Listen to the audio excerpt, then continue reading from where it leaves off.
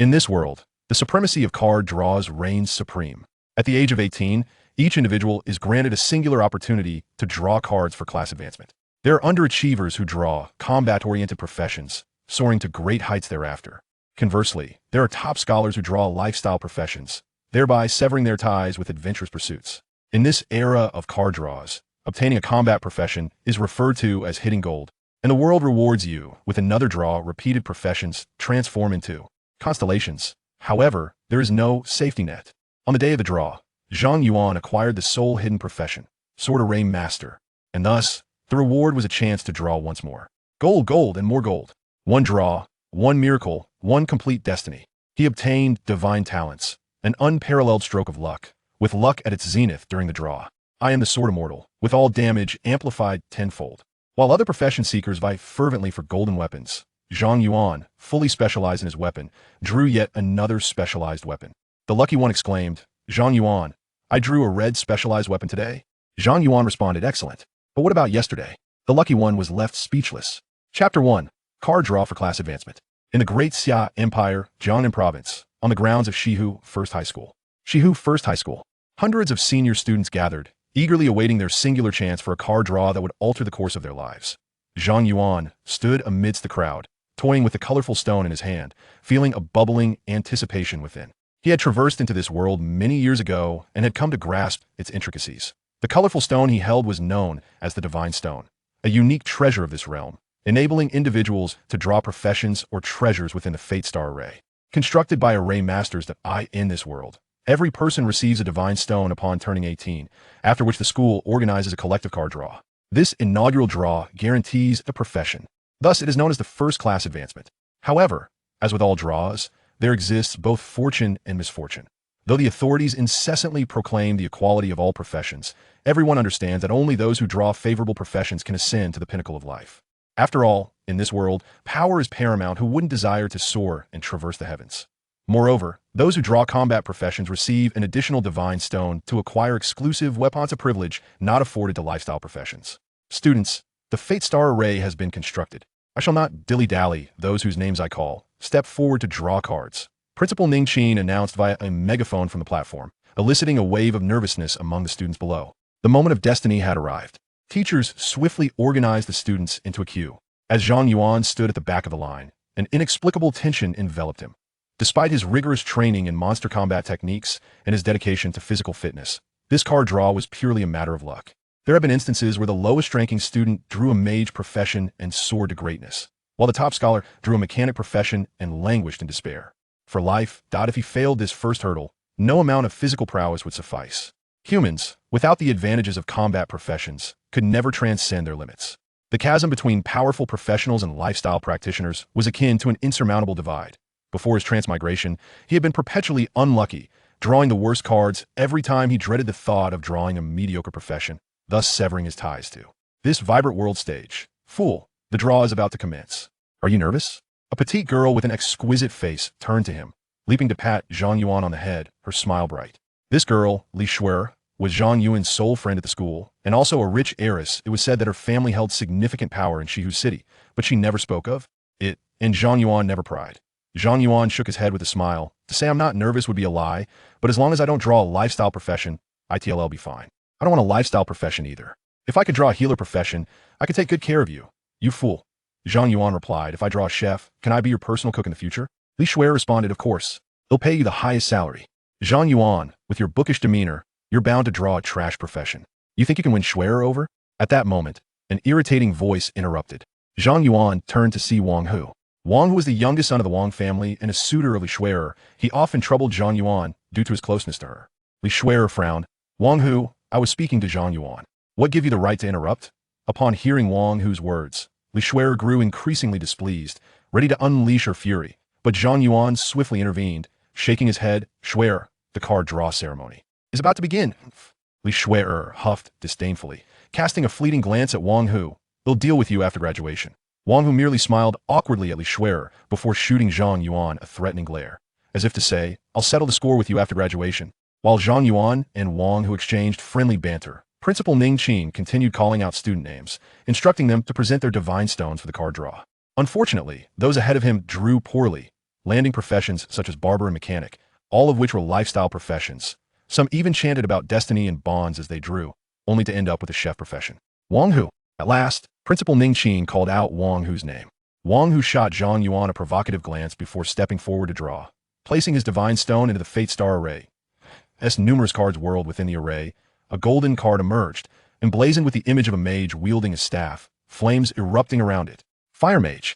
As the card transformed into light and entered Wang Hu's body, a second divine stone materialized in his hand, causing a stir among the students. He had hit gold, the first to hit gold, and it was the high-damage Fire Mage. Ha ha ha, I am a chosen one. Wang Hu laughed heartily, tossing the second divine stone into the Fate Star array. After obtaining his profession, the array would no longer produce profession advancements, but instead yield items related to that profession. However, Wang Hu's good fortune did not endure. His second draw yielded nothing of note, just a white staff. Yet, for someone of his family's wealth, this was inconsequential. He could easily procure a top-tier staff. All he needed was to secure a profession. The weapons drawn from the Fate Star array were of little consequence. Wang Hu strutted away from the array, deliberately passing by Zhang Yuan while making a throat-slitting gesture in provocation. I swear, visibly displeased, remarked to Zhang Yuan, "Don't be afraid. He merely got lucky." Zhang Yuan sighed. "I really am unlucky." Li Shui'er boldly declared, "Fear not. If that guy dares to trouble you afterward, he'll protect you." Li Shui'er. At that moment, Principal Ning Qin called her name. "I'm off, wish me luck." Li Shui'er winked at Zhang Yuan, then sprinted toward the array to draw cards. A flash of golden light enveloped her. An abundance of golden willow branches appeared around the array. A golden card depicting an image of the elf goddess materialized within the array. Elf Saintess. A collective gasp arose from the school. Another hit of gold. Chapter 2. Theoretical Fulfillment. Ning Qin gazed in astonishment as Li Shui'er drew the Elven Saintess card, her excitement nearly causing her spectacles to fall off. This was an exceedingly rare profession, one that their school had not witnessed in a decade. Moreover, the Elven Saintess was a rare support class, likely unmatched throughout the entirety of Shihu City. This single draw would not only preserve their school's ranking, but potentially elevate it by several places. To have drawn such a rare support class was pure serendipity. Envy and jealousy swirled within the crowd. I have heard that once the Elven Saintess ascends to the divine level, she possesses the ability to resurrect on a grand scale, truly a strategic asset for the nation. Tomorrow, she would undoubtedly be making headlines. The crowd erupted into a cacophony of excitement, and at that moment, a kaleidoscope of colors emerged from the array, coalescing before Li Shui'er into a new divine stone. Li Shui'er, overwhelmed with exhilaration, immediately utilized the bonus draw accompanying her combat class. A flash of golden light illuminated the scene once more. Another gold. Ning Qin's eyes nearly bulged from their sockets. Double gold. They had shattered the school's historical record. A shimmering golden staff soared from the array, descending gracefully before Li Shui'er. The mere radiance emanating from the staff invigorated those surrounding her. Such a beautiful staff. Li Shui'er beamed with delight, unable to tear her eyes away from her newfound treasure. The array mage chuckled. "Congratulations, my dear student. Although you did not draw a specialized weapon, acquiring a golden weapon at this early stage is truly remarkable. Your future is boundless." "Thank you, teacher." Wang Hu approached Zhang Yuan with a teasing grin. "Zhang Yuan, with Shui'er now a rare support class, she will undoubtedly be the coveted prize among major guilds.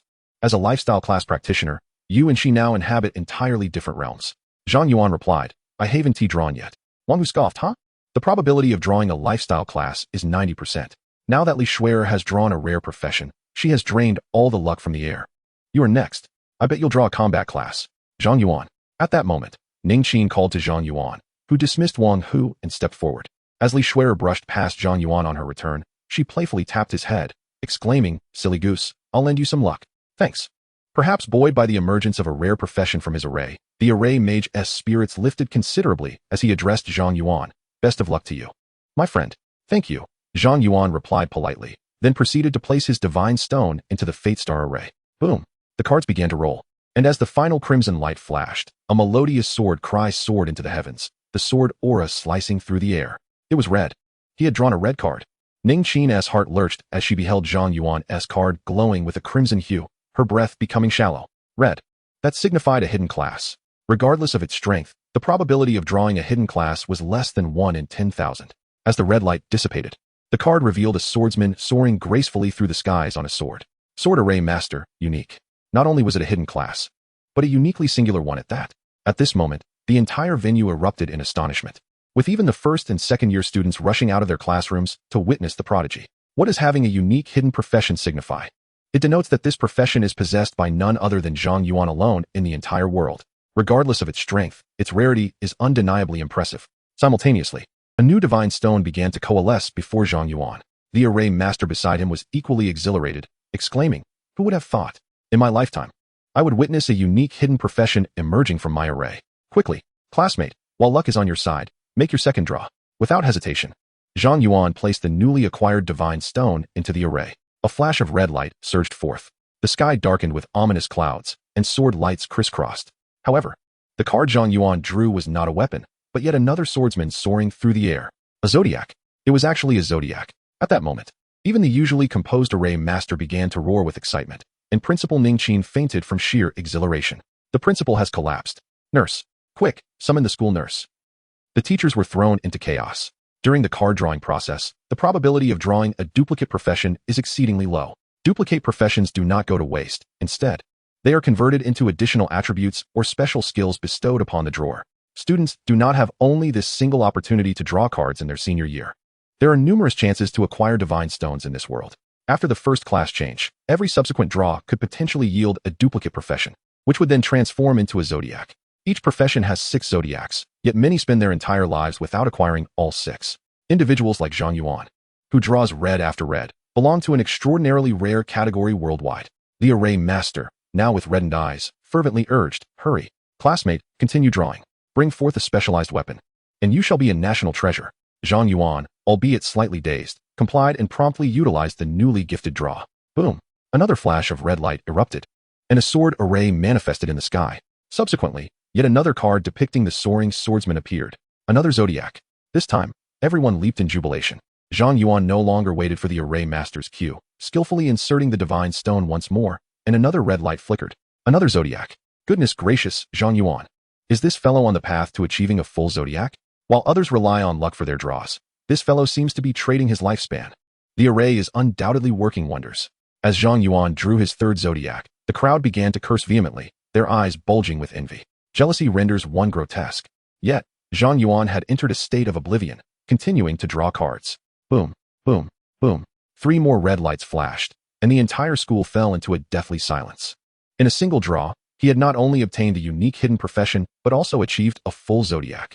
In the annals of history spanning thousands of years, one could not find such an absurd individual.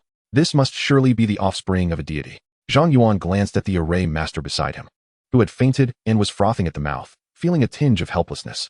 The exaggerated draw this time made him feel as though he had wagered his very lifespan. Nevertheless, despite his sense of helplessness, Zhang Yuan still possessed a gifted stone of divinity, prompting him to continue his attempts. With his fate already sealed, it was time to pursue weaponry. Regrettably, this time, there were no flickering red lights, nor even golden or blue hues. Only a single beam of white light emerged, and a sword box soared from the magic circle, gently landing in Zhang Yuan's hand.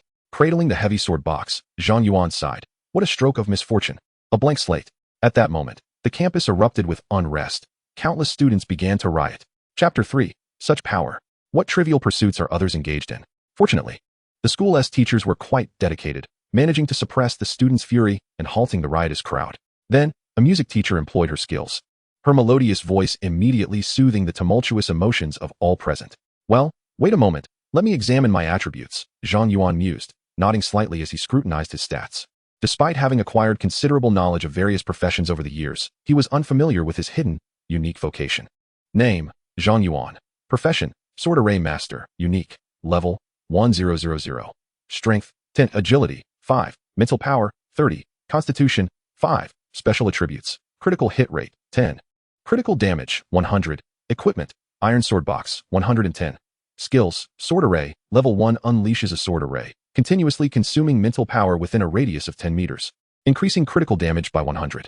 Control Sword, Level 1 wields flying swords for aerial attacks, power determined by sword quality, personal mental power, and skill level. Sword Monarch, Destiny Seat 1 radius of sword array effect increases tenfold. Sword Intent, Destiny Seat 2 activating the sword array, and control sword no longer consumes mental power. Sword Bone, Destiny Seat 3 continuous recovery of personal stamina within the sword array. Sword Embryo, Destiny Seat 4 within the sword array. Every enemy attacked causes 10 splash damage to other enemies within the array. Sword Heart, Destiny Seat 5 within the sword array. All attacks are guaranteed critical hits, with the critical hit rate doubled and additional critical damage of 100. Sword Immortal, Destiny Seat 6 within the sword array, all attacks ignore enemy defenses. Upon reviewing his attributes, Zhang Yuan could not help but gasp in astonishment. The magnitude of the Destiny Seat bonuses was unparalleled.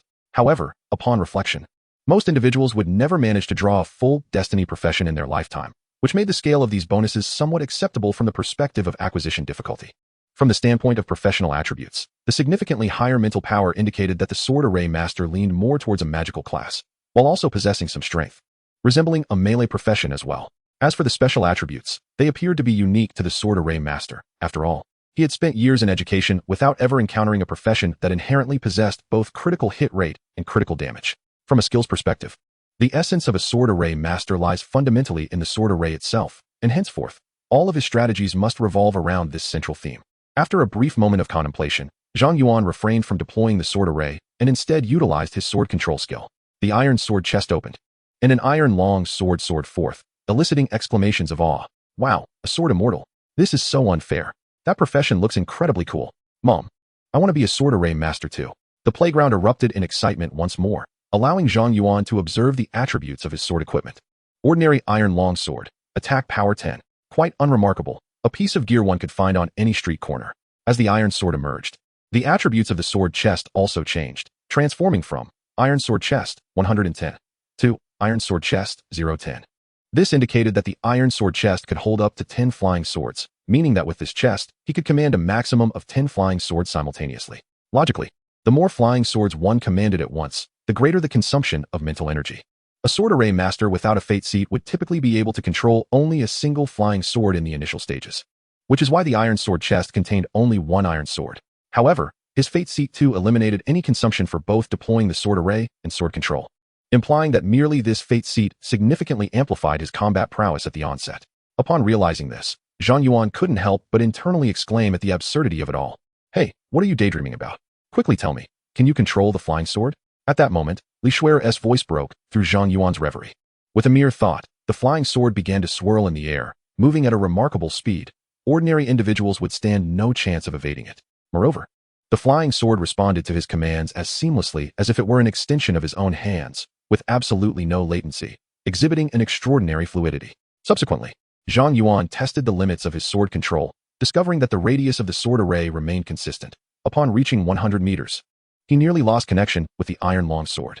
After completing his assessment, Zhang Yuan disregarded the envious gazes surrounding him and nodded towards Li Shuer, stating, "Yes, I can control it. Apologies, there was an abundance of professional information, and I became overly absorbed. All right. Silly, quickly retract your abilities. Do not reveal too much." Understood. Perhaps due to his attribute of 10 in strength, Zhang Yuan felt almost no burden while carrying the sword chest, experiencing an effortless ease.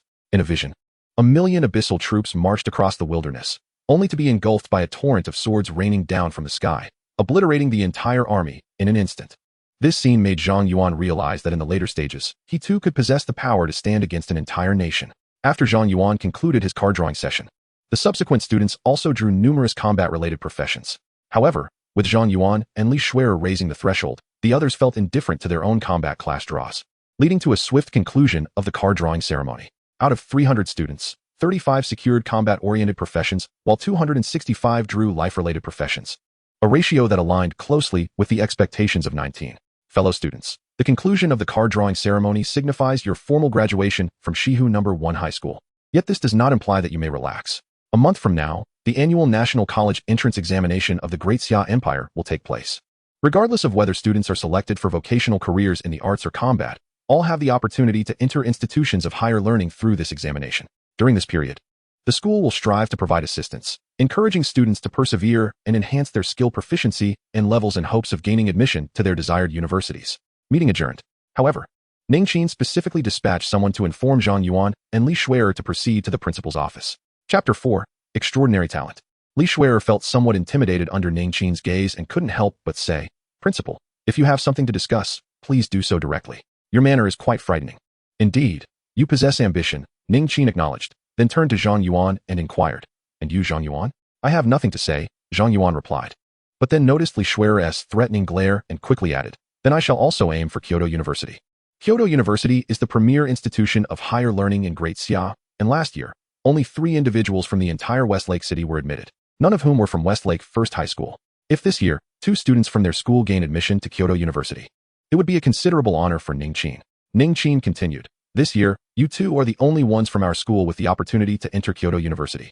So today I plan to provide you both with some special guidance. Although Kyoto University has not explicitly stated it, they have an unspoken rigid requirement. In order to be admitted, both of you must reach level 19 within a month. This is a fundamental prerequisite." There was no need to elaborate on Li Shuer. Her Elven Saintess class is considered advanced among rare professions. With the support of her family, she has a significant chance of reaching level 19 if she puts in the effort over the next month. "My current concern, however, is you, Zhang Yuan." "Me?" Zhang Yuan responded. "Yes," Ning Qin affirmed. "Although you have drawn a hidden profession, such professions merely signify rarity and do not inherently guarantee strength. Historically, there have been numerous hidden professions whose capabilities were inferior to those of conventional careers. Principal, but the fool has drawn a full fate." Li Shuer interjected. Ning Qin shook his head and smiled wryly. "It is not that straightforward. While a full fate does enhance a vocation, the extent of this enhancement is somewhat limited. Generally, 6 fates can improve a profession's strength by approximately 50%, with more robust professions seeing an increase of around 70%. If Zhang Yuan's profession is relatively weak, then even with a full fate, his enhancement may only allow him to compete with stronger professions." Zhang Yuan silently glanced at his fate panel, and it dawned on him that it was not that everyone else was extraordinary, but rather that he himself was at a disadvantage. He remained silent as Ning Qin continued. "From what I observe, Zhang Yuan, your profession seems to lean towards that of a formation master, an auxiliary role that faces challenges in early leveling. Hence, I am quite concerned that you may not reach level 19 within a month." Originally confident in Zhang Yuan, Li Shuer felt a pang of anxiety upon hearing Ning Qin's words and asked, "Principal, do you have any solutions?" "Of course I have a solution. Otherwise, why would I have called you both here?" Ning Qin smiled mysteriously and said, "This year, the government of Shihu City has uncovered a hidden dungeon in the western suburbs. Our city's high-level practitioners have already ventured inside for investigation. The monsters within reach a maximum level of 12, presenting a low difficulty, and the experience gained is 50% greater than that of ordinary dungeons, making it particularly suitable for novice training. Most importantly, upon clearing the hidden dungeon, one will receive a divine stone. The government intends for this hidden dungeon to serve as a training ground for new students in various high schools across Shihu City. However, since the dungeon was only recently discovered, there may be safety concerns. Thus, it will not be open to the public this year. Nevertheless, the government has granted our school 2 entry slots. I plan to offer these 2 slots to both of you, allowing you to quickly level up to 12 within the dungeon before heading out into the wild for further training. With a month's effort, you will likely reach level 19. Li Shuer exclaimed with delight. "Thank you, Principal." Zhang Yuan added, "Thank you." Ning Qin chuckled. "You two are the seeds of our school. Do not squander this opportunity and strive diligently." Afterward, Ning Qin imparted additional advice to the pair, and it was only after school that Zhang Yuan and Li Shuer departed from the principal's office. At the school gate, Li Shuer stopped Zhang Yuan, saying, "Silly, if you are worried about your leveling speed, I can pay a few high-level practitioners to assist you. I guarantee you will reach level 19 in a month." Zhang Yuan laughed. "Little rich girl, there's no need to waste your money. I will find my own way to level up." "Humph, silly is still silly. I shall ignore you." Li Shuer, taken aback by Zhang Yuan's refusal, stamped her foot in annoyance, bypassed him, and walked towards a luxury car parked by the roadside. The butler, dressed in a tailcoat and white gloves, personally opened the car door for Li Shuer. Mr. Su appeared accustomed to such matters, offering Zhang Yuan an apologetic smile before driving away. Zhang Yuan watched the car disappear, feeling no concern. Li Shuer often displayed her temper, but typically managed to compose herself by the following day. The reason Zhang Yuan declined Li Shuer's kind offer was twofold. He was not worried about his leveling speed, and he desired more practical experience. As the foremost institution of higher learning in the Great Xia, Kyoto University accepts only about 300 students from millions of applicants each year, making admission exceedingly competitive. Merely possessing a high level without proficiency in other areas would never suffice for entry into Kyoto University. Subsequently, Zhang Yuan purchased a damage-testing wooden dummy and sought an open area to assess his skills. As he raised his hand to summon his flying sword, a voice suddenly echoed in his mind. Detected that the host has transitioned to the class of Sword Array Master. The achievement system is now activated. Beep. Detected that the host has achieved the Divine Level Accomplishment Max Luck Draw, rewarding the awakening of a unique Divine Level talent. Congratulations to the host for awakening the unique Divine Level talent. Absolute Luck, Level 1. Beep. Detected that the host has achieved the Divine Level Accomplishment Sword Immortal, rewarding the awakening of a unique Divine Level talent. Congratulations to the host for awakening the unique Divine Level talent. I am the Sword Immortal, Level 1. Zhang Yuan was momentarily taken aback and immediately inspected his talent attributes. Absolute Luck, Level 1 Lucky Draws, limited to 10 times per month. I am the Sword Immortal, Level 1, all damage increased by 10-fold. By heavens! Zhang Yuan exclaimed upon seeing his two talents, unable to refrain from cursing. The title of Sword Immortal spoke for itself, representing sheer violent aesthetics. Possessing this talent meant that even those 10 levels higher would struggle to withstand a single strike from him. Absolute luck was even more outrageous. It seemed to disregard all sense of modesty. In this world, drawing cards was of utmost importance, as nearly all precious items, be it wealth, skills, or equipment, could be acquired through card draws. With 10 lucky draws each month, obtaining the Divine Stone would allow him to immediately acquire his coveted legendary weapon. With just 5 draws, he could fully refine his legendary weapon. Although Divine Stones were scarce, securing one within a month was still feasible. The card draw system in this world lacked any guarantees beyond the initial class selection. The odds of acquiring items of golden quality or higher were alarmingly low. The thought of reaching level 65 in 5 months, while some unfortunate souls struggled their entire lives to even hit level 1, felt utterly absurd. Unheard of. What audacity! Chapter 5. The legendary badge. Placing the testing wooden dummy in the center of an open area, Zhang Yuan unfolded his sword array and commanded his sword. A flying sword darted from the sword box, striking the wooden dummy with precision. 546. Gasp. Zhang Yuan could not help but take a sharp breath upon seeing the virtual number displayed on the dummy's LCD screen. As far as he knew, even the most renowned fire mages, acknowledged for their high early game attack power, dealt only around 20 points of damage with a fireball at level 1. And they could hardly cast more than a few before exhausting their mental energy. His basic attack damage at level 1 already rivaled that of a level 10 fire mage's fireball. Moreover, the testing dummy had no defensive capabilities in actual combat. A fire mage's damage would be further reduced, but Zhang Yuan's attack ignored defense entirely, dealing true damage. Even more astonishing, he had only utilized 1 flying sword thus far. Go.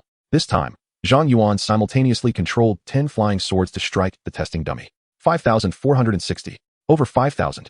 Zhang Yuan's pupils constricted as he beheld the virtual number hovering above the dummy.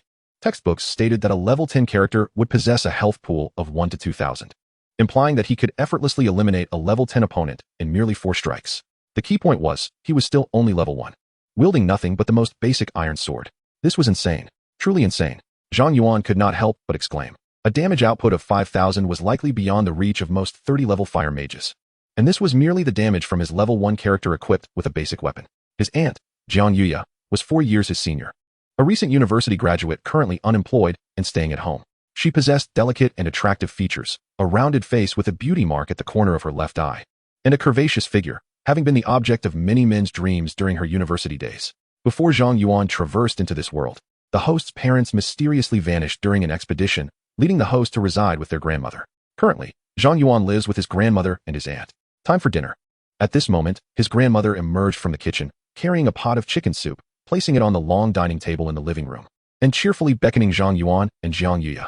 His aunt reached for a chicken leg on the table, but his grandmother swiftly swatted her hand away with chopsticks, exclaiming, "Go wash your hands." Feeling aggrieved, his aunt left, while Zhang Yuan took a seat, but was met with a glare from his grandmother. "You too," she admonished. Zhang Yuan chuckled awkwardly, joining his aunt to wash their hands before returning to the table. During the meal, his grandmother suddenly inquired, "Yuanzi, today is your card drawing day, isn't it? What class did you draw?" "Grandma, I got a combat class," Zhang Yuan replied. The moment those words left his lips, his grandmother's expression turned icy. Zhang Yuan was not surprised by her reaction. Ever since the host's parents went missing, his grandmother had displayed a strong aversion to combat classes. Noticing the tension, his aunt quickly set down her chicken leg and remarked, "Mom, it's a good thing Yuanzi drew a combat class. If he excels in it, he can get into a prestigious university and earn a lot of money." Zhang Yuan nodded in agreement. "Yes, Grandma, if I complete more dungeons and earn money, our family's life will improve significantly." With a loud clap, his grandmother slammed her chopsticks onto the table. "What are you still eating for? You two are willing to risk your lives for money. I might as well leave and wait for you to finish." Bang! The bedroom door slammed shut, plunging the living room into a heavy silence. This was the first time Zhang Yuan had witnessed his grandmother so enraged. He turned to his aunt and asked, "Aunt, can a combat class also perform life-based jobs?" His aunt quickly reassured him, "You mustn't think that. Let me tell you a secret. When my mom was young, she was an elite in the army. When my sister drew a combat class, she threw a banquet that lasted 3 days and nights. However, when I drew a singer class, she gave me the cold shoulder for 3 days and nights." Zhang Yuan was astonished. "Is that true?" His aunt continued in a hushed tone, "Don't be fooled by that old witch's facade. She is probably secretly delighted under the covers right now. Now tell me, what class did you draw? A warrior or a mage? I saw you carrying an iron box. It looks like a support class. It's a hidden class. The Sword Array Master. A hidden class? You are truly fortunate." His aunt's eyes sparkled with envy. "What makes this class so impressive?" "Very impressive. Zhang Yuan replied confidently. That's excellent. A combat class must be formidable. Please tell me all about its strengths. With a few casual remarks, his aunt lightened the atmosphere. And Zhang Yuan gradually became more talkative, recounting the remarkable abilities of his class. The night passed pleasantly, filled with his aunt's exclamations of admiration. This is, note, dedicated to the heroes who have made great contributions to the empire and its people. Beneath this title and note, the addition of 100 to all attributes became insignificant. In the Great Xia Empire, there is a saying, first-class merit is earned at the cost of one's life. Second-class merit comes with injury. Third-class merit is achieved through great toil. Is Grandma a war goddess? Zhang Yuan found himself in a state of bewilderment.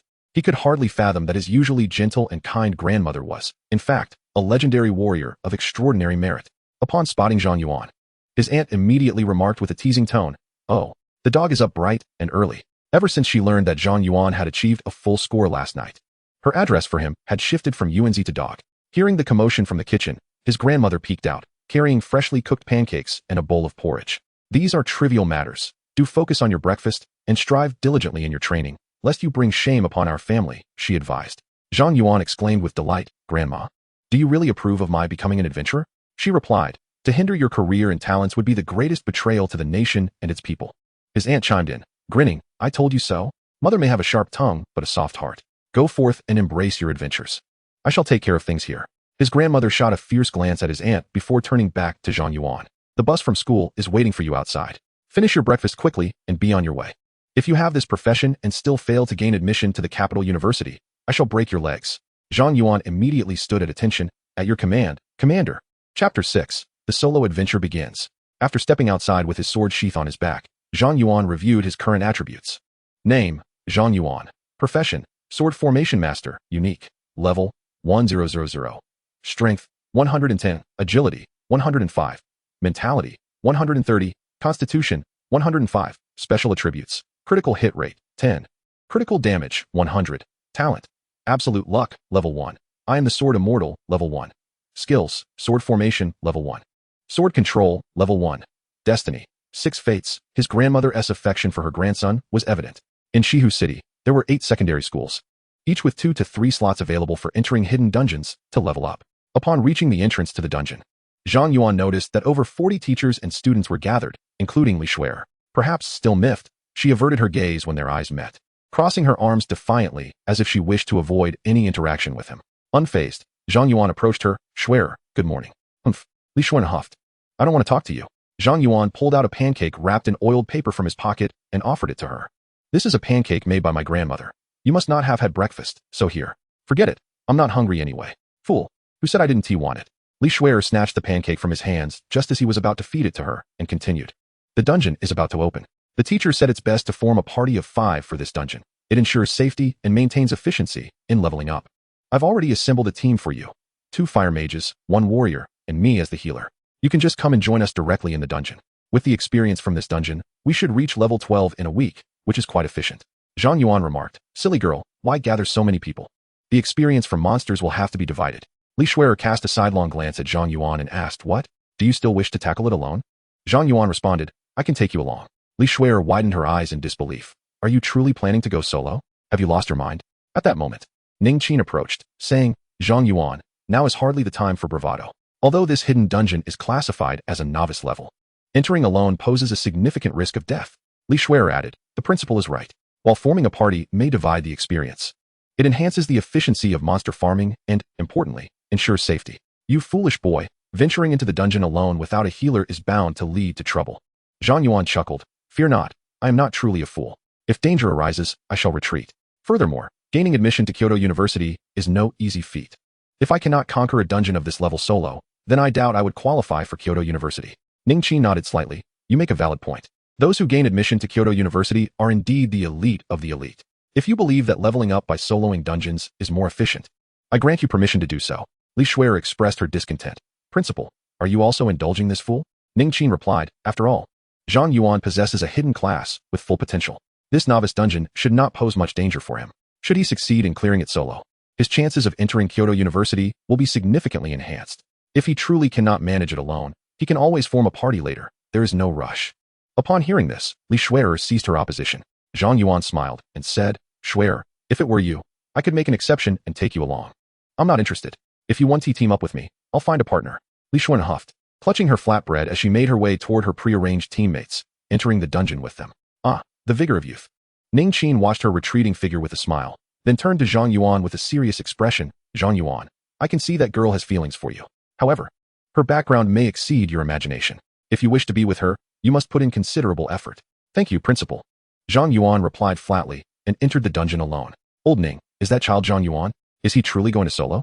Other school principals gathered as they observed Zhang Yuan entering the dungeon alone.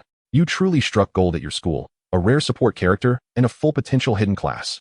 This year, you might produce 2 students for Kyoto University. Why does our school lack such fortune? In the face of the principal's flattery, Ning Qin's face flushed with pride. Haha, it's all just luck. In truth, Zhang Yuan's potential is still an unknown. His admission to Kyoto University is not guaranteed. Even if he does not make it into Kyoto University, securing a spot at one of the top 3 universities is still a solid prospect. Besides, your school has already produced an elven saintess that guarantees at least one admission to Kyoto University, does it not? I heard the girl who drew the elven saintess is the eldest daughter of the Li family. The Li family's fortune is truly remarkable. They produced a legendary class a few years back, and now another rare class this year. By the way, have you all read the newspaper? A level 70 monster emerged from the abyss, and our vanguard team suffered several losses. Sigh. In recent years, the abyss has become increasingly restless. The world is becoming quite unstable. A group of headmasters engaged in animated conversation, their topics drifting farther afield. This concealed instance unfolded within a dense jungle, surrounded by towering trees, with numerous monsters lurking amidst the underbrush. It was a novice hidden instance, resembling those in the outside world. Zhang Yuan, for the first time, ventured into this world's instance, filled with curiosity about his surroundings. Suddenly, a rabbit leapt out from the thicket. Without hesitation, Zhang Yuan unleashed a sword formation, and a steel sword from his sword box immediately pierced the frenzied rabbit. Successfully killed frenzied rabbit, experience 2. Successfully killed frenzied rabbit, experience 2. Successfully killed frenzied rabbit, experience 2. As Zhang Yuan dispatched the rabbit, a flurry of notifications appeared, leaving him momentarily dazed, until he realized it was the splatter effect from his 4th constellation. Sword body, Constellation 4-4. Each enemy attacked within the sword formation, other enemies in the formation will suffer 10 splatter damage. His damage output was substantial. As soon as one rabbit perished within the formation, the others would meet a similar fate. Zhang Yuan glanced at his experience bar, which had increased by 1%. Impressive. A 1% gain upon entry. At this rate, he should easily reach level 12 by the day's end. Zhang Yuan summoned all his flying swords, embarking on a rampage through the woods. Successfully killed frenzied rabbit, experience 2.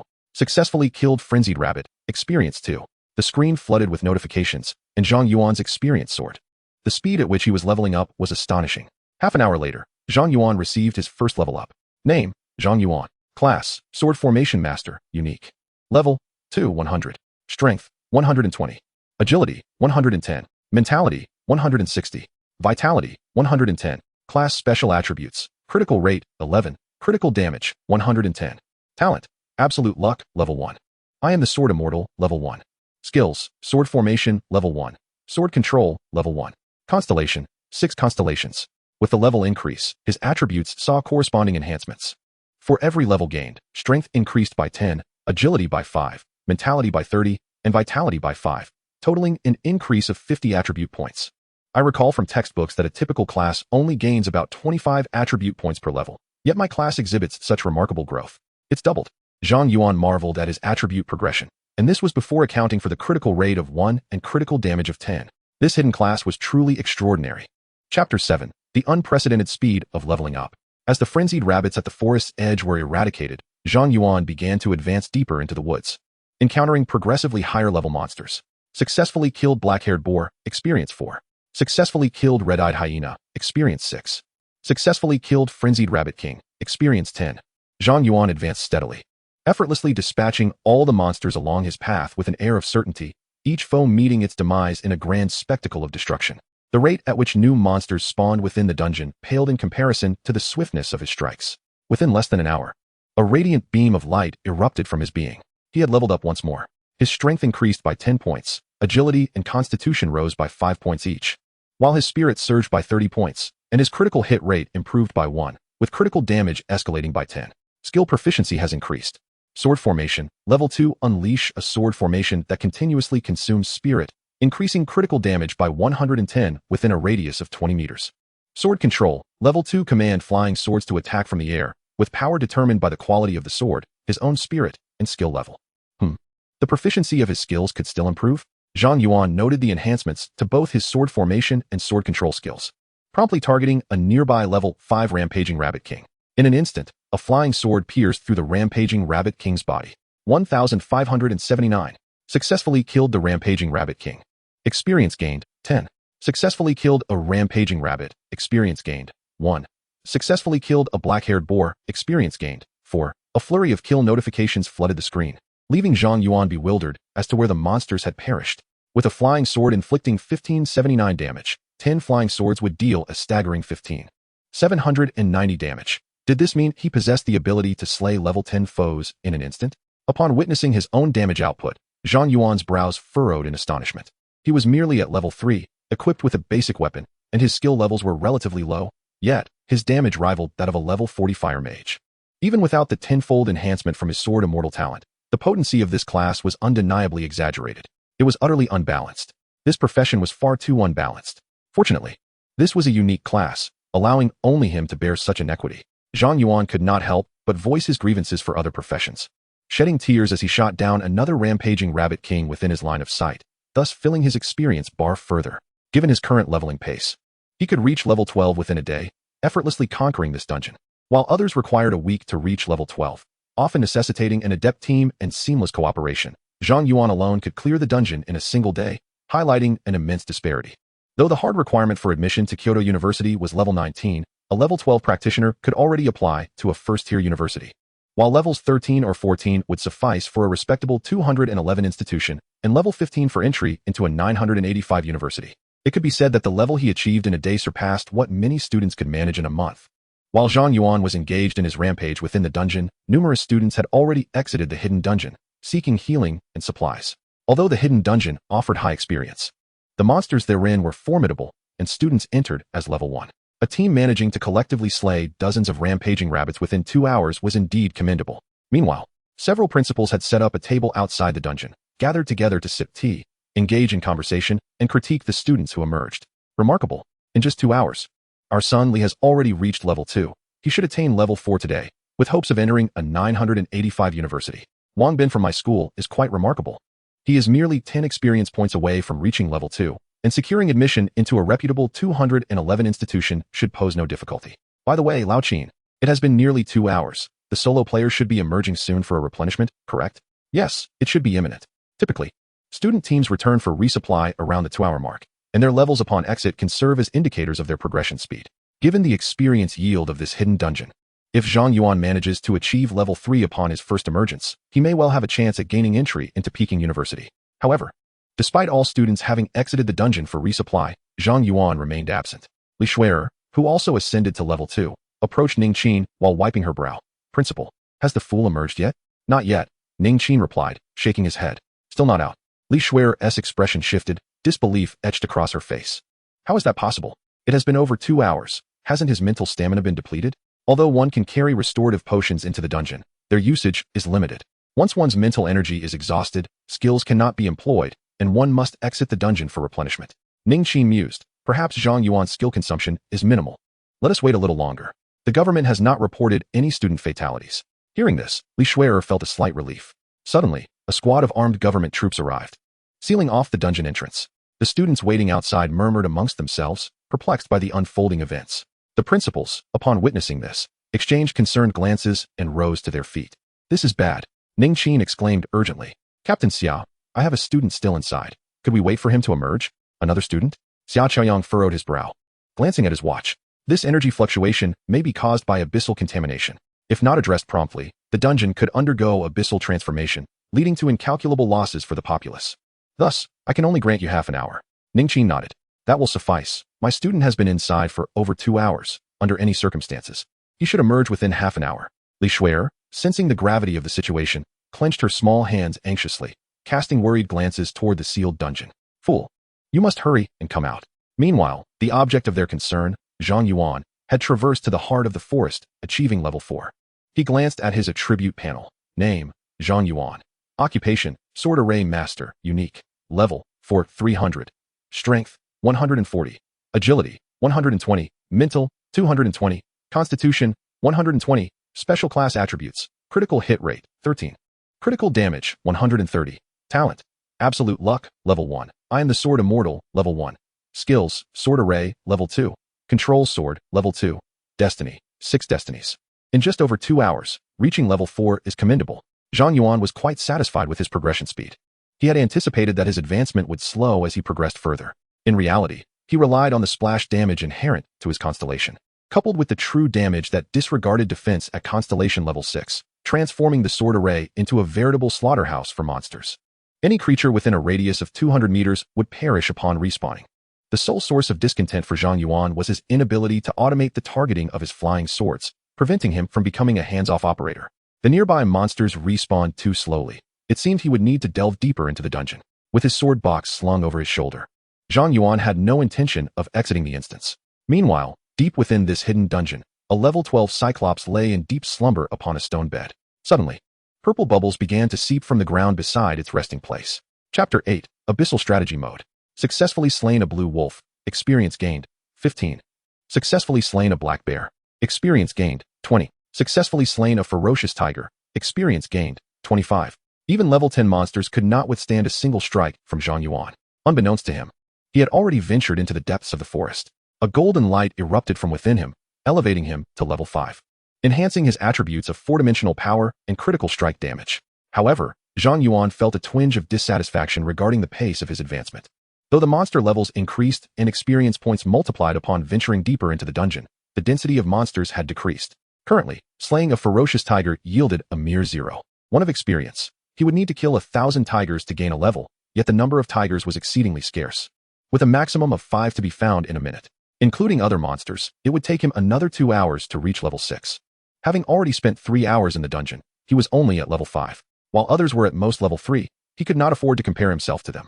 Zhang Yuan calculated silently in his mind. At this rate, reaching level 12 within a day seemed a daunting task. The time spent searching for monsters far exceeded that spent killing them. He pressed onward, continuing deeper into the forest until he arrived at the mouth of a cave. This cave likely housed the monsters of the hidden dungeon, which were expected to be level 12, possibly including elite creatures. After a moment of contemplation, Zhang Yuan resolutely stepped inside. Though he was only at level 5, his sword damage had already reached 2,000, with 10 flying swords, that amounted to 20,000. With an attack frequency of once per second, combined with the splash damage from his constellation, he was confident that even if he encountered a swarm of elite monsters within, he could dispatch them all. Meanwhile, outside the dungeon, Xia Chuiyang glanced at the time and said to Ning Qin, Principal Ning, I regret to inform you that half an hour has already passed. We must close the dungeon now. Ning Qin pleaded, Captain Xia, could you not extend the time a little further? That child is a promising student from Kyoto University. We cannot afford any mishaps. Xia Chuiyang replied, we understand your concerns. However, rest assured, once we eliminate the hazards, the dungeon will be reopened, and that student will be able to exit. Ning Qin hesitated, but Xia Chuiyang's expression darkened. Principal Ning, closing the dungeon now merely means that student will be trapped inside.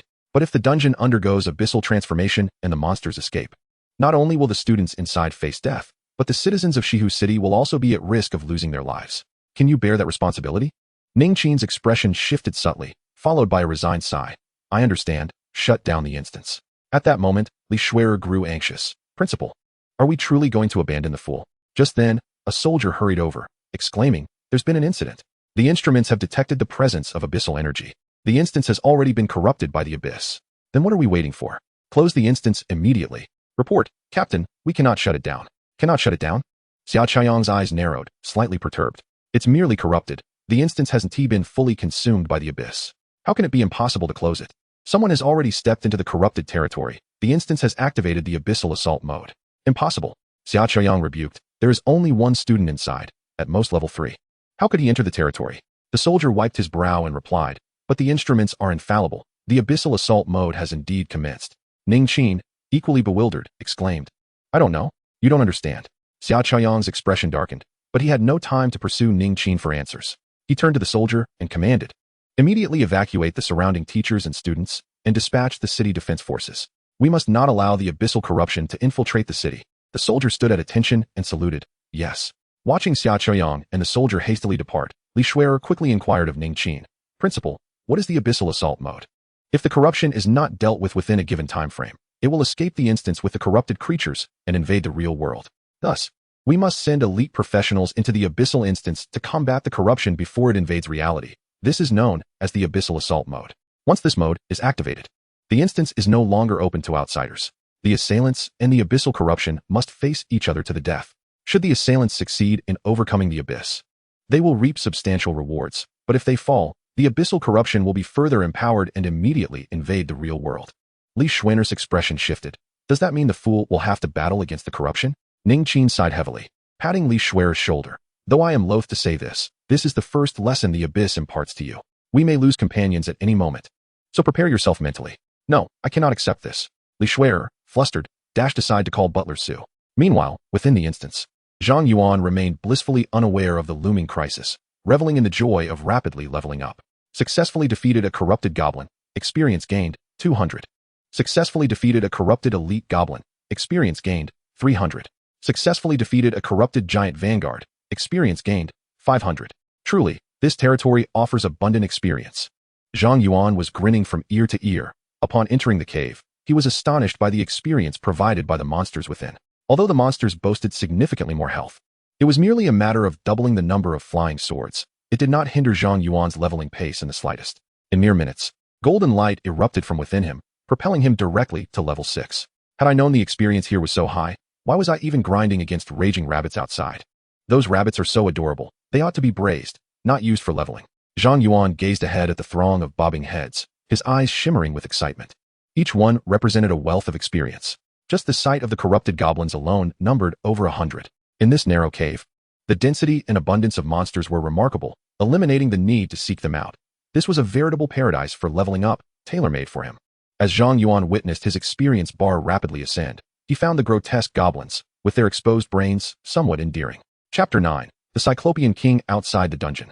The city defense forces had established a formidable line at the entrance, with soldiers fully armed and on high alert, determined to prevent the abyssal creatures from breaching their defenses.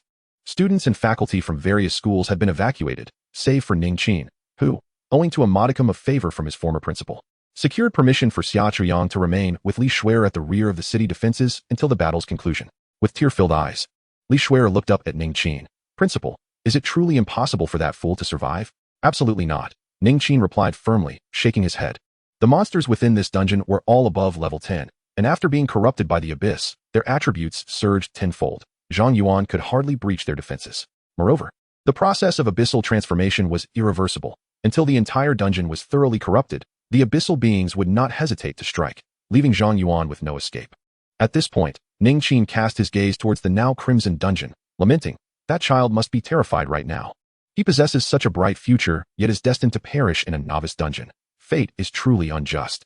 Meanwhile, within the cavern of the dungeon, Zhang Yuan, now at level 9, sat upon a flattened stone, munching on jerky prepared by his grandmother while deftly maneuvering his flying swords to dispatch the monsters lurking in the cave. He had been in the dungeon for 5 hours, and while leveling up restored his state, hunger still gnawed at him. Although his grandmother's jerky was delicious, it was rather dry. He lamented not having brought some water along. As he muttered to himself, 10 flying swords pierced a distant giant mage casting a spell. 23,985. Successfully killed corrupted giant shaman. Experience 1200. Successfully killed corrupted goblin. Experience 200. Successfully killed corrupted elite goblin. Experience 300. A golden light erupted from within Zhang Yuan as he leveled up to 10.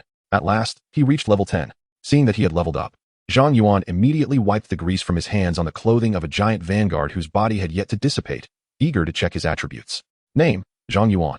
Class, Sword Array Master, Unique. Level, 10, 200. Strength, 200. Agility, 150. Mental Power, 400. Constitution, 150. Class Special Attributes, Critical Hit Rate, 19. Critical Damage, 190. Talent, Absolute Luck, Level 1. I am the Sword Immortal, Level 1.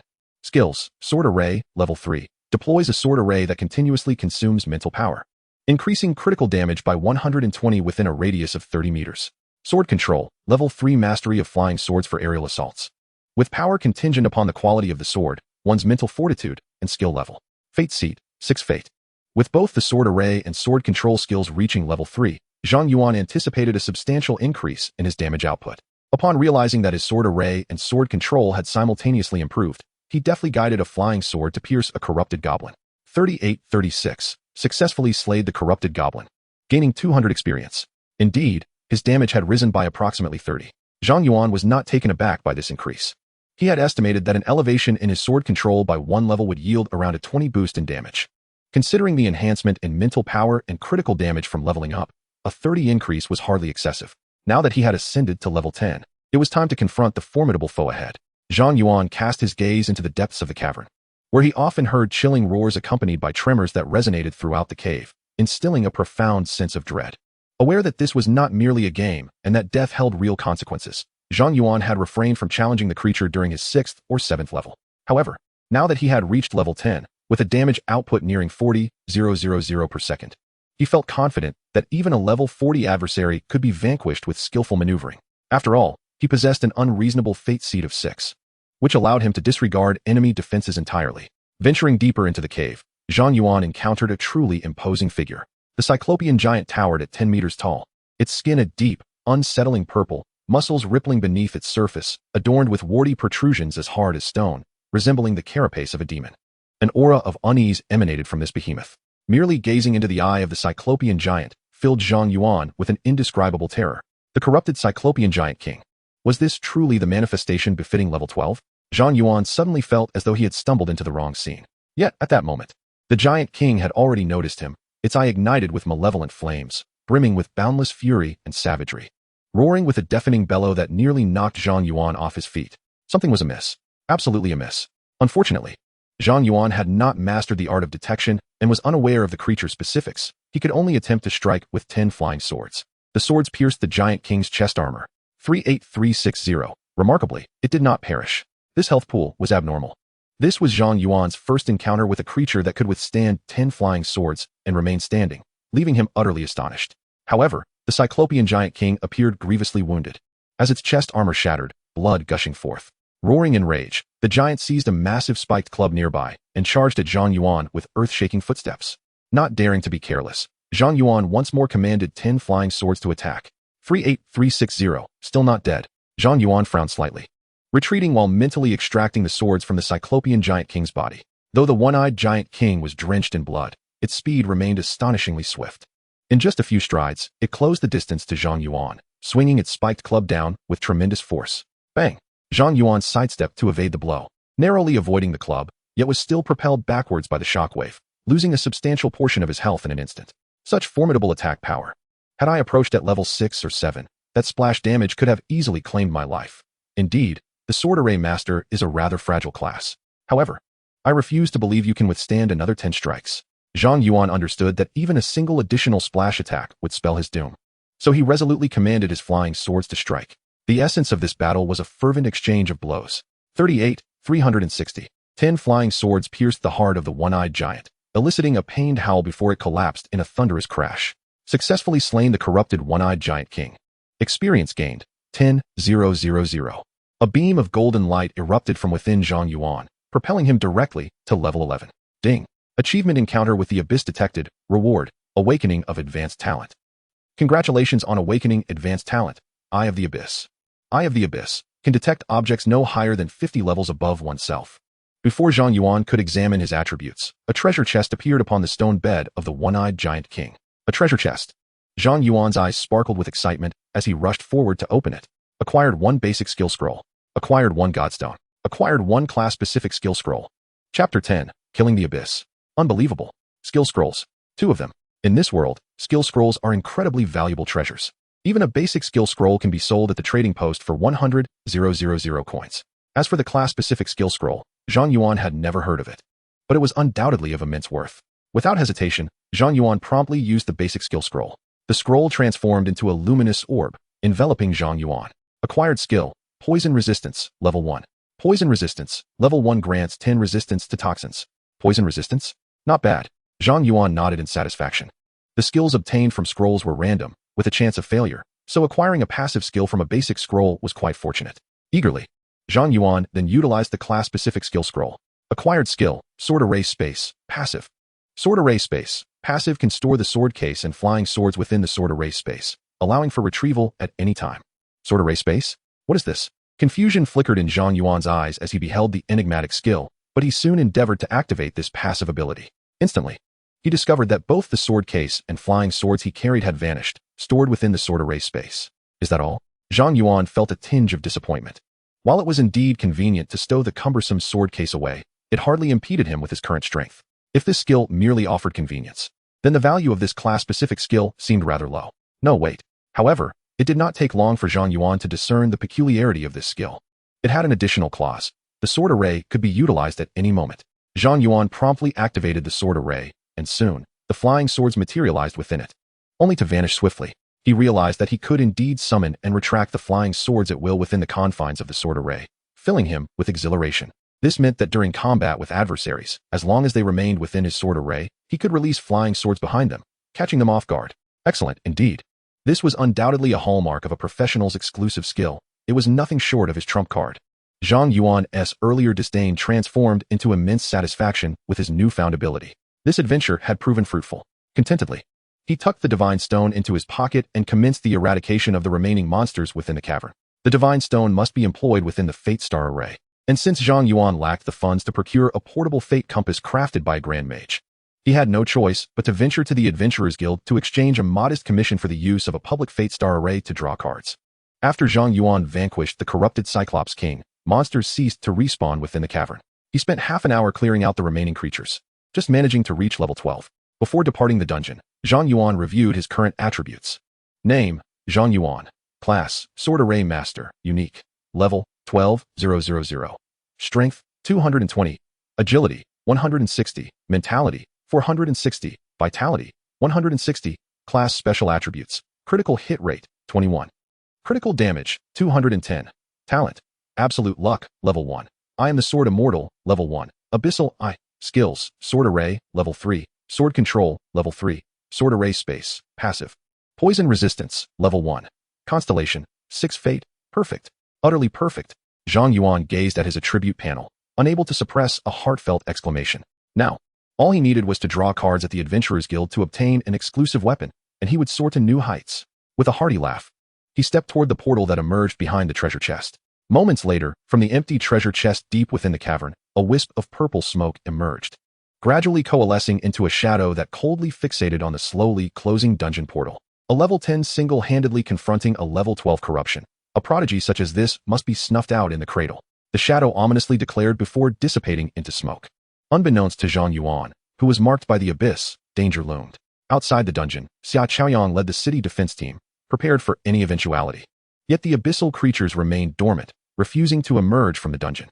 3 hours had elapsed since the dungeon had begun its transformation into the abyss, and that child was still alive. Observing the continued absence of the abyssal monsters, Xia Chaoyang felt a tinge of regret. For a novice to survive 3 hours within an abyssal dungeon spoke volumes of their elite prowess. With proper nurturing, they could undoubtedly become a formidable asset to the Empire. Alas, with the dungeon fully entrenched in the abyss, that child was doomed. Captain, the dungeon vortex is showing signs of activity. All units, prepare for action. Xia Chaoyang issued a sharp command, prompting the soldiers to raise their weapons and aim.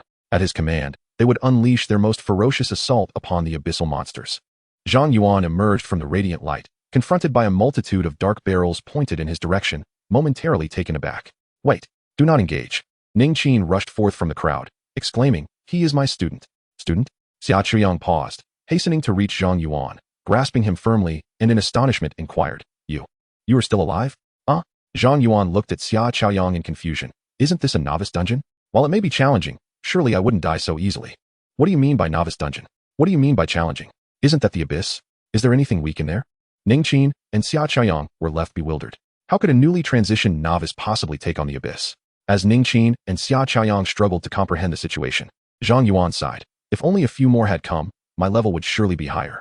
Ning Qin and Xia Chaoyang turned pale. Zhang Yuan was perplexed. Wasn't the purpose of this dungeon to be conquered? Why the intense reaction? Or was there something amiss with this dungeon? Then it dawned on them that Zhang Yuan was entirely unaware that the dungeon had transformed into an abyss, still believing he was tackling an ordinary hidden dungeon.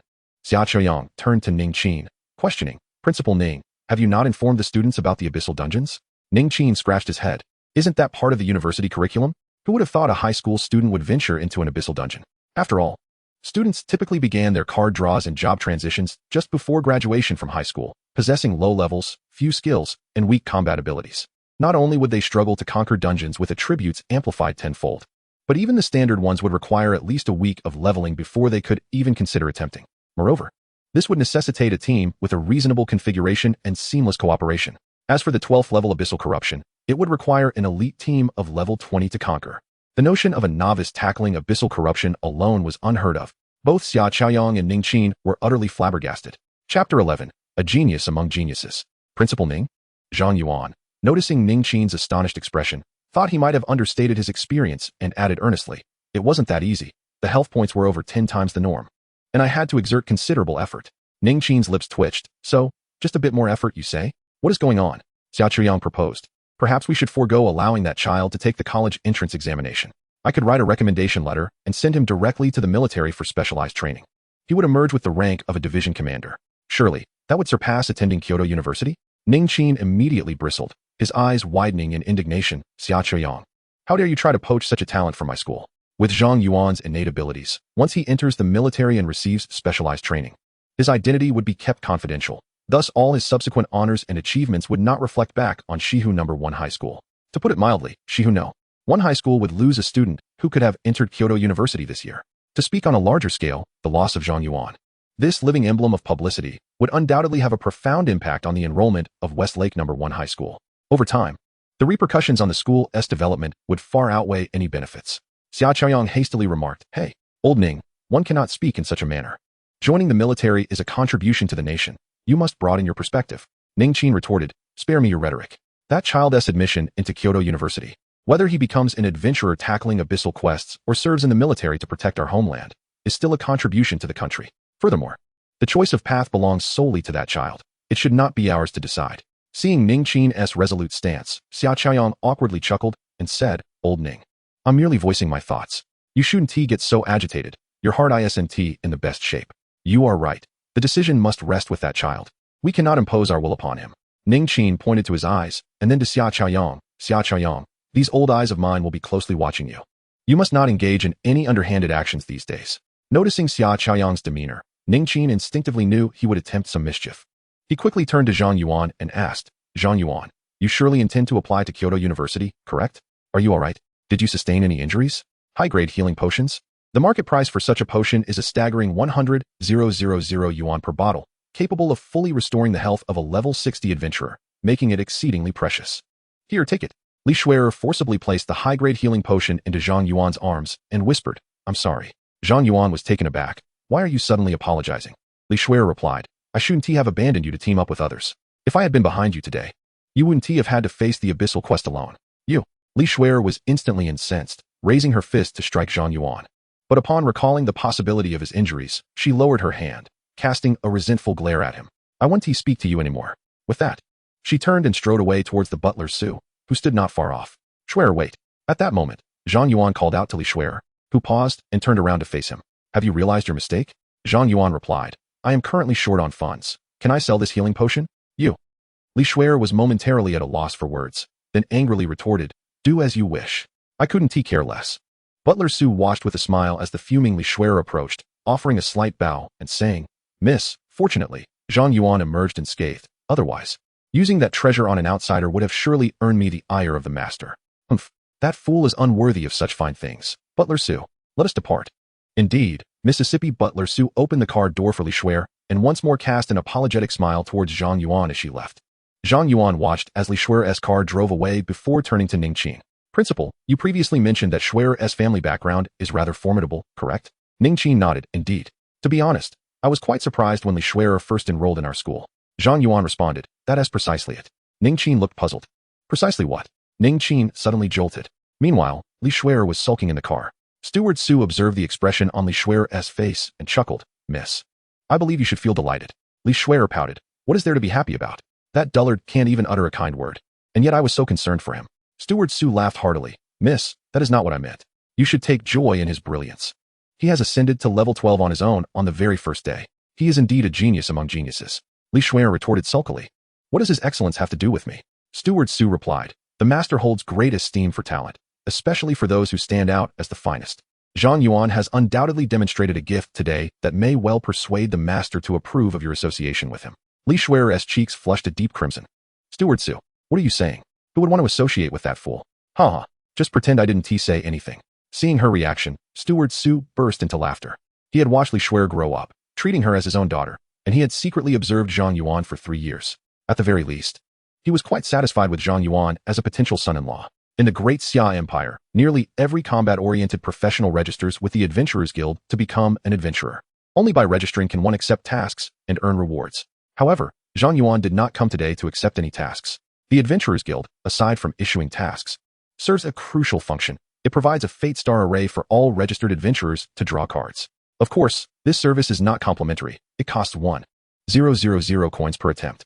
Zhang Yuan's purpose for visiting today was to draw cards. Chapter 12. The first exclusive weapon. Zhang Yuan entered the Adventurers Guild, registered as an adventurer, and explained his intent at the front desk, whereupon he was guided to another room. This room contained numerous isolated cubicles, each housing its own Fate Star array. It is said that in the past, card draws were conducted without these cubicles, and everything took place in the hall. Many professionals who drew valuable items would find themselves targeted. Once a customer left the guild, they were often robbed. Consequently, the Adventurers Guild constructed these private drawing cubicles to ensure customer privacy and safety. Only the adventurer knows what they have drawn from the Fate Star array. Esteemed adventurer, you need only select a cubicle to utilize the Fate Star array, which also features an integrated trading function. Should you find yourself short on funds, you may trade at any time. Understood? Thank you, Zhang Yuan replied to the front desk attendant. He then chose an unoccupied cubicle and placed his palm on the biometric recognition area of the door. The recognition area turned green, and the door opened. As Zhang Yuan entered the room, he noted the simplicity of the Adventurers Guild in this small city. The cubicle contained merely a chair, a shelf, and a screen. Upon sitting down, the screen before him illuminated, displaying a plethora of items available for sale. However, Zhang Yuan was not there to shop today. He took out the advanced healing potion given to him by Li Shui'er and murmured to himself, "Little rich girl, consider this alone. I shall repay you in due time." With that, Zhang Yuan opted for consignment and placed the advanced healing potion upon the display table before the screen. A green light swept across, and a new pop-up window appeared before him. Advanced healing potion, assessed value, 100,000. Will you choose consignment or direct purchase from the Adventurers Guild? If he chose consignment, Zhang Yuan could set his own price, with the guild taking a mere 5 fee. However, selling it would require some time.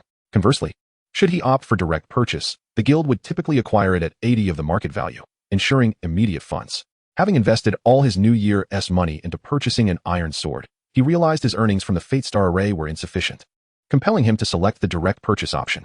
In an instant, the advanced healing potion vanished, and Zhang Yuan's Adventurers Guild account was credited with 80,000. What a ripoff. Just like that, I've lost 20,000, Zhang Yuan remarked, unable to suppress his frustration as he gazed at his account balance. Items like healing potions, which are in constant demand, are never hard to sell. Had he not been in urgent need of funds, he would not have resorted to the guild's direct purchase. With money in hand, Zhang Yuan promptly spent 1,000 to acquire a single usage of the Fate Star array. As 1,000 was deducted from his account, the display table before him radiated with light, revealing a miniature Fate Star array. It was said that the portable Fate Compass utilized this very small Fate Star array for its spell array. This compact variant offered the same card drawing effects as its larger counterpart, with superior discretion and convenience, as long as one carried the Fate Compass. They could draw cards anytime and anywhere upon acquiring the Divine Stone. However, the Fate Compass was exorbitantly priced, with even the cheapest version costing 1 million. Far beyond the reach of an ordinary combat practitioner. These array mages are truly lucrative. I wonder when I will gather enough funds to purchase a Fate Compass. Zhang Yuan sighed earnestly, then produced the Divine Stone and placed it into the Fate Star array. The Divine Stone transformed into luminous particles, swirling amid a plethora of cards, and the array shimmered with a crimson glow. Indeed, the talent proved useful. Absolute luck, level 1 enhanced luck during card draws, limited to 10 times per month. Zhang Yuan's eyes sparkled with excitement as he fixated on the array, an intense eagerness to discover what he had drawn. A card depicting a crimson sword soared forth from the array, then transformed into scarlet light before dissipating, causing the entire array to radiate a brilliant red. Subsequently, a sword, entirely crimson and adorned with dragon patterns, gradually ascended from the array, exuding a formidable aura that swept outward. Divine Sword Qishao, exclusive level 1 attack power 1000. Critical hit rate 50, critical damage 200, automatically protects the owner. Owner is immune to mental attacks. No equipment level restriction. Note, one of the top 10 weapons. It safeguards its master and purges evil from the world. A twisted smile crept across Zhang Yuan's face. This equipment was undeniably the epitome of sheer power and an extraordinary anomaly. I fear that the weapons wielded by those god-tier professionals are not as formidable as they seem. Their effects are overwhelmingly explosive. Currently, wielding an iron sword with an attack power of merely 10, I inflict over 4,000 damage. With the Qishao's attack power of 1,000, complemented by a critical strike rate of 50 and an additional 200 in critical damage, coupled with the critical conversion from my constellation. I roughly estimate that a single thrust from Qishao would yield close to 700,000 damage. At level 12, dealing 700,000 damage. What does this signify? In a game, such power would be deemed excessively inflated, rendering it a travesty. Yet, this is reality. After the initial excitement, I quickly regained my composure and promptly stored the Qishao in the sword array space to keep it as a trump card, revealing it only when necessary. After all, being merely at level 12, should other high-level professionals discover I possess a divine artifact, my life would be in grave peril. Innocence may be a virtue, but possessing a treasure invites calamity. This principle holds true in any realm. The storage space is a unique domain granted to individuals upon transitioning careers through card draws, allowing them to store various items. However, its capacity is limited. Enhancing this capacity can only be achieved through level progression or the acquisition of rare items. Fortunately for me, my current storage space suffices. Having acquired my first specialized weapon, my enthusiasm for leveling up surged, and I resolved to seize the moment and venture outside the city to train vigorously that very night. Departing from the Adventurers Guild, I traversed the western suburbs and passed through the western city gate, officially stepping into the wilderness. My gaze fell upon the desolation that surrounded me. Since my arrival in this world, it was my inaugural journey into the wild, confronting the grotesque monsters lurking outside the city. In comparison to my previous life, even in the Great Xia, the marauding beasts in the wilderness would be deemed as creatures from a horror film to an ordinary citizen. Many life-oriented professionals have never ventured beyond the city limits, remaining oblivious to the reality of the wild. The creatures roaming the outskirts are primarily low-level monsters. And if these are already so terrifying, one can only imagine the horror that the higher-level beasts must embody. The mere thought is exhilarating. Speaking to myself, I retrieved my map and chose a suitable training point, making my way toward it. Chapter 13, The Mutant Elite Monster. The location I selected this time was a goblin gathering place, with monsters ranging from levels 15 to 20. In truth, there are many superior training spots available, with numerous popular locations even featuring rest areas constructed by the government. However, at this goblin enclave, the monsters are all goblins, possessing a certain level of intelligence and the ability to utilize tools. Some clever goblins can even set traps to ensnare unsuspecting professionals. There have been numerous instances where professionals have fallen victim to these goblins, ending up as the main course on their dinner tables. The intensity of the monsters here is high, and the experience gained is not significantly different from that of other ordinary wild creatures. Thus, over time, fewer and fewer individuals have chosen to grind here. Zhang Yuan's sole reason for choosing this location was the absence of others training here.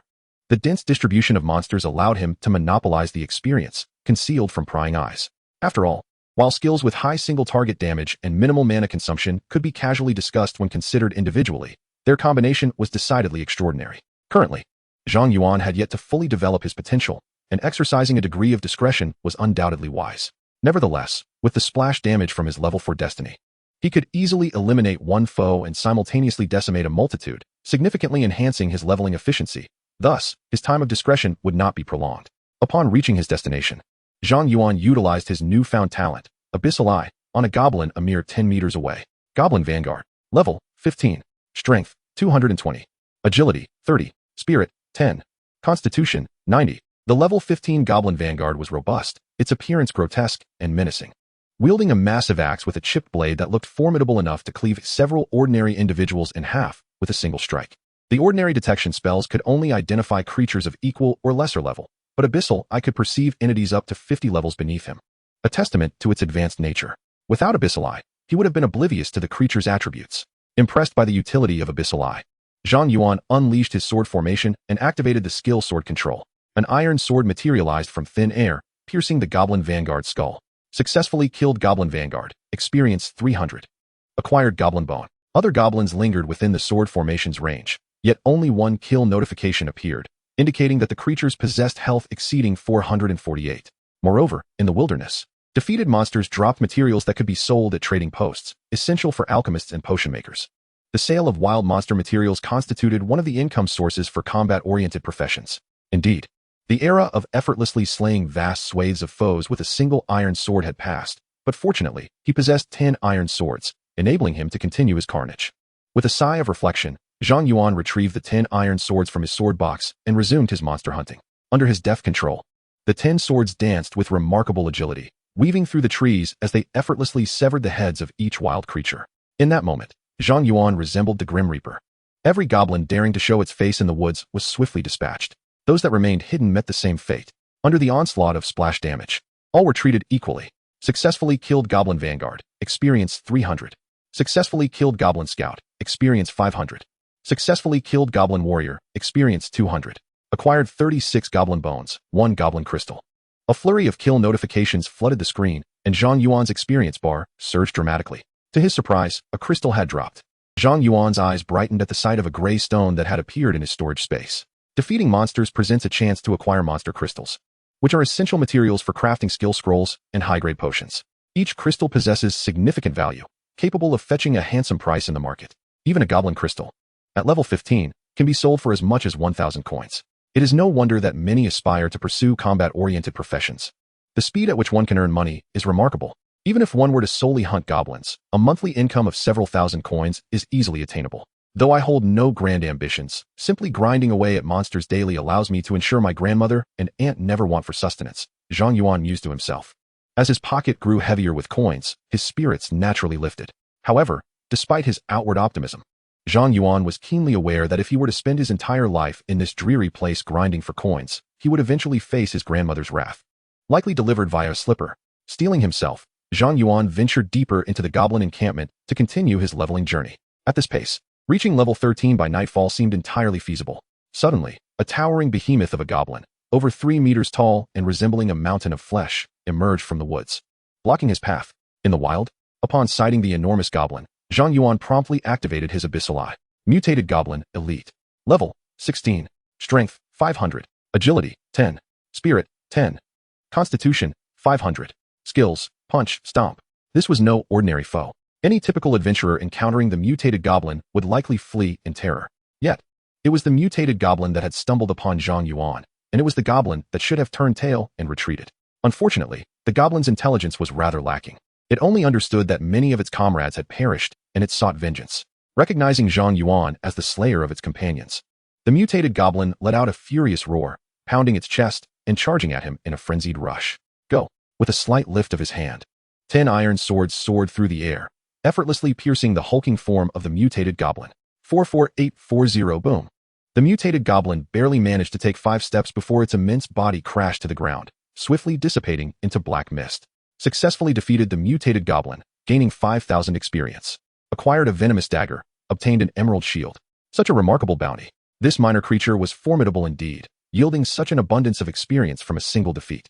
Zhang Yuan exclaimed in awe as he retrieved the 2 pieces of equipment to inspect their attributes.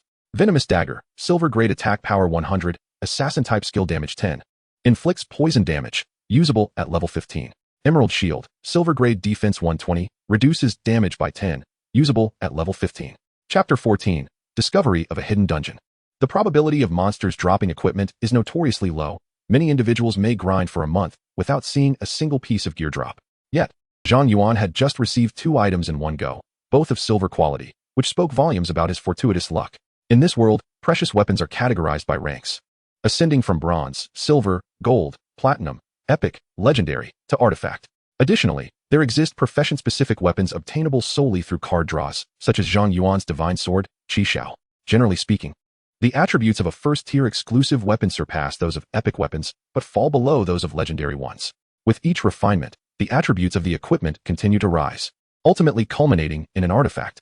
Given the unique synergy between exclusive weapons and the respective professions, once fully refined, their value exceeds that of ordinary artifacts.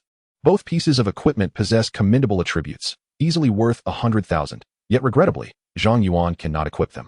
Zhang Yuan stowed away the gear and ventured deeper into the forest, penetrating the heart of the goblin tribe's territory. As darkness enveloped the land, a thick fog arose, accompanied by the distant roars of beasts, and a palpable sense of danger permeated the air. The perils of the wilderness at night are exponentially greater than those during the day. Soon, a goblin with a single glowing red eye entered Zhang Yuan's line of sight. Zhang Yuan activated Abyssal Eye. Goblin Axeman. Level, 20. Strength, 600. Agility, 50. Mentality, 20. Vitality, 220. Skills, Axe Swing, Frenzy. With a sense of awe, Zhang Yuan commanded 10 iron swords to simultaneously dispatch the elite Goblin Axeman. Success in killing the Goblin Axeman, experience 1,000. Success in killing the Goblin Archer, experience 1,200. Success in killing the Wild Wolf, experience 50.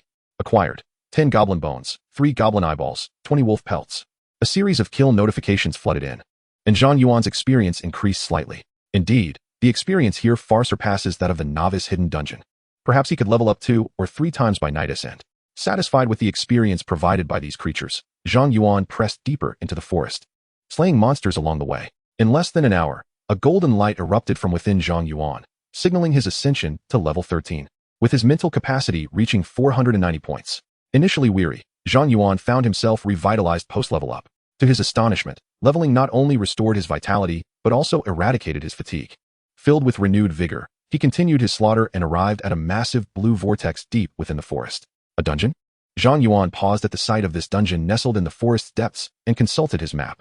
There was no indication of a dungeon here, suggesting it might be a newly emerged hidden dungeon. His luck appeared to be fortuitous. The government and the Adventurers Association have policies in place. Should any profession discover a new wilderness dungeon and report it, the Adventurers Association rewards them with monetary compensation and contribution points. The monetary reward speaks for itself. While contribution points hold significant importance, the higher a profession's contribution points, the greater the privileges they unlock within the Adventurers Association. For instance, at the Imperial Exchange, Zhang Yuan can currently only purchase basic materials and equipment. As his contribution points increase, his membership level at the exchange will rise accordingly, allowing him access to a broader array of items. Generally speaking, professionals tend to refrain from entering newly discovered dungeons without the evaluation of expert assessors from the Adventurers Guild. After all, the level of the dungeon remains unknown. Should it be of a higher tier, low-level adventurers could face certain demise. However, Zhang Yuan harbored a novel idea. Given the promising rewards associated with a first clear, waiting for the Guild's assessment would merely relinquish those benefits to them. He pondered whether the Eye of the Abyss could unveil the dungeon's secrets. As he stowed away the map, he directed the eye toward the concealed dungeon ahead. Shadow Forest Dungeon. Level 15. Difficulty: Ordinary, Hard, Nightmare. The presence of a question mark regarding difficulty left Zhang Yuan momentarily bewildered. He was aware that wilderness dungeons offered difficulty choices, yet he had not anticipated a hidden challenge within this one. A level 15 dungeon should be manageable for him to solo. After a brief contemplation, he resolved to test the waters at the nightmare difficulty. This was no mere game.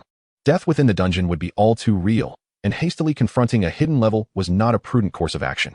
Please confirm whether to select nightmare difficulty. Confirm.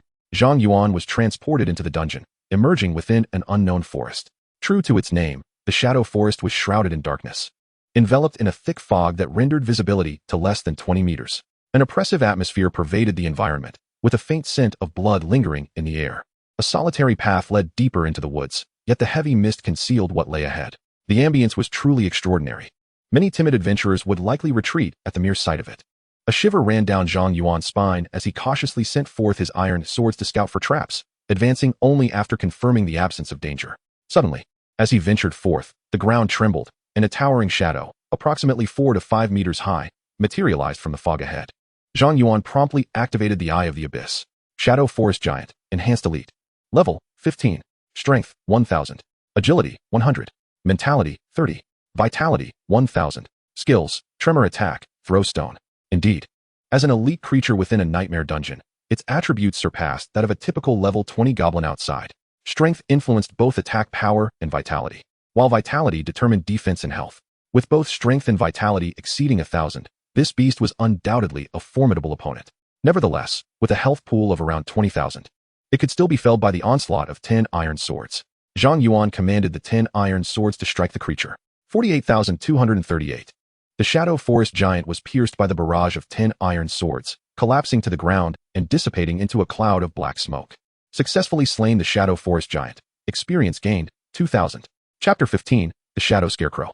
A level 15 creature yields 2,000 experience points, significantly higher than its counterparts of the same level. Zhang Yuan felt a surge of exhilaration upon receiving this notification. Slaying a single monster here equated to vanquishing several outside, and he was still able to dispatch them with remarkable speed. Leveling up in this dungeon might indeed be a splendid choice. As he ventured deeper into the dungeon, Zhang Yuan encountered several Shadow Forest Giants, effortlessly defeating them and witnessing his experience points soar. Although he faced other monsters along the way, their attributes were comparable to the Shadow Forest Giants, leading to swift eliminations. Thus, Zhang Yuan continued his relentless advance, and by the time he reached the innermost depths of the dungeon, his experience bar had surged to 70, indicating an extraordinary rate of leveling. In the heart of the Shadow Forest, he stumbled upon a gray altar, surrounded by withered trees adorned with numerous corpses, the overall ambience decidedly macabre. The altar was laden with an abundance of candles, and at its center stood a scarecrow bound to a cross. evidently the dungeon's designated foe, the Shadow Scarecrow. Utilizing the Abyssal Eye, Zhang Yuan examined the entity before him. Shadow Scarecrow Boss. Level, 16. Strength, 0. Agility, 0. Spirit, 10,000. Constitution, 0. Skills, Spirit Storm, Death Curse. Revive, 10,000 in Spirit. A twisted smile crept across Zhang Yuan's face as he beheld these attributes. Such numbers were indeed formidable. A typical team, unaware of the true nature of this foe, would likely face utter annihilation. However, Zhang Yuan possessed the specialized weapon, Qi Xiao. One of its passive abilities granted immunity to spirit-based attacks, rendering him uniquely equipped to confront this spirit-themed adversary. The Shadow Scarecrow remained motionless upon the altar, appearing harmless. Without hesitation, Zhang Yuan commanded his iron sword to strike, confident that with both strength and constitution at 0, it would be easy to dispatch. Yet, as he pierced the scarecrow with his sword, the kill notification failed to materialize. Instead, a green glow emanated from the scarecrow, causing its wounds to vanish. Revive, perhaps? Zhang Yuan pondered, launching several more attacks, but the Shadow Scarecrow continued to resurrect, evading defeat. It became evident that this was a mechanism-based entity requiring an alternative method of elimination. Abandoning physical assaults, Zhang Yuan redirected his focus to the altar, where he noticed 4 stout candles at each corner.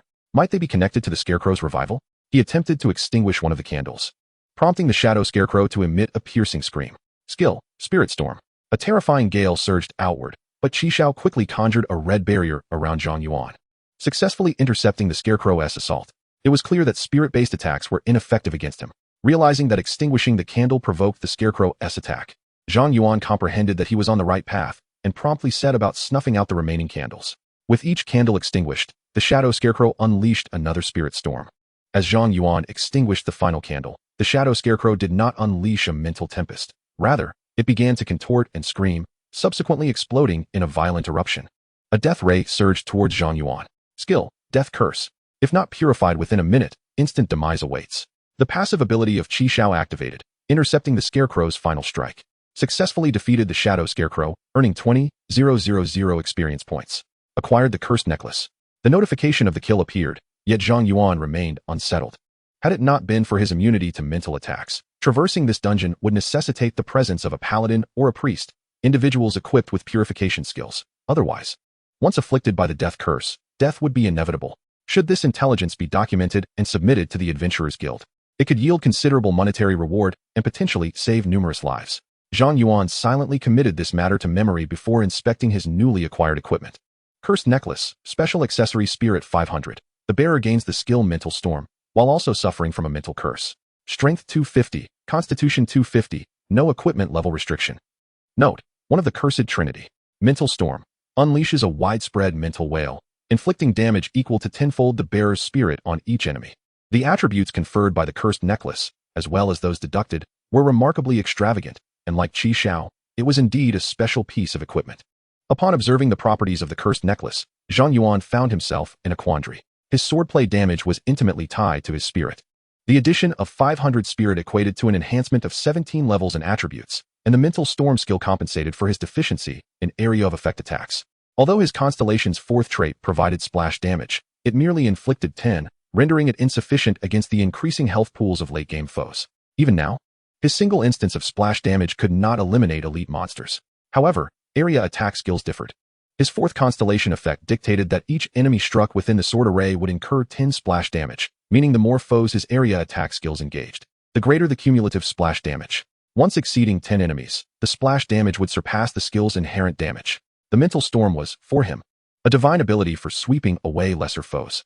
Nevertheless, the deduction of 250 from both strength and constitution was equally vexing. Currently, his strength stood at 230 and constitution at 165. Adorning this necklace would plunge his attributes into negative figures, potentially leading to his immediate demise from the curse. He surmised he would need to reach at least level 30 before considering donning this cursed necklace. Yet, could the mental curse also be classified as a mental attack? Zhang Yuan suddenly recognized a pivotal oversight. This cursed necklace would indeed afflict its bearer, yet his specialized weapon, Qi Xiao, granted him immunity to mental assaults. Given Qi Xiao's previous performance, the Mental Storm and Death Curse from the Shadow Scarecrow had no effect on him. Logically, the mental curse from the necklace should also be nullified by Qi Xiao.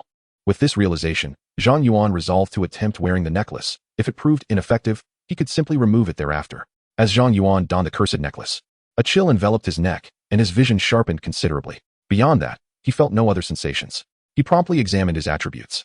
Name, Zhang Yuan. Occupation, Sword Array Master, Unique. Level, 13, 8,200. Strength, 230. Agility, 165. Mental Power, 990. Constitution, 165. Occupation Special Attributes, Critical Hit Rate, 22. Critical Damage, 220. Talent, Absolute Luck, Level 1. I am the Sword Immortal, Level 1. Abyssal I. Skills, Sword Array, Level 3. Sword Control, Level 3. Sword Array Space. Poison Resistance, Level 1. Mental Storm.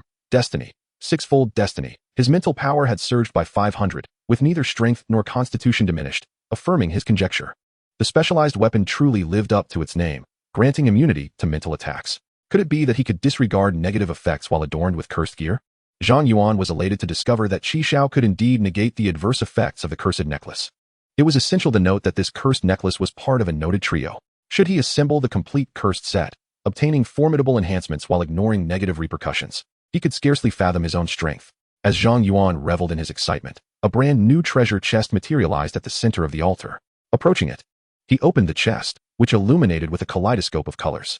Acquired Divine Stone, X1. First completion of Nightmare Level Shadow Forest Dungeon. Additional reward, Cursed Ring. Chapter 16, Hidden Difficulty. The first completion reward. Zhang Yuan's eyes sparkled at the sight of the first completion prize. The Divine Stone was a reward that every player received upon their initial successful clearance of a dungeon. Thus, he was not particularly surprised. However, the fact that this dungeon's first completion reward had bestowed upon him a piece of cursed equipment was indeed a delightful surprise. With excitement coursing through him, Zhang Yuan immediately scrutinized his spoils. Cursed Ring, Special Accessory Mental Power 500, Holder suffers from Mental Curse, Agility 250, Constitution 250, no equipment level restrictions. Note, one of the 3 cursed items. Indeed, it was a set. Upon witnessing the effects of the Cursed Ring, Zhang Yuan did not hesitate to equip it. Qi Xiao's passive ability activated, nullifying the negative effects of the Cursed Ring. His mental attributes soared to 1490, a level typically reserved for mages after their 30th level class advancement. The final piece of the cursed trio would likely be obtained through the hidden difficulty of this dungeon. With 2 of the 3 cursed items already in his possession, there was no reason not to pursue the last one. Furthermore, he had a natural advantage over this dungeon, allowing him to navigate it without taking damage. Please confirm your selection. Difficulty? Confirm. Once again, Zhang Yuan was teleported into the dungeon, finding that the environment bore no distinction from the nightmare difficulty. However, before he could make any progress, a piercing scream erupted from the depths of the forest, triggering Qi Xiao's passive ability. It was the mental storm of the Shadow Scarecrow. Muttering to himself, Zhang Yuan activated his sword array, deploying his flying swords to scout ahead as he advanced steadily. Though he had once conquered the nightmarish difficulty, the hidden level might unveil new mechanisms, thus caution was paramount. Soon, Zhang Yuan encountered the first giant and, without hesitation, unleashed the Eye of the Abyss upon the creature. Shadow Forest Giant Warrior, Enhanced Elite. Level, 15. Strength, 2000. Agility, 200. Spirit, 60. Constitution, 2000. Skills, Axe Swing Stomp. Compared to the monsters of the nightmare difficulty, the attributes of this giant had doubled in strength. Indeed, this hidden difficulty proved perilous. A single blow could very well lead to instant annihilation. In any case, he decided to test the newly acquired skill. Spirit Storm. A piercing wail erupted from Zhang Yuan's necklace, instantly draining 500 points of his spirit. A terrifying tempest of mental energy surged outward. 261-0480. A horrifying string of damage numbers appeared above the Shadow Forest Giant Warrior's head, causing the giant to bleed from all orifices and collapse to the ground. Successfully killed Shadow Forest Giant Warrior, experience 4,000. Successfully killed Shadow Forest Giant Vanguard, experience 5,000. Successfully killed Shadow Forest Mage, experience 8,000. Acquired Giant Heart X10, Giant Claw X12, Giant Bone X10, Shadow Crystal X1. In an instant, a flood of kill notifications filled the screen, and a golden light erupted from within Zhang Yuan, propelling him to level 14. Gasp! Zhang Yuan was taken aback as he witnessed his experience soar like a rocket, involuntarily inhaling sharply. The range of Spirit Storm matched that of his sword array. And akin to the sword mastery skill, it benefited from critical hit damage bonuses, supplemented by a tenfold increase from his talent and the damage stacking from Constellation level 4. Once this skill was unleashed, within a radius of 300 meters of the sword array, not a single foe would survive. While Spirit Storm may have served as a formidable area attack for other mages, its value paled in comparison to their own forbidden spells. However, in Zhang Yuan's hands, with the damage stacking from Constellation level 4, this skill transformed into a nuclear explosion. Not only Spirit Storm, But any area attack skill wielded by Zhang Yuan would ascend to the level of a strategic forbidden spell. Imagine, if in later stages, the radius of the sword array expanded to thousands or even tens of thousands of meters, with a single spirit storm for every additional enemy within the array. The damage would increase by 10. Within that sword array, even deities would likely be swept away by the tempest. The sole drawback of this skill was its consumption of mental energy. Currently, with 15-20 points of spirit, he could only employ it 3 times. Using this skill for leveling would only be cost-effective if the enemy density was significantly high. Otherwise, it would be more efficient to employ his sword mastery for several regular attacks. Having witnessed the power and consumption of Spirit Storm, Zhang Yuan resolved not to continue utilizing it in this dungeon, opting instead to forge ahead with his flying swords. Although the attributes of the monsters and hidden difficulty had been considerably enhanced under Zhang Yuan's ability to disregard enemy defenses, those creatures still could not withstand a few strikes from him, unable to even approach his vicinity. Zhang Yuan progressed steadily while leveling up, and upon reaching the altar in the depths of the Shadow Forest, he had ascended to level 15. To his astonishment, the hidden difficulty of this dungeon had transformed into a sanctuary for his training. As Zhang Yuan prepared to use Abyssal Eye on the scarecrow at the altar's center, a multitude of purple bubbles suddenly materialized around the altar. The scarecrow began to twist grotesquely, opening its gaping maw and unleashing a mental storm far more potent than before. The piercing shriek of the scarecrow created a terrifying sound wave, uprooting the ground around the altar. Despite the protection of Qi Shao, Zhang Yuan was still forced back several steps. He promptly directed Abyssal Eye at the scarecrow. Corrupted Abyssal Scarecrow Lord. Level 16. Strength 0. Agility 0. Mental 200 000. Vitality 0. Skills Mental Storm, Death Curse, Resurrection. 200,000 in mental power? Zhang Yuan's pupils contracted slightly at the sight of these attributes. No matter how absurd the hidden difficulty was, it should not elevate the attributes by 20-fold. This level 15 dungeon could obliterate a level 30 elite team in an instant if they were unprepared. Wait, the corrupted Abyssal Scarecrow, wasn't he akin to the earlier corrupted Cyclops King? Had he inadvertently entered the Abyssal strategy mode again? The change in the Scarecrow's name registered with Zhang Yuan, and his expression turned extraordinarily vivid. Wasn't he the probability of a dungeon undergoing Abyssal transformation under 1%? This was merely the second day post his job transition. He had only challenged 2 dungeons, and both had undergone this transformation. Was this misfortune or serendipity? Chapter 17, Confronting the Abyss. Zhang Yuan may have been unfortunate, but fortunately, this entity relied solely on mental attacks. Whether its power was increased by 20-fold or 200-fold, it made little difference to him. Stealing his resolve, he immediately set about extinguishing the candles surrounding the altar, employing the strategy he had used during the nightmarish difficulty. There were 8 candles this time. Each one extinguished elicited 2 howls from the corrupted Abyssal Scarecrow, the cacophony vibrating painfully through Zhang Yuan's skull. Upon extinguishing the last candle, the corrupted Abyssal Scarecrow writhed and screamed incessantly before ultimately exploding. Boom. A jet of pitch-black death rays surged towards Zhang Yuan, but Qi Shao's passive ability activated once more, shielding him from the Scarecrow's death curse. Successfully defeated the corrupted Abyssal Scarecrow, gaining 40,000 experience. Acquired the cursed bracelet. With the kill notification resounding, the dreadful screeching finally ceased. Zhang Yuan exhaled deeply, setting aside the damage dealt. The auditory assault was unbearable for anyone. As he watched the Scarecrow turn to ashes, he sighed with relief, but before he could inspect his spoils, a new plume of purple smoke arose from the altar. A terrifying aura emanating from it. More? Observing the altar's transformation, Zhang Yuan quickly retreated, maintaining a safe distance. A mere level 15 human had managed to vanquish my prized creation. Indeed, you cannot be spared. A shadow emerged from the altar, ultimately transforming into a demon sorcerer clad in purple robes, wielding a staff, adorned with twin horns, and possessing sharp fangs. This hidden dungeon? Zhang Yuan's gaze sharpened as he beheld the demon sorcerer, instantly employing his Abyssal Eye. Target undetectable. Undetectable?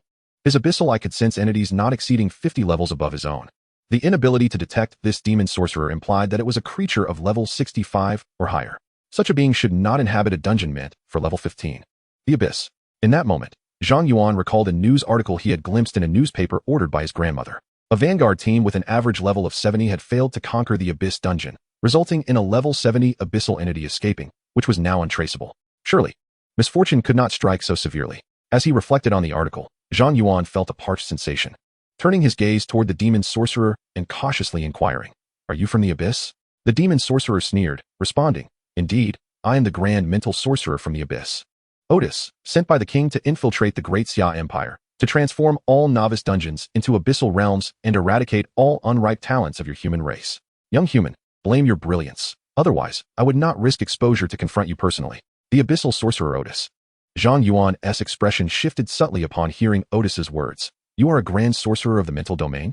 Not long ago, a level 70 elite team from your great Xia Empire was mercilessly tormented to death by my mental attack spells. Even now, the image of their souls writhing in agony fills me with delight. So it is. Zhang Yuan nodded, and the divine sword Qi Shao silently manifested behind Otis, piercing through his back. 2097, 480. A dreadful number appeared above Otis's head, and he instantly transformed into smoke, rapidly congealing a short distance away. At that moment, the smile on Otis's face morphed into one of sheer horror. Impossible. How could you breach my defenses? How much health do you possess? Observing no sign of Otis's vitality diminishing, Zhang Yuan commanded Qi Shao to strike again. The sword vanished into thin air, only to reappear behind Otis for another successful ambush.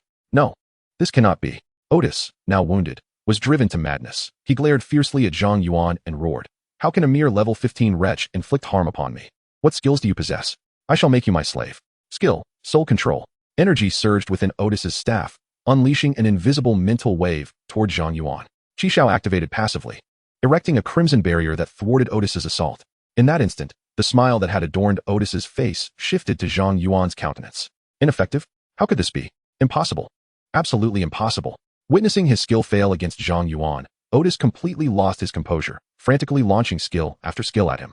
Mental storm, soul blaze, death curse, soul poison, soul explosion.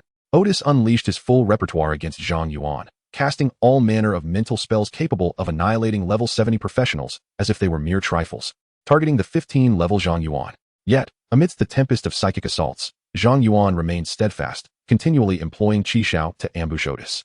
Regardless of Otis's vast health pool, each thrust of his blade aimed to bring the abyssal demon to his demise.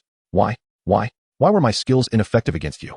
Otis, driven to madness, howled in anguish, his eyes aflame with fury. This wretch truly seemed to have forsaken all other forms of magic. Observing Otis's exclusive reliance on mental attacks, Zhang Yuan couldn't help but mock internally, though a twinge of fear lingered. Fortuitously, it was a master of psychic sorcery targeting him. Had it been another abyssal demon, he might not have known how he met his end. As Otis exhausted his arsenal of abilities, his mental energy dwindled significantly, leading him to gradually regain his composure. He finally recognized Zhang Yuan's extraordinary immunity to psychic attacks. Zhang Yuan, you are indeed fortunate to encounter me, Otis. Had any other abyssal demon discovered you, you would not survive this day. Are you contemplating escape? Zhang Yuan raised an eyebrow, curiosity piqued. As a level 70 abyssal demon, reduced to disarray by a mere level 15 human, can you truly survive in the abyss? Otis's previously calmed emotions surged anew, though he forcibly quelled his ire and cast a piercing gaze at Zhang Yuan. Zhang Yuan, you will pay for this. Zhang Yuan chuckled lightly. I await your attempt. Qi Shao pierced Otis's chest, and he dissipated into a cloud of black smoke. Successfully repelled the abyssal demon Otis. Experience gained. 200,000. Ding. Achievement face the abyss unlocked. Reward. Awakening of advanced talent. Congratulations. Host has awakened advanced talent. Body of the fearless. Simultaneously, a treasure chest appeared at the altar's center, automatically opening to reveal a dazzling golden light. Acquired 1 stone of the gods. Acquired 10 basic skill scrolls. Acquired 1 profession-specific skill scroll. Successfully completed the hidden difficulty of the Shadow Forest dungeon. Additional reward. Equipment Cursed Heart. Chapter 18. A Bountiful Harvest. A flurry of notifications flooded Zhang Yuan's interface, leaving him momentarily bewildered, prompting him to inspect his attributes. Name, Zhang Yuan. Profession, Sword Array Master, Unique. Level, 16, 2300. Strength, 270. Agility, 190. Mentality, 1590. Constitution, 190. Special Profession Attributes, Critical Hit Rate, 25. Critical Damage, 250. Talent, Absolute Luck, Level 1. I am the Sword Immortal, Level 1. Eye of the Abyss, Body of the Fearless. Skills, Sword Array, Level 3. Sword Control, Level 3. Sword Array Space, Poison Resistance, Level 1. Mental Storm. Destiny, 6 Fate. His mental attributes were unparalleled. Zhang Yuan gazed upon his 4-dimensional panel and marveled, realizing that he had now surpassed even the most formidable of mages. After examining the attributes panel, Zhang Yuan finally noticed his new talent, Indomitable Body. Indomitable Body, Damage Reduction 80. What? Upon reading the description of the talent, Zhang Yuan was taken aback. What does 80 even mean? Coupled with the 10 damage reduction from the special Imperial badge his grandmother bestowed upon him, his total damage reduction soared to 90. The difference this makes in terms of damage mitigation is staggering. Originally, as a sword array master, his greatest flaw was his vulnerability. Now, with this indomitable body, he has effectively transformed into a tank class, devoid of any weaknesses. It's utterly outrageous. After reviewing his talents, Zhang Yuan turned his attention to the equipment in his storage space. Cursed Ring, Special Accessory Spirit 500. Bearer suffers from a mental curse. Strength 250, Agility 250. No equipment level restriction. Note, one of the cursed 3-piece set. As expected, it also grants an additional 500 spirit, pushing his spirit attribute beyond 2,000. Other mages of his level probably only possess around 3 to 400 spirit, which is simply ludicrous. Zhang Yuan adorned himself with the Cursed Ring, and then his gaze fell upon another piece of equipment in the storage space.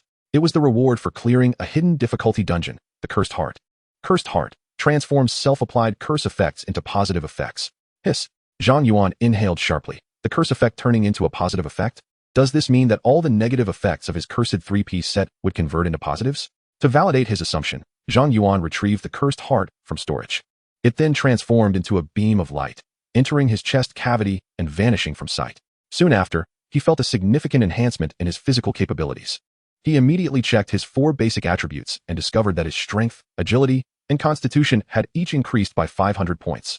Now, he was truly more robust than a knight, swifter than an assassin, dealt higher damage than a mage, and possessed greater strength than a warrior, all while enjoying a 90 damage reduction. Looking at his level 16 attributes, Zhang Yuan felt an overwhelming urge to put his hands on his hips and declare, what does it mean to be invincible at the same tier? This is invincibility at the same tier. After assessing his talents and equipment, Zhang Yuan began to organize his other spoils.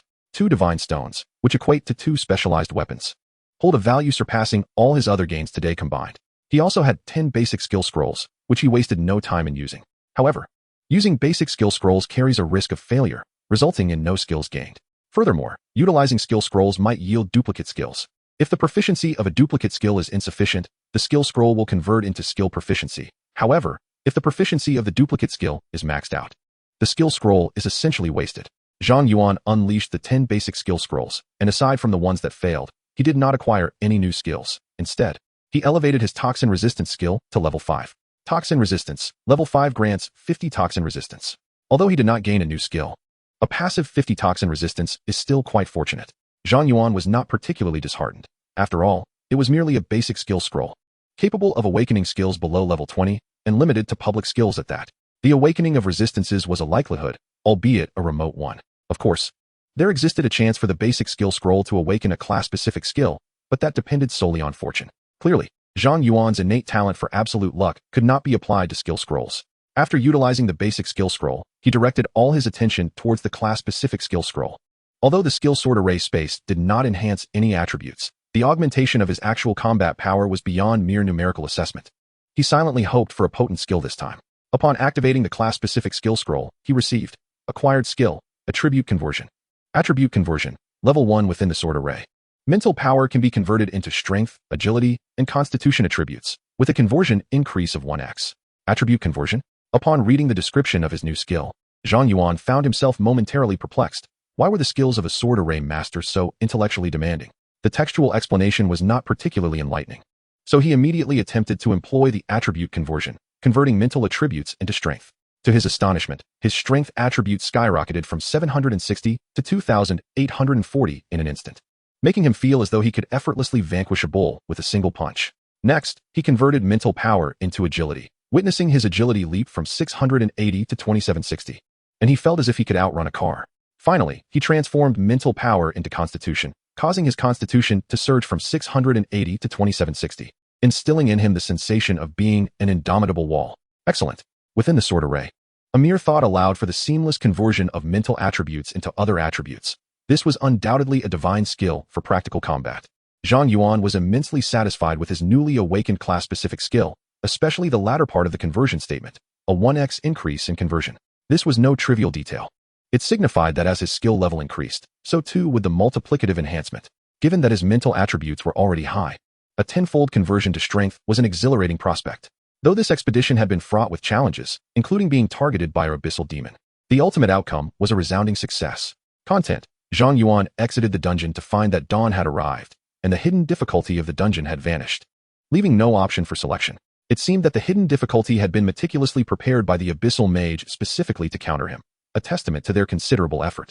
After a day and night of relentless battles, his storage space was nearly overflowing with various monster materials, necessitating a trip to the trading post to convert them into gold. Simultaneously, he needed to promptly report the ghostly forest dungeon to the Adventurers Association to secure contribution points, lest he be outmaneuvered by other adventurers. Most importantly, he possessed 2 divine stones, granting him 2 chances for a lottery draw. Chapter 19. A shocking information bomb. Upon returning to the Adventurers Association, Zhang Yuan approached the front desk. A sweet-looking young girl, adorned with a professional smile, inquired with a melodious voice, "Hello, how may I assist you today?" Zhang Yuan, direct and to the point, replied, "I have discovered a new dungeon in the wilderness." "Very well," the girl responded immediately, entering the information into her computer. "Please input your details here."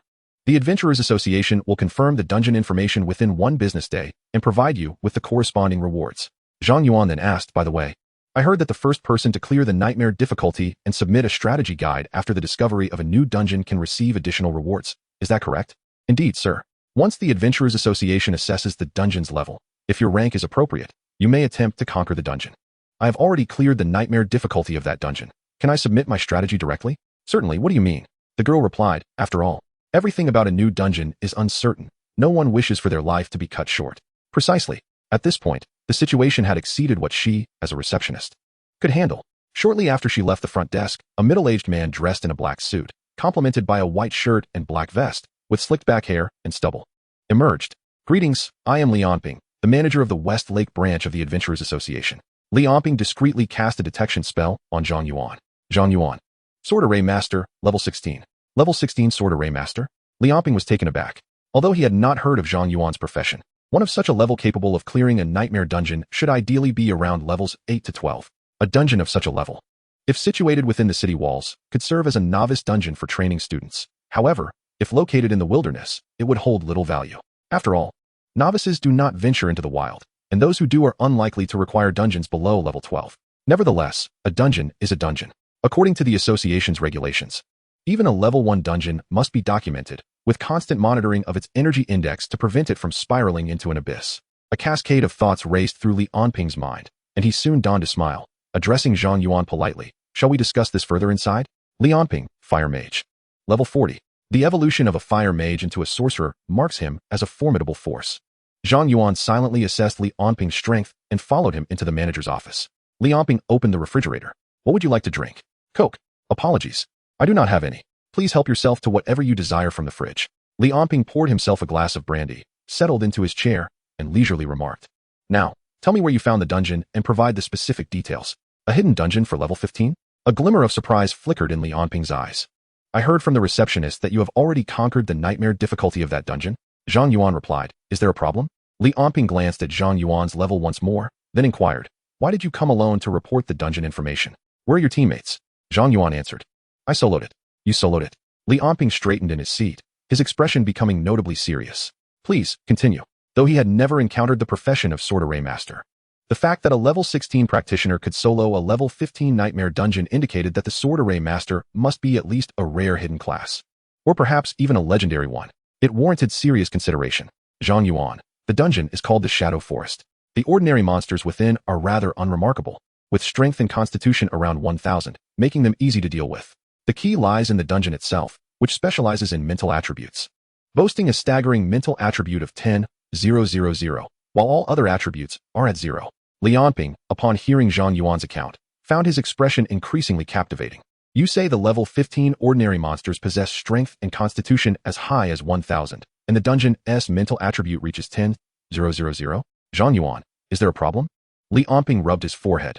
"Child, do you realize that misreporting dungeon information carries penalties? A mental attribute of 10,000 could rival that of many level 30 to 40 creatures, setting aside whether such attributes could even exist in a level 15 dungeon.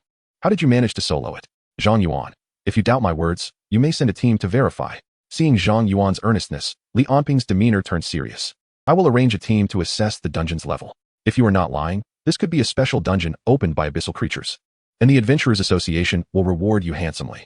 Until the dungeon information is confirmed, please refrain from leaving the Adventurers Association." Zhang Yuan. "No problem.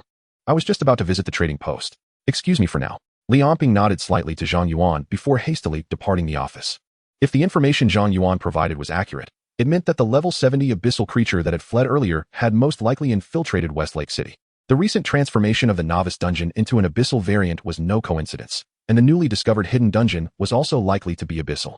If the abyssal dungeon was not tackled promptly, the consequences could be dire. Such matters must be reported to the higher-ups of the association. Unbeknownst to Zhang Yuan, he had inadvertently dropped an information bomb. As he pondered the rewards he might receive, he made his way to the trading post to sell materials and purchase usage of the Fate Star Array. 2 divine stones were exchanged for a refined third-tier Qishao weapon, which already rivaled legendary-grade equipment. It was said that legendary weapons could bestow unexpected benefits upon their wielders. However, the specifics of such benefits remained a closely guarded secret among practitioners, and Zhang Yuan was unaware of what they entailed. Of course, he would soon find out. Chapter 20. I fortuitously cleared the dungeon. Upon returning to the trading post, Zhang Yuan skillfully entered a private room and opened the trading panel. This time, he was not in a rush to spend money, so he listed all the materials in his storage space for sale at market prices. Once sold, the trading post would automatically deposit the funds into Zhang Yuan's account after deducting a service fee. The 2 pieces of silver equipment acquired through nefarious means sold for 100,000, while various materials added up to another 20,000. Thus, he earned a total of 120,000 that day. Indeed, combat professions proved to be lucrative, albeit with significant expenses. Although Zhang Yuan profited over 100,000 from selling equipment materials, the reality was that a single basic skill scroll cost a staggering 100,000. Just last night, he had expended 10 such scrolls, resulting in merely acquiring a passive skill for poison resistance at level 50. While combat professions may yield swift earnings, expenses flow like water, and such expenditures are often unavoidable. Generally speaking, each practitioner can learn 3 exclusive skills and 5 universal skills before advancing to level 30. To acquire new skills, one must rely solely on skill scrolls. Once a practitioner reaches level 30, they can no longer utilize basic skill scrolls. Thus, to attain their maximum potential, a practitioner must fully learn their 3 exclusive skills and 5 universal skills prior to reaching level 30, which necessitates an alarming quantity of basic skill scrolls. In comparison, Zhang Yuan's current savings are but a drop in the ocean against the financial demands he faces. However, now was not the time to ponder such matters. Zhang Yuan spent 2,000 to purchase 2 uses of the Fate Star Array, preparing to draw cards. He felt a thrill of anticipation over refining the 3rd tier of the Scarlet Sky. As he observed the glowing item rack, a small Fate Star Array materialized, and his eyes sparkled with excitement. He promptly retrieved and placed both divine stones into the array, with a double draw. As the 2 divine stones transformed into luminous specks and vanished within the Fate Star Array, numerous cards rolled within, culminating in the array emanating a crimson light. 2 red cards, emblazoned with the image of a scarlet sword, soared forth, ultimately transforming into 2 divine swords, Scarlet Sky. Before Zhang Yuan could take action, the divine swords within the sword array automatically soared out, merging with the newly drawn Scarlet Sky swords. Boom! A terrifying aura erupted from the Scarlet Sky, and Zhang Yuan felt as if he could hear the sound of dragon roars. The patterns on the sword's body became more intricate, and the blade began to emit a faint glow. Divine Sword Scarlet Sky, exclusive tier 3 attack power 3000, critical rate 70, critical damage 400. If the holder's health reaches 0, it is forcibly reduced to 1 point, once per month, automatically protects the owner, and grants immunity to mental attacks. With no equipment level restrictions. Divine Artifact Task, clear 10 abyssal dungeons, 0-10.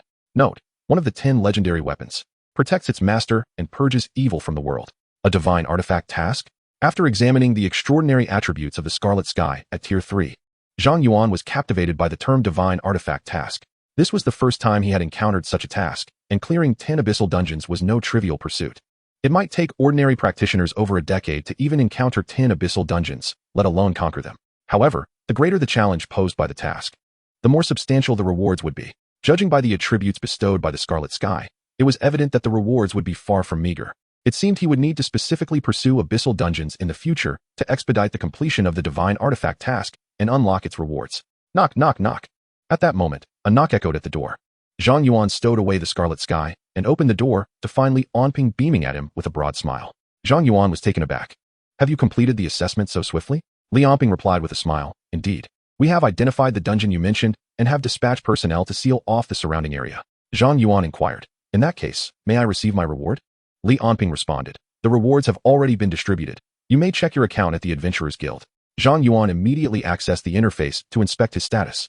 Name, Zhang Yuan. Contribution, 10,000. Adventurers Guild level, Silver Adventurer. Membership level, 2. Such generous rewards? Zhang Yuan was astonished to see that not only had he amassed 000 contribution points, but he had also ascended to the rank of Silver Adventurer, with his membership level reaching 2. After registering at the Adventurers Guild, adventurers are evaluated based on their contribution points, which determine their ranks that ascend from bronze to silver, gold, platinum, epic, legendary, and finally divine. The higher the adventurer's rank, the more challenging the tasks they can undertake. It is said that once an adventurer reaches the platinum rank, the guild provides monthly stipends. Furthermore, the membership level at the trading post is equally significant. At level 2, one is already eligible to purchase the Fate Compass. Most intriguingly, Zhang Yuan had yet to register as an adventurer. Li Onping chuckled. My apologies for taking the liberty to register you as an adventurer. It was necessary for you to receive all the rewards. Zhang Yuan replied, I have no qualms about you registering me. I intended to do so eventually. But I am curious, why are the rewards so substantial? To my knowledge, a level 15 dungeon typically yields only 1,000 contribution points. Even with a strategy, how could it possibly reach 10,000? Within the Adventurers Guild, many items cannot be acquired with money alone. They must be purchased using contribution points. It is rumored that in the black market, a single contribution point has been traded for as much as 100 cash. This equates to Zhang Yuan reporting a dungeon and the Adventurers Guild rewarding him with a staggering 1 million. Li Onping replied, regarding this matter, let us discuss it further in the office. In truth, your rewards may extend beyond this. Even more, upon entering the office, Li Onping retrieved a bottle of chilled cola from the refrigerator and placed it before Zhang Yuan, saying with a smile, feel free to indulge. There are plenty more in the fridge, and I can have someone fetch more if needed. Zhang Yuan, noticing the cola, could not help but ask Li Onping, if you have something to convey, please do so directly. Your manner is somewhat disconcerting. Very well, I shall be direct. Li Onping smiled at Zhang Yuan. We have discovered that the Shadow Forest dungeon has undergone a transformation into an abyssal state, and it has been successfully cleared by someone. I have heard that you previously single-handedly conquered the abyssal version of a hidden novice dungeon. Did you also manage to clear the abyssal Shadow Forest dungeon alone? Zhang Yuan, looking perplexed, retorted, could it not have been someone else who completed it? Li Onping, observing Zhang Yuan's earnest yet implausible response, couldn't help but smirk as he reminded him. Dungeons have completion records. Currently, the record for the Shadow Forest dungeon lists only you as the victor. Is that so? With an unfazed demeanor, Zhang Yuan replied, oh, I must have forgotten to mention it. Indeed, that dungeon has transformed into an abyssal one, and the corrupted scarecrow was formidable. I merely managed to pass through by luck. Was it truly mere luck? Li Onping's lips quivered slightly, and he continued, in fact, we have detected traces left by the abyssal mage Odis in the dungeon. That level 70 abyss seems to have become the final boss after the dungeon underwent its abyssal transformation. Coughing, Zhang Yuan interjected. I was actually about to say that Odis is quite formidable. I managed to defeat him by sheer luck. No way. Li Onping could no longer contain himself. He sprang up, fixated on Zhang Yuan with urgency in his voice. Level 70. That was the abyss that annihilated our entire Desya Vanguard team. How did you manage to defeat that monster at level 16? Zhang Yuan replied, strictly speaking, I was at level 15. Chapter 21. President of the Adventurers Association. Regaining his composure, Li Onping forced a smile and inquired, could you share how you managed to defeat that abyss? Please do not misunderstand. I have no intention of prying into your professional secrets, nor do I harbor any malice. It is simply because the Desya Empire and our association urgently require information regarding that abyss. He reassured, rest assured. As long as you can provide any useful intelligence about Odis, both the Desya Empire and the Adventurers Association will offer you exceedingly generous rewards. After pondering for a moment, Zhang Yuan decided to divulge some information about Odis. Although this would expose his ability to be immune to mental attacks, sharing the intelligence about Odis would alleviate a significant portion of the pressure he faced from both the nation and the Adventurers Association. It was evident that Odis was a highly intelligent being. His previous defeat stemmed from his hubris regarding mental spells, which led him to rely solely on mental magic. Ideally, the nation would deal with Odis before he could make a comeback. With these thoughts in mind, Zhang Yuan said, I possess a skill that grants me immunity to mental attacks, and at that time, Odis could only wield mental spells. Thus, he was utterly helpless against me. Li Onping nodded. Indeed, this information corroborates the higher-up suspicions regarding that abyss. Our Vanguard team was annihilated precisely because there was no mental defense equipment among us. Zhang Yuan, your intelligence is quite valuable. Do you have any additional information about Odis? Zhang Yuan responded, Odis infiltrated the Desya Empire under the king's orders. He aims to transform all novice dungeons into abysses to eradicate all untapped talents of the human race. Upon hearing this, Li Onping's expression shifted slightly, and he exclaimed, are you certain? Zhang Yuan affirmed. Odis himself stated that his intent to target me stemmed from my solo conquest of an abyssal dungeon. He sought to eliminate me before I could grow stronger. Li Onping's pupils constricted as he gasped, I see now. No wonder the probability of novice dungeons transforming into abysses has dramatically increased. Those monsters in the abyss are attempting to uproot our Desya. This matter must be reported immediately. Seemingly struck by a thought, he disregarded Zhang Yuan and rushed out of the office. Old Bai. Zhang Yuan was taken aback. You must be referring to the legendary mage, President Bai Zhenghua of the Adventurers Association, right?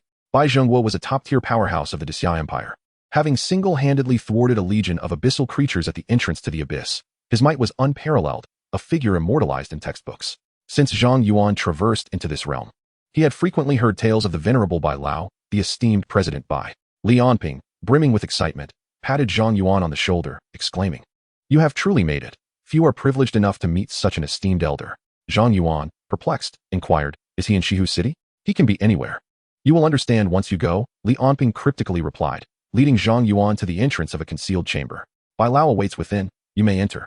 This is your reward, and I shall refrain from intruding. Bai Lao is quite generous. Feel free to voice any requests. Go on." With this encouragement, Zhang Yuan pushed the door open. Inside was a simply decorated room, illuminated by bright lights, where an elderly gentleman clad in a white robe stood at the center. Strangely, while outside the door, Zhang Yuan felt nothing, but upon entering, he was enveloped by an overwhelmingly terrifying aura emanating from the elder, making it difficult for him to breathe. The president of the Adventurers Association. The pressure exerted by this elder was even greater than that of the level 70 abyssal deities. Almost instinctively, Zhang Yuan summoned his sword, Qi Xiao, to shield himself and employed the abyssal eye on the elder. Unable to detect target.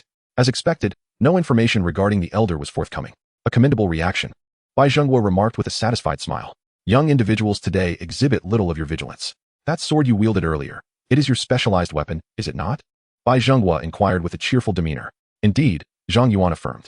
I have heard that during your class transition, you drew a hidden profession with a single card, and merely 3 days into your new vocation, you acquired a specialized weapon. Your fortune is indeed extraordinary. Bai Lao, it is merely luck, nothing to boast about. Zhang Yuan modestly replied. Luck is a facet of strength. I wish our nation could produce more individuals with your remarkable fortune. Bai Zhenhua's admiration for Zhang Yuan grew, and with a flick of his hand, a bottle of ice-cold cola materialized from the void. I heard from Li Anping that you enjoy cola. This is a special concoction I had prepared for you. Do give it a try. Thank you, Bai Lao. Zhang Yuan graciously accepted the cola, uncapped it, and drank deeply. Consuming divine cola, all attributes permanently increased by 10.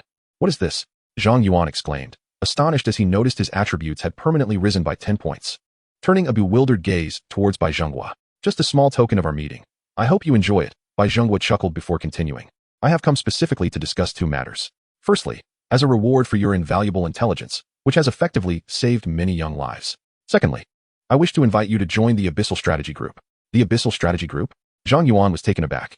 Bai Zhenghua elaborated, in recent years, the trend of dungeons undergoing abyssal transformations has intensified across various regions, and the number of elite adventurers capable of tackling these challenges has dwindled. Thus, our Adventurers Association has established the Abyssal Strategy Group. Upon joining, we will not compel you to undertake missions, but will include you in a special communication group. The chat group continuously updates information regarding the abyssal dungeons across various regions, allowing members to form temporary teams within the group to selectively challenge these abyssal instances. Upon successful completion of a challenge, the Adventurers Guild bestows substantial rewards upon the strategists. Zhang Yuan nodded slightly, aware that he already possessed a divine task concerning the abyssal dungeons. Indeed, this abyssal strategy group seemed a serendipitous boon. However, he did not rush to agree and continued to inquire.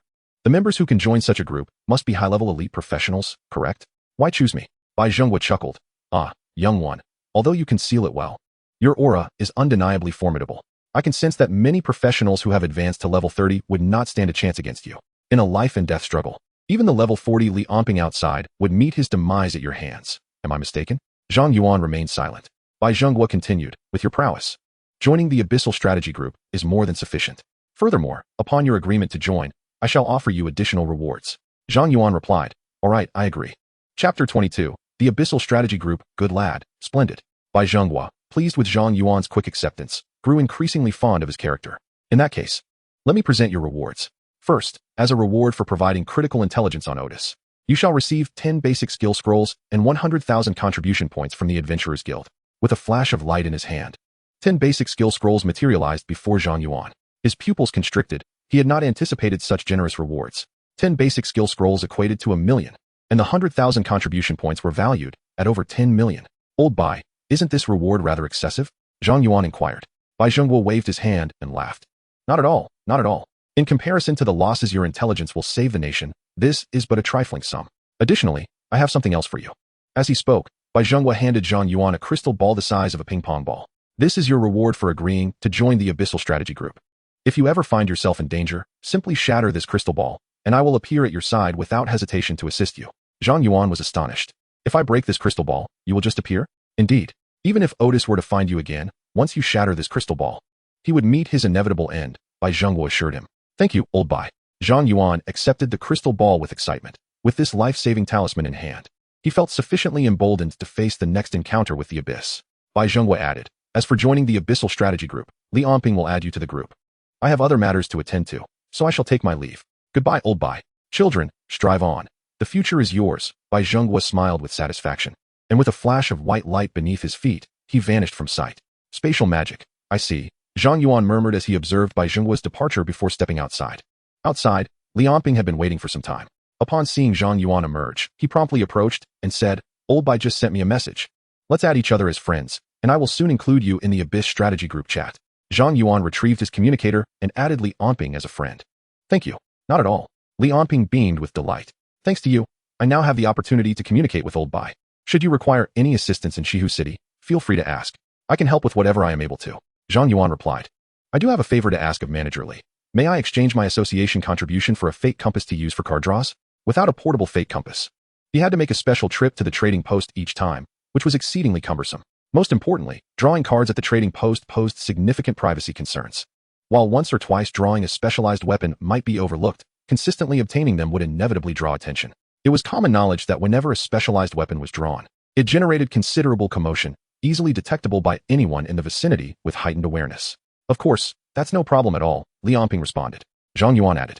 Just give me the most affordable fate compass. The so-called high-end fate compasses were merely ornate devices, often blessed by monks or Taoists, creating an illusion that using such a compass would enhance one's luck in drawing cards. Zhang Yuan had no need for such fanciful superstitions. He was already an embodiment of the arcane himself. Seeing that Zhang Yuan only desired the simplest fate compass, Li Onping refrained from further promoting the more elaborate options and chuckled. You're right.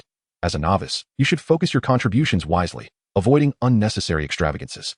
With that, Li Onping retrieved a plain compass from his storage space, adorned with a small magical array at its center.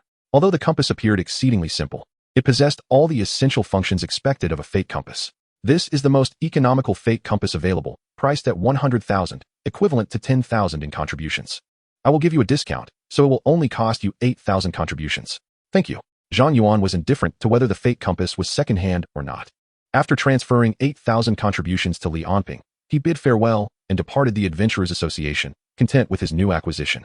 Upon exiting the association, Zhang Yuan received an invitation message from Li Onping on his communicator. After clicking to confirm, he entered the Abyss Strategy Group chat and was immediately inundated with a flurry of messages. Western Mine Abyss Dungeon in Luocheng is in need of a level 45 healer. Interested parties nearby, please message. Forest Abyss Dungeon in the eastern suburbs of Shunxing seeks a level 50 damage-dealing mage. The East Sea Merman Island has been corrupted by the Abyss. We require a level 60 paladin, complete with epic gear, preferably with the blessing and purification skills. As Zhang Yuan entered the group, he felt as though he had stepped into a bustling marketplace, utterly unaccustomed to the atmosphere. Wasn't the Abyss Strategy Group supposed to be a dignified and sacred assembly, filled with elite individuals who spoke little yet acted decisively? Yet, at first glance, it appeared no different from the typical conditions of an ordinary wilderness dungeon, had it not been for the real-time updated maps of Abyss dungeons in the group, as well as the high-level requirements for the professions. Zhang Yuan might have doubted whether he had mistakenly joined the wrong group. Rabbit, UNZ, oh, we have a newcomer. Say hi to everyone. Suddenly, a user named Rabbit, sporting an alluring avatar, addressed Zhang Yuan. UNZ was Zhang Yuan's nickname on his social media account.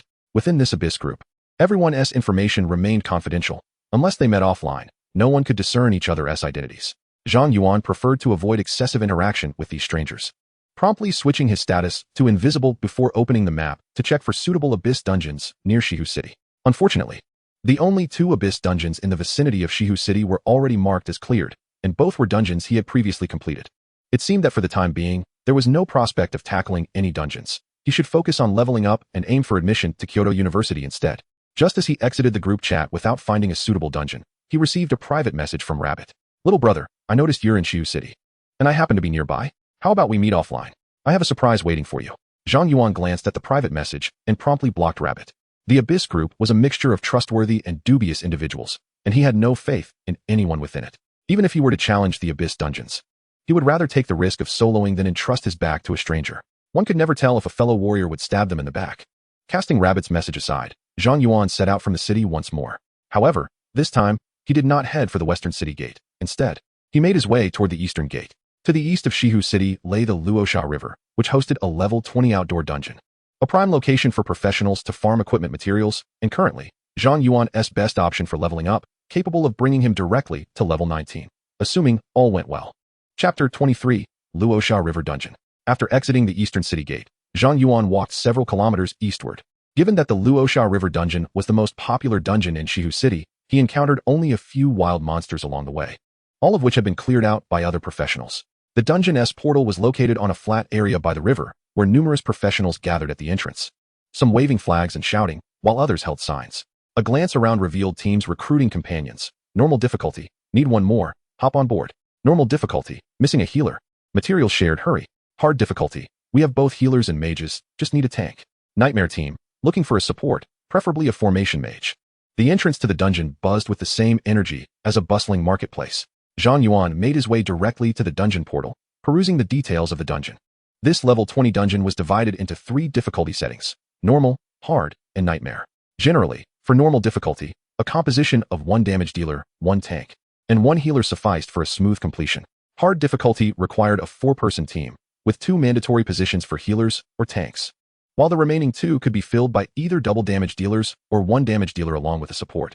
Regarding the nightmare difficulty, it typically necessitates a 5-person team, with a tank and a healer being indispensable. At least 2 damage dealers are required. And the final position must be occupied by a support character to bestow buffs upon allies and impose debuffs on adversaries. Otherwise, the tank would be unable to withstand the onslaught. While Zhang Yuan was perusing the dungeon information, an individual approached him. Brother, would you care to join us for a dungeon run? Given your class, you must be a support, and we happen to be in need of one. Our team is tackling the nightmare difficulty. Gear is on a fair basis, and materials are split evenly. Are you in? Although Zhang Yuan was merely level 16, the Sword Array Master class was quite conspicuous, leading others to recognize that he was no ordinary player. After all, one would not venture into the Rashijang dungeon at such a low level without possessing considerable skill. No, I prefer to go solo. Zhang Yuan decisively declined the invitation and opted for the nightmare difficulty, teleporting directly inside. He entered the dungeon. A level 16 player, going in alone? Was he truly that arrogant? Even a run at normal difficulty would be tantamount to courting death, wouldn't it? How audacious he was. Just wait, in an hour's time. We shall see if he can emerge unscathed. As Zhang Yuan ventured into the dungeon, many outside displayed knowing smirks.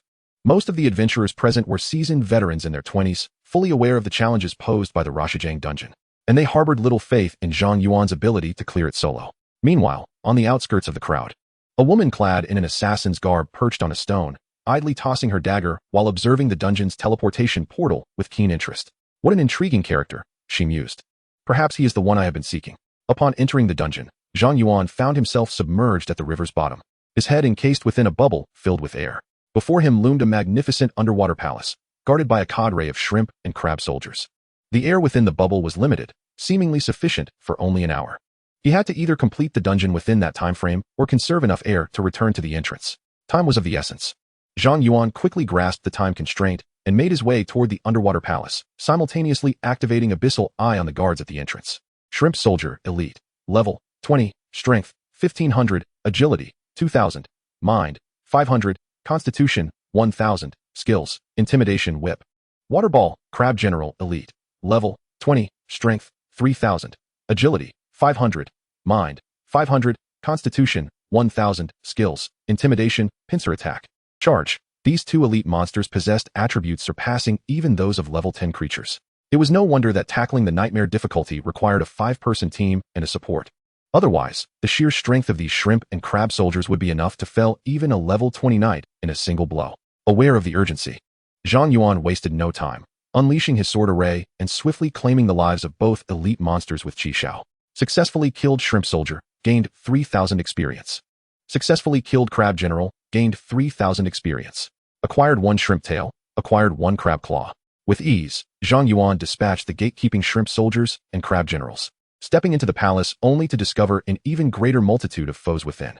Skill, Psychic Storm. Observing a congregation of monsters in the Grand Hall, Zhang Yuan unleashed his Psychic Storm, resulting in the instantaneous demise of all shrimp soldiers and crab generals in the chamber. Experience notifications flooded the screen. and Zhang Yuan's experience bar surged by 20 points. Exhilarating. Watching the monsters vanish as if in a match 3 game filled him with an inexplicable sense of joy, prompting him to delve deeper into the dungeon.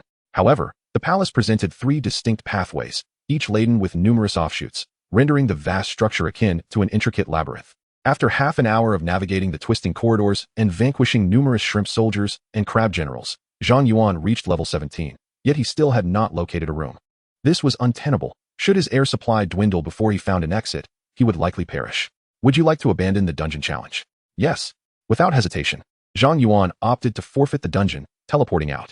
As he materialized at the dungeon's entrance, he immediately attracted the attention of several onlookers. Could he truly have emerged alive? He had only been inside for a mere 40 minutes. It seemed implausible that he had completed the dungeon. Surely, he could not have even bested the gate's shrimp soldiers.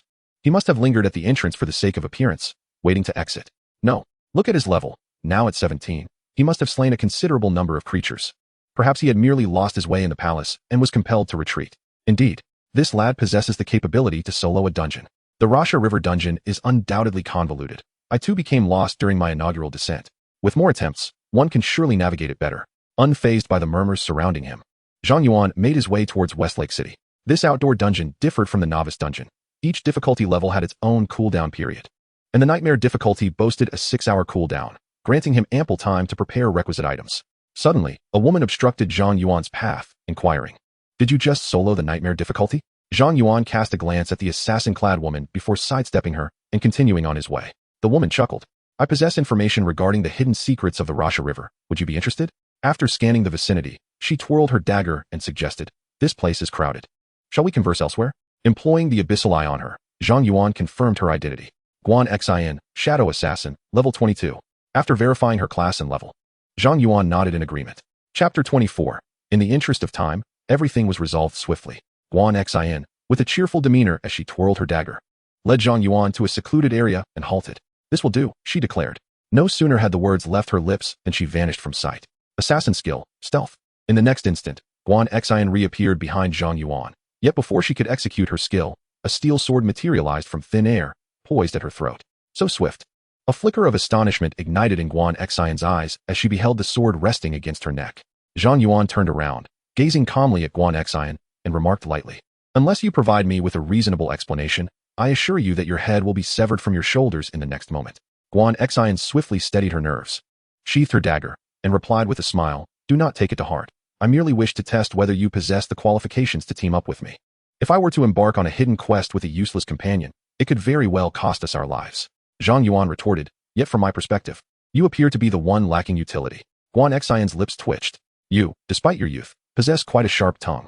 Is this the sort of character that flourishes in Shiyu City?" She murmured under her breath before producing a coral key. "This is the key I obtained from defeating the demon in the Jiang dungeon. It opens a hidden door containing a level 30 humanoid secret. However, the hidden chamber is restricted to 2 entrants, and their average level must be below 20. Zhang Yuan scoffed. "A room limited to 2 individuals with an average level requirement below 20, yet it houses a level 30? Such dungeons do not exist. Even fools would not be deceived by such nonsense." Guan Xion chuckled. "That merely reflects your ignorance. Such circumstances are actually quite common in legendary trials." "Legendary trials?" Zhang Yuan inquired. "These are clandestine quests scattered across the globe. Completing the trial's requirements yields exceptionally generous rewards, often at least 1 piece of epic gear.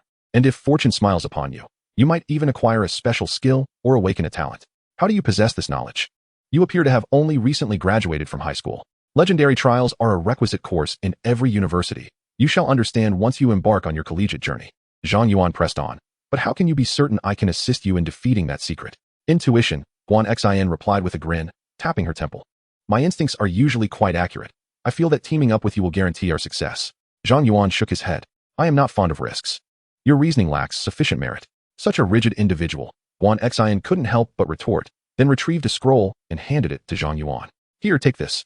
Surely you would be willing to accompany me now?" Zhang Yuan accepted the scroll and examined its contents, a flicker of surprise crossing his eyes. He had seen this item at the marketplace, priced at a staggering 100,000. He hadn't expected Guan Xion to be so extravagant. After a moment's contemplation, he recognized it as an opportunity and nodded. "Very well, I shall join you in the pursuit of the hidden. But I have just emerged from a nightmarish difficulty and will require 6 hours of rest. That is of no concern. I possess an item to eliminate the dungeon cooldown." Guan Xion extended a team invitation to Zhang Yuan. "Rest assured, Although you are only at level 17, we shall split the spoils evenly. Guan Xin stood at the dungeon's teleportation entrance, producing an amulet-like object. As the amulet radiated a beam of light, Zhang Yuan received the confirmation message for the dungeon. The team leader will challenge the Zhang dungeon at nightmare difficulty. Do you confirm? Confirm. Without hesitation, Zhang Yuan accepted and was transported into the dungeon alongside Guan Xin. Guan Xin turned to Zhang Yuan and said, "It will take us considerable time to defeat these elite monsters. I know a shortcut that can help us bypass most of them and lead directly to the chamber. There is no need for subtlety. Let us charge forth." Zhang Yuan remarked nonchalantly as he strode directly towards the gate guarded by formidable foes. "Have you lost your mind? A direct assault could cost you your life." Guan Xin exclaimed urgently. A thunderous storm erupted, sweeping through the vicinity, and soon Guan Xin was met with a barrage of kill notifications, leaving her utterly bewildered. "Wow, what is happening?" She stammered as she stepped into the palace, gazing at the empty hall, her mind a blank slate. "Where are the monsters?" Guan Xin bit her lip and inquired of Zhang Yuan. "What have you done?" "I've been farming monsters," he replied. Oh, on their way to the chamber. Guan Xin felt as though she were in a daze. Every elite creature they encountered had been effortlessly dispatched by Zhang Yuan. Is this truly the level of attack one should possess at level 17? Guan Xin pondered, unable to comprehend how, with the health pools of those elite monsters. Even her most potent single-target skill would not suffice to slay them in one blow. Yet Zhang Yuan appeared to be employing mere basic attacks. And what was most alarming was that his basic strikes seemed to inflict splash damage as well. In that moment, Guan Xin felt as though her rare class paled in comparison to Zhang Yuan's sword array master, making her feel akin to a beggar in the realm of professions. With Guan Xin leading the way and Zhang Yuan eliminating foes in seconds, the pair reached the entrance of the dungeon in less than 10 minutes. Stopping just outside the door, Guan Xin cautioned Zhang Yuan, "I understand your attack power is formidable, but we are facing the final challenge of a level 20 nightmare difficulty dungeon. I know its weaknesses. If you could distract it, I will maneuver around." "There's no need for such complications. Our time is limited," Zhang Yuan interjected, pushing open the grand door to reveal a massive serpent, over 10 meters long, coiled within. "Activate Abyssali. Lord Rakshasa Serpent, Boss. Level 20, Strength, 3,200, Agility, 4,200, Mentality, 2,000, Constitution, 6,000, Skills, Whip, Bite, Venomous Entanglement, Venom Attack," Zhang Yuan murmured. "A Constitution of 6,000, indeed." Guan Xin hurried to catch up. "I warned you not to act recklessly. Its attack power is exceedingly high, and its health is particularly thick. Your petite frame would not withstand even a single hit." "Qi Xiao." Zhang Yuan raised his hand, summoning Qi Xiao, which transformed into a streak of crimson light, piercing through the Lord Rakshasa serpent's head. The serpent barely had time to react before it let out a mournful cry and collapsed with a resounding thud. Successfully slain the Lord Rakshasa serpent. Experience gained, 42,000. Guan Xin has acquired equipment. Rakshasa serpent leather armor, Rakshasa serpent venom blade, Rakshasa serpent crystal core. Guan Xin stared at the kill notification on her screen, her lips twitching in disbelief. It was instant. Chapter 25, Lord Rakshasa. Guan Xin stood frozen, her expression dazed as she gazed at the vacant room, convinced she must be dreaming. Yes.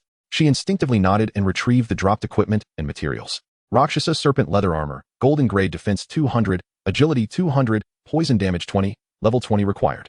Rakshasa serpent venom blade, golden grade attack 200, infused with poison attributes. Assassination damage skill 20, level 20 required. The Demon King serpent's crystal core, a material imbued with poison attributes. After examining the equipment information, Zhang Yuan shook his head and remarked, "These items hold no value for me." Guan Xin suggested, "Since I haven't contributed in this dungeon, logically, the gear should belong to you. However, I truly desire these pieces. What if I purchase them from you at the market price of golden equipment?" Zhang Yuan raised an eyebrow. "How much?" Guan Xin replied, "A piece of golden equipment starts at 1,000,000. These two seem to form a set. Thus their value is even higher. The crystal core is also a costly material. If I bundled them together, would you accept 5 million? 5 million. Zhang Yuan was momentarily taken aback. That is quite a sum. Seeing his hesitation, Guan Xin assumed he found the offer insufficient and added, "I don't have much change on me this time. If you think it's too little, we can add each other as friends after we exit. And I can transfer you an additional 2 million later." Giggling, Guan Xin exclaimed, "You truly are a peculiar person, refusing extra payment." Zhang Yuan retorted, "Can't you say something more pleasant?" Guan Xin, slightly exasperated, countered, 250 is hardly charming. Once we complete the dungeon, I'll send you 3 million. Agreed. After reaching an accord, Guan Xin produced the coral key and approached the dungeon's teleportation exit, brushing aside the water plants that cloaked the walls. A coral door came into view. Inserting the key, a clicking sound echoed as the coral door slowly opened. Strangely, even though they were at the riverbed, Not a single drop of water was present beyond the door. An invisible force seemed to hold all the water at bay, revealing what appeared to be another world within. At the moment the coral door swung open, Zhang Yuan received a notification. Ahead lies the arena of the Demon King. The dungeon restricts individual levels to a maximum of 25 and an average team level of 20. Will you challenge? Let's go in. Zhang Yuan nodded slightly. And GuanXin confirmed the challenge. They were instantly transported into a vast arena. At its center sat a humanoid monster clad in red armor, wearing a menacing mask. Beside it lay an unsheathed sword. Noble, proud, and solemn, the creature exuded an air of regal authority. The Demon King. Zhang Yuan used the abyssal eye on it. Demon King Hidden Boss. Level 30. Strength 10,000. Agility 10,000. Spirit 10,000. Constitution 10,000. Skills Flash of the Sword. Royal Pressure, Indomitable Will. Gasping, Zhang Yuan could not help but draw in a sharp breath at the sight of the Demon King's attributes. Not only were the 4 primary attributes astonishingly high, but the skills also appeared to be quite formidable. Turning to GuanXin, he inquired, "Have you faced this boss before? Any insights? Is it a mechanism-type monster?" Zhang Yuan nodded slightly. Having previously encountered a shadow scarecrow, he had a modicum of understanding regarding mechanism-type monsters. Learning that the Demon King also fell into this category did not surprise him. "I shall test the waters while you stand by as support." As Zhang Yuan stepped into the dojo, the Rakshasa King, who had been keeping its eyes closed, slowly opened them and rose to its feet. It was then that Zhang Yuan realized the Rakshasa King towered over 3 meters in height, exuding a formidable sense of pressure. With a swift motion, Zhang Yuan unleashed a sword formation, summoning Qi Shao behind the Rakshasa King, piercing through its body.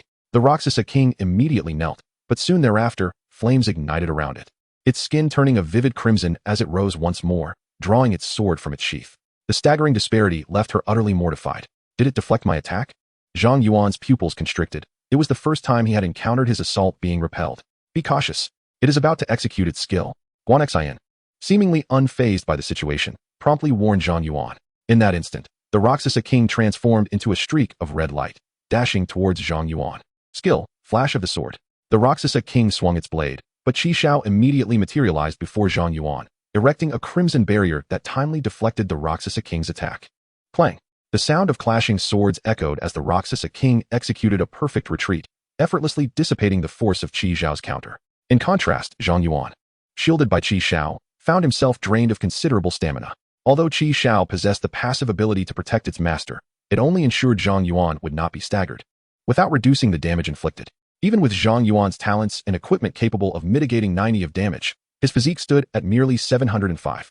Under the Rakshasa King's immense strength of 10,000, even a mere 10 points of damage bore considerable weight, and he could hardly withstand many hits. Outside the dojo, GuanXin, witnessing Zhang Yuan enduring a strike from the Rakshasa King without taking a step back, found herself engulfed in a tempest of disbelief, staring at Zhang Yuan with incredulity. What manner of freak is this? High damage is one thing, but how does his defense remain so formidable, coupled with an innate resistance? Yet Zhang Yuan, at that moment, appeared utterly unfazed. Is this fellow truly at level 17? Chapter 26, Completing the Trial. Just as GuanXin was reeling in shock, Zhang Yuan suddenly inquired, "GuanXin, do you know why my attack was deflected?" Perfect block? That is an advanced technique for countering physical attacks, requiring one to identify a flaw at the precise moment the enemy strikes, allowing for defense that not only evades damage but may also leave the adversary staggered. Is it akin to a parry in video games? Having played numerous video games, Zhang Yuan grasped GuanXin's explanation instantly. GuanXin nodded. Indeed, however, the prerequisite for a perfect block is that it must be executed instantaneously.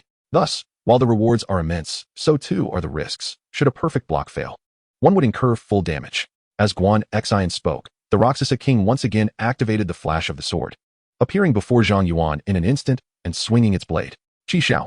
Zhang Yuan quickly commanded Qi Shao to shield him, attempting a perfect block, but the Rakshasa King's speed was overwhelming. Zhang Yuan could not react in time, and the block failed. Clang!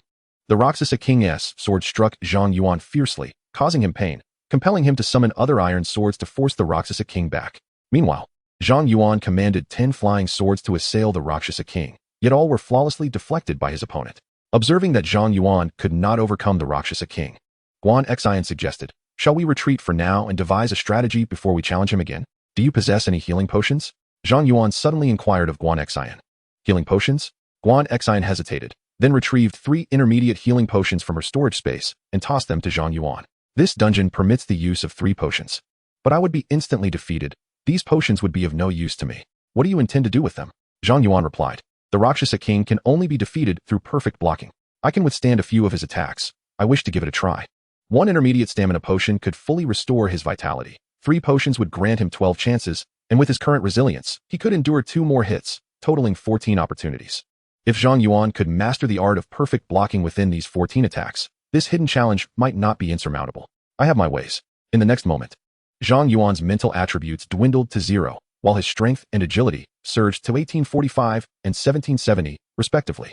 The flying swords clattered to the ground as he lost control over them, yet he felt a significant enhancement in his power and speed. Gripping the Qishao sword, he focused intently on the Rakshasa King, murmuring, "Now I have transformed into a warrior. Come forth." The Rakshasa King seemed to sense Zhang Yuan's combat spirit, elegantly twirling his sword and adopting an offensive stance against him. Perhaps it was an illusion, but Zhang Yuan felt a sudden smile emanating from beneath the demon mask of the Rakshasa King. Skill, Sword 1 Flash. The Rakshasa King unleashed his skill once more, transforming into a streak of red light rushing toward Zhang Yuan. I can see it. With his augmented strength and speed, Zhang Yuan barely managed to perceive the Rakshasa King's movements and attempted a perfect block. Failure. The Rakshasa King's sword struck Zhang Yuan, reducing his vitality to 1/3, after which the Rakshasa King gracefully retreated to create distance. Just as I suspected, Zhang Yuan realized that the Rakshasa King's retreat after a single strike only reinforced his belief. This hidden challenge was a trial, and the essence of the trial was perfect blocking. Moments later, the Rakshasa King activated his skill again, and Zhang Yuan attempted perfect blocking once more. Still a failure, his vitality dwindled. Zhang Yuan promptly consumed one of the intermediate healing potions, restoring his vitality to full. Again, the Rakshasa King launched another skill, and Zhang Yuan once more aimed for perfect blocking. Sword 1 Flash, failure. Sword 1 Flash, failure.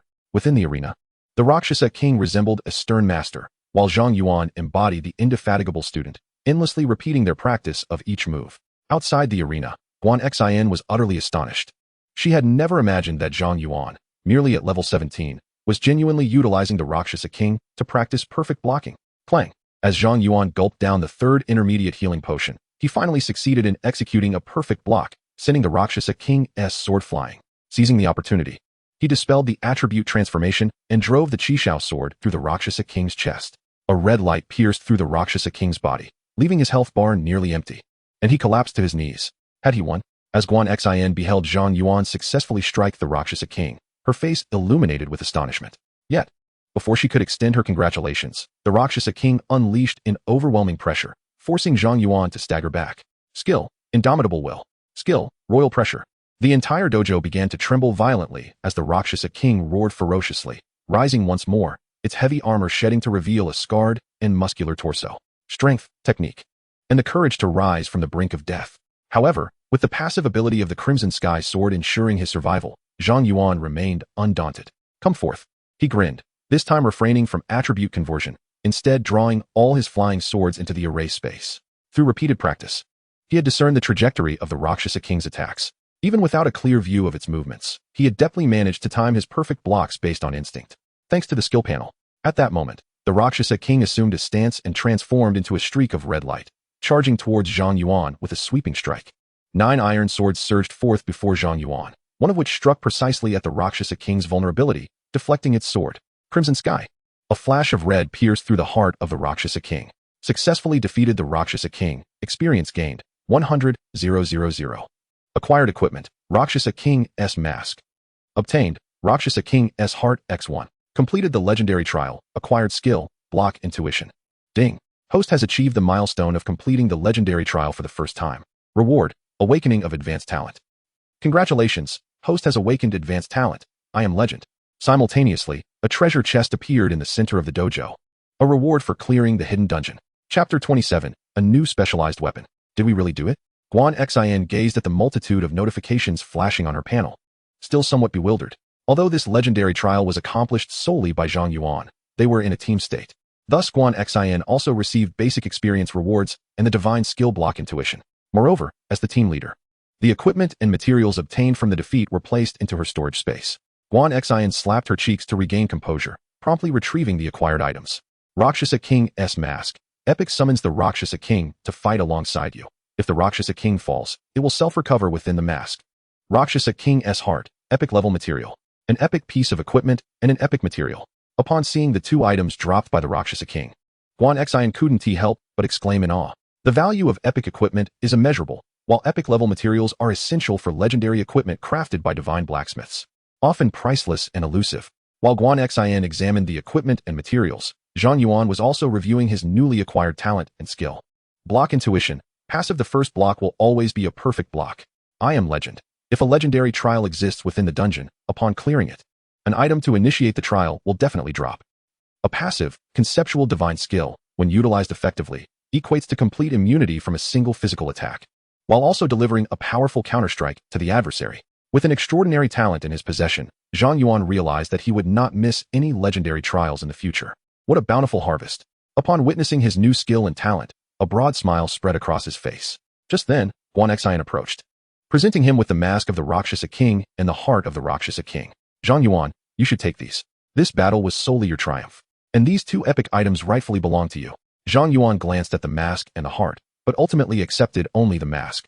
I have stated that since we agreed to share equally, everything should be divided accordingly, rather than distributed based on contributions. Guan Xian was taken aback. Do you have any idea how much an epic item is worth? The heart of the Rakshasa King is worth at least several million. Zhang Yuan firmly shook his head. Even 100 million should belong to you. This is a matter of principle, independent of monetary value. Besides, without the hidden key you provided, along with the information on perfect blocking and the 3 healing potions, I would not have been able to defeat the Rakshasa King. You truly underestimate yourself. Guan Xian's gaze towards Zhang Yuan underwent a complete transformation. Previously, when Zhang Yuan insisted on sharing the golden equipment equally, she thought it was merely a matter of principle, not swayed by the worth of the golden items. Now, however, witnessing his insistence on equally sharing even the epic items, she reevaluated her perception of him. It is worth noting that even among the closest friends or couples, disputes often arise over an epic piece of equipment. I must admit, though somewhat rigid, you are quite dependable. Thank you for the compliment, Zhang Yuan replied, stowing away the mask of the Rakshasa King and making his way towards the treasure chest in the center of the arena. The previous reward was for their victory, while this chest contained the reward for completing the Rakshasa River dungeon. The gear and materials obtained from the defeat were directly distributed to the team leader, who would then allocate them, but the chest reward for a first-time dungeon completion was unique to each individual. Since Guan Xian had already completed the Rakshasa River dungeon, this chest was solely Zhang Yuan's. As he opened the chest, he received 1 divine stone, 5 beginner skill scrolls. With these rewards in hand, the treasure chest in the arena vanished, and the exit portal of the dungeon appeared, allowing both of them to be teleported out. Outside the dungeon, Guan Xian inhaled the moist, fresh air with satisfaction and promptly transferred 3 million to Zhang Yuan's trading account, exclaiming, "This was indeed a delightful collaboration. Let us add each other as friends on our communicators. We should collaborate again in the future. Perhaps another time," Zhang Yuan replied. "Hey, you just received the money and you're leaving? Is this how you treat women?" Guan Xian, annoyed at Zhang Yuan's abrupt departure without so much as a word, contemplated pursuing him for an explanation, but ultimately paused, watching him leave instead. "You must surely be aiming for Kyoto University, right? Haha, you can't escape my grasp." With a light chuckle, she twirled her dagger, whistled, and departed in another direction. On one hand, he had just reached level 18, and only 3 days had passed since his job change. Even if he were to slack off, he could easily reach level 19 within a month. Leveling up was no longer his most pressing concern. On the other hand, he had been out for several days. Although rapid upgrades alleviated any sense of fatigue, the consecutive days of battle had left him unbathed, and he was beginning to emit an unpleasant odor. With both his grandmother and aunt absent from home, Zhang Yuan took the opportunity to freshen up, donning a crisp and clean outfit before settling onto the sofa in the living room. He retrieved the fate compass along with 15 skill scrolls. To his surprise, he had swiftly acquired another divine stone. At this rate, he might attain a fully upgraded specialized weapon before the college entrance examination. Zhang Yuan mused to himself, yet he did not rush to draw cards. Instead, he opted to utilize the basic skill scrolls first. As he unleashed the 15 skill scrolls, he received the following notifications. Acquired a duplicate skill, skill proficiency increased. Poison resistance, level 10 gain 100 poison resistance. Zhang Yuan observed his 15 basic skill scrolls had fully maxed out his poison resistance, causing a slight twitch at the corner of his mouth as he pondered just how fearful he was of toxins. Nevertheless, awakening a skill through repetition could be considered a stroke of fortune in a certain sense. With a resigned smile, he picked up the fate compass once more and retrieved the newly acquired divine stone. Although Zhang Yuan had drawn cards numerous times before, this marked the first occasion he was using his fate compass to do so, and he felt an inexplicable surge of excitement. A refined 4th-tier Qishao could be deemed a divine artifact, couldn't it? He murmured, placing the divine stone into the fate compass. The compass began to spin, its array illuminating with brilliance as countless cards swirled within the formation, ultimately ejecting a singular red card. "Come forth, my Qi Xiao," Zhang Yuan exclaimed dramatically, and in response, a deep blue sword soared forth from the card. A rush of moisture enveloped the surroundings, and he seemed to hear the sound of crashing waves. Divine Sword Zhanlu. Divine Sword Zhanlu. Exclusive Tier 1 attack power 1000, damage 100, automatically protects its master, holder immune to water attribute attacks, no equipment level restrictions. Note, one of the top 10 swords, protecting its master and purging the world. Zhang Yuan found himself momentarily stunned upon witnessing the new specialized weapon. It turned out that one could possess more than one specialized weapon. Chapter 28. Chief of the Military Department, Wan Chang'an. As Zhang Yuan examined his newly drawn specialized weapon, which bore the same note regarding the top 10 swords, a chilling suspicion began to dawn upon him. Could it be that his specialized weapons numbered 10? Other professions possessed only a single specialized weapon. He had never heard of anyone owning multiple. Yet here he was, potentially able to wield 10. If, in the later stages, all 10 of his specialized weapons were fully refined, would that not mean he could simultaneously possess 10 divine artifacts? The mere thought of this possibility caused his breath to quicken. If they were indeed divine artifacts, each would wield cataclysmic power, even among those who had ascended to godhood. Possessing divine artifacts was exceedingly rare. This hidden profession, combined with absolute luck, held immense potential. Knock, knock, knock. At that moment, someone rapped on the door. Zhang Yuan hurriedly stored Zhanlu within the sword array space and approached the door, where he was greeted by the cheerful visage of Xia Chuyang. "I remember you. You were the captain of the guard back then." Zhang Yuan immediately recognized Xia Chuyang and promptly replied, "I apologize, but I have already decided to apply to Kyoto University." "The Qianlong Special Forces? That is a clandestine elite unit within our nation. Only the CRME de la CRME can gain entry into the Qianlong Special Forces." Zhang Yuan inquired, "What advantages do I gain by joining the Qianlong Special Forces?" Xia Chuyang responded, "Once you join, the military will be your strongest backing. Throughout the vast expanse of the Daxia, no one will dare to bully you. Moreover, various military resources will be at your disposal. You will not only enjoy the resources of Kyoto University, but also exclusive military assets, equipment, and a plethora of intelligence. You would be the first to simultaneously benefit from both university and military resources." Zhang Yuan asked, "What will be required of me?" "There is no such thing as a free lunch. Since the military provides corresponding benefits, you must also shoulder the associated responsibilities. After all, the Daxia Defense Forces are not a private entity. Their duty is to protect the nation." Xia Chuyang continued, "To be candid, once you join the Qianlong Special Forces, you will be tasked with military operations. However, as a novice, the military will primarily focus on your training at first, with most tasks being training missions that won't interfere with your status as a student at Kyoto University. Even later on, as a special operations soldier, you will not be assigned ordinary tasks. You will become a sharp blade of the empire. If your grandmother were here, she would surely wish for you to serve the country." Upon reflecting on this, Zhang Yuan nodded slightly. "All right, I agree to join the Qianlong Special Forces." "Good lad. I knew you would agree," Xia Chuyang exclaimed with excitement, giving Zhang Yuan a hearty pat on the shoulder. "By the way, joining the Qianlong Special Forces requires not only a recommendation from the command, but also passing the Qianlong trials. These days, focus on leveling up. Once you reach level 15, I'll take you to participate in the trials. With your strength, you will undoubtedly succeed, and thereafter, you will officially join the Qianlong Special Forces with the rank of Major."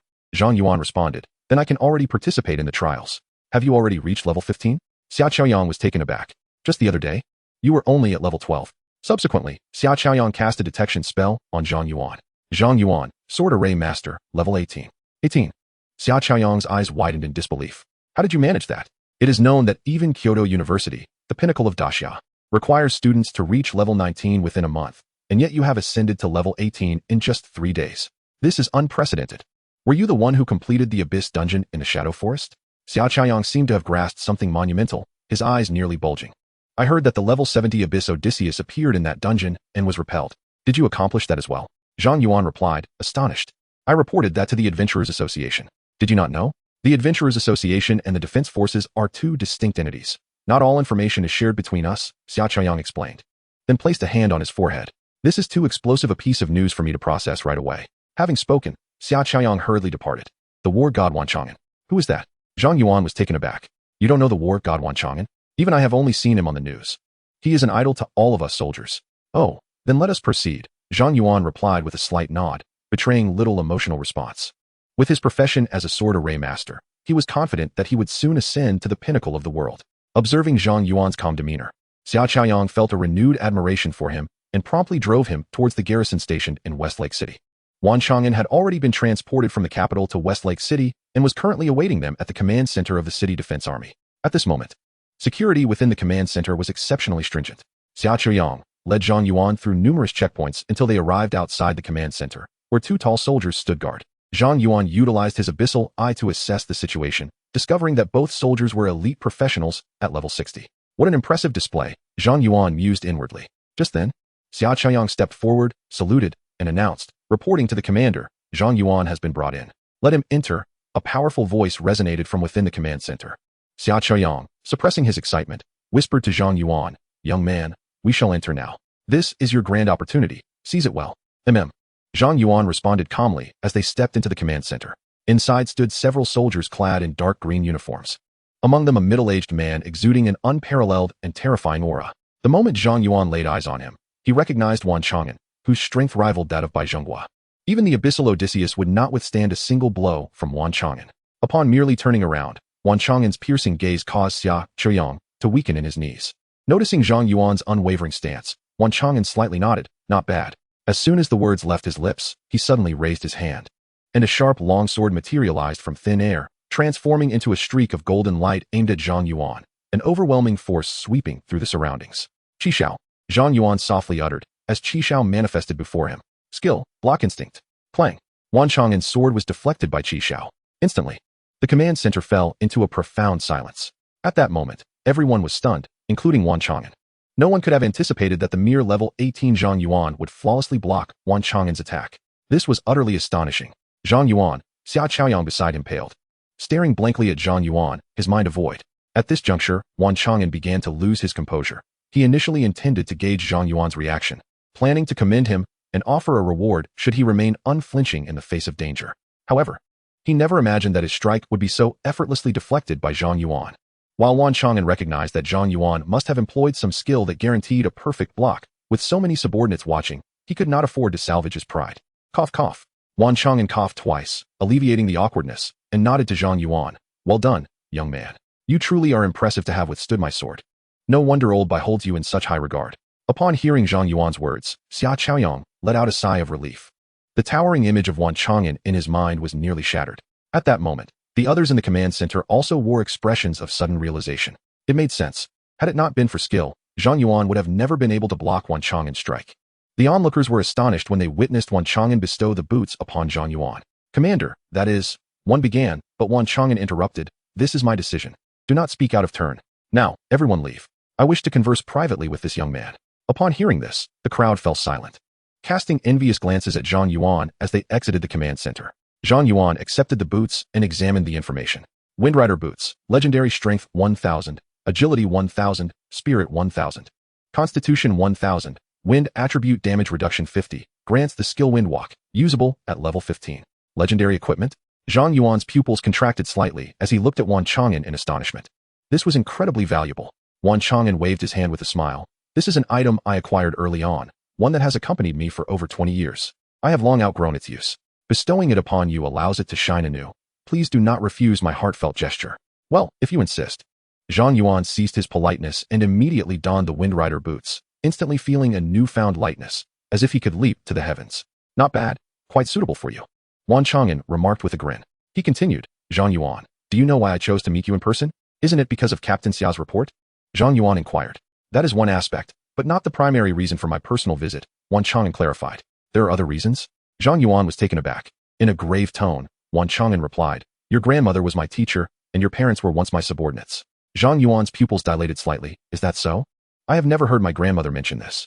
Wan Chang'an explained. After her retirement, she ceased discussing military affairs, and since your parents went missing, she has been unwilling to even see me. Not only you, but most in the military are unaware that I once had a teacher. However, that is not the matter I wish to discuss today. What I intend to speak of is regarding your parents. My parents.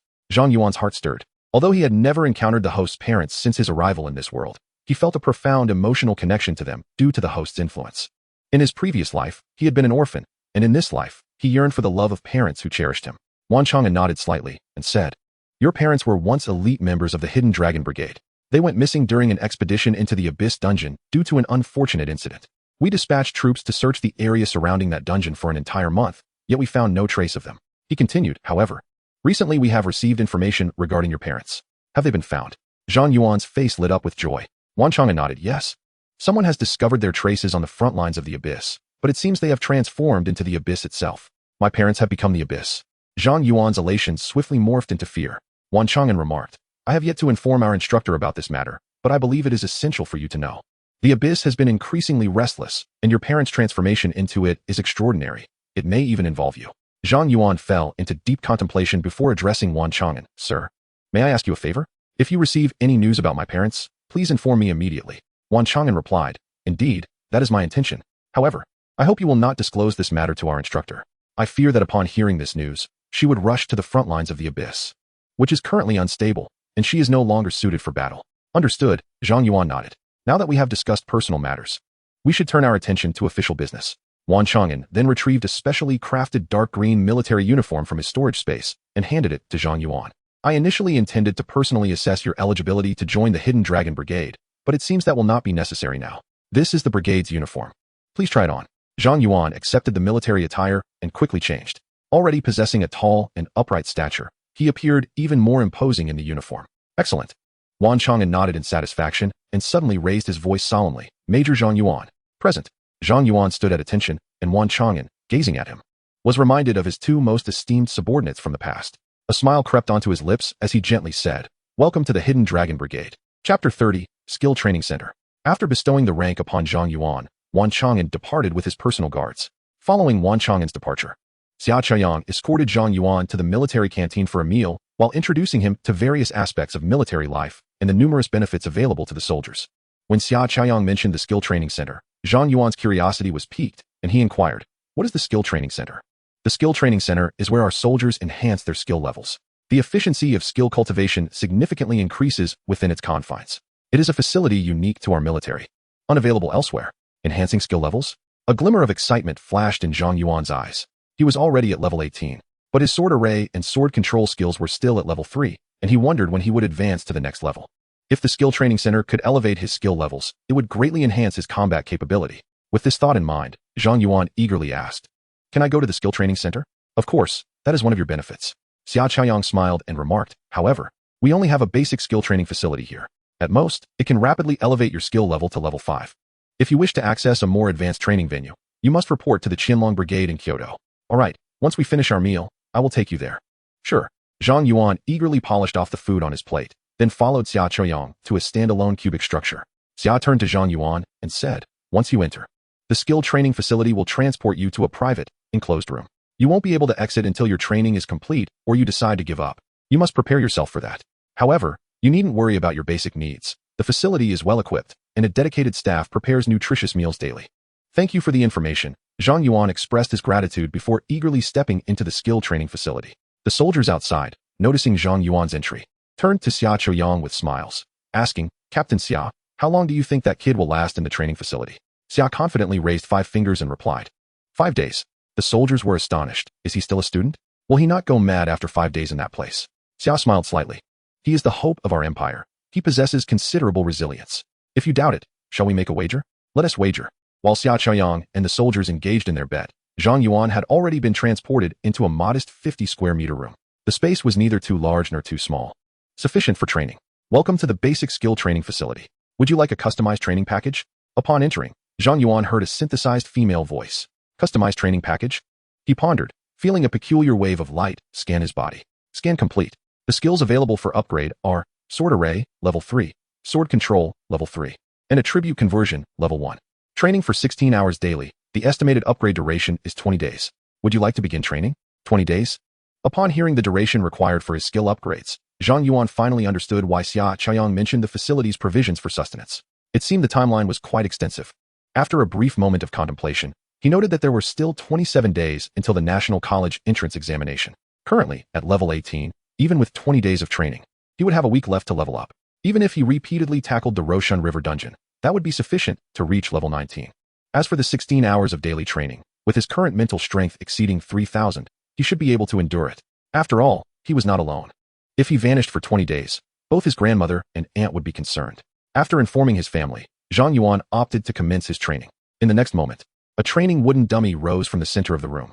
Training commenced with the first task, utilizing the sword array skill. followed by attacking the wooden dummy with the sword control skill, to be repeated 100 times. As the voice outlined the training regimen, Zhang Yuan activated the sword array, summoning 10 iron swords from within the array to strike at the wooden dummy in the room. Uncertain if it was merely an illusion, Zhang Yuan felt a remarkable ease in wielding his sword mastery within the confines of this room, far surpassing his experiences outdoors. Soon, he completed 100 training sessions, and upon attempting to manipulate the iron sword once more, he discovered a newfound fluidity in his movements. It appeared that training indoors was indeed more efficient than in the wilderness. Relishing in the sweetness of progress, Zhang Yuan was invigorated and commenced rigorous practice of his skills. The intensity of the training facility exceeded Zhang Yuan's expectations. By the end of his first day, he felt utterly exhausted, lacking even the energy to wash up before collapsing into slumber.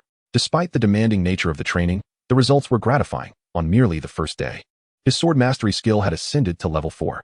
At dawn the following day, while still enveloped in a delightful dream, Zhang Yuan was abruptly awakened by a splash of cold water. In shock, he beheld a mechanical arm extending from the ceiling, clutching a basin. The second day's training commenced, requiring him to strike a wooden dummy with his sword mastery skill 1,000 times. Listening to the emotionless voice, he gazed at the wooden figure in the center of the room and muttered, "Is this a skill training facility or a prison?" The voice echoed once more, "Please commence your training within 10 seconds, or it will be deemed a forfeiture, and this skill training facility will close its doors to you. Who would dare to forfeit? I am determined to maximize my skills here." Zhang Yuan's competitive spirit ignited, prompting him to summon his flying sword and engage in intense, repetitive training. Over the course of 20 days, Zhang Yuan lived, ate, and slept within this training facility. He would eat when hungry, rest when weary, and resume training upon awakening, mechanically repeating skill exercises to enhance his proficiency. As Zhang Yuan's skill level continued to rise, he gradually comprehended that no achievement comes without effort. Even with formidable professions and skills, the path to becoming stronger lay solely in relentless practice.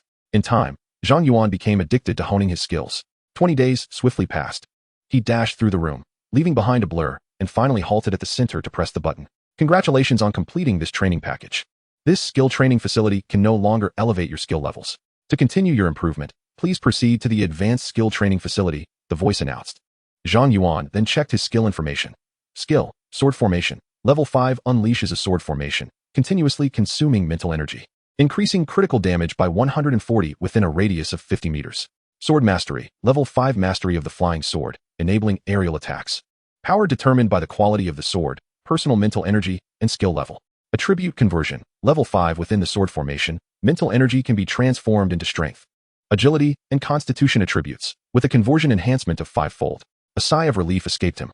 Zhang Yuan beamed with satisfaction, having elevated all 3 of his skills to level 5. In a mere 3 days, he had achieved level 5 in both sword formation and sword mastery, dedicating the remainder of his time to practicing attribute conversion. Mastering this skill necessitated intense physical training, akin to an enhanced triathlon within the confines of the training facility. Before entering the skill training hall, Zhang Yuan had yet to develop any abdominal muscles, but upon his exit, he proudly flaunted a well-defined six-pack. The intensity of the training can only be imagined. As Zhang Yuan departed from the training center, he was met by a throng of soldiers, all regarding him with admiration. Taken aback by this spectacle, Zhang Yuan turned to the equally expectant Xia Qiuyang and inquired, "What is the meaning of this? Why is everyone here?" At that moment, Xia Qiuyang couldn't help but give Zhang Yuan a thumbs up, exclaiming, "You're truly impressive. To endure 20 days in the training hall is no small feat." Zhang Yuan, bewildered, responded, "What is the big deal about staying for 20 days? Isn't that part of the system's customized training program?" Xia Qiuyang looked at Zhang Yuan as if he were an oddity and said, "Do you realize that prior to your achievement, the longest training record at this hall was merely 7 days? You've accomplished something remarkable." Zhang Yuan, huh? Chapter 31, Secret Realm Dungeon. Upon hearing Xia Qiuyang's words, Zhang Yuan finally grasped that he seemed to have done something extraordinary. However, having already persevered through it, further discussion felt rather futile. With only a week remaining until the college entrance examination, he needed to reach level 19 before the test. Otherwise, he would not even qualify to apply to Kyoto University. Zhang Yuan once again approached the entrance of the Luocha River Dungeon, only to find Li Xuer waiting there. He promptly approached her, greeting, "Xuer, are you here to tackle the Luocha River Dungeon as well?" "You blockhead, I've finally caught up with you," exclaimed Li Xuer, her frustration evident. "Where have you been all this time?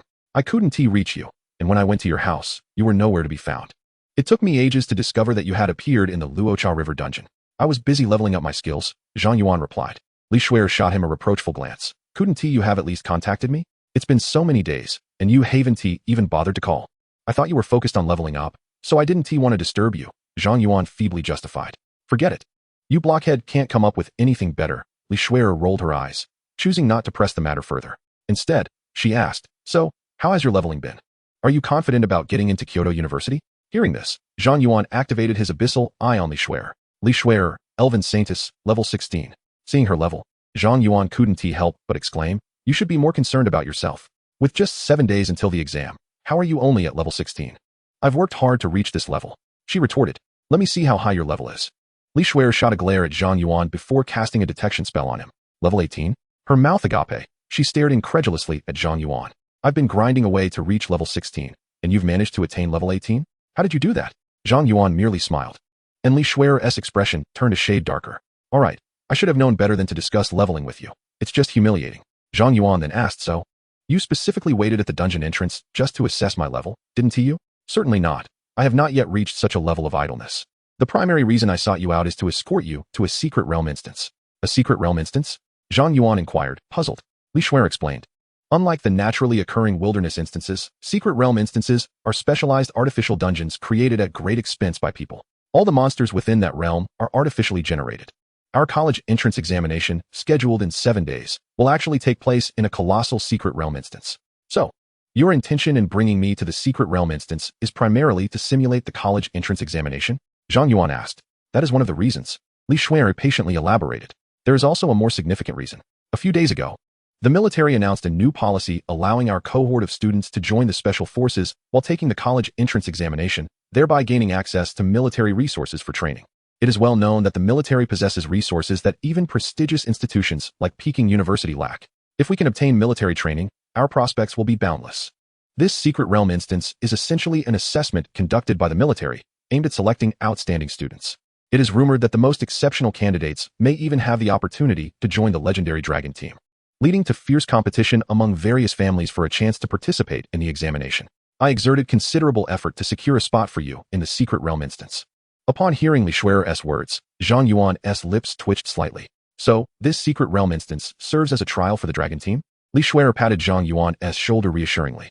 Do not feel overly pressured. While entry into the dragon team is indeed challenging, I firmly believe you can succeed.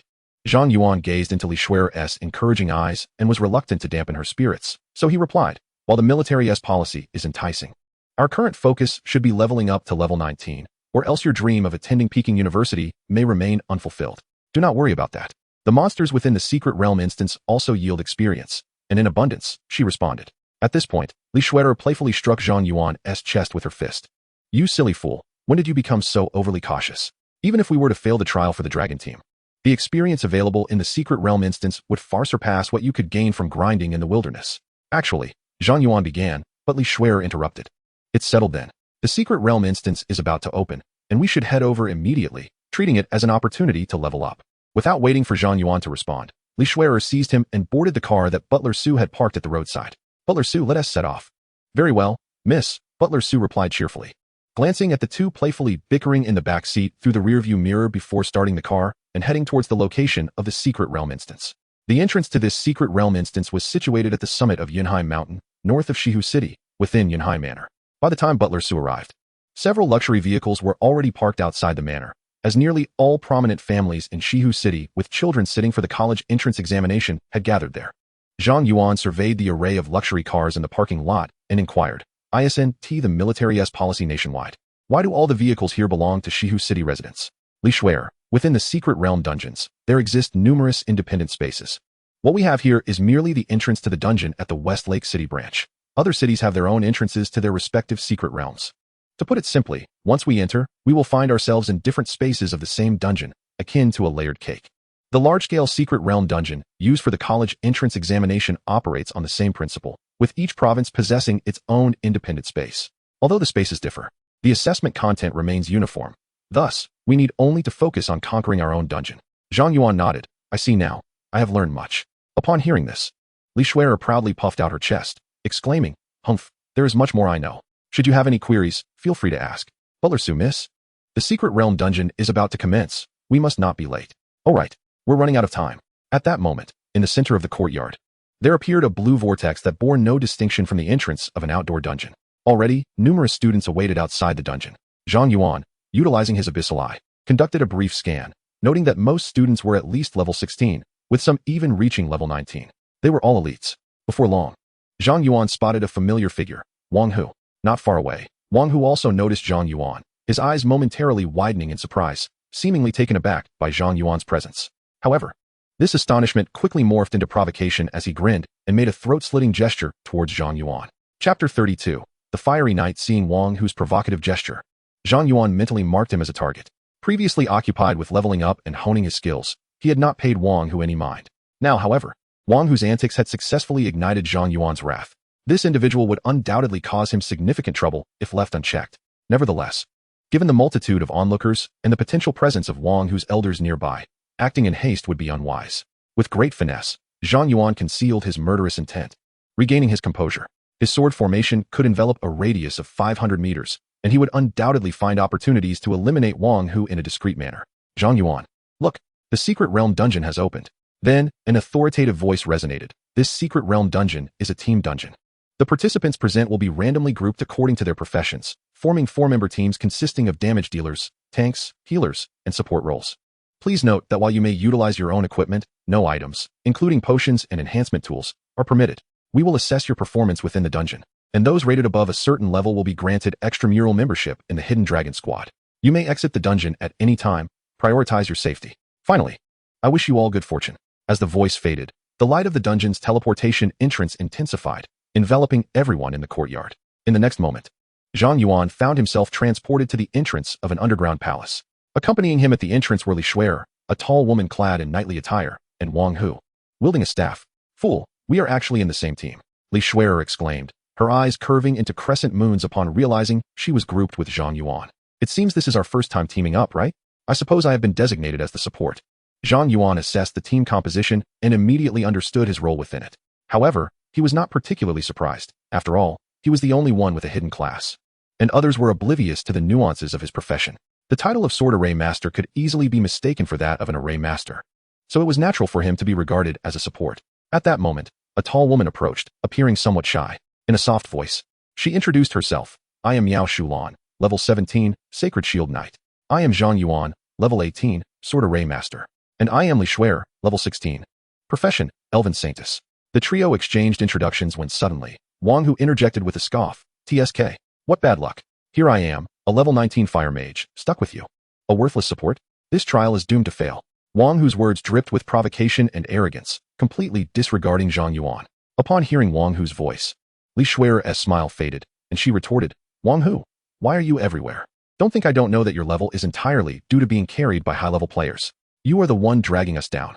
Wang Hu merely laughed derisively. A family background is a form of strength. Besides, haven't you heard the rules? A team can only have one damage dealer. And without me, you won't be able to defeat a single monster. Why not let that worthless support, Zhang Yuan, try to kill one? He probably couldn't even break through their defenses. Li Shuer shot back angrily. You're talking nonsense. Seeing the escalating tension, Miao Shulan quickly stepped in to mediate. Everyone, let us not quarrel. This dungeon requires teamwork to clear. Both damage dealers and supports are indispensable. I suggest we set aside our grievances and cooperate. Turning to Wang Hu, she added soothingly, Mage, please calm down. We need your damage output for this dungeon. You are magnanimous. Why not lead us through? Huh? You want me to carry that worthless support? Not a chance. Wang Hu sneered, disregarding Miao Shulan's request. He then addressed Zhang Yuan. You can either withdraw from the dungeon now, and I'll take Shuer through it, or we can all fail together. Miao Shulan felt a flicker of anger at Wang Hu's obstinacy, but she quickly suppressed it. She had journeyed alone from a remote county, traversing a mountain teeming with level 30 monsters, just to reach Shihu City and showcase her skills in this dungeon. Yet, she had not anticipated encountering such a loathsome individual before the trial even began. She held Wang Hu, with his insatiable greed, in contempt. But he was the only damage dealer in their team. If he chose to slack off, their chances of clearing the dungeon would be virtually non-existent, leading to the elimination of everyone involved. Upon reflecting on the situation, Miao Shulan could only suppress the simmering anger within her and addressed Wang Hu with an unusually gentle tone. Young man, even if you are a distinguished mage, I have heard that the monsters in this secret realm are exceedingly formidable. Without support for crowd control, it will be exceedingly difficult for us to progress. However, Wang Hu remained impervious to her concerns. Let me be frank, my level is sufficient to gain admission to Kyoto University. I have no interest in this trial. Were it not for my father's insistence, I would not be here at all. So, I will state it plainly. Either Zhang Yuan leaves voluntarily, or I will simply exit the dungeon, and all of you will be eliminated. I am a level 19 fire mage with rare skills and ample damage output. As long as we have a healer and a tank, we could breeze through this secret realm. Zhang Yuan interjected. If that is the case, then you should make your exit. You want me to leave? Wang Hu exclaimed, astonished as he looked at Zhang Yuan. Do you not understand the situation? I am an indispensable source of damage for this team, while you, as a support, are merely superfluous. Li Shuer immediately sided with Zhang Yuan, saying to Wang Hu, I also suggest you leave immediately. The team might advance even more swiftly without you. Ah, now I see. Wang Hu sneered at Li Shuer's words, and then turned his gaze back to Miao Shulan. Miao Shulan, if you stand with me, I can lead you to victory. As a level 19 mage, if you can hold the front line, I can eliminate all the monsters. Hearing Wang Hu's boastful claim, Miao Shulan's lips twitched as she fell silent. Eventually, she could no longer contain herself and delivered a powerful punch that sent Wang Hu sprawling. You are truly a foolish level 19. I have had enough of you. If you wish to grind through this dungeon, do so. If not, leave. Stop whining like a spoiled child. Both Zhang Yuan and Li Shuer were taken aback by Miao Shulan's sudden outburst. The contrast in her demeanor was striking. You dare to strike me? Wang Hu gasped, astonished as he looked at Miao Shulan. Do you know who my father is? I do not care who your father is. You are nothing but a useless fool. Miao Shulan retorted angrily, drawing her knight's great sword. I despise those who rely on their family's influence to act recklessly. If you do not leave, I shall end you. Seeing Miao Shulan brandish her weapon, Wang Hu recoiled in fear, hastily retreating. Zhang Yuan, Miao Shulan, just wait. I will make you pay for this once I am out of here. Having made his threats, Wang Hu promptly disbanded the team and exited the secret realm. Bah! Encountering such a cowardly and foolish individual is truly a stroke of bad luck. Miao Shulan spat, then glanced sympathetically at Zhang Yuan and Li Shuer. You two are quite unfortunate to have attracted the attention of such a scoundrel. If it were me, I would not be able to endure even a single day. Li Shuer nodded in agreement. Exactly. If my father hadn't intervened, I would have sought someone to teach that scoundrel a lesson long ago. Miao Shulan sighed. Alas, my instructor specifically warned me to manage my temper and avoid trouble before I left. Yet here I am, having failed miserably right from the start. Upon hearing Miao Shulan's lament, Zhang Yuan shook his head with a smile. We have wasted too much time on that fool. Let us move on. Miao Shulan paused, asking, where to? Li Shuer chuckled. Of course, we are going to conquer the dungeon. Just the three of us? Miao Shulan's face revealed hesitation, without sufficient damage output. We might not succeed. I will provide the damage, Zhang Yuan stated confidently, striding directly into the passage of the underground palace, with Li Shuer following suit without a hint of hesitation. Observing the two enter, Miao Shulan thought to herself that since they had already arrived, they might as well give it a try. After all, with her presence, everyone would be safe. Wait for me. Let me lead the way. Miao Shulan hurried after them.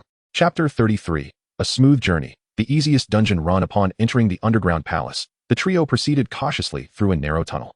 Miao Shulan, brandishing her large shield, led the way, addressing Zhang Yuan and Li Shuer. I have heard that the monsters in this dungeon are all level 20 and possess high attack power. So you two should stay behind me for safety. Li Shuer, wielding her elven staff, replied with a smile. Sister Miao, rest assured. I will heal you diligently and ensure you don't drop below half health. Then I shall rely on you. Miao Shulan nodded, then turned to Zhang Yuan. If we encounter any monsters, you should provide me with buffs.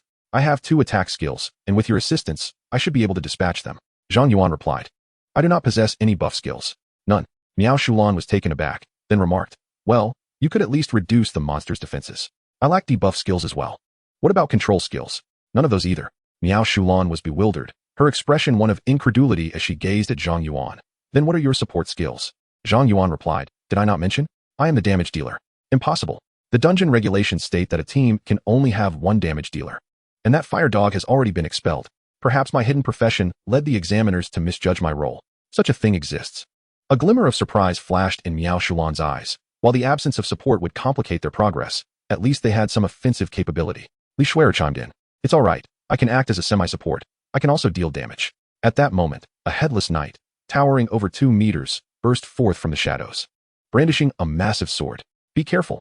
Miao Shulan's eyes gleamed with determination as she immediately taunted the monster. Boom. The monster's sword struck Miao Shulan's shield. Yet she stood her ground without budging. Realizing the situation, Li Shuer prepared to heal Miao Shulan, but Miao Shulan quickly interjected. No need for healing now. Conserve your energy. Zhang Yuan activated Abyssal Eye on the creature. Headless Knight, Elite. Level, 20. Strength, 1,800. Agility, 1,200. Mentality, 800. Constitution, 1,000. Skills, Charge, Heavy Slash. A level 20 elite monster with 1,800 strength, and yet Miao Shulan, at level 16, could withstand such a foe without injury, demonstrating the impressive nature of her defense. With a thought, Zhang Yuan summoned an iron sword from the sword array space, launching it towards the Headless Knight. 38963. a terrifying damage number erupted, and the Headless Knight fell lifelessly to the ground. Successfully defeated the Headless Knight. Experience gained, 2,000. Acquired armor fragment, 1. Miao Shulan was still adjusting her state when she suddenly noticed a kill notification, causing her to jump in surprise. What had just transpired?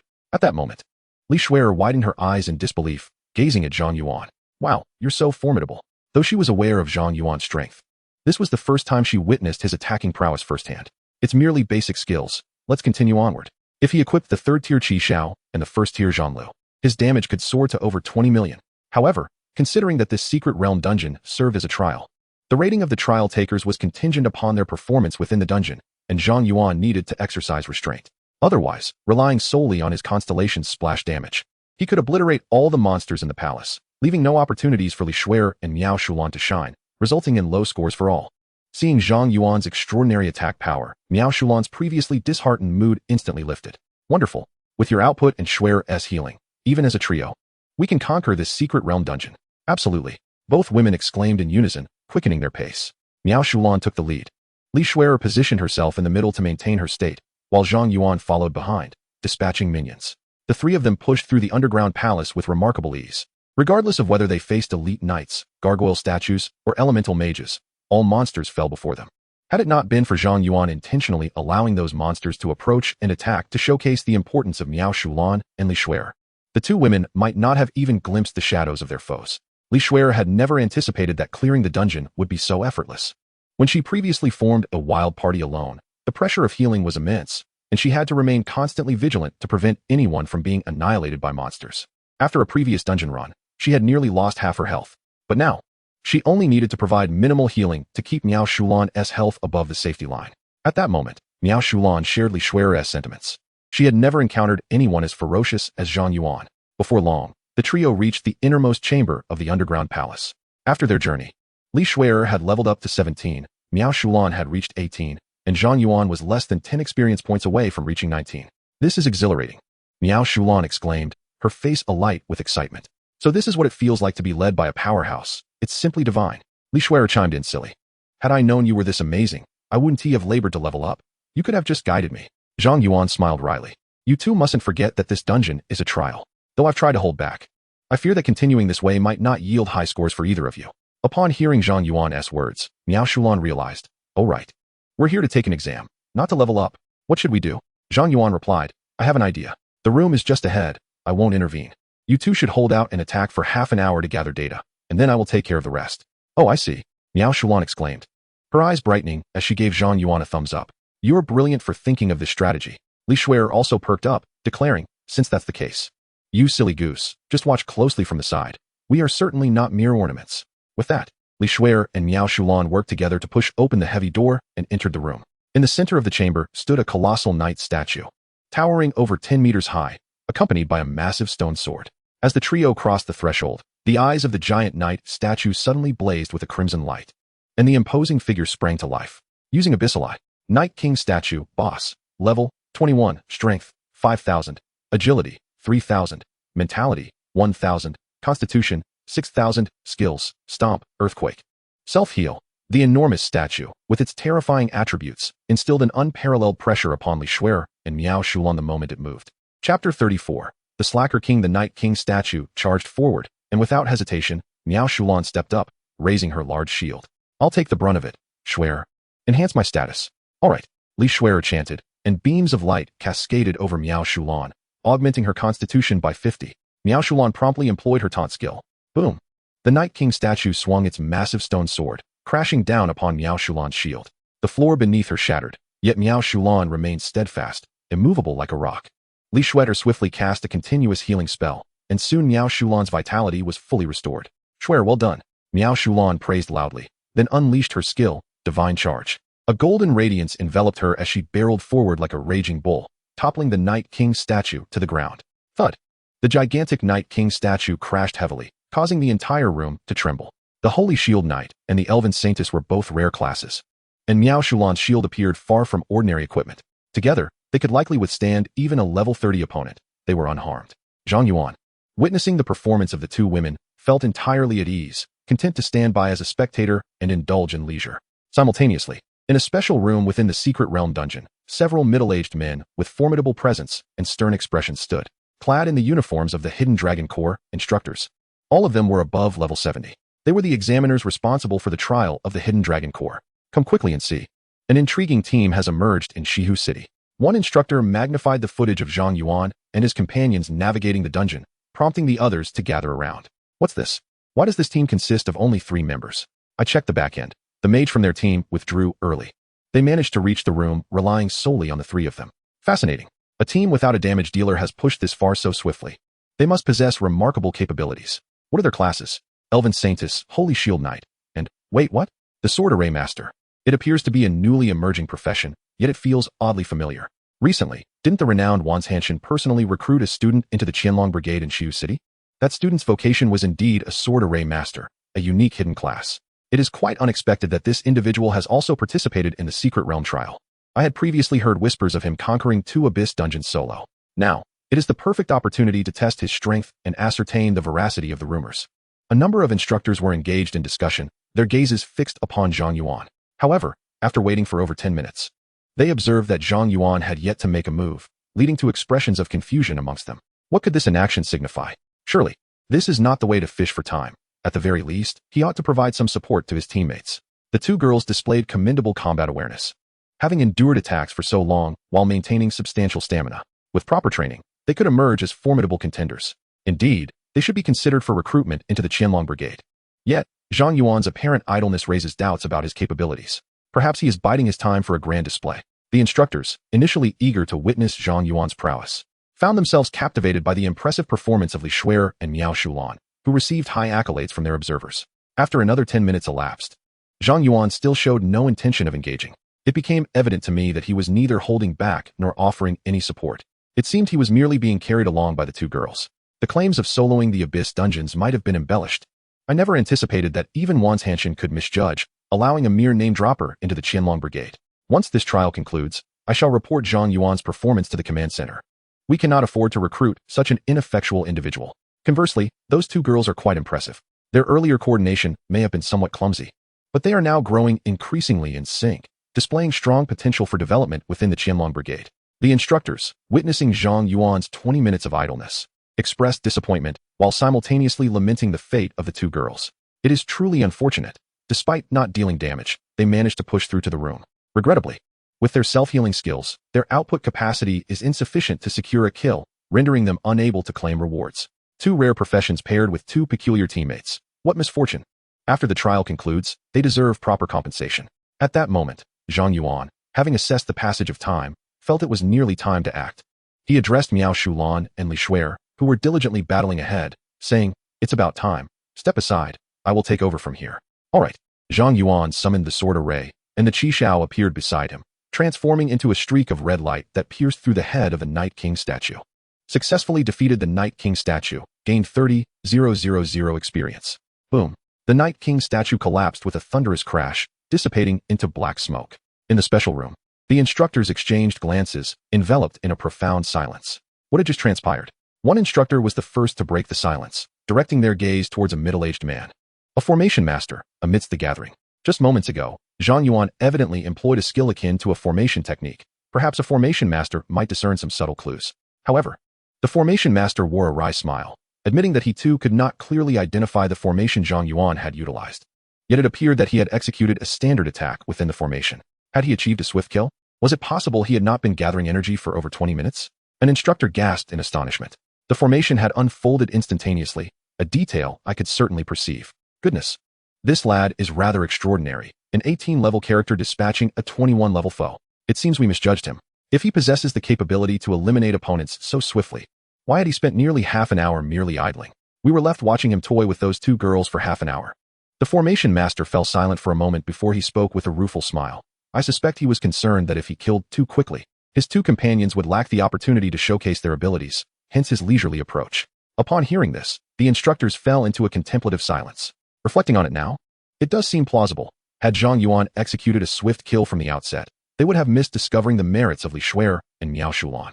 At that moment, Wan Chang'an entered the room, prompting all the instructors to immediately salute him. "Greetings, Chief." Wan Chang'an responded with a smile. "I heard that Zhang Yuan has also come to participate in the trials. I wanted to see how things were progressing. The instructors recounted the recent events. He intentionally allowed his teammates time to shine before delivering a swift kill. Wan Chang'an mused, directing his gaze toward the 3 individuals on the screen who were distributing their spoils. After a moment of contemplation, he stated, adjust the dungeon parameters and refresh it to level 30. Level 30? The instructor's expressions changed dramatically. One instructor voiced concern.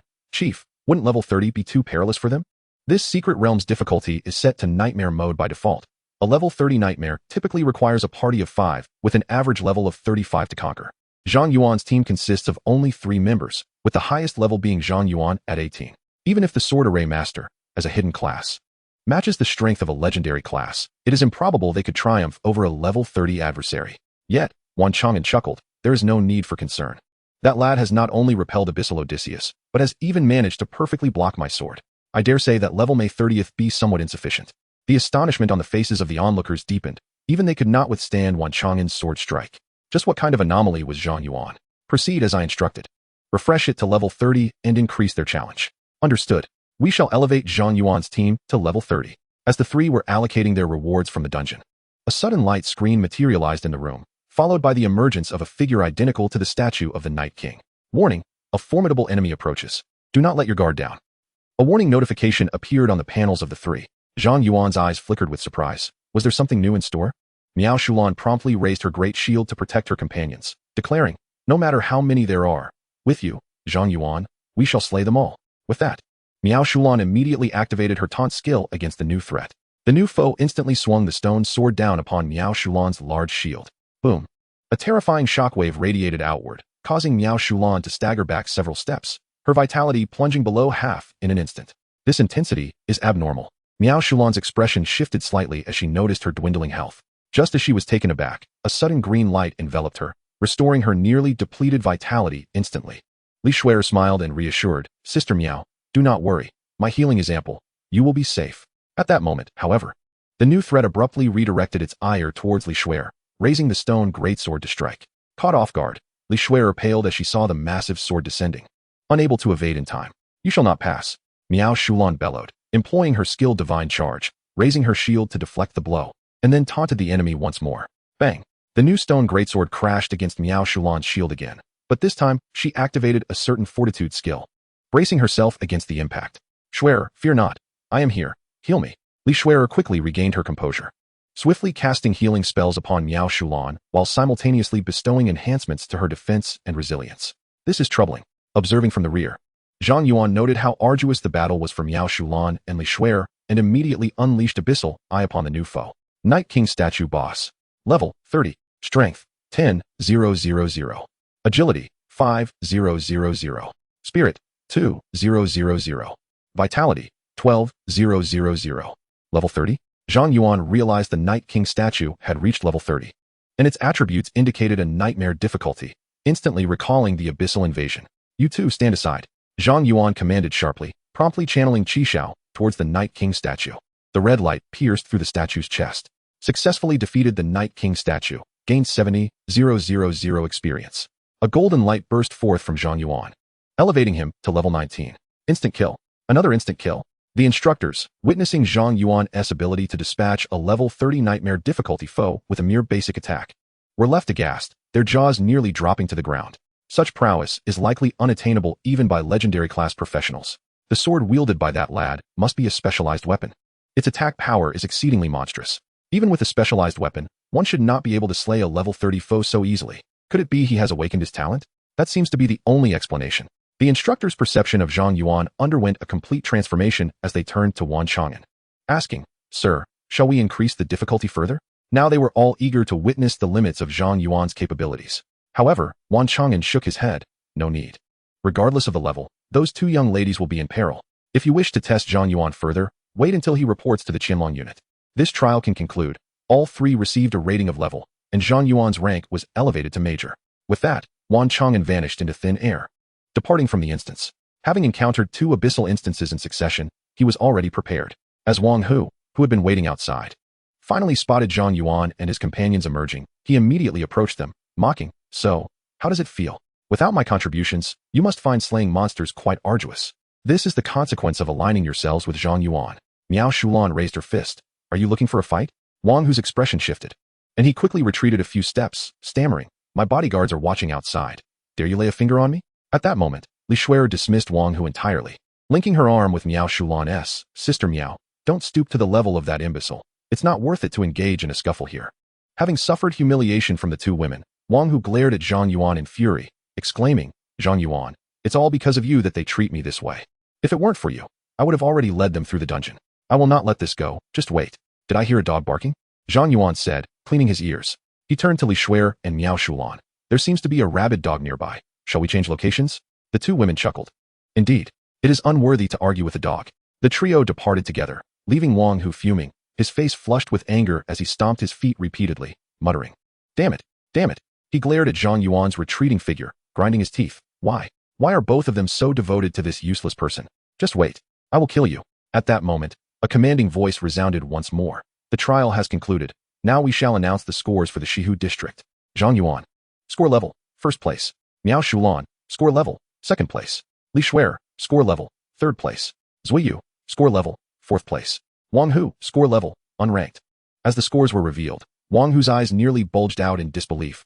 This is impossible. On what basis do they have ranks? There must be an error. They must have cheated. I demand a thorough investigation. Wang Hu shouted in the courtyard, but the other trial participants regarded him as if he were a fool. This secret realm trial was organized by the military, closely monitored by instructors above level 70 throughout the entire process. Who would dare to cheat? Moreover, Wang Hu's outburst was tantamount to slapping the military in the face. If the military were to take action, not only Wang Hu but even the Wang family behind him would suffer dire consequences. At this moment, a bystander sneered, "I remember now. This fool named Wang Hu was in a team with the top 3, right? He withdrew from the dungeon early, and now he can't even cling to their coattails. It's laughable. What? Such a thing happened? Why did he withdraw? I came out early and heard him boast, thinking he was special due to being a fire mage, disparaging the support roles as useless, refusing to carry them through. In the end, he is the real clown. They managed to achieve ranks without any damage output. Ha! So there rests that. What a jester. If it were me, I would have definitely clung to their coattails. Even if I couldn't secure a rank, I would still earn rewards." The trial participants who could enter this place were either elite individuals with rare professions, or, like Wang Hu, possessed significant family backgrounds. None feared Wang Hu. As they were all youthful, brimming with vigor, they openly mocked Wang Hu without reservation upon witnessing such a spectacle. In an instant, Wang Hu found himself the target of countless mocking gazes. Damn it! Wang Hu wished he could sink into the ground, but ultimately, he could only glare at Zhang Yuan with resentment before making a hasty retreat from the manor, eliciting another round of laughter. Chapter 36, Tiered Rewards. Zhang Yuan noted Wang Hu's parting glare, his eyes narrowing as a growing intent to kill brewed within him. If Wang Hu were allowed to live, assassins would surely come. And even his grandmother and aunt could be in peril. With this thought in mind, Zhang Yuan said to Li Shuer, "I need to use the restroom. Make it quick. The results will be announced shortly, and rewards will be distributed immediately." Without delay, Zhang Yuan dashed towards the restroom. Finding it empty, he retrieved the Azura King's mask. "I hope you prove useful." Upon donning the mask, it glowed red, and the Azura King emerged, immediately kneeling before Zhang Yuan. Unlike the Azura King from the dungeon, this summoned form bore a human-like stature, making it challenging to discern whether it was human or a mere summoning without the use of detection spells. Zhang Yuan took a moment to inspect the Azura King's attributes. Azura King, summon.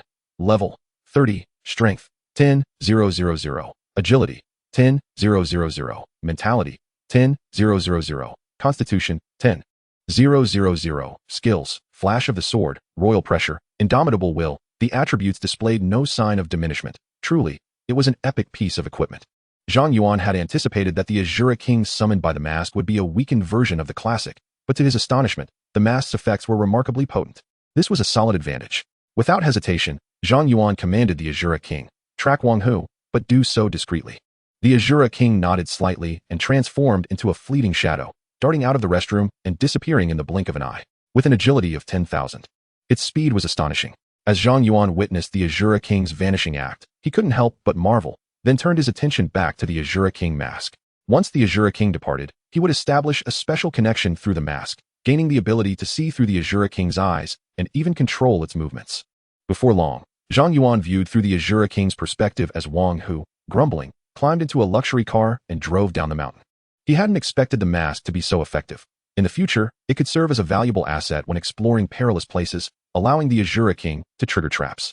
Meanwhile, a level 70 instructor stood at the entrance of the secret realm dungeon, while those trial participants who had not achieved the required scores had already departed.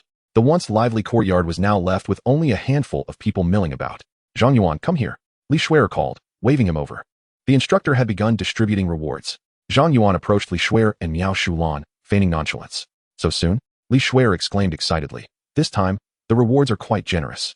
Even those at lower tiers will receive a leveling elixir. A leveling elixir? Zhang Yuan inquired, taken aback. What is that? Li Shuer elucidated. It is a particularly precious elixir, capable of elevating a practitioner below level 20 directly by 1 rank. I am on the verge of reaching level 18, and once I consume the elixir at that level, I shall ascend to level 19, securing my place at Kyoto University. Zhang Yuan expressed his astonishment. Such a thing exists? Li Shuer continued. I have heard that this leveling elixir was concocted by a grand alchemist of the military, a resource exclusive to the armed forces. It is rumored that even more advanced elixirs exist, yet those are classified as strategic resources, rarely seen by the general populace. Even the elixirs distributed today are said to be priced at 5 million each on the black market, and even at that exorbitant rate, they remain scarce. Is it truly that expensive? Zhang Yuan was momentarily taken aback, yet he soon comprehended the elixir's worth. In times of warfare, should the military suffer significant losses, the elixir could swiftly bolster the ranks of the Great Xiao with a formidable fighting force. Such a treasure would undoubtedly be coveted by spies from rival nations. After distributing the leveling elixirs to the students who had received commendations, the instructor cautioned, each elixir you have received bears a unique code. Please consume it promptly. Should your elixir fall into another's possession for any reason, you will face a military tribunal with dire consequences. Upon hearing this, the crowd erupted in astonishment. Instantly, a level 16 student swallowed the elixir whole, and a radiant golden light burst forth from him, propelling him to level 17. The instructor, observing this, chuckled. In truth, there is no need for such haste. Consuming it at level 19 offers the best value. Until then, you may store it securely in your spatial compartments, as no one can steal it. My earlier words were merely a reminder to refrain from trading the elixirs. The student who had consumed the elixir instantly regretted his impulsive act, while the other students hurriedly stored their elixirs, relieved they had not acted so rashly. Very well. Those who received rewards may take their leave. The instructor dismissed the students with commendations and approached Zhang Yuan and his companions. Li Shuer and Miao Shulan tensed as the instructor neared, standing at attention. The instructor smiled. Congratulations on your commendations. You are now eligible to join the Qianlong Brigade. Before I bestow upon you your special rewards, I must ask, do you wish to join the Qianlong Brigade? Miao Shulan responded without hesitation, I do. Li Shuer nodded in agreement. I too wish to join. The instructor nodded in satisfaction. Excellent. My name is Ning Wuwei, and from this day forth, I shall be your instructor. Ning Wuwei glanced at Zhang Yuan and remarked with a smile. The reason our military has established this recruitment policy for external members is due to this fellow. He has already joined the Qianlong Brigade. He has already joined the Qianlong Brigade? Li Shuer was momentarily bewildered, then turned to Zhang Yuan with astonishment. You silly boy, why did you not tell me? Zhang Yuan chuckled wryly. You were so encouraging at the time. I feared it would discourage you. Recalling her earlier encouragement, Li Shuer's cheeks flushed crimson as she playfully thumped her chest. You silly boy. What a rascal. Ha ha ha. Youth is indeed a wonderful thing. Chuckled as he observed the playful banter between the two, then clapped his hands, announcing, All right, children, it's time to distribute the rewards. Upon hearing his words, Li Shuer immediately relinquished her playful quarrel with Zhang Yuan, her face alight with anticipation as she turned to Ning Wuwei. Instructor, what are our rewards? You shall not be disappointed, Ning Wuwei replied with a subtle smile, retrieving 3 upgrade pills and 3 golden black cards from his storage space. Li Shuer instantly recognized the golden black cards, exclaiming, Sky Tower entry tickets? Noticing her immediate recognition, Ning Wuwei's eyes flickered with surprise. Indeed, these are Sky Tower entry tickets. With this card, you can challenge the Sky Tower once. In unison, Zhang Yuan and Miao Shulan inquired, What is the Sky Tower? Little girl, you are quite knowledgeable.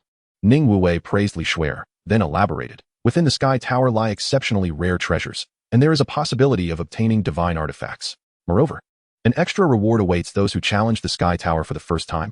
You must cherish this opportunity. Understood. Chapter 37. Battling the Level 48 Water Mage. After Ning Wuwei distributed the rewards, Zhang Yuan did not immediately consume the upgrade pills. He stored both prizes in his storage space, added Miao Shulan as a friend, and then gracefully declined Li Shuer and Miao Shulan's invitation to dine, descending the Cloud Sea Mountain alone. Converting attributes, he soared forward. Zhang Yuan transformed his mental attribute into 5 times agility, then activated the skill of the wind-soaring boots, increasing his movement speed by 100. At that moment, he resembled a gust of wind, swiftly catching up to the Rakshasa king, who was trailing Wang Hu. Zhang Yuan, I will annihilate your entire family. I am determined to destroy your entire family. Wang Hu incessantly hurled fireballs at the wildcats and rabbits, causing numerous monsters to perish in flames. Beside Wang Hu stood a middle-aged man in formal attire. Zhang Yuan utilized the abyssal eye on the man.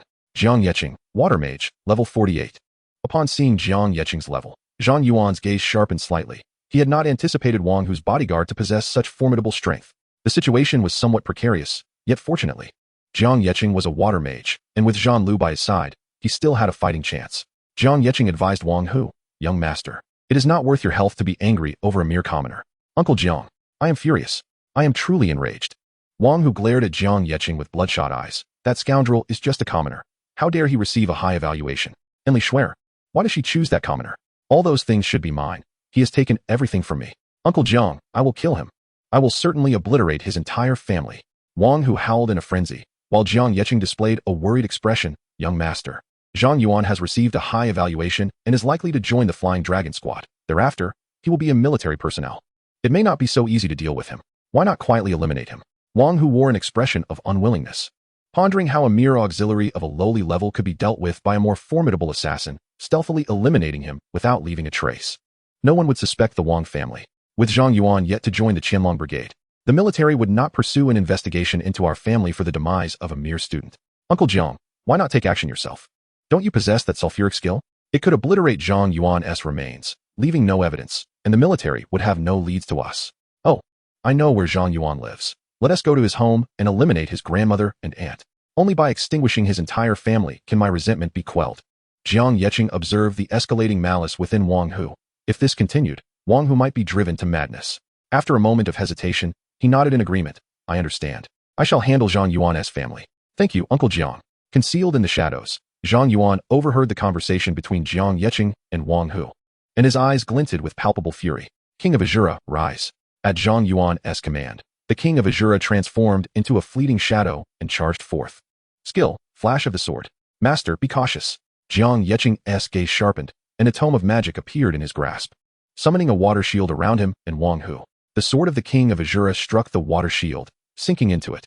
Wang Hu, witnessing the blade nearly cleave his head, fell to the ground in terror, his complexion paling. Outdoors, Jiang Yeqing sensed the aura of the King of Azura, his expression shifting slightly. "No, it's a summoned creature. Who is ambushing us? Your summoned creature has initiated an attack." Jiang Yeqing and Wang Hu are now enemies. Upon seeing this notification, Zhang Yuan utilized attribute conversion to transform his mental attribute into agility and began to draw monsters from the surroundings. Jiang Yeqing, a level 48 water sorcerer, would likely prevent the King of Azura from eliminating Wang Hu under his protection. Moreover, considering Jiang Yeqing's water shield seemed to possess a disarming effect, any attacks from Zhang Yuan might be neutralized before reaching them. Therefore, he needed an infallible method of execution. As Zhang Yuan drew monsters, Jiang Yeqing's tome flipped rapidly, conjuring a water dragon. A water dragon burst forth from the tome, colliding with the King of Azura and sending him soaring. Water prison. After the water dragon propelled the King of Azura into the air, Jiang Yeqing instantaneously unleashed another skill, gathering a multitude of water elements around the King of Azura, encasing him in a colossal water cage. The King of Azura was immobilized. Acid arrow. A stream of acid erupted from Jiang Yeqing's tome, instantly piercing the chest of the King of Azura, while simultaneously transforming the entire water prison into acid, relentlessly eroding the King of Azura's form. His vitality dwindled rapidly. Is the summoner not going to reveal themselves? Jiang Yeqing's eyes turned cold as he unleashed a fearsome roar that swept through the surroundings. Truly, as a level 48 water sorcerer, he effortlessly subdued my summoned creature. Zhang Yuan. Jiang Yeqing's surprise flickered as he recognized the assailant. Conversely, Wang Hu's fear transformed into hatred upon seeing Zhang Yuan, and he sneered, "Well done. Zhang Yuan, I have yet to seek you out, yet you have audaciously come to me. Uncle Jiang, eliminate him." With Wang Hu's command, Jiang Yeqing unhesitatingly unleashed several acid projectiles towards Zhang Yuan. Zhan Lu materialized, conjuring a blue barrier before Zhang Yuan, successfully thwarting Jiang Yeqing's assault. A specialized weapon? Jiang Yeqing was momentarily taken aback as he witnessed Zhang Yuan's sword intercepting his attack, a tempest of incredulity swirling within his heart. He had heard of Zhang Yuan's extravagant feat of drawing a full set of lives during the school's card-drawing ceremony, and now, so soon after, he had drawn another specialized weapon? What extraordinary fortune was this? Could it be that he possessed a divine talent that increased the odds of drawing cards? As this thought crossed his mind, the murderous intent in Jiang Yeqing's eyes intensified immeasurably. This individual must not be allowed to live, otherwise, the Wang family is doomed. Water prison technique. Without hesitation, Jiang Yeqing cast the water prison technique at Zhang Yuan, but as the water elements neared him, They were entirely absorbed by Zhang Lu, standing beside Zhang Yuan. Water attribute immunity?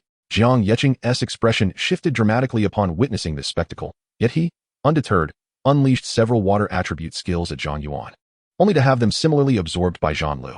Indeed, it was water attribute immunity, a natural counter to his profession. Have you had your fill? Zhang Yuan smiled lightly, unfurling a sword array, directly manifesting a sword space before Wang Hu, from which an iron sword surged forth. However, just as the iron sword was about to strike Wang Hu, a water shield coalesced around him, enveloping the sword and halting Zhang Yuan's attack. Clearly, that water shield possessed a disarmament function, effectively countering my ordinary attacks.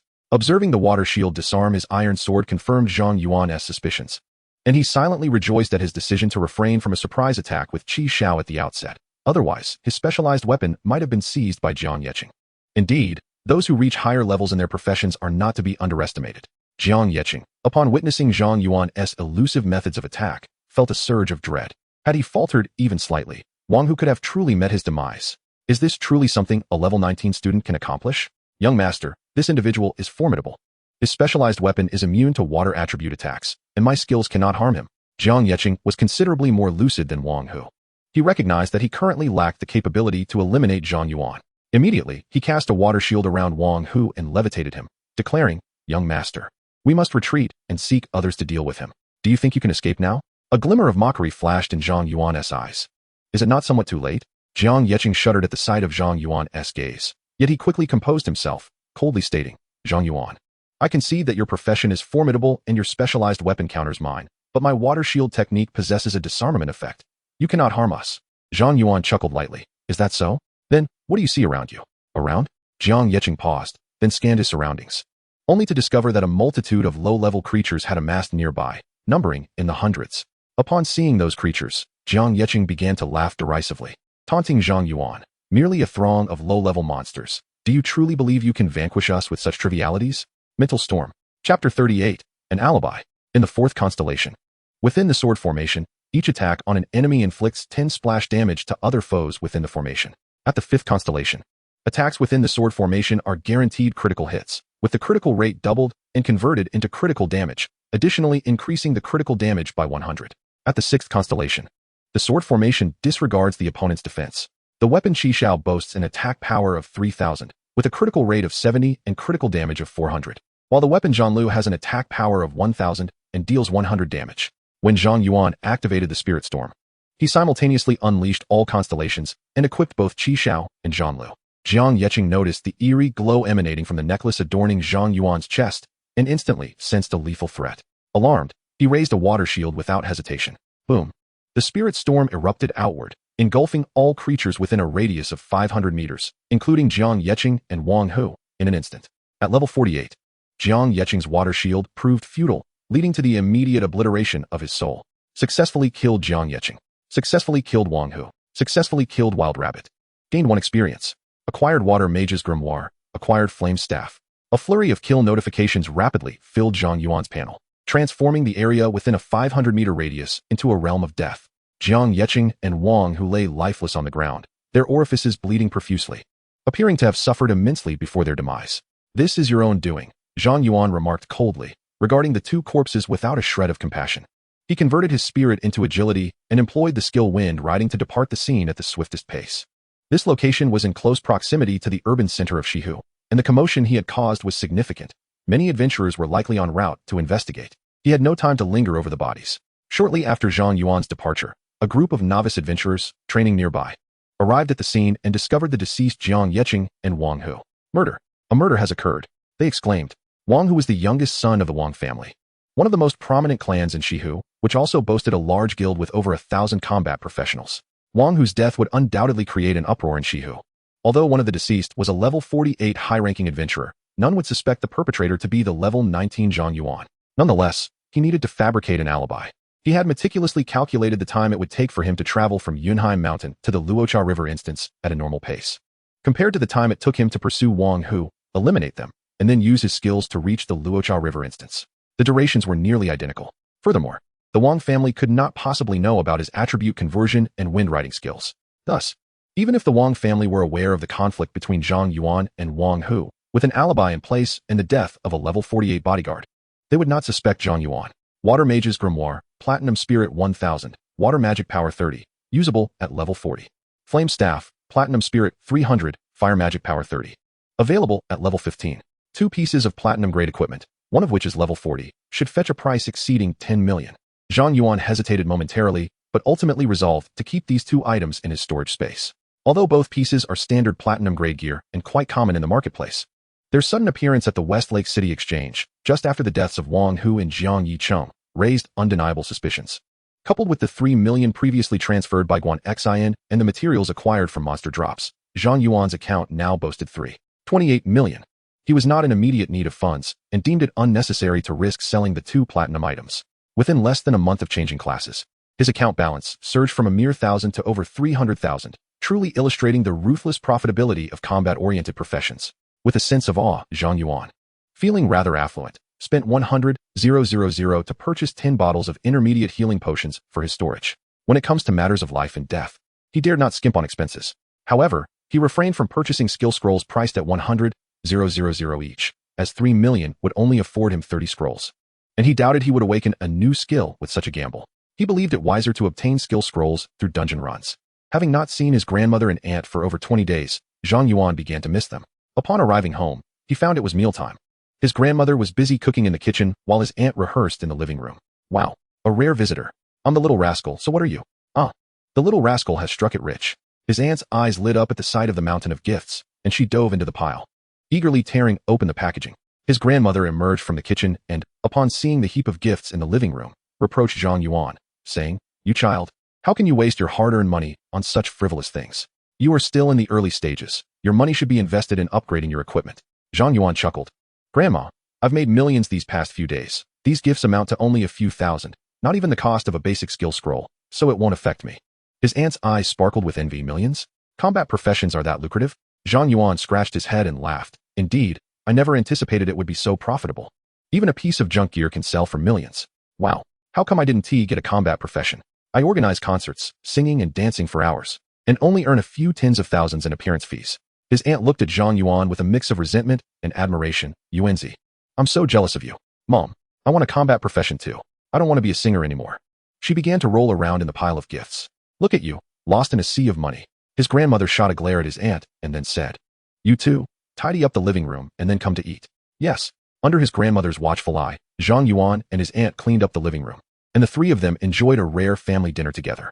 During the meal, Zhang Yuan omitted details of the killings and recounted his recent adventures, leaving his aunt in awe and bringing a satisfied smile to his grandmother's face. Yuanzi, you have indeed lived up to your grandmother's expectations. Keep up the good work and remain vigilant for your safety. All right, Grandma. Suddenly, there was a loud knocking at the door. I went to answer it. Zhang Yuan set down his bowl and chopsticks to open the door, revealing the anxious Li Onping standing at the entrance. Manager Li, what brings you here? Zhang Yuan, there has been a homicide in the northern part of the city. Are you aware of this? Zhang Yuan's heart sank, yet he feigned ignorance, wearing a perplexed expression. What homicide? Li Onping replied gravely. 2 combat professionals have died in the wilderness north of the city. One of the deceased is named Wang Hu, the youngest son of the Wang family from Shihu, and he appears to be your classmate. Why would so many departments be involved over just a homicide? Even if the victim is my classmate, there is no need for you to come and notify me personally, Manager Li. Although Zhang Yuan had prepared for such scenarios, he felt a shiver as the events unfolded differently than he had anticipated. It is indeed necessary. Quite necessary. Li Onping insisted earnestly. According to forensic analysis, Wang Hu fell victim to a powerful mental-based skill, and the scene still harbors an exceedingly terrifying residual mental energy. We suspect that it was the work of the abyssal Odysseus. Zhang Yuan raised an eyebrow. Odysseus? Indeed. The very abyss you managed to repel, Li Onping confirmed. Among the 2 deceased, one was a level 48 water mage. His body bore no external injuries, indicating he was killed instantly by a mental-based skill. Only a high-level mental mage could execute such a feat currently. The only individual in Shihu City who meets this criterion is Odysseus. Then Odysseus must still be lurking around, unwilling to relent, preying on gifted young individuals. Zhang Yuan, having defeated him before, he will undoubtedly return. You must exercise utmost caution. Zhang Yuan was amused to find that Odysseus had inadvertently taken the blame for him, but quickly expressed his gratitude. Thank you. I didn't expect you to come and inform me about this matter, Manager Li. I will be careful. Li Onping continued. Due to Odysseus, the government has sealed off all dungeons near Shihu City. Our Adventurers Association will conduct thorough screenings of each dungeon to eliminate the risk of abyssal infiltration. As there are currently no suitable places for training in the wilderness, it would be best for you to remain at home. The city is protected by a defensive formation, and Odysseus cannot enter. You will be safe within the city. Understood. After advising Zhang Yuan, Li Onping hurriedly departed. Wang Hu's death was already a significant event in Shihu City, and with its connection to the abyssal Odysseus, Li Onping, as the manager of the Adventurers Association in Shihu City, had a multitude of matters awaiting his attention. Yuanzi, what happened? After bidding farewell to Li Onping, Grandma inquired with concern. My aunt remarked, that abyss is truly sinister, sparing not even the students. Indeed, it is exceedingly wicked. Zhang Yuan nodded in agreement. The abyss has been relentlessly hunting the talented among our human race. Fortunately, my skills surpassed his, and I managed to repel him in the dungeon. Otherwise, I too could have fallen victim. Auntie wore a look of trepidation, expressing her realization of the perilous nature of combat professions, having to confront such terrifying foes. Suddenly, I found myself no longer envying you, Yuanji. At that moment, grandmother's expression turned grave as she cautioned Zhang Yuan. Yuanji, although you have triumphed over the abyss, those creatures are inherently brutal and cunning. Your parents fell victim to the abyss. You must not underestimate it. Do you understand? Zhang Yuan nodded. I understand, grandmother. I will be cautious and will stay at home for a while to avoid any trouble. Auntie's face lit up with delight. Yuanji, does this mean you have time to accompany me shopping, dining, and gaming? Grandmother delivered a sharp reprimand to Auntie. You have fallen into depravity. Do not drag Yuanji down with you. Auntie replied, somewhat aggrieved. I understand, mother. In the week that followed, the city of Shihu was in turmoil due to Wang Hu's demise. Yet, Zhang Yuan remained unperturbed, leisurely spending his days shopping, dining, and gaming with Annie and Li Shuer, without any notable outcomes. Thus, the true perpetrator passed through the week unscathed, even attending Wang Hu's funeral to express profound sorrow to his parents. Soon after, the nationwide college entrance examination was impending. On the eve of the exam, Li Shuer arranged to meet Zhang Yuan on the school playground, where they engaged in a nocturnal jog beneath the moonlight, their sweat glistening in the pure white glow. In the dimly lit classroom building, Principal Ning Qin observed them discreetly. Ever since Wang Hu's unfortunate incident, he had been deeply concerned for Zhang Yuan and Li Shuer, fearing they too might encounter danger, and thus had been silently watching over them.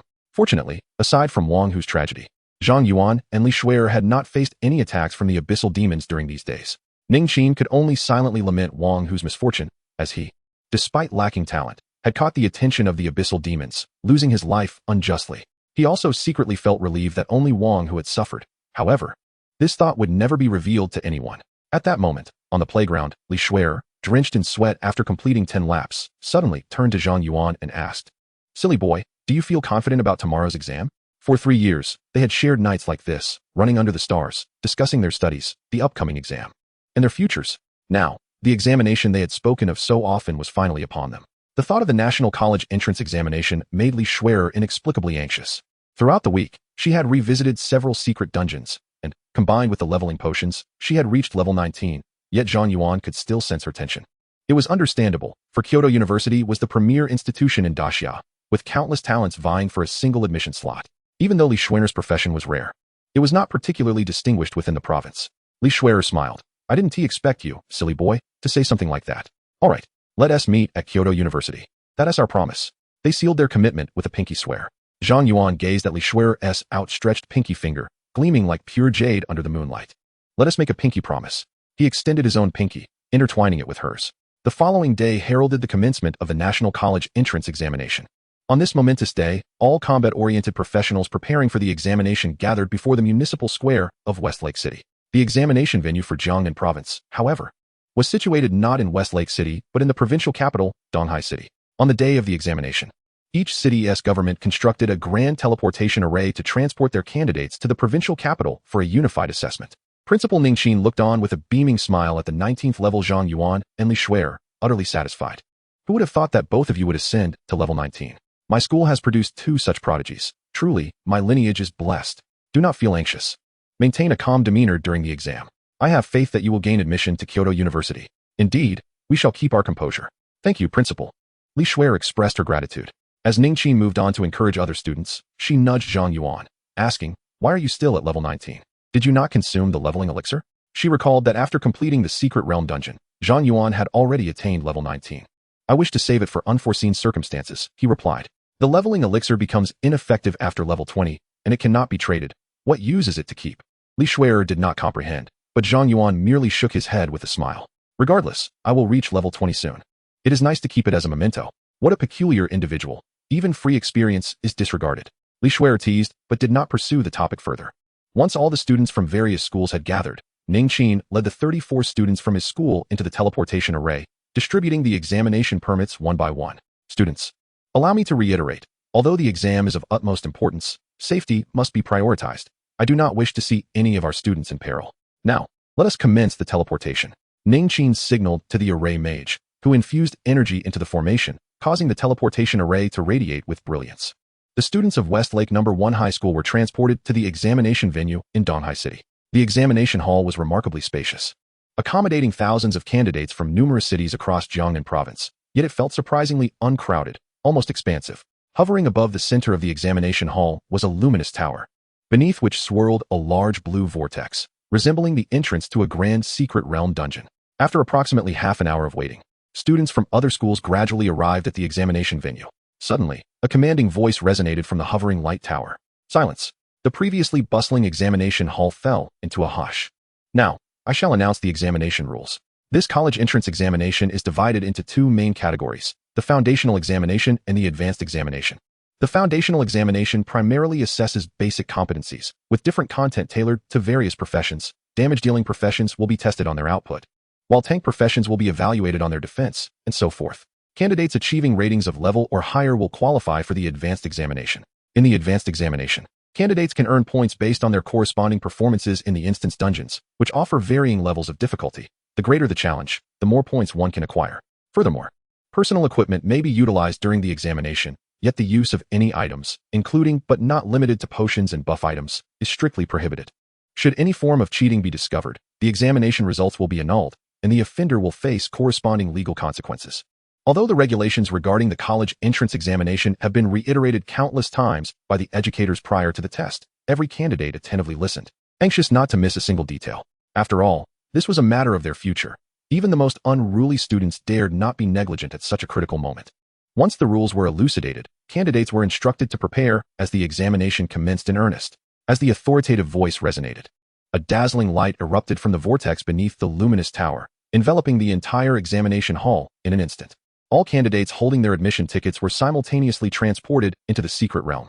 At this moment, a group of esteemed middle-aged individuals, who were professors from various prestigious institutions and the officials overseeing the college entrance examination in Jiangnan province, stood atop the tower. The examination had finally begun. One could only wonder how many promising talents would emerge from Jiangnan province this year. It was rumored that Jianghai No. 1 High School's Zhang Yuan was exceptional, having drawn a rare profession and reaching level 20 within a month, possessing the potential to contend for the provincial top scorer.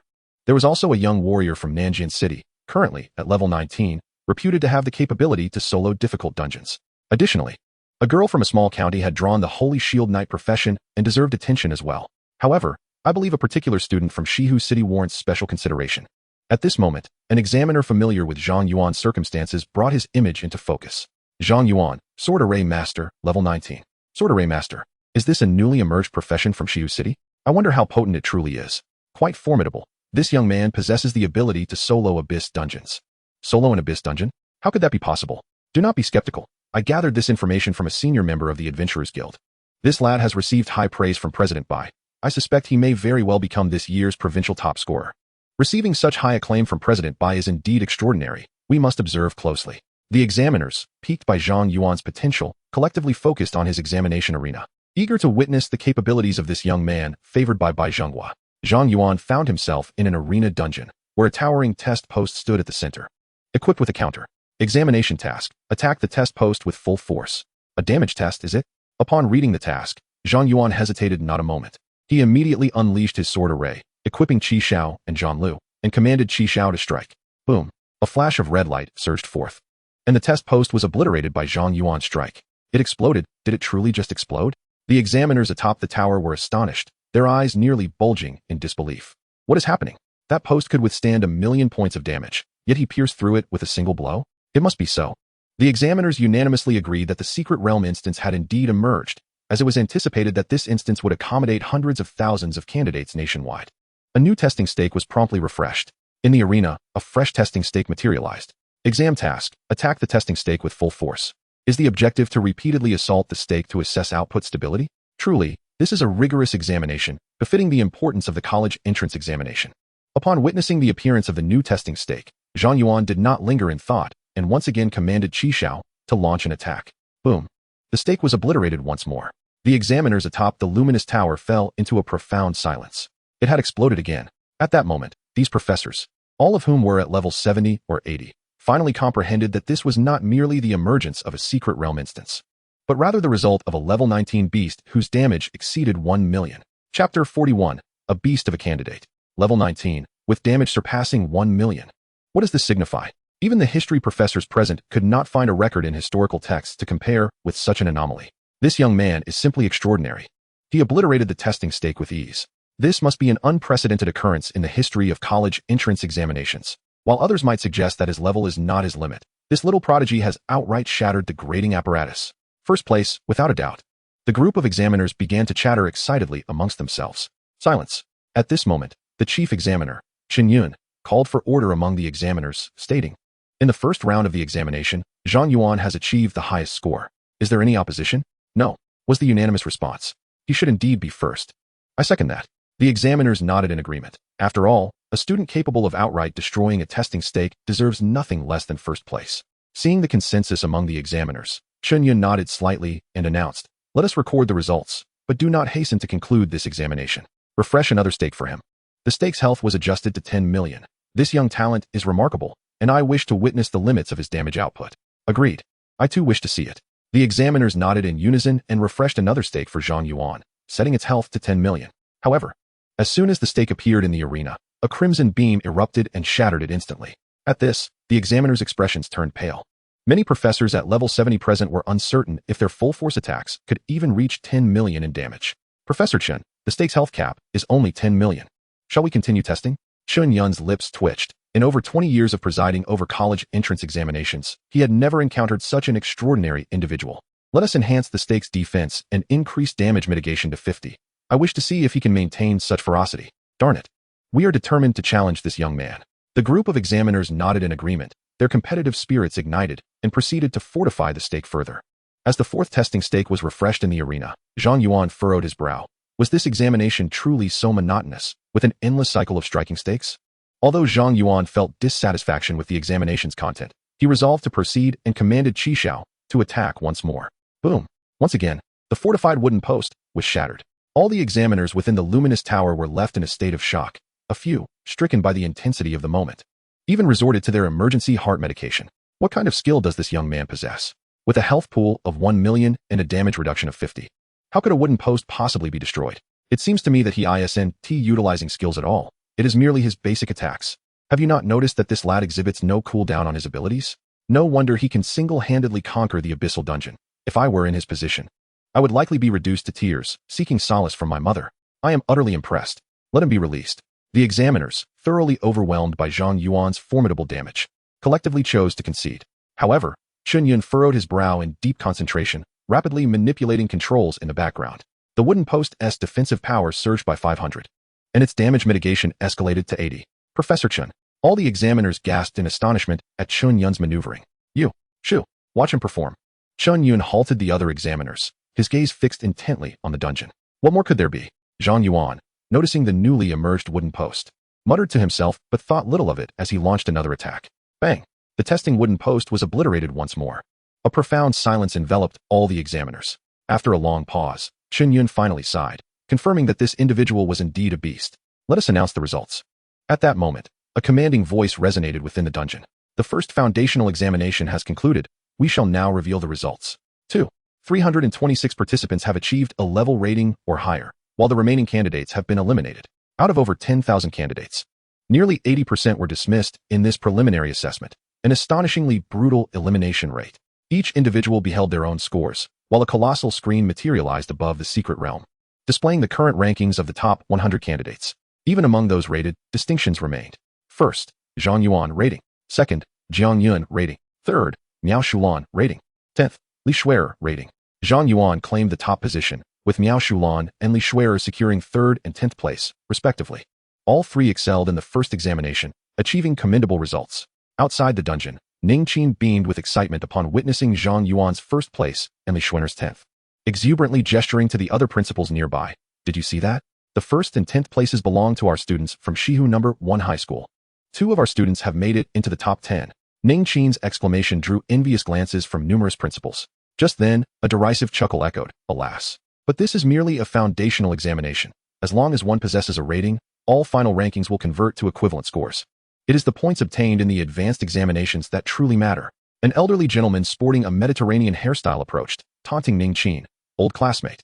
After so many years of teaching in the countryside, have you fallen so low that you must celebrate such trivial achievements? Ning Qin narrowed his eyes at the newcomer. Recognizing him, Feng Gaoyuan, you are simply envious. The visitor, Feng Gaoyuan, was Ning Qin's classmate from high school and university, now serving as the principal of Donghai No. 1 High School. The prestigious Donghai No. 1 High School currently holds the esteemed title of the top-ranking institution among all high schools in Jiangnan Province. Jealous of your confidence? Feng Gaoyuan scoffed, asserting that Zhang Yuan from our school is destined to be the provincial champion. Do you dare to wager with me? A wager? Ning Qin raised an eyebrow at Feng Gaoyuan's bold proclamation. What do you propose to bet on? With unwavering confidence, Feng Gaoyuan replied, you may suggest anything. Victory is assuredly mine. Is that so?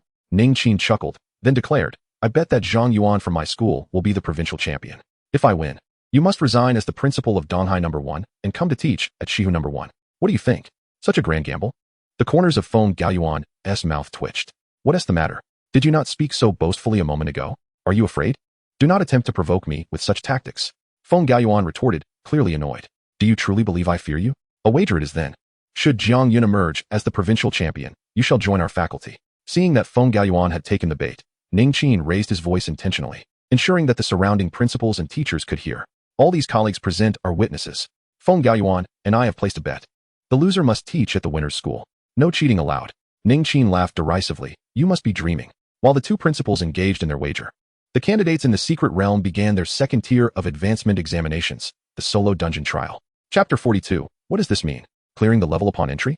The so-called solo dungeon trial does not require candidates to tackle the dungeon alone. Rather, the secret realm will provide each candidate with 4 roles: damage dealer, tank, healer, and support, tailored to their level and attributes. Simultaneously, candidates may choose the difficulty of the dungeon and the number of teammates they wish to bring along. The difficulty levels are categorized as normal, hard, and nightmare, with respective point multipliers of 1x, 2x, and 5x, for each teammate not brought along. The point multiplier increases by 1x. For instance, if one selects nightmare difficulty and brings 3 teammates, the point multiplier escalates to 6x. Conversely, if a candidate opts for normal difficulty and brings all 4 teammates, defeating a single monster yields only 1 point. In contrast, at nightmare difficulty with 3 teammates, each monster slain awards 6 points. This advancement examination not only assesses the candidate's combat prowess, but also their strategic acumen. Some candidates, in their eagerness to choose nightmare difficulty with fewer allies, may find the increased point multiplier enticing. However, they might struggle to progress through the dungeon, ultimately scoring lower than those who opt for normal difficulty with a full complement of teammates. There exists an additional special rule. If a candidate chooses nightmare difficulty without any companions, the point multiplier is further enhanced to a maximum of 10x. Historically, few have dared to undertake such a reckless endeavor, as it often leads to disastrous outcomes. Once, a candidate who drew a legendary class, driven by arrogance, attempted to tackle a nightmare dungeon solo and perished within. At this moment, Zhang Yuan from Donghai No. 1 High School had entered the dungeon, selecting nightmare difficulty while bringing only a healer, achieving an 8x point multiplier. Indeed, he was aiming for the provincial championship. In the city of Shihu, Maya Shulin from Saiha County No. 2 Middle School has opted for the nightmare difficulty, coupled with an additional damage output. Having assessed her prowess, I deem her a formidable contender for this year's provincial top scorer. Likewise, Li Shuer has chosen the nightmare difficulty, alongside a damage dealer and a tank. With a 7-fold point multiplier, she should secure a position within the top 10 of the province. I foresee that this year's provincial champion will emerge from the trio of Zhang Yuan, Maya Shulin, and Zhang Yuan. By the way, what has Zhang Yuan chosen? The examiners within the Luminary Tower are intently observing this year's key candidates, deliberating on the difficulties they have selected for their instances. What do you think Zhang Yuan will choose? Given his output capabilities, overcoming a nightmare difficulty instance should be a trivial task for him. He is likely to select the nightmare difficulty and accompany it with a tank. I share this sentiment. His damage output is substantial, yet correspondingly, his defenses are no doubt fragile, necessitating frontline protection. With the nightmare difficulty and a teammate, offering an 8-fold point multiplier, he stands as the most probable candidate for provincial champion. Alas, his skills are likely confined to single-target physical attacks. Thus he may lag in monster clearing speed compared to magical classes, which could compromise his completion time. Otherwise, he would have a chance to vie for the national title. Look, Zhang Yuan is commencing his selection of difficulty. Within the instance, after perusing the advanced examination rules, Zhang Yuan unabashedly opted for the nightmare difficulty, choosing to forego a teammate. To him, a companion would merely be a hindrance. Not taking a teammate. Is he out of his mind? The examiners gasped collectively as Zhang Yuan entered the nightmare difficulty instance alone. Professor Chun, should we intervene and ensure he at least brings in a teammate? One examiner proposed to Chun Yun, considering Zhang Yuan's demonstrated output capacity during the foundational assessments, which has far surpassed that of legendary level damage classes. Provided Zhang Yuan matures, he would undoubtedly become a top-tier combatant of the Great Xia Empire. Should any misfortune befall him in the college entrance examination instance, none could bear the responsibility. Furrowing his brow, Chen Yin pondered briefly before responding. Do not interfere with Zhang Yuan's choices. If he encounters danger within the instance, we will forcibly extract him, allowing him to participate in the adult college entrance examination next year. An examiner voiced dissent, arguing that this would squander a year of Zhang Yuan's time. Chen Yun replied earnestly. Given his talent, even if he delays entry into university by a year, he will rapidly develop. Teaching him to act within his means and to cherish his life over this year would yield far greater benefits for his future growth than detriments. Since Professor Chen has spoken, let it be so. Everyone, keep a vigilant watch to ensure this prodigy does not meet an untimely end. Unbeknownst to Zhang Yuan, he has become the focus of the examiners. Upon entering the instance, he discovered it bore resemblance to the previous military secret instance, both being of the dungeon variety. As he ventured into the dungeon, he beheld a half-orc clad in armor, wielding a long blade, stationed within the corridor. Abyssalite, Orc Warrior, Elite. Level, 15. Strength, 1000. Agility, 300. Spirit, 100. Constitution, 2000. Skill, Battle Cry. No wonder the principal stated that the hard requirement for admission to Kyoto University is level 19. Only candidates of level 19 could dare to challenge a nightmare instance set at level 15. Zhang Yuan swiftly comprehended the words of Ning Qin. Yet he felt a tinge of disappointment regarding the difficulty of this dungeon. It was simply lacking in challenge. However, he soon reconciled himself with the notion that this was, after all, the college entrance examination, designed to sift through talent. If the difficulty were excessively high, it would not only undermine the purpose of the test, but also place many candidates in peril, rendering the endeavor futile. What expression did that fellow wear? Why did he appear so disheartened? He seemed dissatisfied with our dungeon. Could it be that the challenge was too formidable? He was indeed overly ambitious. His class leaned more towards a long-range artillery style of combat, lacking frontline protection, and it was likely he could not withstand a single strike from an orc. It seemed he would not pass this trial. Observing Zhang Yuan's crestfallen visage, the examiners began to murmur amongst themselves. How tedious. Let us conclude this swiftly. Zhang Yuan unleashed a sword formation, enveloping the entire realm of the dungeon within a radius of 500 meters. Then, with a piercing strike, he dispatched the orc before him. In the next heartbeat, every creature within the dungeon, including those of level 15, fell lifeless. Successfully cleared the dungeon in 36 seconds. Calculating points. Kill points, 5,000. Completion points, 5,000. Time points, 5,000. New record for dungeon completion time. Bonus points, 10,000. Total points, 25,000. Provisional ranking, 1. Zhang Yuan, gazing at his college entrance examination score panel, yawned. This dungeon was both small and weak, rendering it exceedingly dull. Meanwhile, within the luminous tower, all examiners were plunged into a profound silence, which was soon shattered by an uproar of astonishment. What had just transpired? Where were the monsters? What happened to the dungeon? What kind of skill did this young man possess? Did he truly clear the entire dungeon in one fell swoop? Was he cheating? Had he brought some sort of area of effect weapon? Did he think the system was merely decorative? If he used an item, wouldn't he have triggered an alert? This is utterly outrageous. Could he be any more excessive? While other candidates hadn't even slain the first monster in a typical dungeon, this young man had already completed a nightmarish challenge. It seems his earlier disappointment stemmed from believing our dungeon was too weak. A completion time of 36 seconds? Who would believe such a claim? The fastest recorded completion time in history was, what, an hour and 2 minutes? Discounting the time he spent in a daze. Did he even spend a full second actually strategizing in the dungeon? What class is he? This is profoundly unbalanced. The experienced examiners were in an uproar, eager to storm into the dungeon to restrain Zhang Yuan, compelling him to reveal his attributes and skills in full transparency, to uncover the truth of the matter. Simultaneously, the enormous screen outside the luminous tower refreshed to display the first candidate's results. Name, Zhang Yuan. Points, 25,000. Ranking, 1. Chapter 43, The First of the Fracture. Outside the luminous tower, teachers from various schools were still engaged in discussions about what this year's dungeon might entail when the sudden appearance of the rankings seized everyone's attention. What was happening? Had a student already cleared the dungeon? It had only been a few minutes. How could anyone have completed it? It's true. It's that Zhang Yuan again. How many points did he score? 25,000. The teachers outside widened their eyes in disbelief, gazing at the scores displayed on the luminous screen. convinced they were witnessing a hallucination. In the advanced dungeon, the number of monsters was fixed at 450, plus one additional creature. Each monster slain yielded 1 point, while a total of 50 points could be earned for defeating a single beast, theoretically culminating in a maximum score of 5,000. The base score for completing the dungeon was 500, and if one managed to finish within an hour and a half, the time-based score could reach an additional 500, leading to a theoretical maximum of 10,000 points. Thus, it was only conceivable that a solitary participant could achieve 15,000 points by vanquishing all the monsters within the Nightmare Dungeon in that time frame, a feat no candidate had ever accomplished since the inception of the Imperial Examination. As for the additional 10,000 points, they could only be awarded upon breaking the record for completing the Nightmare Difficulty Dungeon. How could a single examinee possibly clear all the monsters in the level 15 Nightmare Dungeon and also set a new completion record? Surely he must have cheated. This was the Imperial Examination of the Great Xia Empire, under the watchful eyes of the Empire's higher-ups, who would dare to cheat under such scrutiny. Yet, the rankings were released almost immediately after the dungeon's opening. How could this be explained? The teachers outside began to fervently discuss Zhang Yuan, this extraordinary student. Ningqin, upon seeing Zhang Yuan's remarkable score, burst into hearty laughter, repeatedly patting Feng Gaoyuan on the shoulder. Old Feng, did you see that? This is a student from our school. Are you ready to resign and come teach at my institution? Feng Gaoyuan fell into a deep silence, his gaze fixed on the luminous rankings. He racked his brain, unable to fathom how Zhang Yuan had achieved such a high score so swiftly. That lad, Zhang Yuan, was utterly monstrous in his abilities.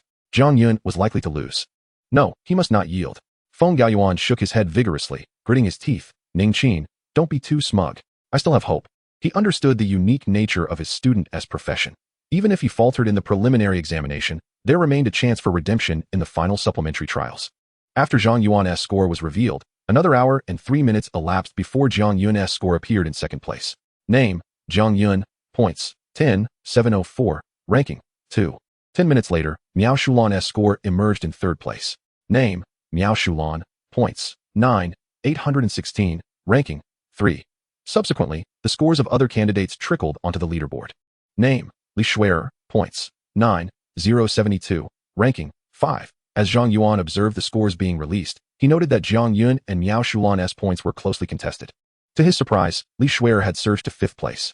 Meanwhile, in another dungeon space, Zhang Yuan, clad in a black robe and possessing a strikingly delicate appearance, more beautiful than many women, stared intently at Zhang Yuan's score on the rankings, his expression one of utter disbelief. Impossible. How did he achieve this? To single-handedly defeat all the monsters in the Nightmare Dungeon and break the completion record. Who is this remarkable individual? Zhang Yuan had initially believed that, with his professional attributes, he would effortlessly seize victory in the advanced examination. After all, he had slain 288 elite monsters within an hour and a half, simultaneously conquering the challenge. A feat worthy of admiration. Yet, he could never have anticipated the emergence of a contender boasting an astonishing score of 25,000 during this examination. He was now fervently eager to uncover the identity of Zhang Yuan. Meanwhile, Miao Shulan and Li Shueter stood in stunned silence, gazing at Zhang Yuan's score panel. However, recalling Zhang Yuan's remarkable performance in the Military Secret Realm dungeon, they both instinctively harbored the same thought, as expected of him. Candidates with scores exceeding 500 were eligible to opt for additional trials. It is crucial to note that the additional trials were not mandatory for the examination and carried certain risks, even the potential for life-threatening situations, prompting candidates to deliberate carefully.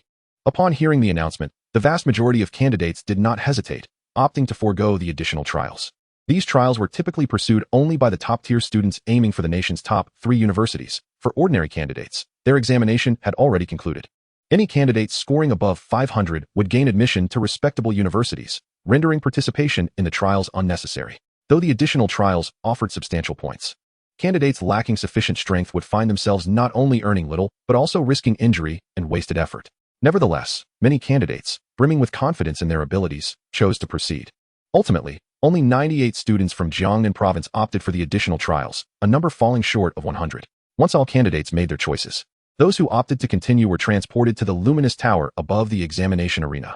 The 98 candidates materialized in a shared space, greeted by the panel of examiners overseeing the Jiangnan province examination. At the forefront of the examiners stood the chief examiner, Chen Yun. Congratulations to all of you, he proclaimed. Those who have arrived here are the elite of our great Xia Empire. I look forward to witnessing your brilliance in the future as you lead extraordinary lives within our empire. As Chen Yun spoke, he cast a sidelong glance at Zhang Yuan, a smirk playing on his lips, before continuing. The upcoming additional trials are quite unique. You will no longer be competing solely with your provincial peers, but will instead face the prodigies from across the nation. Of course, the rules of the additional trials are equally harsh. You will be deployed to a simulated abyss battlefield, much like the advanced examinations. You will each assemble a team that corresponds with your own level and attributes to combat simulated abyssal monsters. The trials will test both your individual prowess and your ability to collaborate as a team. Therefore, there will be no point coefficients. For every abyssal monster your team defeats, you will earn 100 points, with no upper limit on point accumulation. This means that regardless of your preceding scores, there exists the potential for a dramatic turnaround in this final trial. Thus, do not take this lightly. With that, I wish you all the best in your final trials. After Zhang Yuan concluded, Zhang Yuan manifested a grimoire in the palm of his hand, his gaze steely with determination. In this ultimate trial, he was resolute in his intent to turn the tide. Not only he, but the majority of candidates present also felt an intense surge of ambition, eager to soar to new heights during this round of examination. Time is of the essence. Everyone, let us embark. After Zhang Yuan's words, a radiant teleportation array illuminated beneath the feet of the candidates. In the next moment, elite examinees from across the nation were transported to the final trial space. Chapter 44. The abyssal demon approaching the battlefield is Ista. Zhang Yuan found himself in a desolate wasteland, accompanied by 4 teammates, each at level 19, bearing the classes of warrior, mage, knight, and priest. Upon examining the attributes of his 4 companions, Zhang Yuan noted that their total attributes matched his own, albeit with different emphases. For instance, the warrior prioritized strength and agility, the mage focused on spirit, the knight emphasized constitution, and the priest balanced spirit and constitution. Overall, judging solely by their attribute panels, these 4 companions were on par with Zhang Yuan. However, they were equipped with merely basic level 19 gear and possessed only fundamental skills. It was evident that the formation of teams for each examinee was likely a consideration for those in non-damage dealing roles, as they would struggle to defeat monsters without allies. Yet, for Zhang Yuan, this group served little purpose. After assessing their attributes, he promptly commanded his 4 teammates to remain in place and proceeded alone. In the luminous tower, Zhang Yuan and the panel of examiners were not surprised by Zhang Yuan's actions, having already witnessed his formidable abilities. Although his teammates possessed impressive attributes, they were merely a burden to Zhang Yuan. This child was destined to be a fierce lone wolf. Zhang Yuan sighed, beginning to anticipate Zhang Yuan's performance on the abyssal battlefield. Soon, Zhang Yuan encountered a patrol of abyssal creatures in the barren land. Before the small squad of abyssal monsters could even react, they were swiftly annihilated by Zhang Yuan's 10 iron swords. His score surged by 50,000 points in an instant. Despite having prepared himself mentally, Zhang Yuan could not help but twitch at the corners of his mouth upon witnessing Zhang Yuan effortlessly obliterate an abyssal squad, followed by the immediate demise of all abyssal creatures within a 500-meter radius. This boy not only possessed high single-target attack power, but also seemed to inflict splash damage with an unreasonably vast range. The abyssal monsters we deployed in the battlefield were completely cleared out by him. The Sword Array Masterclass was extraordinarily overpowered, perhaps even surpassing legendary classes. It might very well be a new god-tier profession. This individual on the battlefield was undoubtedly a strategic weapon, capable of annihilating an entire army single-handedly. Truly a monster. Zhang Yuan and the other examiners engaged in fervent discussions, having never witnessed such an outrageous class before. Previous national top scorers had achieved scores of just over 40,000 in the abyssal battlefield, yet Zhang Yuan, at the very onset, shattered historical records. It is worth noting that the abyssal battlefield instance lasts a full 6 hours. Zhang Yuan expanded the range of his 10 iron swords to the edges of the sword array and then advanced at full speed. Any abyssal creature that entered the vicinity of his sword array perished instantly. His score skyrocketed at a breakneck pace, soon surpassing 100,000. In that moment, the examiners were left in a state of shock.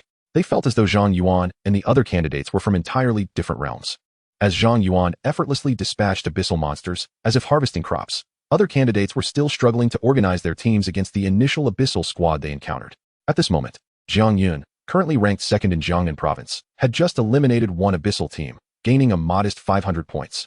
In previous years, Zhang Yuan's monster-slaying speed would have undoubtedly secured him the top provincial rank, potentially even a spot among the national elite. Unfortunately, being in the same cohort as Zhang Yuan meant that his brilliance would inevitably be overshadowed. Seeing Zhang Yuan's unyielding advance without any apparent consumption of skills or mental energy, Zhang Yuan addressed the examining officials. This round of examinations is devoid of suspense. Zhang Yuan is undoubtedly the national champion. We should now shift our focus to the other candidates, for the Great Xia Empire requires more than one prodigy. The other officials nodded in agreement, recognizing that with Zhang Yuan's performance winding down, their duty as examiners was to attend to every candidate. Meanwhile, above the light tower at the Jiangnan province examination site, 2 swirling mists of purple materialized, from which emerged 2 abyssal demons. One of them was the 70-level abyssal, Odysseus, who had previously been repelled by Zhang Yuan. The other, clad in a blue robe and accompanied by a floating blue grimoire, was also a 70-level abyssal, named Isther. Odysseus inquired gravely, Isther, there are numerous human experts within the tower. Do you believe this plan will succeed? Isther, gathering moisture in his palm, responded confidently, we shall prevail. All right, let us commence. Odysseus declared, producing a black heart and reciting an obscure incantation before crushing the heart in his grasp. Buzz. In the next moment, the protective barrier of the light tower shattered. Odysseus and Isther exchanged a nod before charging into the tower. The instances of all candidates in Jiangnan province abruptly turned crimson, and the monitoring screens of the officials inside the tower vanished. The protective barrier of the trial light tower has been breached. I sense the aura of the abyss. This is bad. It must be that rogue abyssal demon, Odysseus. Immediate emergency protocols were initiated to halt the examination, relocating all candidates to safety while simultaneously requesting support from above. Every effort must be made to ensure the safety of all candidates. However, it was discovered that one instance had been completely transformed by the abyss. The abyssal invasion mode had commenced and could not be halted. Chen Yun's expression shifted dramatically. Which candidate is in that instance? Checking. It's Zhang Yuan. Indeed, Odysseus was after Zhang Yuan. A glimmer of determination flashed in Chen Yun's eyes as he turned to a professor from Donghai University. Professor Li, you must accompany me to Donghai University to procure the Gauss core and forcibly shut down this abyssal instance. Professor Li hesitated. But the Gauss core is our school's treasured possession. There are fewer than 5 remaining in the country. The principal may be reluctant to part with it to save one candidate. Chen Yun replied sternly, if they refuse, we will take it by force. I will bear all responsibility. You have all witnessed Zhang Yuan's examination process. His value far exceeds that of the Gauss core. We cannot allow him to be slain by abyssal demons before he has had the chance to grow. Otherwise, it would be an insufferable loss for our kind. With Chen Yun's words echoing in his mind, Professor Li clenched his teeth and declared, you are right. I shall abandon this teaching position. Let us depart. The other examiners chimed in, Professor Chen, you underestimate us. With just the 2 of you, it is unlikely you can seize the Gauss core from Donghai University. We shall go as well. Very well. All examiners below level 70, comfort the students being transported from the light tower. The examiners above level 70. Join me as we hasten to Donghai University to procure the Gauss core. Meanwhile, in the depths of the secret realm, Zhang Yuan suddenly felt the temperature plummet, and a familiar aura permeated the air. Is this the abyssal transformation? Zhang Yuan's expression shifted slightly. He was all too familiar with this scenario. You are the human boy who repelled Odysseus? You seem rather unimpressive. A swirl of purple mist coalesced before Zhang Yuan, revealing Ista, whose serpentine smile sent a chill through his heart. The Eye of the Abyss. Target cannot be detected. Another formidable entity from the abyss, level 70 or above. Zhang Yuan's countenance grew serious as he discreetly retrieved the crystal ball given to him by Bai Jinghua, preparing to call for aid. The last time he repelled Odysseus, it was due to Odysseus relying solely on psychic spells. Now, with this new abyssal foe, if it possessed skills beyond psychic and water magic, his demise would be inevitable. Look at you, trembling in fear. Such a fragile human in your juvenile stage is truly laughable, Ista sneered, water vapors swirling ominously around him. Before I take your life, allow me to introduce myself. I am a level 70 water archmage from the abyss, and soon, you shall suffer an excruciating demise drowned in my vast elemental waters. A water archmage? Zhang Yuan was momentarily taken aback by Ista's proclamation, then stowed away the crystal ball with a grin, saying, why didn't you say so earlier? Chapter 45, 2 level 70s besiege a level 19. Fair, I assenti it? What do you mean by that? Ista was momentarily perplexed, unable to comprehend Zhang Yuan's reaction. Did this boy possess no respect for the powerful? Zhang Yuan inquired. Since you are a water archmage, are you like Odysseus, devoted solely to one school of magic?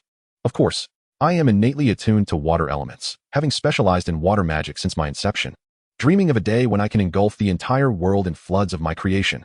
Though the nature of demons is notoriously malevolent, I must commend the abyssal demons for their singular devotion. When they claim to practice a specific attribute of magic, they truly dedicate themselves to that singular path. As Zhang Yuan spoke, Qi Shao silently appeared behind Ista, aiming a strike at him. Missing was inconsequential. Zhang Yuan chose to abandon the attack altogether. He surmised that Ista, like Odysseus, either possessed thick defenses or an invulnerability skill. Regardless, even if his attack landed, it would not be lethal. For now, his objective was merely to buy time. This was human territory, and with the abyssal demons invading the examination realm, it would not be long before human champions arrived to provide assistance. Are you attempting to stall for time until your human allies arrive to rescue you? Ista discerned Zhang Yuan's intentions and sneered, unfortunately, I shall not grant you the luxury of time. Skill, Sea Dragon's Roar. Ista unleashed a lethal assault upon Zhang Yuan. The hovering grimoire beside him flipped its pages rapidly, and a torrent of water elements surged forth, coalescing into a ferocious water dragon that charged towards Zhang Yuan. In response, Zhang Lu conjured a blue barrier before Zhang Yuan, neutralizing Ista's water dragon. An ineffective attack? Ista's expression morphed into one of shock as he exclaimed, "How is this possible? Are you not immune to mental attacks? Why then does my water element assault fail against you? Try again. Perhaps its power was insufficient." Zhang Yuan retorted with a mocking smile, clearly dismissive of Ista's abilities. Ista, incensed by Zhang Yuan's derision, roared, "Wretched human! Even in the abyss, no demon dares to speak to me in such a manner. Allow me to demonstrate my true strength." Torrential waterfall, great tsunami, siren's wail, poisonous sea. Within mere seconds, Ista unleashed a significant portion of his high-level spells, inundating the entire instance with seawater. Yet Zhang Yuan remained unscathed amidst the raging water elements. "Ista, why are you taking so long? If the human warriors arrive, we shall have no escape." At that moment, the anxious voice of Odis echoed through the instance. "Stop playing around. I am not playing, you fool. Is he immune to water attributes? How can this be?" Odis gasped. And suddenly a rift tore through the instance as he rushed in, only to find the entire space submerged, with Zhang Yuan swimming effortlessly in the water. "Odis, is this the reinforcements you summoned?" Pathetic. Zhang Yuan wasted no time in hurling scorn at Odis upon his arrival. "You!" Furious at Zhang Yuan's mockery, Odis immediately cast Soul Flame upon him, igniting the vast ocean within the instance. Alas, mental spells proved futile against Zhang Yuan. Zhang Yuan chuckled. "Your combination technique is quite commendable. It has created a delightful hot spring." Odis, incensed, coughed up a mouthful of blood, his eyes turning crimson as he bellowed, "Zhang Yuan, if I do not slay you, I vow not to serve the demons. Since we cannot kill you, how will you contend with these monsters?" Odis infused a considerable amount of his mental energy into the instance, causing the water elements to dissipate, and from the desolate earth emerged countless towering corrupt orcs. Sprouting like mushrooms after rain, Zhang Yuan directed his gaze towards one of the abyssal creatures, utilizing Abyssal Eye. Corrupted Orc Warrior, Elite. Level, 20. Strength, 10,000. Agility, 10,000. Mentality, 10,000. Vitality, 10,000. Skills, Abyssal War Cry, Damage Sharing. The level 20 abyssal corrupted creatures possess attributes that are eerily comparable to those of the level 30 hidden Rakshasa King. What is most terrifying is the overwhelming number of abyssal monsters surrounding us, stretching infinitely, numbering in the thousands. Zhang Yuan, what does it matter that you can resist mental and water-based attacks? In this abyssal dungeon, as long as my mental energy remains intact, these monsters will be inexhaustible. Odysseus's gaze was chillingly cold as he declared, "Zhang Yuan, today I shall ensure your demise."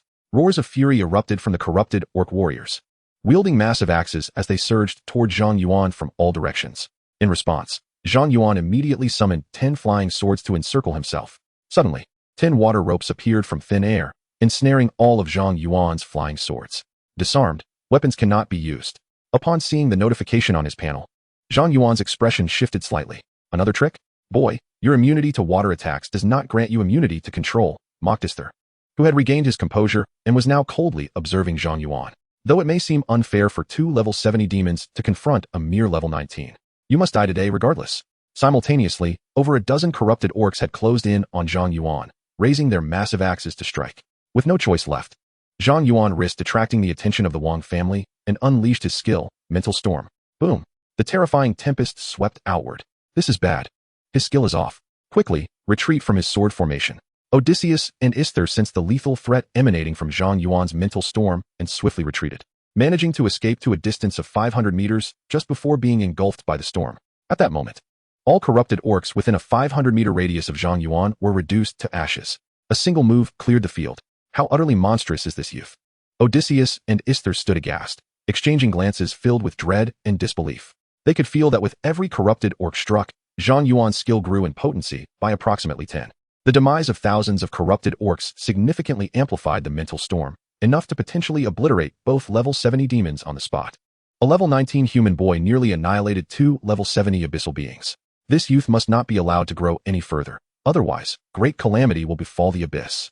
In that moment, Odysseus and Isther resolved themselves to a certain determination. Chapter 46, Come, Fight. Successfully killed a corrupted orc warrior. Due to demon suppression, experience cannot be gained. Successfully killed a corrupted orc warrior. Due to demon suppression, experience cannot be gained. Numerous notifications of kills flooded Zhang Yuan's panel, yet he received no experience. The worst-case scenario had indeed come to pass. Zhang Yuan's expression grew grave as he observed the notifications on his panel.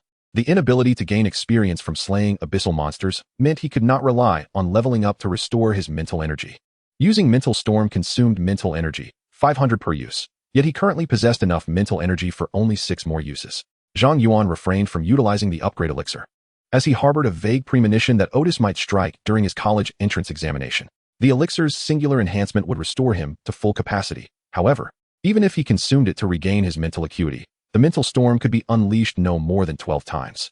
Should human reinforcements fail to arrive before his mental reserves were depleted, he would have no recourse but to place his hopes in Baizhonggua's crystal orb.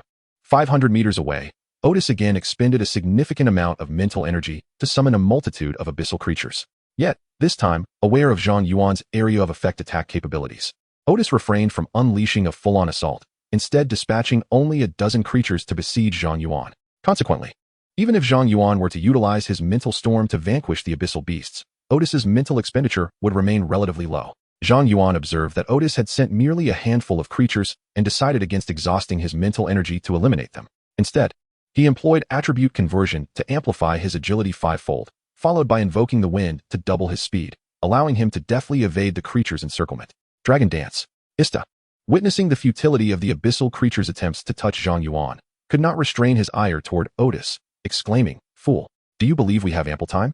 Cease your stinginess with your mental energy and overwhelm him with sheer numbers. You, a level 70 mental mage, need not fear exhausting your energy against a mere level 19 boy. Silence, you fool. I am well aware." Thousands of creatures converged around Zhang Yuan, effectively blocking his escape routes and compelling him to cancel the attribute conversion and unleash the mental storm. Boom. The storm surged outward, annihilating the abyssal creatures within the blade formation. Zhang Yuan, let us see how many times you can wield such a skill. Otis bellowed, once again summoning creatures to confine Zhang Yuan and force him to deploy the mental storm, repeating this cycle relentlessly. Throughout this ordeal, Ista maintained control over Zhang Yuan while simultaneously siphoning the experience he gained from slaying monsters, preventing him from leveling up and restoring his mental energy. After 6 waves of assault, Zhang Yuan's head throbbed intensely. The repeated use of the mental storm had begun to take its toll. Meanwhile, Otis appeared somewhat pallid. He was not a summoner, and the continuous drain of his mental energy to generate monsters for the abyssal instance was nearing his limit. Observing the entire exchange, Ista could not help but reflect, this lad has finally exhausted his mental reserves. What manner of being is he? Such a short cooldown and formidable power. This forbidden level skill can be employed 6 times at level 19. What will happen when he levels up? Otis nodded in agreement, fully recognizing the truth in Ista's words. It was likely that our king, in his youth, did not possess such strength. To eradicate a potential future powerhouse from the abyss is indeed a worthy endeavor. Feeling a sense of assured victory, Otis's old habits resurfaced as he taunted Zhang Yuan. Zhang Yuan, your mental energy has finally been depleted. However, I still possess enough to summon on a grand scale twice more. Your chances of victory have vanished. Victory belongs to the abyss. Arise, my minions. As Odysseus spread his arms wide and erupted into laughter, thousands of abyssal creatures emerged from the desolate earth. Ista could not help but cast a disdainful glance at Odysseus, wondering how such a foolish being, one so devoid of dignity, could exist among the abyssal demons. Struggling against a mere level 19 insect, his mental fortitude was nearly drained, yet he still had the audacity to boast. Ista, you have been relentlessly using skills to siphon experience from Zhang Yuan's kills. Surely your own mental energy is depleted as well? What right do you have to mock me? Upon hearing the exchange between Odysseus and Ista, Zhang Yuan grinned widely, realizing that both of them were also at their wits' end. It appeared that victory was destined for him. Victory belongs to you? Odysseus was taken aback, only to be struck with terror as he witnessed Zhang Yuan retrieve a level-up elixir from his storage space and consume it. A radiant golden light erupted from within Zhang Yuan as he ascended to level 20. Restored to full vigor, he raised his middle finger towards the distant figures of Odysseus and Ista, challenging them. Come on, you two fools. Let us engage in a fierce battle. Where did he acquire a level-up elixir? Odysseus pondered in disbelief. This wretched Zhang Yuan, even at level 19, did not require an elixir. Was he simply saving it for a rainy day? In that moment, both Odysseus and Ista found themselves utterly dismayed, unable to fathom that Zhang Yuan had such a trump card in reserve. With his status fully restored, he still had 6 uses of mental storm at his disposal. Even if they had enough mental energy, there would not be sufficient time to mount a defense. They had squandered too much time in this dungeon. Odysseus could not help but glance at Ista. Ista, did you not claim we would prevail? What shall we do now? Ista clenched his teeth. The situation had shifted dramatically. That clever lad had far too many schemes up his sleeve. The two of them would not be able to defeat him today. We must retreat. Let us summon another demon to confront him. That is your suggestion, so I shall take my leave first. Upon witnessing Zhang Yuan's use of the level-up elixir, Odysseus, already contemplating retreat, wasted no time in producing a teleportation device. Without hesitation, he abandoned Ista and vanished from sight. Damn, Odysseus, you scoundrel. Ista realized that Odysseus had fled faster than a rabbit, understanding that the human champions were drawing near, and Odysseus intended to cover his escape. With no time to utter any further threats to Zhang Yuan, Ista also retrieved a teleportation device and hastily departed the scene. Successfully repelled the abyssal demon Odysseus. Experience gained, 200,000. Successfully repelled the abyssal demon Ista. Experience gained, 200,000. Successfully conquered the Abyss Dungeon. Progress on the Qishao Artifact Quest, 110. Beep. Achievement detected. Incomprehensible provocation. Randomly increase 1 talent level. Congratulations, host. Your Sword Immortal talent level has increased. Sword Immortal, level 2, all damage increased by 20 times. Another golden light burst forth from Zhang Yuan, propelling him to level 21. Chapter 47. Even novels would not dare to write this. Professor Chun, we have wasted far too much time at EC University. Quickly utilize the Gauss core to forcibly close the Abyss Dungeon and rescue Zhang Yuan. Everyone, remain vigilant. Odysseus may still be lurking within the dungeon, and we may soon face another fierce battle. Chun Yun extracted a black rhombus crystal, taking a deep breath. Child, I hope you are still alive, he murmured, aiming the Gauss core at the Abyss Dungeon, ready to employ the item. Suddenly, the Crimson Abyss Dungeon transformed into a vivid blue. This cannot be. Has this Abyss Dungeon been conquered? How is that possible? Isn't Odysseus a level 70 Abyss? Even we might struggle to defeat Odysseus. Can Zhang Yuan truly triumph? The examiners, witnessing the transformation of the dungeon, exchanged incredulous glances, their minds momentarily stalling. In this Abyss Dungeon, only Zhang Yuan remained, facing a level 70 Abyss demon. How could this dungeon have been conquered? In the next instant, the portal to the dungeon shimmered with light, and Zhang Yuan emerged, dispelling any notion of illusion. Zhang Yuan was taken aback upon seeing Chun Yun holding a stone directed at him. Teacher, what are you doing? You are unharmed? Chun Yun gasped in astonishment as he observed Zhang Yuan stepping out unscathed, even having reached level 20. Aside from a slight depletion of mental energy, I am quite well, Zhang Yuan replied, shaking his head. By the way, teacher, 2 abyss beings invaded my dungeon and interfered with my college entrance examination. Will my results still count? Or must I retake it? At this moment, you are concerned about your examination results? Chun Yun's mouth twitched at Zhang Yuan's query, the developments having utterly surpassed his expectations. However, he quickly grasped the crux of the matter and asked Zhang Yuan for clarification. Did you just say that 2 abyss beings invaded your dungeon? After being targeted by 2 abyss demons, Zhang Yuan intended to relay all the information he had regarding the abyss to the authorities, hoping the Great Xia Empire would swiftly eliminate those 2 abyss beings. Otherwise, Odysseus and Ishtar loomed over him like the sword of Damocles, uncertain when they might strike. This time, Odysseus summoned a water-type demon. Who could predict what a tribute demon he might summon next? Zhang Yuan could not continually gamble that his future draws would fortuitously grant him weapons immune to the attributes of the abyss demons. Chun Yun and the examiners, upon hearing that Zhang Yuan single-handedly confronted 2 abyss beings and managed to drive them back, were left utterly astounded. At that moment, they finally comprehended why Bai Zhenghua, the president of the Adventurers Association, held such high regard for Zhang Yuan. This individual was nothing short of a monstrous anomaly. Defeating 2 level 70 abyss beings at level 19, such feats were beyond the realm of fiction. Chun Yun and the examiners immediately bowed to Bai Zhenghua, exclaiming, Old Bai, the matter has been resolved. Resolved? Bai Zhenghua was initially taken aback, then upon seeing Zhang Yuan's innocent expression, he burst into laughter. I see. You managed to repel Odysseus again, did you? Chun Yun quickly added, Old Bai, the abyss demons targeting Zhang Yuan were not solely Odysseus. Ishtar was also involved. Another abyss demon? Bai Zhengua's eyes gleamed with a spark of excitement upon hearing Chun Yun's addition. If only one Odysseus had infiltrated the Great Xia Empire, it could be argued that a flaw in their defenses had been exposed, easily rectifiable. However, the emergence of another abyss, silently manifesting within the borders of the Great Xia Empire, unequivocally indicates the presence of traitors within. Bai Zhenghua contemplated several possibilities, yet chose to remain discreet, smiling at Chun Yun and saying, Chun Yun, you performed admirably this time.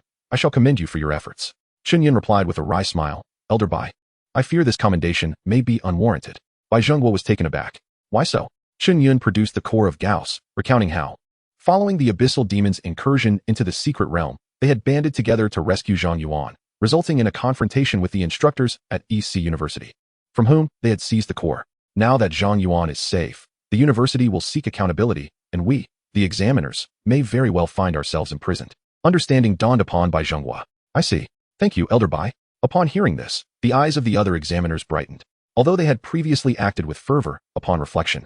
The potential repercussions loomed large, instilling a sense of regret, particularly as they realized their efforts had not aided Zhang Yuan. Yet, with Bai Zhenghua's reassurance, their fears of impending accountability dissipated. While East Sea University might disregard others, they would certainly honor Bai Zhenghua. At that moment, Zhang Yuan interjected, I appreciate the support, Elder Bai and esteemed examiners, but I have one more question. Bai Zhenghua kindly prompted, speak, my child. Zhang Yuan continued, now that everything has been resolved splendidly, may I inquire about my examination results? Do they still hold merit? You rascal. Chen Yun chuckled, shaking his head at Zhang Yuan's fixation on his exam scores. Rest assured, although the abyssal demons disrupted the examination process, resulting in the abrupt cessation of the supplementary trials, we have preserved the scores of all candidates prior to the interruption, including yours. We shall publicly announce that the abyssal demon incursion necessitated a technical adjustment to the secret realm. Shortly, we will resume the trials. Zhang Yuan, though the examination is not yet concluded, your scores are unparalleled. You are undoubtedly the national champion. I wish you the best of luck in claiming the title, and anticipate the generous rewards that await you. Zhang Yuan grinned. Thank you, teacher. I am already looking forward to the rewards. Chapter 48, The Champion. Bai Zhenghua regarded the confident Zhang Yuan with affectionate pride. Smiling, he inquired, my child, I too have a question for you. I provided you with a life-saving artifact. Why did you not wield it when faced with two abyssal entities? Are you not afraid?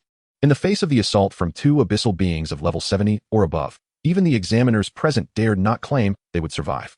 His intention in giving Zhang Yuan the crystal orb was to ensure that when Odysseus sought Zhang Yuan again, he could intervene in time to safeguard him, while simultaneously dealing with the elusive abyssal demons. However, at this moment, Zhang Yuan's prowess far exceeded his expectations, leading to a divergence between his plans and the actual circumstances, thereby thwarting his intention of relying on Zhang Yuan to locate Odysseus. After expressing gratitude to Elder Bai, Zhang Yuan joyfully accepted the crystal ball, securing this new life-saving talisman into his storage space. At that moment, an examiner approached and announced, Elder Bai, Professor Chun, all secret realm instances have been debugged and are ready to restart the trials. Bai Zhenghua patted Zhang Yuan on the shoulder, encouraging him. Although your current score has already secured you the title of national champion, you must strive to earn as many points as possible in the upcoming trials. The higher your score, the more bountiful the rewards will be. Upon hearing Bai Zhenghua's words, Zhang Yuan's eyes sparkled with understanding. As the additional trials recommenced, Zhang Yuan activated his full offensive mode, embarking on a frenzied rampage against the abyssal monsters within the instance, causing his score to soar at a meteoric pace. Soon, the additional trials concluded successfully, and Zhang Yuan's score had exceeded 1 million. Examination concluded, all candidates are about to be transported out of the instance. After slaying the final abyssal monster, Zhang Yuan gazed at the notification that appeared on his panel and sighed. Unfortunately, the monster respawn rate in this instance is too slow. If only it could summon monsters in large numbers like Odysseus. Zhang Yuan dispelled the sword formation and was transported to the plaza beneath the light tower. Alongside him emerged other candidates who had participated in the additional trials. At that moment, the candidates were animatedly discussing their scores in the secret realm, entirely oblivious to the immense crisis they had just endured. Li Shuer and Miao Shulan approached him together. Silly, how did you perform? Li Shuer inquired. Not bad, he replied. Li Shuer smiled. Wasn't there an issue with the instance earlier? Sister Shulan and I were transported to the same room, and she taught me quite a few techniques. Now, my score is over 30,000. Impressive, isn't it? Indeed, Zhang Yuan nodded, then turned to Miao Shulan. And you? Not too shabby, over 50,000. A tank class that can slay 400 abyssal monsters in 6 hours. You are quite formidable, Zhang Yuan remarked. Miao Shulan remained humble. Having witnessed Zhang Yuan's strength for the first time, she had already relinquished her ambition of competing for the provincial champion. As the college entrance examination concluded, the final results were announced. A commanding voice echoed from the light tower, and soon the immense screen outside the tower displayed all candidate scores. First place, Zhang Yuan, score, 100,000. Second place, Zhang Yun, score, 80,000. Third place, Miao Shulan, score, 53,000. Fourth place, Li Shuer, score, 32,000. With Zhang Yuan's score of 110,000 standing far above the rest, the audience erupted in astonishment. Over 1 million points? Li Shuer and Miao Shulan gazed at Zhang Yuan in disbelief. How did you achieve that? They had anticipated a high score from Zhang Yuan, likely exceeding 100,000, but never imagined it would reach such extraordinary heights. 1,100,000 points. What does that even signify? A creature from the abyss is worth 100 points, which implies that Zhang Yuan must vanquish over 10,000 of these monsters within the trial instance. Is there truly such a multitude of abyssal beings present in that instance? Nearby, Zhang Yuan, upon observing the rankings displayed on the colossal screen, trembled violently, his face a portrait of disbelief. How could this be possible? What on earth has he done to achieve such a feat? It was not only Zhang Yuan who harbored doubts. Numerous candidates and instructors from various institutions suspected a malfunction in the system. The highest score recorded in the college entrance examination had only reached 100,000. Yet Zhang Yuan had exceeded 1,000,000, an undeniably exaggerated achievement. However, given that the college entrance examination is an event closely monitored by the upper echelons of the Great Xia Empire, no one entertained the notion of examination fraud. Instead, they pondered the extraordinary prowess of Zhang Yuan. Was this candidate named Zhang Yuan truly a prodigy? How had he accrued such an astonishing number of points? If we could comprehend his methods, would we not be geniuses ourselves? Might that earlier system glitch have been orchestrated by him? It is plausible. Amidst the cacophony of speculation, Ning Qin was fervently showcasing her student to Feng Gaoyuan. Top scorer. Feng Gaoyuan, did you see? My student is the top scorer, judging by his results. He is undoubtedly the top scorer in the nation. Ning Qin exclaimed with unbridled excitement, her gestures exuberant. Ning Qin, you've struck gold, discovering such a remarkable student. Although Feng Gaoyuan found it hard to believe, he had no choice but to accept this outcome. Rest assured, I will honor my promise and teach at your school, he stated. Ning Qin grinned. Don't wear such a sour expression. With a talent like Zhang Yuan emerging from Shihu No. 1 High School, it will surely become a renowned institution. By then, you may find it challenging to secure a position here. Feng Gaoyuan replied, Ning Qin, right now, I only wish to know how Zhang Yuan managed to accumulate over 1,000,000 points. To which she responded, I cannot divulge much. But I can say that on the very first day he entered the novice instance, he single-handedly cleared the abyss instance. What? Feng Gaoyuan was left utterly astonished. Meanwhile, Li Shuer also approached Zhang Yuan, her face alight with joy. Silly goose. Your results are astonishing. Truly, you are remarkable. It was merely luck, Zhang Yuan replied, devoid of any pride. I still have a long way to go. He spoke the truth. In comparison to the abyssal demons, he felt woefully inadequate. Silly goose. Do you realize that such statements can be quite disheartening? Is that so? Oh well, I've grown accustomed to it, Li Shuer replied with an unusual smile. Regardless, we are classmates once again. Chapter 49, The Blade of the Cursed King. The central trial tower stands in stark contrast to the lighthouse of EC City.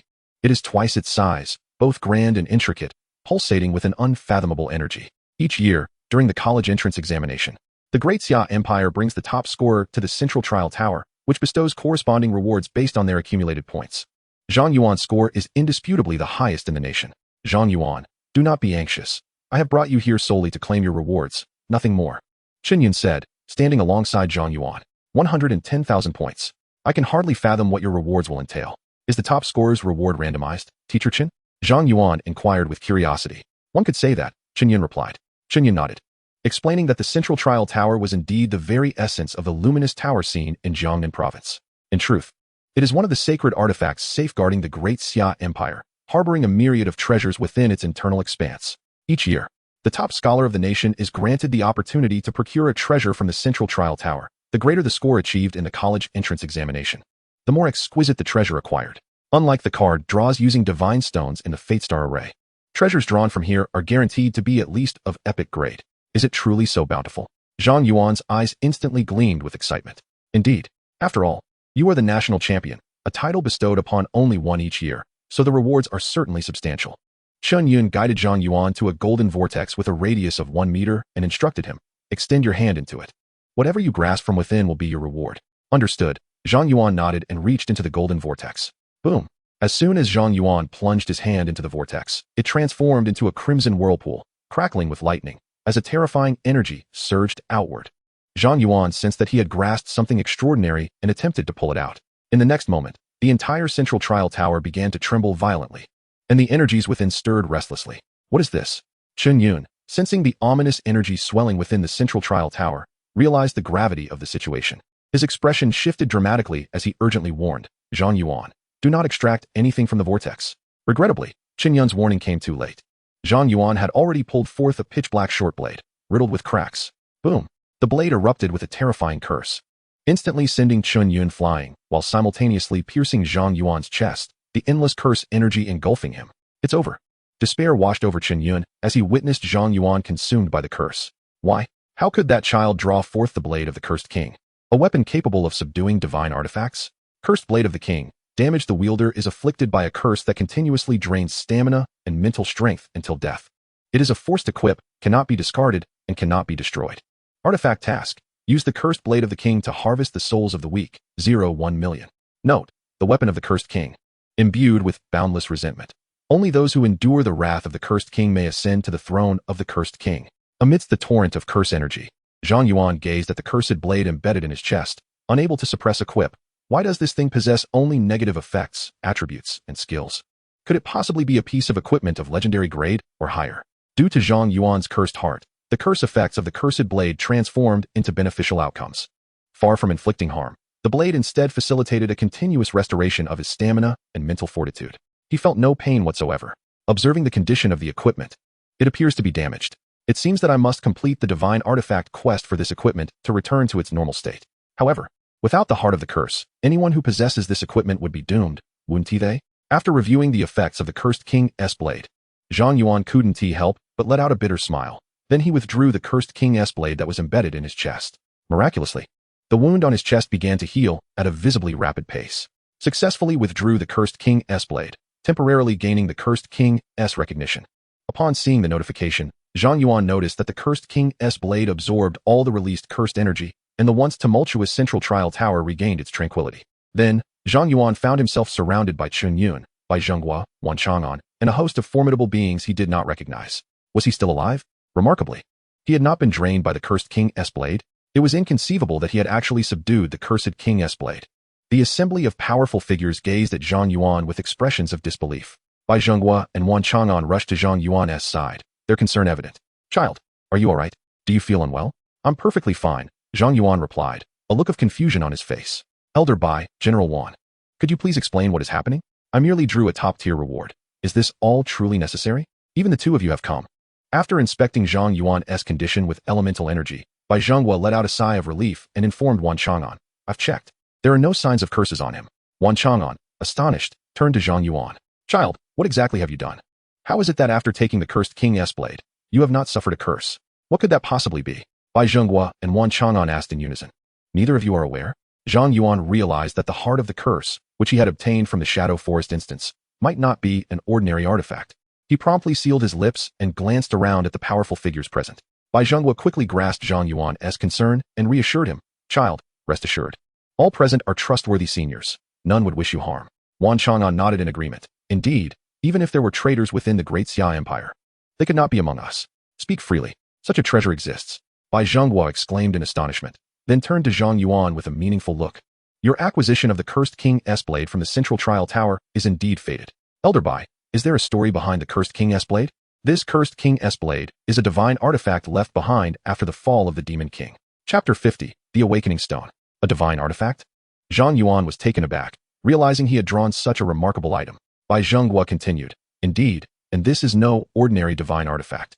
It appears to be a token of the abyssal demon royal family, vital to the abyss. Consequently, after we obtained the cursed king's blade, the abyss has harbored a deep-seated grudge against us, directing the majority of its forces towards our Great Xia Empire, which has alleviated the pressure on other nations from the abyss significantly. Whether it is Odysseus or Ista, their invasion of our Great Xia Empire, targeting our prodigies, is fundamentally due to our suppression of the blade of the cursed king. We once aspired to wield this cursed artifact against the abyss, yet alas, no one could withstand its malevolent curse. Ultimately, we had to confine it beneath the Central Trial Tower, never anticipating that it would eventually be retrieved by you." Upon hearing Bai Zhenghua's words, Zhang Yuan opened his mouth as if to speak, but ultimately fell silent. He nodded, for according to Bai Lao, the blade of the cursed king serves no beneficial purpose for us. Rather, it would incite the abyss to unleash its full fury upon our Great Xia Empire. Retaining this cursed blade would be more detrimental than advantageous for our nation, wouldn't it? Wan Chang'an interjected. "You are quite right. Keeping the blade of the cursed king is an endeavor fraught with hardship and little reward. It not only draws the majority of the abyss's firepower, but also compels us to expend vast resources each year to mitigate the curse's effects. Any other nation in the world would have long returned the blade to the abyss. Yet, we cannot do so. Why not?" Zhang Yuan murmured. "Indeed. Today we may yield 5 cities, tomorrow 10, only to find ourselves restless at night. Gazing at the 4 corners, the abyss will return again. Yielding to the abyss is akin to stoking a fire with kindling. As long as the fuel endures, the flame shall not be extinguished." Upon hearing Wan Chang'an's words, Zhang Yuan could not help but recall the ancient texts he had once studied. How strikingly similar were the circumstances of the 6 states to the current state of our world. Wan Chang'an's eyes brightened. "Ah, young lad, I did not expect you to articulate such profound insights, pinpointing the crux of the matter with such clarity. Your words may indeed awaken many among the capitulators. You are truly a talent." Bai Zhenghua nodded in agreement. "Indeed, indeed. At such a tender age, to possess such discernment, our great Xia is fortunate to have you. Haha, do not be modest. I have nearly perused all the tomes in the great Xia Empire's library and have never encountered this phrase. From what ancient text could a mere child like you have gleaned such wisdom? Wan Chang'an patted Zhang Yuan's shoulder emphatically when the next imperial assembly convenes. I shall wield your words to challenge those feeble capitulators and restore their resolve. Wan Chang'an continued. Since the central trial tower has chosen to bestow the blade of the cursed king upon you, there must be a reason for it. Hold it with confidence. Should you manage to awaken this artifact, it could very well become our great Xia Empire's paramount force. Bai Jinghua concurred, indeed.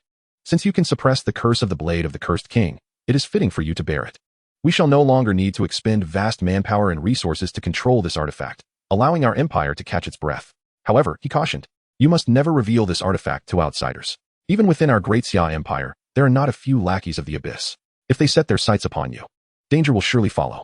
Zhang Yuan nodded, I understand. At this moment, Wan Chang'an turned to address all the powerful figures present, speaking solemnly. All of you listen closely.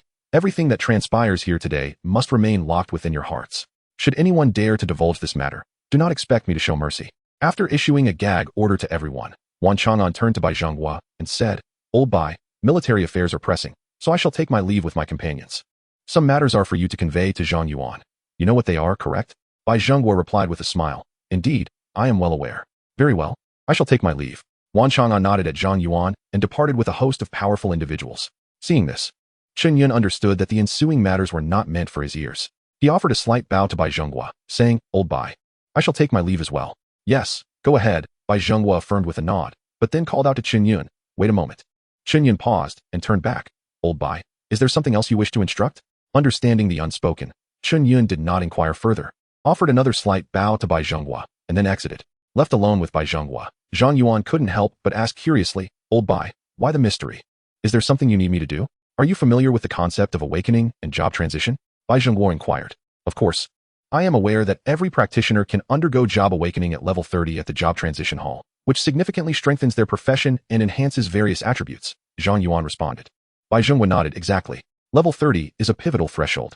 Practitioners who successfully awaken will see a substantial increase in power, while those who fail will remain stuck at level 30 until they achieve successful awakening.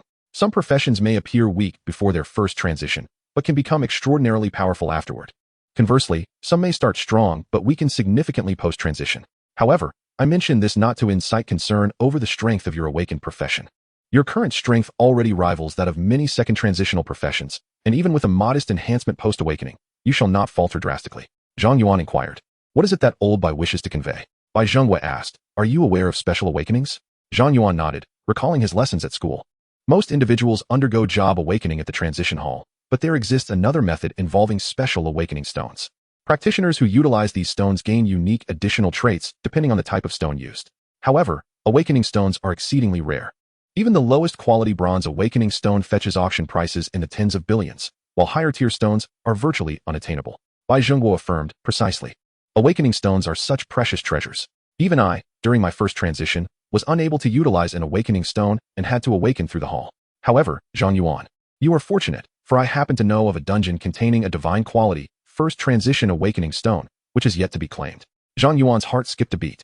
A divine awakening stone? Old Bai, you cannot be jesting. How could such a treasure remain unclaimed? Bai Zhenghua chuckled. Perhaps my phrasing was misleading. It is not that no one has attempted to claim it, but rather that no one has succeeded, including myself, Wan Chang'an, and the foremost powerful figures from various families within the country. Zhang Yuan's heart sank. If even you cannot obtain it, I fear my chances are even slimmer. No, quite the opposite. It seems you may be the only one capable of acquiring it. Why is that? The dungeon housing the divine awakening stone came into existence following the fall of the cursed king. It is restricted to players below level 30, devoid of any difficulty selection, and permits only a single entrant. Although it may sound daunting, given the vastness of the Great Xia Empire, there must be someone capable of soloing such a dungeon, right? Bai Zhenghua remarked, you are indeed correct. Those with formidable legendary classes, as well as a select few divine classes, possess the capability to conquer dungeons alone. However, this particular dungeon is unique. Upon entry, one is subjected to an unrelenting curse that cannot be purified. Attributes are diminished by 90, movement speed is reduced by 90. Skill cooldowns are increased by 100, and one's vitality and mental strength are continually sapped until they succumb to the curse. Even the sturdiest of tanks would find their health depleted in under 10 seconds, ultimately necessitating a retreat. Zhang Yuan's eyes suddenly sparkled with excitement. It sounds as if this dungeon was tailor-made for me. Indeed, Bai Zhengwa confirmed. When you mentioned that your cursed heart could transform curse effects into beneficial ones, I realized that only you could claim that divine awakening stone. Currently, among the practitioners in the Great Xia Empire, none have ever achieved a divine awakening after using a legendary awakening stone. If you succeed, the power you could wield is unimaginable. Zhang Yuan was instantly exhilarated. The prospect sounded remarkably promising, and he could hardly contain his eagerness for the dungeon. I knew you would be thrilled. Come with me, Bai Zhengwa said with a warm smile, placing a hand on Zhang Yuan's shoulder. The space around them began to distort slightly before dissolving into radiant light. Zhang Yuan found himself in a wondrous realm, surrounded by shimmering streams of light, with numerous visuals stretched into lines, forming an otherworldly tunnel. After a brief 10 seconds, he stepped onto a patch of dark soil. Is this your first long-distance teleportation? How does it feel? It's tolerable, though a bit nauseating. Huh, that's quite normal. You will acclimatize in due time, Bai Zhengwa chuckled, nodding appreciatively. He then gestured ahead. Look, that is the cursed dungeon. Following Bai Zhengwa's, Zhang Yuan gazed into the moonlit expanse, where a colossal skeleton, towering over 100 meters, lay upon the scorched earth. At the skull of this skeleton, a 10-meter radius black vortex emanated a terrifying aura that was enough to deter any would-be adventurer. Is that the cursed king? Indeed. Once, our Great Xia Empire lost 1 million soldiers in the battle against the cursed king, leaving us severely weakened. The aftermath of that brutal war has yet to allow our empire to fully recover. The divine awakening stone is the essence of the cursed king, hidden deep within the dungeon. Listening to Bai Zhengwa, Zhang Yuan activated the abyssal eye to examine the dungeon. Burial ground of the king dungeon. Level 30. Difficulty, unselectable. A level 30 hidden dungeon with an unselectable difficulty, a clear indication of a deadly place. Rest assured, Bai Lao, I am confident in my ability to conquer this dungeon. Prioritize your life above all else. Understood. Zhang Yuan approached the entrance of the dungeon and extended his hand inside. Please confirm if you wish to challenge the burial ground of the king dungeon. Warning, this dungeon is exceedingly dangerous. Confirm. Zhang Yuan entered the instance, finding himself amidst an expanse of black marshland. This vast swamp was permeated by the stench of decaying flora and fauna, and deep within its murky depths lay a corpse, larger than a mountain, exuding a foul odor, not yet fully decomposed. Suddenly, Zhang Yuan felt a cold, eerie aura emanating from the corpse, seeping into his very being. Cursed. Attributes reduced by 90, movement speed decreased by 90, skill cooldown increased by 100, continuous depletion of stamina and spirit until death from the curse. Upon receiving the notification of his curse, Zhang Yuan experienced an inexplicable surge in power. He promptly examined his attribute panel. Name, Zhang Yuan. Class, Sword Array Master. Level, 21-5. Strength, 3,277. Agility, 3,287. Spirit, 6,175. Constitution, 3,277. Each of his attributes had risen by 90, surpassing the prowess of a typical level 30 awakened individual, resembling a formidable humanoid. Zhang Yuan dared not contemplate the pain his sword would inflict upon a monster. With his attributes elevated across the board, even this oppressive, bizarre swamp appeared picturesque in his eyes. He pondered the strength of the creatures lurking here. As 3 enormous frogs spotted him, they leaped over 10 meters high, hurtling toward him like missiles. He was the first to employ the abyssal eye. Cursed Demon Frog, Elite. Level, 30. Strength, 15,000. Agility, 10,000. Spirit, 10,000. Constitution, 10,000. Skill, Meteor Strike. The ordinary monsters in this instance boasted attributes that exceeded those of a level 30 hidden king. Zhang Yuan inhaled sharply upon seeing their stats. The fact that these minions rivaled even hidden threats was not the crux of the matter. Rather, this was a solo instance with a level cap of 30, and challengers would endure a 90 attribute reduction curse throughout, alongside a constant drain on stamina and spirit. It was no wonder that no one had yet obtained the divine awakening stone. This instance was clearly not intended for mortals. With a sigh, Zhang Yuan dispatched the 3 giant frogs in a single stroke, with himself as the exception. Successfully killed Cursed Demon Frog. Experience gained, 50,000. Successfully killed Cursed Demon Snake. Experience gained, 50,000. Successfully killed Cursed Demon Crab. Experience gained, 50,000. Obtained 10 Demon Frog Skins, 3 Demon Snake Scales, 3 Demon Crab Yellows. Cursed King's Blade Artifact Quest, 221000000. A series of notifications echoed, and a golden light erupted from within Zhang Yuan, elevating him to level 22. Chapter 52, The King's Corpse. What an astounding amount of experience. Zhang Yuan, upon witnessing the acquisition of 50,000 experience points for vanquishing a single monster, was astounded to realize that clearing all creatures within a 500-meter radius would elevate him by a level. However, after a moment's contemplation, he deemed this phenomenon entirely reasonable. After all, His level was merely in the early 20s, and he was immersed in a hidden difficulty dungeon designed for level 30. Such substantial experience points were to be expected. It was evident that others would not ascend at such a pace. After dispatching the surrounding monsters, Zhang Yuan advanced a few paces, only to find himself suddenly stepping into a void, as the ground beneath him transformed into a quagmire, ensnaring his foot completely. Without a moment's hesitation, he summoned the Rakshasa King to pull him back to solid ground. That was a close call. He had momentarily forgotten that he was traversing a marshland. Once the scare subsided, Zhang Yuan resolved to exercise greater caution, directing the Rakshasa King to scout ahead. Should the Rakshasa King stumble upon another marshy trap, Zhang Yuan would retract him into his mask and summon him anew to continue the reconnaissance. Thus, with the Rakshasa King as his vanguard, Zhang Yuan meticulously advanced deeper into the mire. However, after traversing 500 meters, the Rakshasa King, while exploring ahead, abruptly halted, his form contorting as his health plummeted rapidly. An attack. In that instant, the red sky shielded Zhang Yuan, a sudden impact reverberating as his stamina diminished by a tenth. An invisible adversary? Such a formidable strike? Zhang Yuan was taken aback, considering his attributes had surged by 90, and he possessed a further 90 damage reduction. This monster had managed to inflict a significant blow even under those circumstances. Had it not been for his injury immunity talent and the protective traits of his specialized weapon, he would undoubtedly have perished here. At that moment, the Zhan Lu appeared on the opposite side, similarly intercepting an assault and preventing Zhang Yuan from being staggered. Yet, there was more than one. Zhang Yuan quickly realized that he was not alone in facing invisible foes and heightened his vigilance. Although he wielded a sword array, and the blade of the Cursed King along with the dungeon's curse granted him substantial health recovery, if he were to be assaulted en masse, he might inadvertently trigger the Red Sky's death immunity passive. With a month to conquer this dungeon and the cooldown for the death immunity lasting just as long, the prospect of success seemed bleak if he were to expend such a resource so early on. Without hesitation, Zhang Yuan unleashed a widespread mental storm. Successfully defeated the Cursed Demon Serpent. Experience 50,000. Successfully defeated the Cursed Demon Serpent. Experience 50,000. Cursed King's Blade Artifact Quest. 35,100,000. Acquired 5 Demon Serpent Scales. His interface displayed the kill notifications of over 10 Cursed Demon Serpents, significantly boosting his experience. He had encountered this type of creature before, but he had not anticipated their invisibility. This dungeon indeed presented challenges that were rather exaggerated. Before entering, Zhang Yuan had not foreseen himself drenched in sweat, having brushed against peril on multiple occasions. This dungeon challenge was proving to be the most arduous trial he had faced thus far.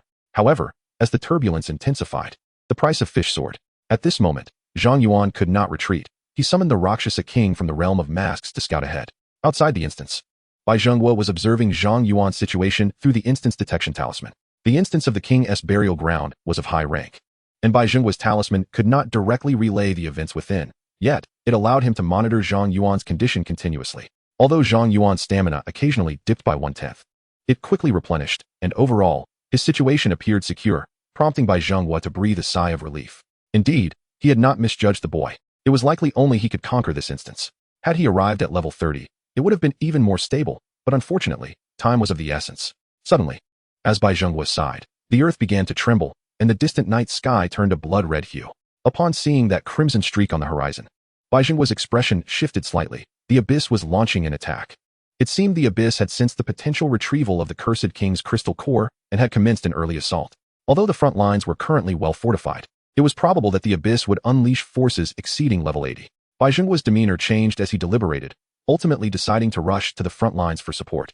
With Zhang Yuan within the instance, he could offer little assistance from outside. If the Abyss demons breached their defenses, not only would the Great Xia army suffer tremendous losses, but the King's burial ground instance would also fall into the Abyss's grasp. At that point, Zhang Yuan would truly be in peril. Child, from here on out, it shall depend on you. Bai Zhengguo constructed a temporary teleportation array outside the instance for Zhang Yuan, leaving a message before soaring into the skies towards the front lines.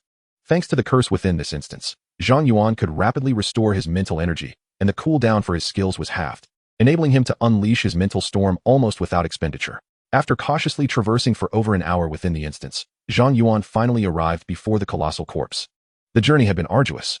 He sighed deeply. His experience bar had reached 90, soon to ascend to level 23. Yet he had yet to encounter any true elite monsters within this instance. Mental storm. Standing before the gigantic corpse, larger than a mountain, Zhang Yuan unleashed the mental storm, ensuring no invisible foes lurked nearby before employing the abyssal eye on the body. The remains of a certain monarch, perhaps concealing immense secrets. What is this? Am I to dissect this corpse? Momentarily at a loss, Zhang Yuan commanded the Rakshasa king to advance and cut through the decaying flesh of the body. A foul stench emanated from the remains. The Rakshasa king has been cursed. Attributes enhanced. The Rakshasa king has been cursed. Attributes enhanced. A flurry of notifications regarding the Rakshasa king being cursed flooded Zhang Yuan's panel. Fortunately, the effect of the heart of the curse also applied to Zhang Yuan's summons. The Rakshasa king not only sustained no harm, but also quickened his pace in clearing the way. The Rakshasa king has received a special curse, attributes permanently increased by 10. As the demonic king delved deeper into the colossal carcass, an unexpected notification appeared on Zhang Yuan's interface, causing his brow to furrow in surprise. A permanent attribute enhancement? Such fortuitous news. Upon witnessing the demonic king's permanent attribute increase, Zhang Yuan felt a surge of excitement. He hastily took 2 tissues to block his nose and prepared to plunge into the abyss of the curse. Yet, before he could enter the decaying mass, the notification of the demonic king's demise echoed in his ears, abruptly halting his advance. Hadn't I already cleared the monsters with a mental storm? How could the demonic king have perished? The sudden demise of the demonic king jolted Zhang Yuan into a state of calm, compelling him to patiently await the resurrection of the king outside. Under the curse's influence in this dungeon, skill cooldowns were halved, and both stamina and spirit regenerated swiftly. The demonic king's resurrection occurred with notable speed. It wasn't long before he regained his combat prowess. This time, Zhang Yuan switched to the demonic king's perspective, personally guiding him into the carcass to excise the putrid flesh and carve out a passage. The notification reappeared. The demonic king has been afflicted by a special curse, with permanent attributes set to 10. This peculiar curse notification provided Zhang Yuan, who was valiantly suppressing his nausea, with a modicum of psychological solace. Just endure a little longer. As these thoughts swirled in his mind, he suddenly witnessed a grotesque creature composed of flesh burst forth from the decaying mass, latching onto the demonic king and sinking its teeth into his neck. The demonic king's health plummeted rapidly. Just before the king was slain, Zhang Yuan employed the abyssal eye on the flesh creature. Flesh of the king, elite. Level, 30. Strength, 0. Dexterity, 0. Spirit, 0. Constitution, 0. Skills, weaken curse, lethal bloodsucking. Undying. This elite creature, despite being level 30, possessed attributes that were all 0, a most peculiar anomaly. How strange, thought Zhang Yuan, that with such attributes, it could move so swiftly and even bring the demonic king to his knees. The demonic king's permanent attribute increase was likely a result of the weakened curse, and his demise was probably due to the effects of the lethal bloodsucking ability. My mental storm did not vanquish them, likely due to their undying skill.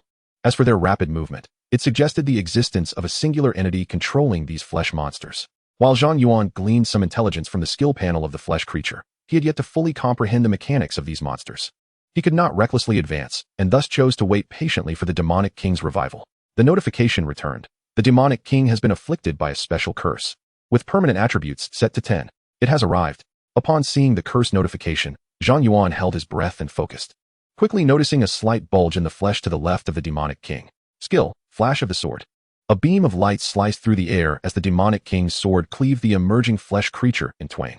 Yet, astonishingly, the bisected creature transformed into 2, one on each side, ensnaring the demonic king and draining him to a mere husk. The demonic king has perished. The demon king has fallen once more. Is there truly anyone capable of conquering this dungeon? Upon witnessing the demon king being swiftly vanquished by the flesh monsters yet again, Zhang Yuan couldn't help but voice his frustration. The demon king boasted level 30 hidden attributes, augmented further by the dungeon's curse, rendering its stats far superior to those of any level 30 human class. Yet, even with such advantages, the demon king had perished 3 times. Despite other players employing various strategies to bypass the elite monsters at the dungeon's entrance, they still met with certain demise. Resolving to abandon any desire for attribute enhancements, Zhang Yuan decided to charge headlong into the fray. Unable to discern the mechanism for defeating the flesh monsters in the short term, he planned to have the demon king carve out a path for him with its own life. After all, this dungeon imposed no time constraints, and the demon king could resurrect infinitely. Thus, they could simply excavate their way forward, albeit gradually. With his mind made up, Zhang Yuan awaited the demon king's revival before instructing it to plunge into the flesh tunnel, wildly swinging its great sword in an attempt to cleave through the creatures. The demon king is afflicted by a special curse, with permanent reductions of 10 to all attributes. The demon king has fallen. Within a mere 10 meters, the demon king was slain by the flesh monsters. Zhang Yuan once again stood in place, awaiting the demon king's revival to continue paving the way. Observing the demon king dutifully forging ahead without complaint, Zhang Yuan couldn't help but reflect. Demon king, though you have perished, you can resurrect. Time and again, you leap between life and death, dancing on the brink of the abyss, yet your body remains unchanged. Why toil in vain? As the ancient proverb goes, The foolish old man moved mountains, so too does the Demon King unearth the deceased. The principle remains the same, just reborn. The Demon King seemed to cast a sidelong glance at Zhang Yuan before once more shouldering its great sword and charging forward. This cycle repeated countless times until the Demon King finally reached the vicinity of the king's corpse's chest cavity, entering an expansive chamber. The cavity was devoid of organs, its vaulted ceiling supported by massive rib bones, and at its center floated a black stone. Zhang Yuan directed the Demon King to utilize the Eye of the Abyss. One turn awakening stone, divine grade. Note, transformed from the essence of a certain king. The user of this awakening stone shall gain the power of the king. At long last, after hours of digging, Zhang Yuan beheld the coveted awakening stone, his excitement reaching a zenith. However, amidst his exhilaration, he remained composed and refrained from entering the corpse himself. The flesh monsters had not been dealt with, and under such circumstances, allowing the Demon King to perish sufficed. Under Zhang Yuan's control, the Demon King advanced towards the awakening stone, but after only a few steps, the fleshy ground erupted with a multitude of flesh monsters. A cursory glance revealed their numbers to be in the hundreds. So many? Seeing the flesh monsters obstructing the Demon King's path, Zhang Yuan's brow furrowed. With the Demon King's current capabilities, it could not breach the line of defense posed by those creatures. It seemed that his attempts would reach a standstill here. To obtain that awakening stone, he would need to uncover the means to control these monsters, allowing the flesh monsters to dispatch the Demon King once more. Zhang Yuan settled in to await its revival. This time, Zhang Yuan refrained from allowing the Demon King to penetrate the corpse, instead instructing him to ascend along its surface in search of clues. Zhang Yuan himself was not idle, circling the massive cadaver to uncover hints. There exists no insurmountable dungeon. Since this one has manifested, there must be a method to conquer it, regardless of the difficulty. As Zhang Yuan completed a circuit around the body, he soon discovered a grotesque creature ensnared by aquatic weeds at the decayed wound on the shoulder. Demon King, come here. Upon spotting the ensnared monstrosity, an idea struck Zhang Yuan, prompting him to summon the Demon King to examine it. The Demon King promptly obeyed, reaching out to touch the flesh creature. The Demon King has been afflicted by a supreme curse, permanently reducing all attributes by 10. A notification appeared on the panel, indicating a permanent enhancement to the Demon King's attributes, while the immobilized creature was unable to retaliate. A sinister grin spread across Zhang Yuan's face. Was this not the very place to enhance attributes? Chapter 54, The Conspiracy of the Cursed King. Zhang Yuan licked his lips, tentatively reaching out to touch the flesh creature. Afflicted by a supreme curse, permanently reducing all attributes by 10. Another notification confirmed that Zhang Yuan's attributes had likewise increased by 10 points. Indeed, merely making contact with these creatures would invoke a curse. Observing this, Zhang Yuan immediately positioned himself alongside the Demon King, prodding the flesh creature with their fingers, compelling it to continuously curse them. Afflicted by a supreme curse, permanently reducing all attributes by 10. Afflicted by a supreme curse, permanently reducing all attributes by 10. Every 10 seconds, both Zhang Yuan and the Demon King's attributes would permanently rise by 10, as Zhang Yuan remained squatted, engrossed in augmenting his own attributes, even forgetting the original purpose of his dungeon expedition. This attribute enhancement was as addictive as leveling up. Once the Demon King's attributes reached a total increase of 1,000, the curses ceased to affect him. It appeared that the upper limit was indeed 1,000 points. Regrettably, infinite enhancement was not possible. Zhang Yuan's eyes flickered with disappointment at the sight of the Demon King's halted progression. Soon after, his own attributes also reached their cap. At this moment, excluding the boost from the dungeon's curse, his mental attribute soared to an impressive 4,280 points. With this mental prowess, even wielding a mundane iron sword, devoid of enhancements from Qi Xiao and Zhang Lu, he could inflict damage exceeding 100,000. How unexpected that this dungeon yielded such rewards. Zhang Yuan felt a sense of satisfaction with his current gains, yet his elation was short-lived, as frustration soon returned. He still had not located the means to control those grotesque creatures. Without this knowledge, he could not eliminate them. Without their elimination, he could not obtain the divine awakening stones. The treasure was tantalizingly close, yet utterly unattainable, causing Zhang Yuan considerable distress. What manner of creature was the cursed king? Why, despite being dead, did his flesh persist as a monster? Ah, indeed, this fellow was the cursed king. As Zhang Yuan continued to bemoan the troublesome flesh creatures, a sudden epiphany illuminated his mind. Though the Eye of the Abyss merely stated that this colossal corpse, larger than a mountain, belonged to a certain king, he understood that the manifestation of the burial ground of the king was a consequence of the fallen cursed king. This immense body was most likely that of the cursed king. Zhang Yuan just so happened to possess the weapon of the cursed king, the cursed blade. Perhaps this was the singular solution to the dungeon. Zhang Yuan felt that his reasoning was sound, and without hesitation, he brandished the cursed blade, piercing it towards the immobile flesh monstrosity. With a crackle, the fissured cursed blade effortlessly penetrated the creature's flesh. causing it to erupt in black smoke and vanish without a trace. Successfully vanquished the flesh of the king. Experience 0. Cursed Blade Artifact Quest 72100000. At last success.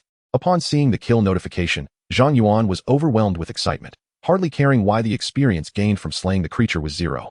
Having discovered the method to defeat the flesh monstrosity, Zhang Yuan no longer permitted the Rakshasa king to fight alone. Together, they ventured into the bloody passageway forged by the Rakshasa king. The Rakshasa king led the way as bait, and when the flesh monstrosity lunged at him, Zhang Yuan swiftly struck with the cursed blade, dispatching the creatures. Thus, Zhang Yuan fought his way into the chest cavity of the cursed king, utilizing the Rakshasa king to draw the monsters, systematically eliminating those that obstructed their path. Cursed Blade Artifact Quest 19821000000. Finally, when the quest progress reached 1982, Zhang Yuan successfully cleared all the monsters within the chest cavity. Exhaling a sigh of relief, he remained vigilant and instructed the Rakshasa king to retrieve the awakening stone.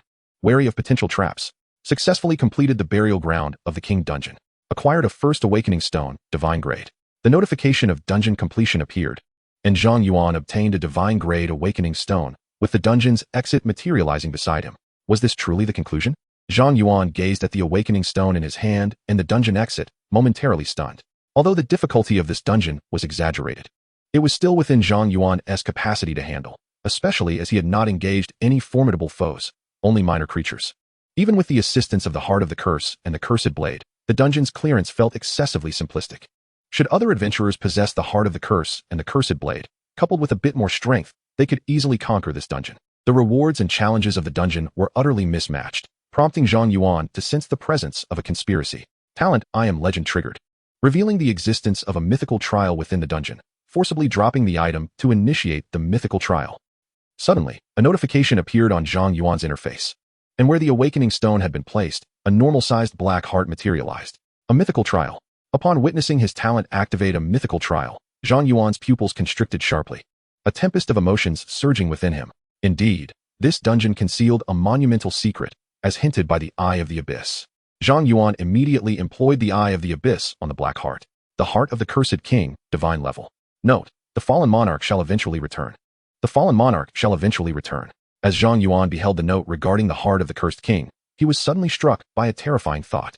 The Cursed King could indeed be resurrected, with the crucial elements being the blade of the Cursed King and the divine awakening stone.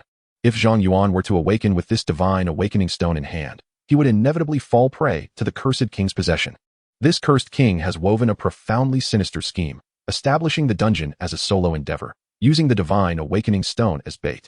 Those capable of conquering this dungeon and obtaining the divine awakening stone would be unparalleled geniuses among humankind, destined for comprehensive cultivation by the Daxia Empire. Thus, should the Cursed King be revived, he would likely emerge even more formidable than before. Upon this realization, Zhang Yuan was instantly drenched in cold sweat. Even in death, the Cursed King schemed against the Daxia Empire. Had it not been for his innate ability to forcibly trigger the trial, the Cursed King's plot could very well have succeeded. If he were to exit this dungeon today, everything would be lost. Although the Abyss harbored fools like Odis and Ista, it also contained terrifying foes like the Cursed King. Indeed, the Abyss must not be underestimated. Taking a deep breath, Zhang Yuan grasped the heart of the Cursed King. Would you like to awaken the Cursed King's soul and commence the mythical trial? Warning: this trial is exceedingly dangerous. A warning in crimson letters appeared on Zhang Yuan's interface, indicating that the forthcoming trial would likely surpass all expectations. Zhang Yuan smiled wryly. I have already fallen into the trap. Should I depart now, I would merely become the Cursed King's puppet. The mythical trial is my only chance to fight for survival. How could I possibly retreat? Commencing the trial. Chapter 55. My attacks bypass defense and inflict severe pain. As Zhang Yuan opted to commence the trial, the black heart in his hand suddenly exuded a dense black mist, which then coalesced into a swirling vortex that drew him in. He found himself thrust into a dire predicament from the very beginning. Zhang Yuan glanced around his surroundings.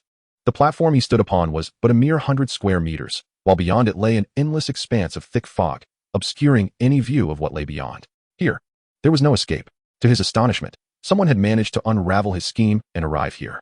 At that moment, a deep, magnetic voice resonated across the platform, followed by the sudden appearance of a handsome man clad in a black robe, adorned with an obsidian brooch. Were it not for the man's crimson eyes and the goat-like horns atop his head, Zhang Yuan would have found it difficult to discern whether he was human or demon. The presence of the Cursed King was overwhelming, suffocating Zhang Yuan with its intensity. Zhang Yuan immediately activated the Abyssal Eye. Unable to detect target, As expected, Zhang Yuan gleaned no information regarding the Cursed King. A mere level 22 human dares to attempt to probe the likes of me. Such audacity is commendable. The Cursed King smirked at Zhang Yuan, then scrutinized him in turn. A sword array master? Such an unfamiliar profession. You humans truly revel in birthing flamboyant classes. Aside from equipment and other enhancements, having such formidable base attributes at level 22 indicates that your class possesses considerable strength, and when fully developed, it will become a significant threat in the abyss. Alas, you are destined to perish here today. The Cursed King extended his slender index finger, pointing towards Zhang Yuan in the void. The heart of the curse has failed. All curses are transformed into negative effects. The heart of the curse has failed? Zhang Yuan's pupils constricted slightly upon seeing the notification. There is no need for me to intervene. Within 10 seconds, you shall meet your demise. 10, 9, 8. The Cursed King confidently counted down, but halfway through, he sensed something amiss, a flicker of confusion crossing his eyes. Why is the curse ineffective against you? Seeing that he was unaffected by the curse, Zhang Yuan exhaled in relief. It seemed that the red sky could indeed withstand the Cursed King's malefic effects. The very reason he dared to enter this mythical trial was due to the passive ability of the red sky, which granted immunity to mental attacks. Thus, Zhang Yuan now possessed a chance to succeed in this mythical trial. So it is, your specialized weapon can immunize against my curses? The Cursed King soon discerned the reason behind Zhang Yuan's immunity to curses, chuckling. How intriguing. Ordinary equipment cannot resist my curses. It appears your specialized weapon is of artifact caliber and of a sufficiently high grade. However, if you believe that my capabilities are limited to curses, you are sorely mistaken. The Cursed King remained unfazed, flashing a grin as an overwhelming aura emanated from his being, suffocating Zhang Yuan's breath. Instinctively, Zhang Yuan lowered his head, fear taking root in his heart. I cannot win. Absolutely cannot win. Faced with the terrifying Cursed King, both his reason and emotions frantically screamed that he was no match for this formidable foe. Under the relentless pressure of the Cursed King, Zhang Yuan's limbs trembled, rendering him unable to grip his sword steadily. The Cursed King continued to laugh. Young human, you are indeed remarkable to still stand before me under such immense pressure. Were it another human, they would likely be groveling on the ground, begging for mercy. I have always admired talent. So I shall offer you an opportunity, should you choose to submit to me. I will grant you the identity of an abyssal demon and bestow upon you a domain within the abyss. What say you? Initially overwhelmed by the Cursed King's oppressive aura, Zhang Yuan found himself laughing at the proposition. What are you laughing at? The Cursed King, observing Zhang Yuan tremble with fear, yet wear a smile, felt a flicker of confusion in his gaze. This was the first time he had encountered someone like Zhang Yuan. Zhang Yuan met the Cursed King's gaze directly, smiling as he replied, "Oh, Cursed King, your contradictory behavior has finally led me to discover the key to breaking this deadlock." The Cursed King's pupils narrowed slightly, an ominous premonition stirring within him. Zhang Yuan continued, "Since this is a mythical trial, I am the challenger, and you are the examiner.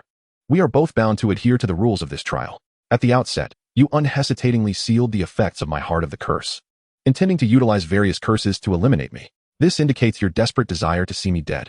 O Cursed King, does your contradictory behavior imply that in this mythical trial, you must resort to curses to eliminate me?" As Zhang Yuan observed the silence of the Cursed King, his mirth grew. It seemed his wager had been astutely placed. Even you, the Cursed King, cannot defy the laws of this realm. A trial is a trial, and even within a mythical context, there must exist a possibility of triumph. There are no inescapable fates. My Qishao is the key to overcoming this trial. As his words echoed, the space of the sword formation unfolded, and Qishao hovered before Zhang Yuan, its crimson aura radiating outward, dispersing the surrounding miasma of curses. Ha ha ha ha, truly remarkable. The Cursed King suddenly erupted into laughter. It has been ages since I encountered someone as intriguing as you. Clearly, your arrival here is no mere coincidence. You are correct. This mythical trial is indeed a trial of curses. Regardless of your methods, as long as you can withstand my curses, a chance to succeed remains. Merely a chance. Mind you, the Cursed King grinned at Zhang Yuan, stating that to pass the trial, he would need to defeat him. However, even though his powers had waned to less than a fraction of their former glory, Zhang Yuan, at merely level 22, would struggle to breach his defenses. I can simply wear down your equipment's durability and still vanquish you. Zhang Yuan suddenly chuckled, lamenting, Cursed King, what a pity. The Cursed King, taken aback, inquired, what is so amusing? Shaking his head, Zhang Yuan taunted, perhaps it is simply fate that I am at odds with your abyssal demons. What a coincidence it is that my attacks bypass defenses and are quite painful. In an instant, Qishao vanished, and around the Cursed King, 10 sword formation spaces emerged, from which Qishao, Zhanlu, and 8 iron swords surged forth from 10 distinct directions toward the Cursed King. Chapter 56. The limits of humanity. Qishao and Zhanlu struck the Cursed King simultaneously, unleashing a staggering 3280 of mental energy. with the combined attack power of the two specialized weapons reaching 4,000, in addition to 1152 in critical damage enhancement and a 21-fold damage boost. These two specialized weapons inflicted an astounding 60 million damage. 63984211. The horrifying damage left the Cursed King momentarily dazed. In that moment, the 8 iron swords, benefiting from the critical hits and damage enhancements bestowed by Qi Xiao and Zhang Lu, followed up with another assault, striking the Cursed King anew. 1279680. Yet another series of damage figures, totaling 127,000, erupted above the Cursed King's head. After suffering 2 consecutive nuclear-level attacks, the Cursed King, startled, activated his defensive skill and distanced himself from Zhang Yuan, exclaiming, "What manner of damage is this? I warned you, it would be quite painful." Zhang Yuan replied with a gentle laugh, once more commanding his sword against the Cursed King. The 8 iron swords diverted the Cursed King's attention, allowing Qi Xiao and Zhang Lu to launch their primary assault. Within this trial, the Cursed King was unable to utilize any skills beyond those of curses, and being but a remnant of a soul, his power diminished to less than a fraction of its former self. He found evading Zhang Yuan's attacks exceedingly arduous. Qi Xiao struck, dealing 47988158. Zhang Lu struck, inflicting 15996052. As the iron sword struck, the damage displayed a staggering 159,960. Numbers representing both minor and significant damage continued to leap from the head of the Cursed King, leaving him drenched in sweat. Impossible. How could this wretched creature disregard my defenses and inflict such immense damage? The Cursed King was utterly shocked by Zhang Yuan's power. He had initially believed that even if Zhang Yuan exhausted the durability of his weapon, he could not deplete his health. However, it now appeared that before Zhang Yuan could wear out his weapon, the Cursed King would first exhaust all his vitality. While the Cursed King was taken aback, he was struck by 2 more swords, causing his breath to quicken. "You insolent brat, do not become too complacent," he roared, immediately bestowing various curses upon himself, significantly enhancing all his attributes. Before long, Zhang Yuan's speed in wielding his sword could no longer match that of the Cursed King. Hovering in the air, the Cursed King looked down upon Zhang Yuan and remarked, "I must admit, your damage is indeed formidable. If I were to be continuously assaulted by you, I might ultimately perish. However, your flying sword is regrettably too slow. As long as I maintain my speed, you shall never land a blow." Zhang Yuan's gaze sharpened as he withdrew his flying sword into the erase space, opening it around the Cursed King. Yet, before the 10 swords could pierce him, the Cursed King had already teleported to another location. The speed of his flying sword sufficed to deal with lower-level monsters, none of which could evade them. However, once faced with an opponent of greater speed, he could not inflict any damage. Regrettably, Zhang Yuan lacked the skills to ensure his swords would hit. And even if he recognized his limitations, he could not alter the situation at hand. "Have you exhausted your tricks, boy?" The Cursed King sneered. "Though you may be immune to my curses, should you fail to defeat me, you shall not leave this place. At most, in half a month, you will starve to death. Humanity is such a fragile thing." In response to the Cursed King's taunts, Zhang Yuan fell silent. Although equipped with Qi Xiao and Zhang Lu, capable of inflicting millions of damage with a single target mental storm, the absence of the Curse Heart's enhancement meant he could not restore his mental power through curses. Clearly, he could not hope to vanquish the Cursed King with just a few uses of the mental storm. Indeed, it seemed impossible. Zhang Yuan felt a twinge of dissatisfaction. Yet the reality was undeniable. His abilities had limits. After all, he was merely at level 22, while his opponent was a king of the abyss. Even if fallen, a king nonetheless. The mythical trial was aptly labeled as extremely dangerous. Contemplating these thoughts, Zhang Yuan couldn't help but chuckle. In such dire circumstances, he could only find a semblance of joy amidst the suffering. "You truly are optimistic." Managing to laugh in such a predicament, the Cursed King observed, smiling at Zhang Yuan. "Once again, I offer you this choice. Serve me, and I shall grant you freedom. Not only that, but I will also bestow upon you the power of the abyss, allowing you to ascend to level 70. With your talent, a level 70, you would be capable of sweeping away all of humanity." Zhang Yuan replied with a cold laugh. "Even if I were to starve here, I would never accept a morsel from the abyss." "Very well, I shall await your demise from starvation," the Cursed King retorted icily, choosing to maintain his distance from Zhang Yuan, no longer attempting to persuade him to yield. During this period, Zhang Yuan attempted to ambush the Cursed King. Yet the latter remained ever vigilant, resulting in the failure of all Zhang Yuan's attempts. Thus, 5 days elapsed. Zhang Yuan, weakened by hunger, lay on the ground, utterly immobilized. The pangs of starvation and thirst gradually eroded his willpower. "Kid, it's only been 5 days, and you're already on the brink of collapse?" The Cursed King taunted, glancing mockingly at Zhang Yuan sprawled on the ground. "What good is your remarkable talent if you end up starving to death? Humans are inherently flawed beings. Your lifespans are fleeting, and without food or water, you perish easily. Yet, it is you fragile creatures who occupy all the sunlight in this world. How unfair this is to the abyss." Zhang Yuan, the capabilities of humanity have their limits. Perhaps it would be better if you ceased to exist. Zhang Yuan, still wearing a cold smile, replied weakly, what does it matter if I die here? I have already brought the blade of the cursed king and the divine awakening stone into this realm. No one shall tread this dungeon again. Your plans will be in ruins, and you will be forever trapped here, accompanied only by my remains. Cursed king, I may have lost, but you have not triumphed. The cursed king fell silent, clearly struck by Zhang Yuan's words.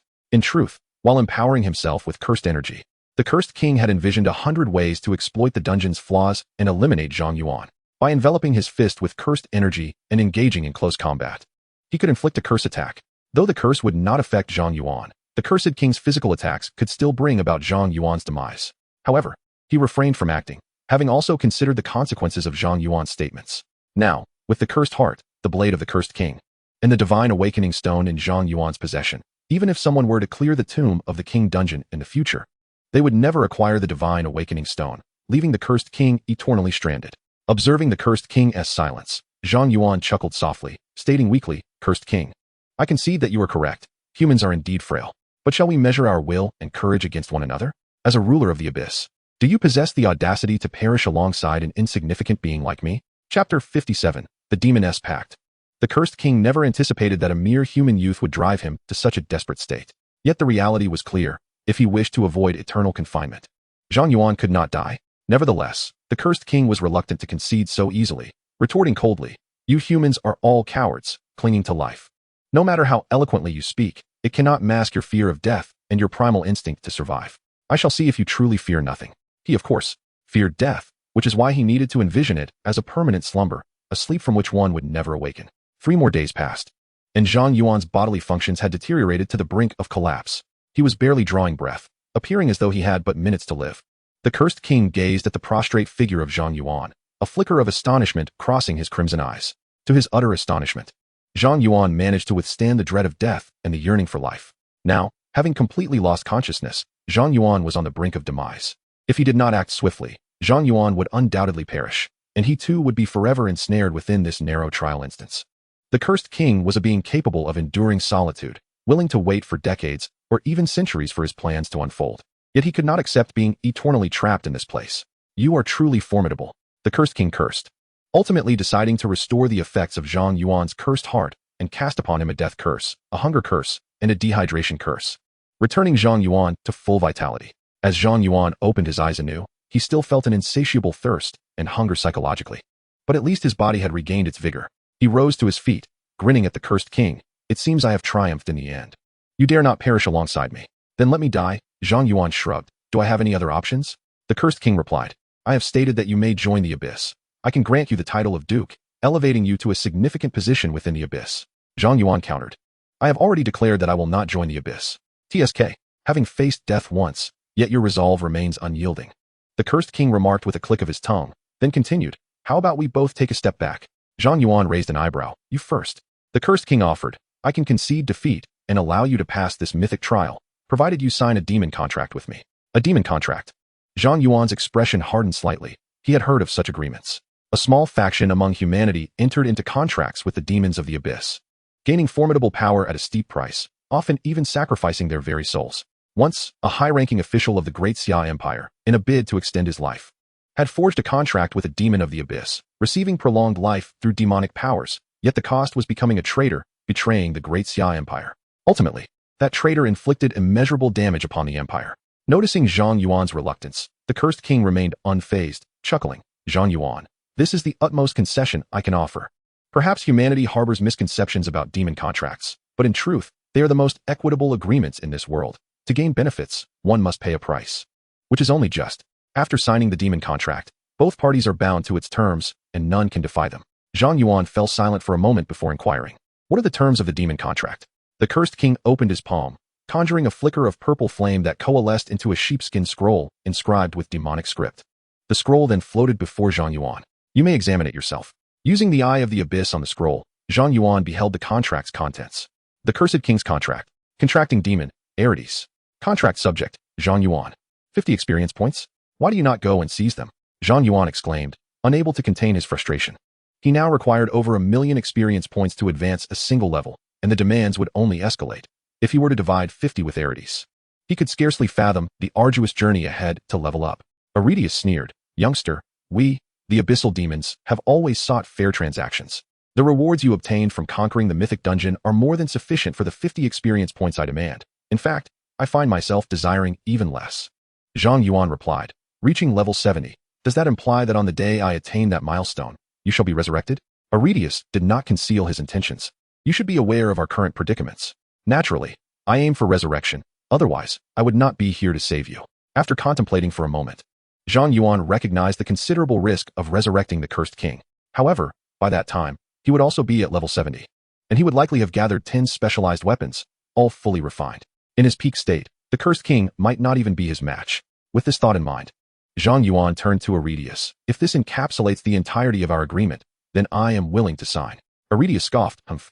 Do not conflate me with those trivial demons who play petty tricks. I have no interest in embedding traps within the terms of a demon contract."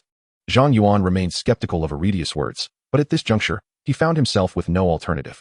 "Do you wish to sign a demon contract with the cursed king Aurelius?" Note, Aurelius was once the demon king. Entering into a contract with him may yield unforeseen consequences. Confirmation. Zhang Yuan opted to sign the contract, and the floating parchment was instantly consumed by flames, turning to ashes. Contract effective. A notification appeared on the panel indicating the contract's activation, and then flames engulfed Aurelius entirely. Emerging from the inferno, Aurelius gazed at Zhang Yuan with a smile. "Zhang Yuan, I eagerly anticipate the day you reach level 70. When I return in full glory, I wonder if you will be capable of stopping me." Zhang Yuan asserted, "Aurelius, I shall indeed thwart you." "Huh, we shall see." Aurelius chuckled as he was reduced to ashes by the flames. Successfully defeated the remnant soul of the cursed king. Experience gained 10,000,000,000,50. Acquired Awakening Stone, Divine. Heart of the Cursed King, Divine. Heart of the Cursed King, Divine transforms self-inflicted curse effects into positive effects. All attacks carry curse attributes. Randomly applying unpurifiable curses to targets, excluding the holder. No equipment level restrictions, does not occupy equipment slots. Completed the mythic trial, earned the title, Cursed King. Cursed King title, unique, all attributes 10,000. Can command abyssal creatures of the mental realm. Ding. Achievement conspiring with the king detected. Reward, awakening of divine talent. Congratulations, host has awakened divine talent. Abyssal Sovereign. Abyssal Sovereign. Each time a abyssal creature is slain, all four-dimensional attributes are permanently increased by 1 point. Cleared the King's Burial Ground dungeon. Acquired 2 divine stones. Acquired 1 class-specific skill scroll. Acquired 1,000 basic skill scrolls. Chapter 58, A Bountiful Harvest. A plethora of reward notifications flooded the panel, nearly blinding Zhang Yuan with their brilliance. He immediately checked his current attributes. Name, Zhang Yuan. Title, Cursed King. Occupation, Sword Array Master, Unique. Level, 24, 2200. Strength, 12,860. Agility, 12,740. Spirit, 14,340. Constitution, 12,740. Special attributes, critical hit rate, 33. Critical damage, 330. Talents, Absolute Luck, Level 1. I am the Sword Immortal, Level 2. Abyssal Eye, Fearless Body. I am Legend, Abyssal King. Skills, Sword Array, Level 5. Sword Control, Level 5. Sword Array Space, Attribute Transformation, Level 5. Poison Resistance, Level 10. Mental Storm, Wind Control, Block Intuition. Constellation, 6 stars. At this moment, Zhang Yuan's four-dimensional attributes had become so exaggerated that he resembled more of a humanoid entity than a mere individual, his combat prowess having multiplied several times. Is this the reward of the mythical trial? He never anticipated it would come in the form of a title. Zhang Yuan couldn't help but marvel. Titles are seldom bestowed upon individuals and serve as interchangeable talents of immense significance. As for the newly awakened divine talent, Abyssal King, Zhang Yuan could scarcely fathom the terrifying extent to which his attributes would grow while slaying monsters on the abyssal battlefield in the future. The strong remained strong. Despite being merely level 24, Zhang Yuan found the disparity between himself and ordinary professionals widening unbeknownst to him. After reviewing the substantial rewards, Zhang Yuan eagerly retrieved the exclusive skill scroll. A professional can learn up to 3 exclusive skills before reaching level 30. And both the Sword Array Space and Attribute Transformation had provided Zhang Yuan with considerable assistance in real combat. Now, he was exceedingly curious about what the final exclusive skill before reaching level 30 would be. Upon using the exclusive skill scroll, he received, Skill Acquired, Sword Intent Acceleration, Level 1. Sword Intent Acceleration, Level 1 increases the flying speed of the flying sword by 100. Why did this skill not arrive sooner? Zhang Yuan could not help but express his frustration upon seeing his newly acquired exclusive skill. Had he possessed this skill earlier, he would not have suffered so long at the hands of the cursed king. Nevertheless, despite the grumbling, this new skill alleviated a significant pain point for Zhang Yuan, which was indeed a cause for celebration. After utilizing the exclusive skill scroll, Zhang Yuan proceeded to take out the basic skill scrolls before reaching level 30. In addition to the 3 exclusive skills, a professional can learn 5 general skills. Zhang Yuan had obtained 1,000 skill scrolls within this dungeon, ample to fully learn the general skills as well. Surely, with 1,000 basic skill scrolls, he would acquire some useful skills. Zhang Yuan had no intention of leaving the trial space. He sat down and began using the basic skill scrolls in earnest. As a multitude of basic skill scrolls were unleashed, beams of white light flickered. Skill acquired, Culinary Mastery, level 10. Culinary Mastery, level 10. The food cooked is exceptionally delicious. Skill acquired, Poison Mastery, level 10. Poison Mastery, level 10 increases poison attribute damage by 100. Skill acquired, Medical Mastery, level 10. Potion Enhancement, level 10. Healing effect of potions increased by 100. Acquired skill, Mastery of Hidden Weapons, level 10. Mastery of Hidden Weapons, level 10. Damage from projectiles increased by 100. After consuming several hundred basic skill scrolls, Zhang Yuan obtained 4 rather inconsequential universal skills. The drawback of universal skills lies precisely in this aspect. If fortune does not favor one, the acquired skills may prove to be utterly useless. However, hold on. This Mastery of Hidden Weapons increases projectile damage by 100. Does my flying sword count as a projectile? Zhang Yuan noted the description of one skill, and an intriguing thought suddenly struck him. He promptly retrieved a test wooden dummy from his storage space to assess the damage. A steel sword pierced the test dummy. 389. 439. Nearly 400,000 in damage. Ordinarily, without equipping Qi Xiao and Zhan Lu, the damage from a steel sword, with a 20-fold talent bonus, should be over 370,000. Yet now, the damage reached nearly 400,000, equating to precisely a 21-fold damage increase. This is indeed useful. Zhang Yuan calculated and discovered that the flying sword could trigger the effects of mastery of hidden weapons, leaving him visibly elated. At last, among the universal skills, he had acquired a valuable one. After organizing his newly obtained equipment, talents, and skills, Zhang Yuan eagerly rubbed his hands together, preparing for the main event of this harvest. 2 divine stones and 2 new specialized weapons. Zhang Yuan retrieved the fate compass from his storage space and placed the 2 newly acquired divine stones within. A double draw. The 2 divine stones transformed into luminous orbs within the fate compass, rolling numerous cards.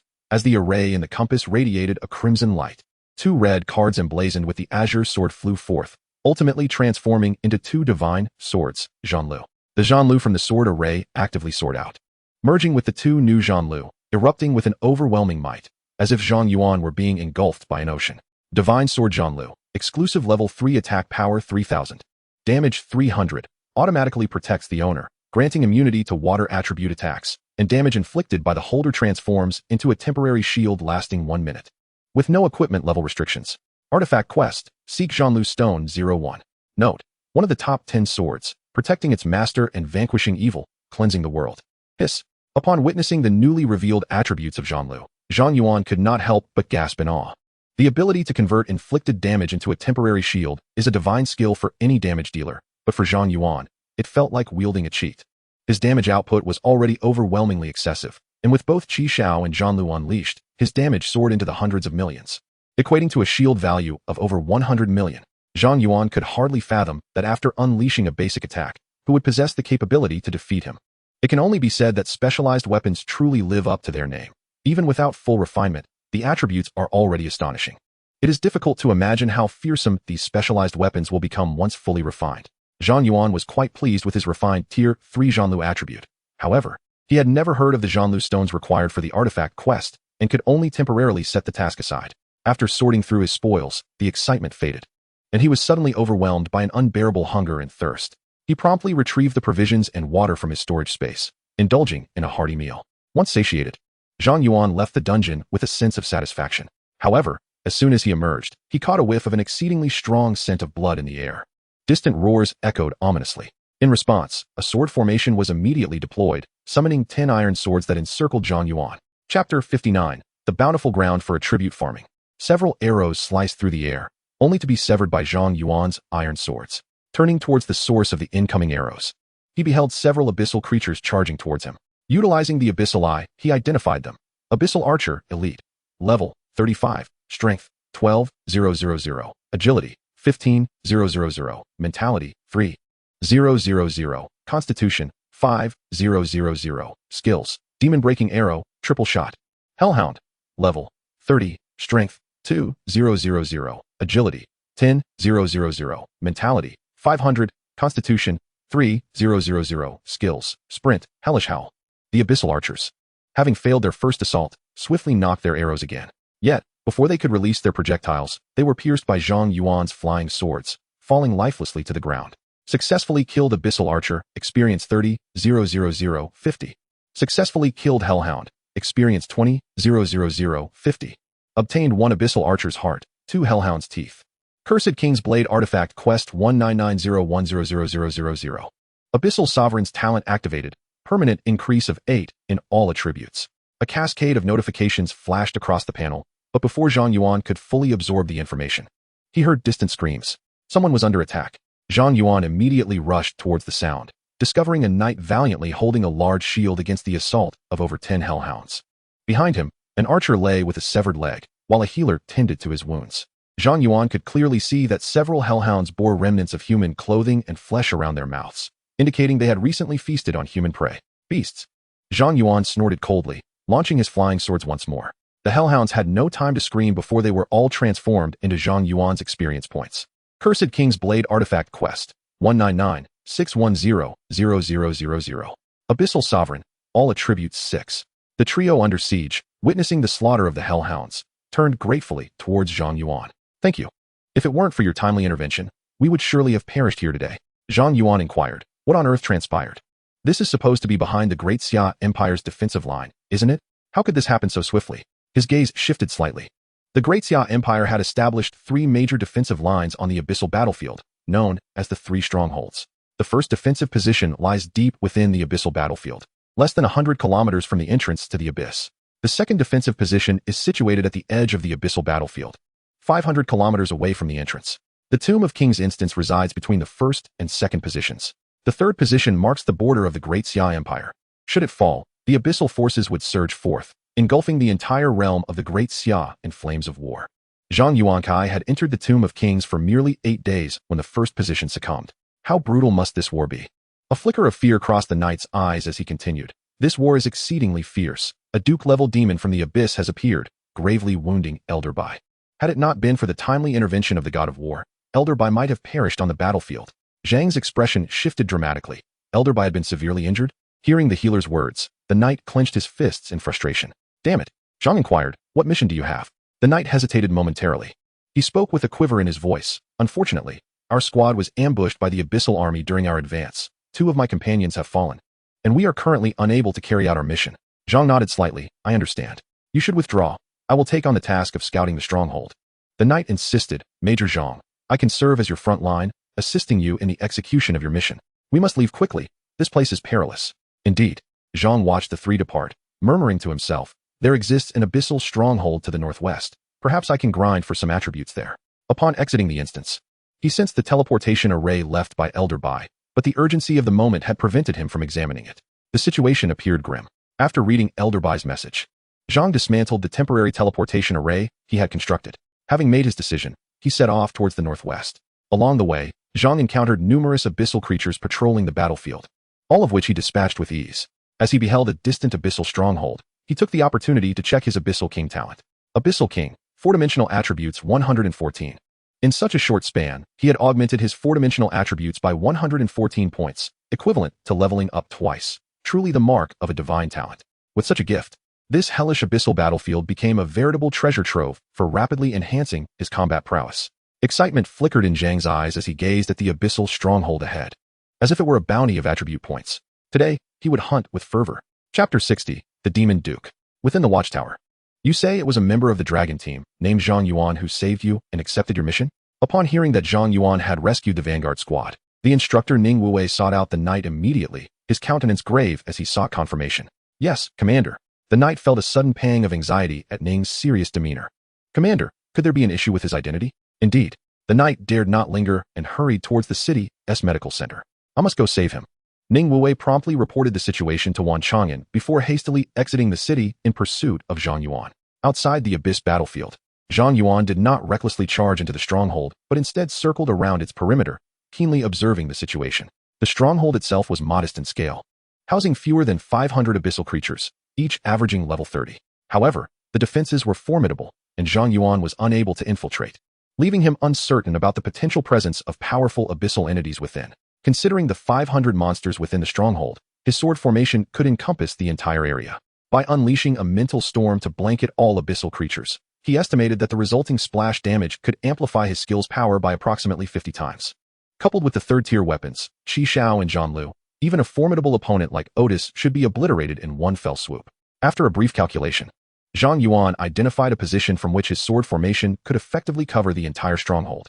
Just as he prepared to unleash the mental storm, he observed two terrifying humanoid abyssal demons emerging from the stronghold. One of the demons bore an uncanny resemblance to Zhang Yuan's father, save for the two horns atop its head. Father? Zhang Yuan was momentarily taken aback and had yet to grasp the situation when the demon resembling his father spoke to the other demon and instantly teleported away. Cursed be this sudden turn of events. Zhang Yuan found his focus disrupted, and at that moment, he felt an icy chill penetrate his back. Huh. A mere level 24 human has managed to reach this place. How amusing, a cold voice echoed from behind. Zhang Yuan's pupils constricted in shock as he instinctively activated his blocking intuition. Clang. Zhang Yuan grasped the Qi Xiao, which had flown from the sword formation, and swiftly turned to deflect the demon's claw. The abyssal demon's eyes widened momentarily in surprise before it dissipated into black mist, retreating to avoid Zhang Yuan's counterattack. Seizing this brief opportunity, Zhang Yuan attempted to use the Eye of the Abyss on the demon, unable to detect the target. The inability to detect the target indicated that the demon was level 74 or higher, surpassing even Otis and Ishtar in strength. Does it possess a skill that guarantees blocking? Truly an intriguing adversary. The abyssal demon grinned at Zhang Yuan, taunting, but can you withstand a second attack? Before the words left its mouth, the demon teleported directly before Zhang Yuan, its sharp claws aimed at his forehead. Zhang Lu materialized out of thin air, intercepting the demon's strike. Clang. The terrifying aftershocks of the force radiated outward, sending Zhang Lu flying, while Zhang Yuan triggered Qi Xiao's death immunity passive, reducing his life points to a mere 1. Still alive? The abyssal demon stared in disbelief at Zhang Yuan's resilience. It had never anticipated that a mere level 24 human could withstand 2 of its assaults. An opportunity. Observing the demon momentarily stunned, Zhang Yuan wasted no time in unleashing the mental storm. The abyssal demon sensed the impending threat, its expression shifting slightly. Yet it could no longer evade. It raised its cloak, enveloping itself in a protective shroud. Boom. The catastrophic mental storm detonated within a 500-meter radius, instantly leveling the entire stronghold.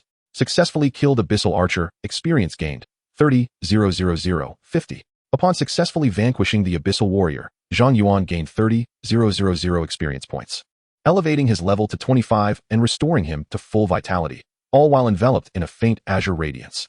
This ethereal glow was the temporary shield conjured by his Zhang Lu. Excellent. Truly splendid, he exclaimed. At that moment, a disheveled abyssal demon emerged from the void, its eyes ablaze with fierce flames, fixated intently on Zhang Yuan. You, a mere level 24 human, nearly wounded me. You must be the young human reported by Otis and Ista, Zhang Yuan. Indeed. You are recognized as our greatest threat from the abyss. It was likely that the serious injuries suffered by Elder Bai were interconnected with this abyssal demon. Even if the demon crushed Elder Bai's core and summoned him here, it would merely cost another life. Truly, I have escaped one peril only to stumble into another. I am undeniably a most unfortunate soul. Zhang Yuan frantically pondered, seeking a means of survival within the confines of his current abilities. Zhang Yuan, get back!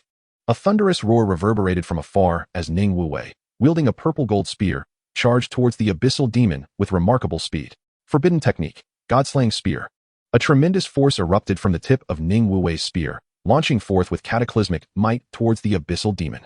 The very heavens and earth seemed to tremble in response. Is this the might of Instructor Ning? Such terrifying power. Observing Ning Wuwei's strike, Zhang Yuan glimpsed the essence of the spear. This move could easily obliterate Otis. The abyssal demon turned its gaze toward Ning Wuwei's full-force thrust, a flicker of mockery igniting within its crimson orbs. An ant attempting to shake a tree. As Ning Wuwei's assault bore down, the abyssal demon merely extended a single finger. Sword intent accelerate. 10 beams of sword light shattered the air.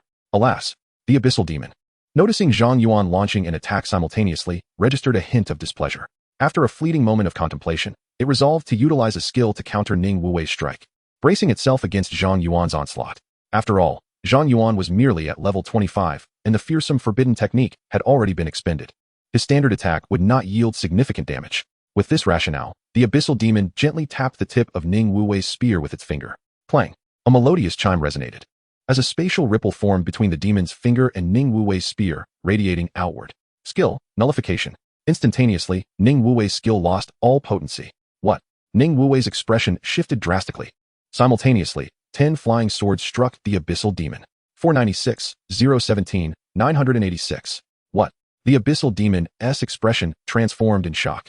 A terrifying array of numbers, far too numerous to count in such a brief span, emerged, nearly sending the demon's soul into a frenzy. Fearful of retaliation from Ning Wuwei, it swiftly transformed into black mist and retreated, distancing itself from Zhang Yuan. Seizing the opportunity, Ning Wuwei positioned himself protectively before Zhang Yuan. Kid, are you alright? Zhang Yuan. Instructor Ning, if you arrive any later, I fear there will be dire consequences. You insufferable brat. Why must you provoke that devilish Duke Desis? Ning Wuwei's gaze was locked onto Desis, who had retreated to a distance, his eyes filled with palpable trepidation. Noticing the slight tremor in Ning Wuwei's hand gripping the gun, Zhang Yuan inquired, Instructor, is he truly that formidable? Formidable? Ning Wuwei was tense. Desis is one of the 7 great dukes of the abyss. It was by Lao whom he had gravely injured. Is he really that fierce? Zhang Yuan's expression shifted slightly. He was aware that this abyssal demon was powerful, but he had not anticipated the extent of his might. From afar, Desis's wounds were gradually mending as he cast a cold gaze upon Zhang Yuan. Zhang Yuan, with such terrifying damage at merely level 25, you are indeed a liability. Boom. Suddenly, Desis unleashed an overwhelming aura, causing Ning Wuwei's expression to change dramatically as he gritted his teeth. He is coming.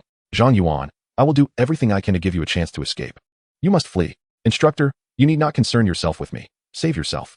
Ning Wuwei, infuriated, retorted, what nonsense are you spouting? Zhang Yuan, you are the hope of the great Xia. You cannot selfishly perish here. After enduring Ning Wuwei's furious reprimand, Zhang Yuan's expression became exceedingly complex. I am sorry. I was too arrogant. He had believed that having completed the mythical trial, he possessed sufficient ability to defend himself in the abyss battlefield. Yet, when confronted with a top-tier powerhouse, he realized how powerless he truly was. This is not your fault. Seek vengeance for me in the future. Ning Wuwei tightened his grip on the spear, his eyes fixed on the ever-increasing momentum of Desis, stepping forward rather than retreating. Desis, if you wish to kill Zhang Yuan, you must first step over my corpse. He embraced the certainty of his demise in this battle. Neither of you shall leave today, Desis roared, enveloped in a terrifying black radiance, as the very earth began to tremble violently. However, in the next moment, Desis suddenly shuddered, fear flashing in his eyes. His aura began to plummet. No, this cannot be. Is this the Curse King's curse? Desis realized that he had accumulated 11 different curses, one of which was a rapid degeneration of a divine-level curse, sending him into a panic. He fixated on Zhang Yuan, howling in desperation. What have you done to me? Why do you wield the power of the Curse King? The power of the Curse King? Zhang Yuan was momentarily taken aback before recalling an item he had obtained after completing the mythical trial. Cursed King's Heart. Divine level. The curse effects applied to oneself are transformed into positive effects. All attacks carry the curse attribute, randomly inflicting unpurifiable curses on the target, excluding the holder, with no equipment level restrictions, and does not occupy an equipment slot. At the time, Zhang Yuan had not thought much of the Cursed King's curse attribute, even deeming the ability to be somewhat lackluster, unworthy of its divine rank. Yet, judging by Desis's reaction, he seemed to have gravely underestimated the potency of the Cursed King's curse effects. As the curse of the Cursed King took effect, Desis's aura weakened significantly, soon dropping to a level even below that of Odious. What on earth is happening? Ning Wuwei wore an expression of disbelief, feeling as though he could vanquish Desis at that very moment. Desis, ensnared by a curse and aware of his inability to eliminate Zhang Yuan, promptly teleported away. Ning Wuwei stood in stunned silence, gazing at the vacant space left by Desis, unable to grasp the surreal nature of his retreat. Zhang Yuan, Wuwei, are you unharmed? At that moment, Wan Chang'an finally arrived on the battlefield. I sensed Desis's aura. Where is he? Chief, Ning Wuwei replied, his expression complex as he recounted the events that had just transpired. Wan Chang'an was taken aback. You both drove Desis away? Ning Wuwei smiled wryly. Chief, you flatter me. I only employed a single skill, which Desis rendered ineffective. It was Zhang Yuan who compelled Desis to retreat. Wan Chang'an regarded Zhang Yuan with incredulity, asking, how did you achieve that? Desis is one of the 7 great lords of the abyss. Even I cannot guarantee victory over him. And yet, this formidable figure retreated before you? It feels like a tale from a fantasy. Perhaps it is due to this equipment, Zhang Yuan replied, revealing the heart of the Cursed King. He shared the details of his participation in the mythical trial at the burial site of the king, disclosing his contract with the Cursed King, Ardis. Wan Chang'an's expression shifted dramatically upon hearing Zhang Yuan's account. Such events transpired? Zhang Yuan continued, Chief, my ability to repel Desis was entirely owing to the power of the Cursed King, who will resurrect when I reach level 70. How shall we address this matter? Wan Chang'an fell silent, recognizing the implications. The Cursed King was a demon lord whose survival posed a threat akin to a nuclear explosion in the depths of the ocean, capable of inciting chaos for both the abyss and humanity. Suddenly, Ning Wuwei interjected, "Chief, I must speak a heretical truth. The matter of Zhang Yuan's contract with the Cursed King must remain concealed from the elders of the nation, otherwise, they will never allow Zhang Yuan to live. This must be kept secret. Moreover, had Zhang Yuan not uncovered the Cursed King's plot, the Great Xia Empire, possessing the blade of the Cursed King, would have faced utter catastrophe. Zhang Yuan has saved this nation. He deserves a different fate." Wan Chang'an pondered deeply for a long while before sighing. "This issue is far too significant. As the head of the military, if I conceal this matter, I would be endangering the safety of both the nation and its people, an act tantamount to treason." Ning Wuwei pressed on, "But Chief, Zhang Yuan has done no wrong. He repelled Disaz at level 25. I believe that once he reaches level 70, he will certainly be able to confront the Cursed King. If we keep this matter under wraps, when the Cursed King is resurrected, we can join forces to eliminate him, and nothing adverse will occur. The abyss grows increasingly powerful. A single demon lord's army has already shattered our first line of defense. Great Xia needs more strong warriors. We cannot afford to lose Zhang Yuan." Wan Chang'an sighed heavily, fully aware of the truth in Ning Wuwei's words, yet his responsibilities would not permit him to act in such a manner. At this moment, Wan Chang'an found himself at a loss for words, glancing towards Zhang Yuan. "Child, what are your thoughts?" Zhang Yuan replied, "I do not wish to perish. Yet I do not believe that concealing this matter is the right course of action. The Cursed King was vanquished by the valiant soldiers of the Great Xia. Should I fail in my future confrontation with him, the Great Xia ought not to face the Cursed King unprepared once more." Wan Chang'an gazed deeply at Zhang Yuan and said, "I understand. Child, you have not disappointed me, and I shall not let you down." Chapter 62, The Council of Elders. Zhang Yuan abstained from the celebrations, accompanying Wan Chang'an into the teleportation array, vanishing amidst a brilliant radiance. Ning Wuwei observed the empty teleportation chamber, sighed, and silently departed. Within the Great Wall, no one knew why the abyss retreated this time. They only recognized that they had once again preserved the peace of the Great Xia. "Zhang Yuan, you shall surely be unharmed." In the capital, atop the central trial tower, Zhang Yuan sat calmly before a door, awaiting the impending judgment. Behind the door, 5 formidable elders sat in their respective chairs, while Wan Chang'an, clad in military attire, stood before them, reporting on Zhang Yuan's circumstances. The most fearsome elder among them spoke in a measured tone. "Wan Chang'an, we are aware of the situation. The matter of Zhang Yuan's pact with the Cursed King is indeed of great significance. Our forthcoming decisions will determine the future trajectory of the Great Xia Empire and the fate of its populace." With a clang, as the elder finished speaking, a colossal balance suspended in midair, from which 5 equal flames of soul emerged, descending before each elder. To the left, the verdict of Zhang Yuan's innocence.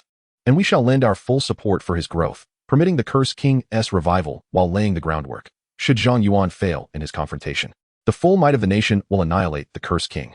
To the right, the verdict of Zhang Yuan's guilt, sentencing him to death, quelling the Cursed King in his cradle, thereby preventing the Great Xia Empire from once again plunging into the depths of the curse. Esteemed elders, it is time to cast your votes. As the elder concluded, one elder unhesitatingly pushed his flame towards the right side of the balance, asserting, "The Cursed King has already inflicted grievous losses upon the Great Xia. We have yet to recover our vitality, and we cannot endure another arrival of the Cursed King." "I second that," another elder declared, moving his flame to the right as well. "Though Zhang Yuan is undoubtedly a prodigy, we must prioritize the safety of the millions in the Great Xia, and we cannot risk the peril of billions for the sake of one." With 2 flames now on the right, the balance tilted in that direction. Wan Chang'an clenched his fists in anxiety. If another elder cast their vote to the right, Zhang Yuan would undoubtedly face execution, and no one could save him. "Humph, you 2 cowards. To consider sacrificing an unparalleled genius of the Great Xia for a wretched demon long dead. Such weakness in the face of the abyss will surely lead to the downfall of the Great Xia Empire. What if the Cursed King returns? At that time, I shall personally deal with him and sever his head." A tempestuous elder abruptly slammed his palm upon the table, immediately propelling the ethereal flame of his soul toward the left side of the balance. The venerable figure seated at the center then proclaimed, "WNCH Ingen previously confided in me a statement. Today we relinquish 5 cities, tomorrow 10, and thereafter, we may find a night of tranquil slumber. Yet, as I gaze upon the 4 corners, the abyss looms ever closer.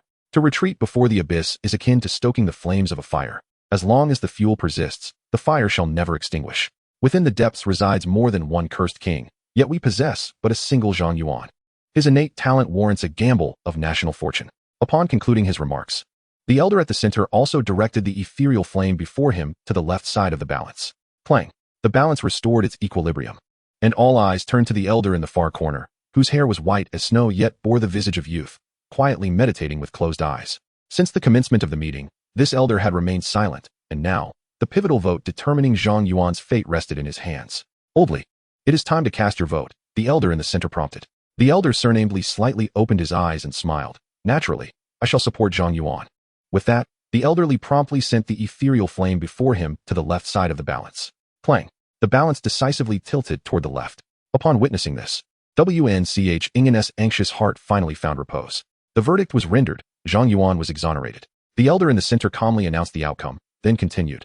"Our next agenda must address the cultivation of Zhang Yuan, as well as our course of action should he falter." Hold on a moment. At this juncture, an elder advocating for Zhang Yuan's guild interrupted the proceedings, turning to Elder Li. "Old Li, I have no objections to the result of this vote, but could you elucidate your reasons for supporting Zhang Yuan? Are you not the one who despises the cursed kings the most? Why then did you vote for the left?" "Ah, it is because I have recently learned something." Elder Li chuckled. "Zhang Yuan may very well become my grandson-in-law. How could I bring harm to my future grandson-in-law?"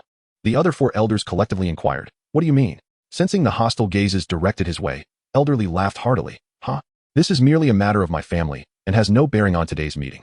Let us promptly return to the main topic. How can it be unrelated? Old Li, you must clarify this matter today. We have yet to discuss who should nurture Zhang Yuan. What gives you the right to claim him as your grandson-in-law?" "Old Li, this is rather unfair. Everyone should compete on equal footing. How can you preemptively stake your claim? Indeed, your family has already produced several legendary professionals. Now you seek to take Zhang Yuan as well? If this matter isn't clarified today, this meeting cannot proceed." Suddenly, the room erupted into a peculiar dispute among the elders over this strange issue, and the proceedings of the National Elder Meeting unwittingly veered into an odd direction. WNCHN observed the elders arguing fervently over Zhang Yuan, unable to suppress a wry smile and a shake of his head. Regardless of what conclusions might arise from this meeting, at least Zhang Yuan was safe for the time being. After waiting for several hours outside, Zhang Yuan finally spotted WNCHN emerging from the room and immediately rose to his feet. "Chief, what was the outcome?" Wan Chang'an chuckled and said, "The elders have decided to place their bets on you. From now on, the task of dealing with the cursed king, Zhang Yuan, will fall upon your shoulders." Zhang Yuan's eyes instantly brightened. "Indeed, do not feel overly burdened. First, focus on systematically enhancing your abilities," Wan Chang'an reassured him, patting Zhang Yuan on the shoulder. "Come, the elders have much to deliberate. I shall first escort you to your accommodation at Kyoto University, and in the process, grant you a reward." Zhang Yuan was taken aback. "A reward? In light of your significant contribution to repelling the Abyssal Army, we wish to acknowledge your efforts. However, due to certain circumstances, we cannot publicly honor your achievements. Thus, we have decided to offer you a tangible reward instead. Let us proceed." Chapter 63, Dormitory Number 0.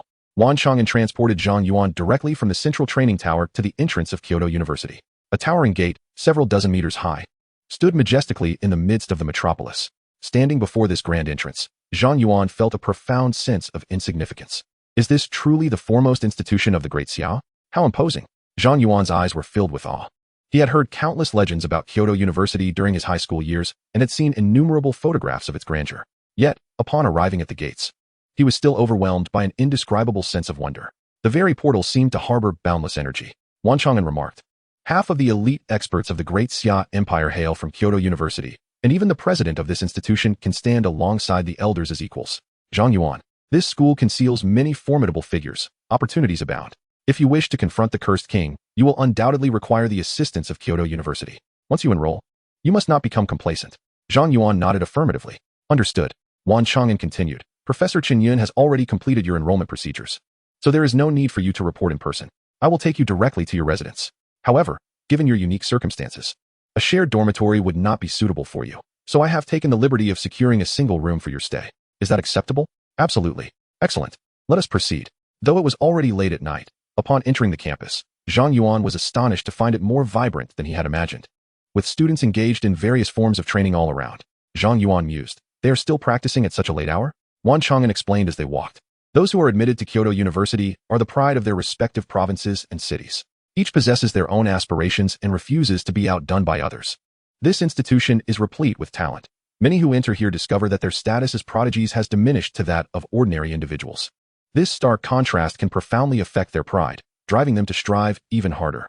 Yet, despite this, every year, numerous students fail to qualify for graduation. In this world, destiny cannot be altered solely through effort. However, without diligence, one is certainly doomed to remain stagnant." How harsh, Zhang Yuan reflected inwardly. In this realm, regardless of the location, Life proved to be exceedingly unforgiving. Kyoto University was even more expansive than Zhang Yuan had anticipated. He followed Wan Chang'an for quite some time before finally reaching his designated residence. The place is quite remote, devoid of any human presence. And before Zhang Yuan stands a somewhat dilapidated 6-story dormitory. The entrance is securely locked, with a plaque marked Building 0 hanging in front.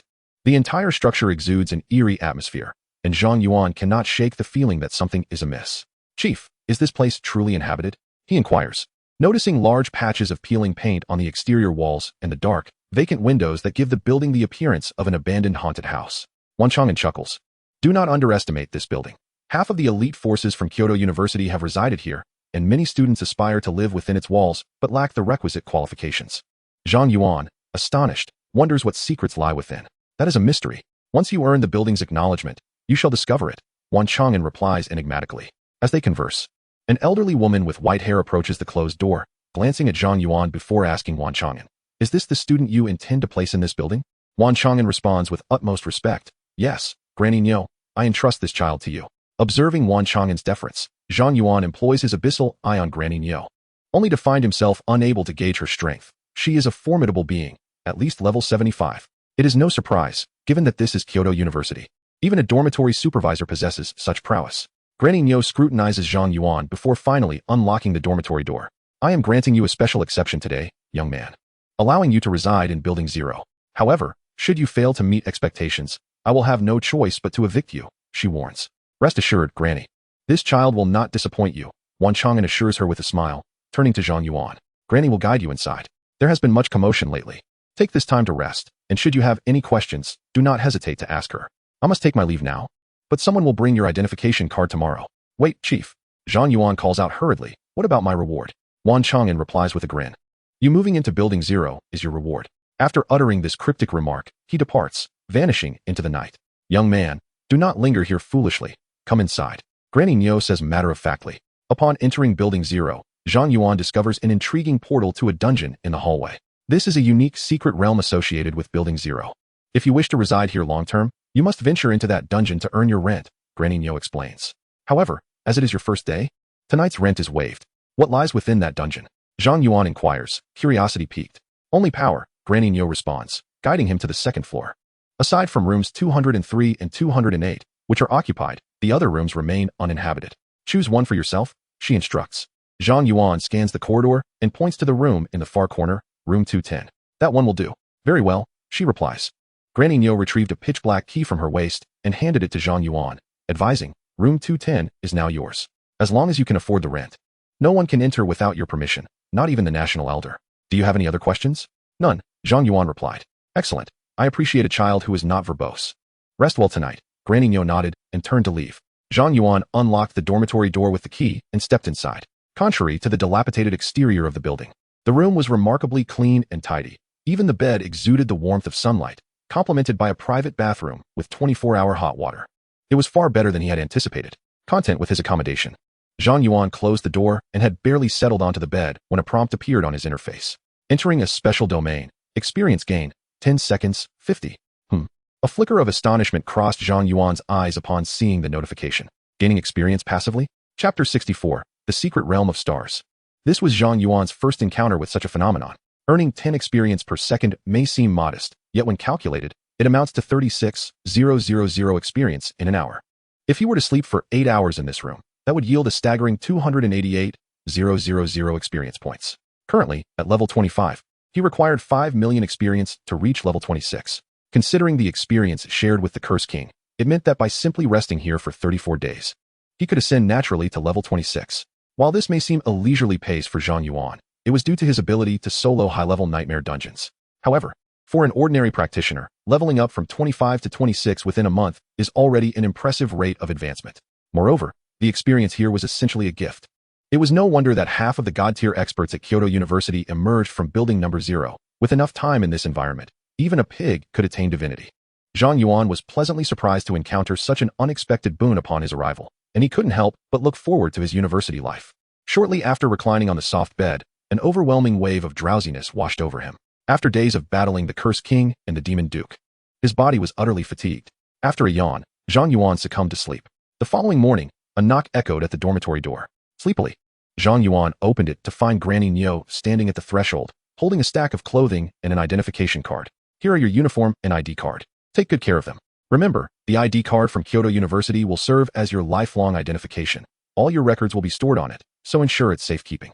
Furthermore, transactions at Kyoto University do not involve cash. You will need points to purchase anything you desire. Your ID card currently holds 100 points gifted by the school. Zhang Yuan accepted the uniform and ID card, inquiring, "How can I earn points?" Zhang Yuan was taken aback. "Can I really take points from others? Does the school condone such behavior?" Granny Niu replied nonchalantly, "The school encourages competition, but there are boundaries to such actions. If your points drop below 100, they cannot be taken from you." Zhang Yuan swiftly absorbed this knowledge and expressed his gratitude to Old Lady Niu, saying, "I understand now. Thank you, Old Lady Niu."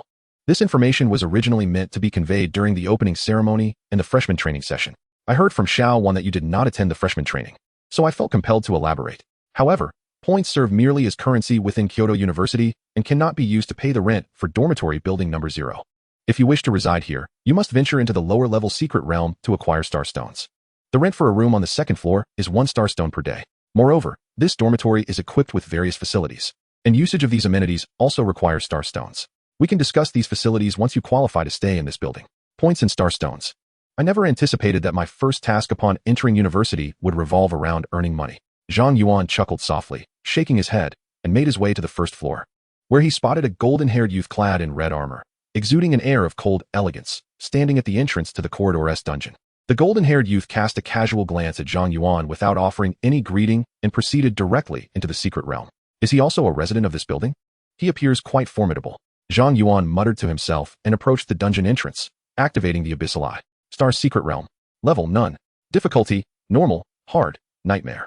Note: the difficulty of the dungeon affects the quantity of star stones obtained. Nightmare difficulty. Without hesitation, Zhang Yuan selected the Nightmare difficulty and was transported into the dungeon. Old Lady Niu emerged from a nearby corner, seemingly unfazed by the situation, and shook her head, remarking, "Honestly, every resident of this building chooses Nightmare difficulty for their first attempt. This dungeon is not to be compared with those ordinary dungeons outside. Well, it's good to temper the arrogance of these prodigies." Upon entering the dungeon, Zhang Yuan found himself in a vast grassland beneath the starry sky. The heavens sparkled with countless stars, and the prairie stretched endlessly. Standing amidst the grass, he felt invigorated and at peace. What a beautiful dungeon, Zhang Yuan marveled, surveying his surroundings, and soon noticed 3 armored humanoid monsters standing under the celestial expanse. Star Knight Boss. Level 25. Strength 15,000. Agility 15,000. Mentality 15,000. Stamina 15,000. Skills: Starlight Charge, Starlight Guardian, Oath of the Stars. 3 level 25 humanoids, yet their attributes surpassed those of the level 30 Hidden Demon King. Even at Nightmare difficulty, doesn't this dungeon seem a bit exaggerated? Zhang Yuan observed the trio, unable to suppress his critique. With such difficulty, can anyone other than himself possibly clear this dungeon? With these thoughts lingering in his mind, Zhang Yuan used Qi Shao to claim the heads of the 3 Star Knights. Successfully defeated the Star Knight. Experience 100,000,50. Acquired 30 star stones. 3 consecutive notifications of defeat echoed, and Zhang Yuan obtained 30 star stones. Was it truly this simple to secure a month's rent? Zhang Yuan was taken aback by how effortlessly he had acquired 30 star stones. Previously, he had heeded Granny Niu's words, believing such items to be exceedingly rare, which had caused him a moment of anxiety prior to the challenge. Little did he expect them to be so commonplace. Having successfully conquered the nightmarish difficulty of level 25, would you like to increase the difficulty? At that moment, Zhang Yuan received a notification from the Secret Realm dungeon and, without hesitation, opted to elevate the challenge. The Star Secret Realm has been upgraded to level 35. With this notification, 6 Star Knights materialized out of thin air, their levels now elevated to 35. Zhang Yuan could scarcely be bothered to investigate their attributes. With his weapon, Qi Shao, he effortlessly claimed the lives of these knights. Successfully slain Star Knight, experience gained, 300,000,50. Acquired Star Stone, 300. Star Stone, a stone infused with the power of starlight, containing the essence of celestial energy. Successfully conquered the nightmarish difficulty of level 35. Would you like to increase the difficulty? Continue. The Star Secret Realm has been upgraded to level 45. 12 Star Knights of level 45 appeared, and alongside Zhang Yuan effortlessly harvested their lives once more. Successfully slain Star Knight, experience gained, 600,000,50. Acquired Star Stone, 3,000. A golden light burst forth from within Zhang Yuan, signaling his ascension to level 26. Successfully conquered the nightmarish difficulty of level 45. Would you like to increase the difficulty? Continue. Chapter 65, Soloing level 65. As Zhang Yuan chose to proceed, 24-star knights of level 55 emerged in the dungeon, each exuding a terrifying aura. The pressure was palpable, causing him to break a slight sweat. For the first time, Zhang Yuan employed the mental storm. Boom! A fearsome tempest erupted around him, instantly engulfing the 24-star knights. Successfully slain Star Knight, experience gained, 1, 200, 000, 50. Acquired Star Stone, 30, 000. 24 kill notifications appeared, and 2 beams of golden light surged from Zhang Yuan, propelling him to level 28. Leveling up was exhilarating. Zhang Yuan could hardly fathom how formidable this dungeon was, allowing his level to soar like a rocket. Most importantly, with each increase in difficulty, his level rose by 10, and the number of enemies doubled. For others, this meant a substantial increase in challenge. Yet for Zhang Yuan, it was simply a bonanza of experience. These Star Knights lacked any health-locking mechanism. They were purely numerical foes. Unfortunately for them, Zhang Yuan was the epitome of a numerical powerhouse. Moreover, the more enemies there were, the higher his skill damage soared, and it was true damage at that. This resulted in the higher the dungeon's difficulty, the more monsters there were, and the faster Zhang Yuan leveled up. If the difficulty could continue to escalate, Zhang Yuan could scarcely imagine how high his level could rise. Successfully conquered the nightmarish difficulty of level 55. Would you like to increase the difficulty? Continue. Detected that the challenger has consecutively increased the dungeon difficulty 5 times, triggering a hidden mechanism. Would the challenger like to attempt the hidden challenge? Hidden? Zhang Yuan was taken aback by his ability to trigger a hidden event, his eyes shimmering with anticipation. Although a level 65 hidden challenge typically required a party of skilled second transformation adventurers, Zhang Yuan's formidable stats, coupled with his true damage attacks and the damage-absorbing shield mechanism of his weapon, Zhanlu, made it conceivable for him to defeat the level 65 hidden boss alone, provided he executed his moves with precision. Even if he were to fail, he could simply exit the dungeon without incurring any risk. There was no reason for him not to accept the challenge. As Zhang Yuan opted to confront the challenge, the dungeon was illuminated by starlight, and from this celestial glow emerged a towering blue-skinned female figure, clad in robes and wielding a staff. Saint of the Stars, boss. Level, 65. Strength, 100, 000. Agility, 300, 000. Spirit, 800, 000. Constitution, 500, 000. The formidable attributes of this level 65 hidden boss were daunting, clearly beyond what Zhang Yuan should be tackling at his current stage. Generally, a monster's health is correlated with its strength and constitution, with varying coefficients. However, as a rough estimate, each point of constitution typically translates to at least 100 health points, while each point of strength equates to about 50 health points. It could be surmised that the Saint of the Stars possessed over 55 million health points. Not as formidable as Zhi Zhao's sword. Zhang Yuan assessed critically before unleashing an attack with Zhi Zhao. The blade pierced through the chest of the Saint of the Stars, causing her to kneel, and in turn, Zhang Yuan received a temporary shield worth 60 million. This indicated that his strike had inflicted 60 million damage upon her. Is there a health lock? He pondered, noting the absence of a kill notification.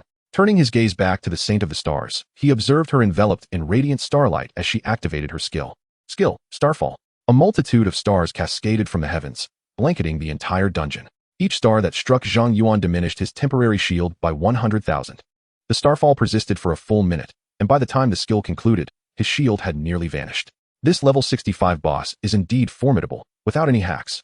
I would truly struggle, Zhang Yuan muttered to himself. Before the Saint of the Stars could unleash a second attack, he struck again. Just as she regained her footing, she collapsed once more, only to rise again, radiant starlight intensifying around her as she launched another starfall. This time, the stars descended with greater frequency. Each impact reduced Zhang Yuan's shield by 200,000, effectively doubling the damage. Yet, his temporary shield remained capped at 60 million. If I continue to be bombarded, my shield won't hold up. I must take action. Zhang Yuan swiftly transformed his over 15,000 spirit points into agility at a 5-fold rate, then activated the wind-warding skill of his Windwalker boots. In an instant, he became a blur, darting like lightning through the starfall, skillfully evading the falling stars and enduring this massive area attack. Zhang Yuan gazed at the celestial maiden soaring high into the sky as he cancelled the attribute transformation.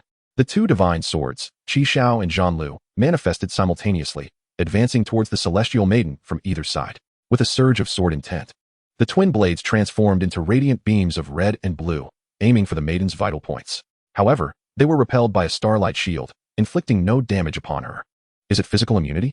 Zhang Yuan's gaze sharpened slightly. The celestial maiden continued to wield her staff, summoning a multitude of blue fireballs that hurtled towards Zhang Yuan with astonishing speed. Lacking any shield points at that moment, he dared not face her onslaught head-on. Swiftly, he reverted his attributes and retreated, narrowly evading the barrage of blue fireballs. Boom. The entire prairie was ignited by the azure flames, and Zhang Yuan's stamina began to deplete at a rate of 1% per second. Seizing the opportunity during the Celestial Maiden's skill cooldown, he unleashed a mental storm. The terrifying tempest engulfed the Celestial Maiden in an instant, shattering her shield and dealing true damage. Yet, within the confines of the storm, there was but a single adversary, and the skill drew power solely from mental fortitude, neglecting the 6,000 attack power from Zhang Yuan's specialized weapon. Thus, he inflicted a mere 44 million points of damage upon her. This time, the Celestial Maiden did not succumb immediately. Instead, Zhang Yuan's provocation triggered her to cast the Starfall once more. How resilient can she be? Zhang Yuan could not help but mutter in disbelief. A deluge of stars cascaded down, prompting him to evade the assault with another attribute transformation. Once the mental storm was ready again, he unleashed it once more. Boom. The Celestial Maiden was hurled away by the mental storm, letting out a pained cry before dissipating into starlight. Successfully slain the Celestial Maiden, experience gained 8,000,000,050. Acquired Star Crystal X1. Star Crystal, a precious crystal condensed from the power of the Star God. Only those recognized by the Star God may possess it. Chapter 66. The Robe of the Star God. Finally, it is over. Zhang Yuan exhaled in relief upon seeing the kill notification. Although he had faced numerous adversaries over level 70, he had always relied on the advantages of his weapon mechanics. This Celestial Maiden was the first high-level opponent he had vanquished. Due to your outstanding performance, the Star God casts a glance upon you. Will you accept the blessing of the Star God? Note: only one divine blessing may be obtained at a time. Divine blessing? Zhang Yuan was taken aback by this sudden revelation, momentarily stunned. He had never heard of such a thing. However, without hesitation, he chose to accept the blessing. Regardless of the Star God's nature or strength, the mere concept of divine blessing was enough to captivate Zhang Yuan. As he accepted the blessing, the star crystal in his inventory flew forth, absorbing the radiance of the dungeon. In that instant, the great Xia Empire transitioned from day to night, the sky shimmering with countless stars that scattered starlight across the realm. Anyone illuminated by this celestial glow found their experience points steadily rising. In an instant, professionals across the nation were astounded by this extraordinary phenomenon. Inside the Zero Dormitory, Granny Nyo, stationed at the entrance to the secret realm, abruptly stood up, her face a mask of astonishment as she stared at the instance. The celestial deity descends? Has someone received the blessing of the celestial deity? Is it Wang Haoran or Zhang Yuan? Currently, the only two individuals within the celestial secret realm who could be recipients of the deity's blessing were those two. At this moment, Granny Nyo trembled with excitement. How many years had it been? The celestial deity had finally bestowed their grace once more. Receive the blessing of the celestial deity. All attributes increased. The power of the celestial deity has been tainted by the demon king. Blessing failed. What is happening? Zhang Yuan, who had been contemplating the strength of divine blessings, was taken aback by the failure. Then, it dawned on him the demonic pact he had signed with Aridis. It must be the Curse King's doing. That rascal surely had a trick up his sleeve. Zhang Yuan broke into a cold sweat.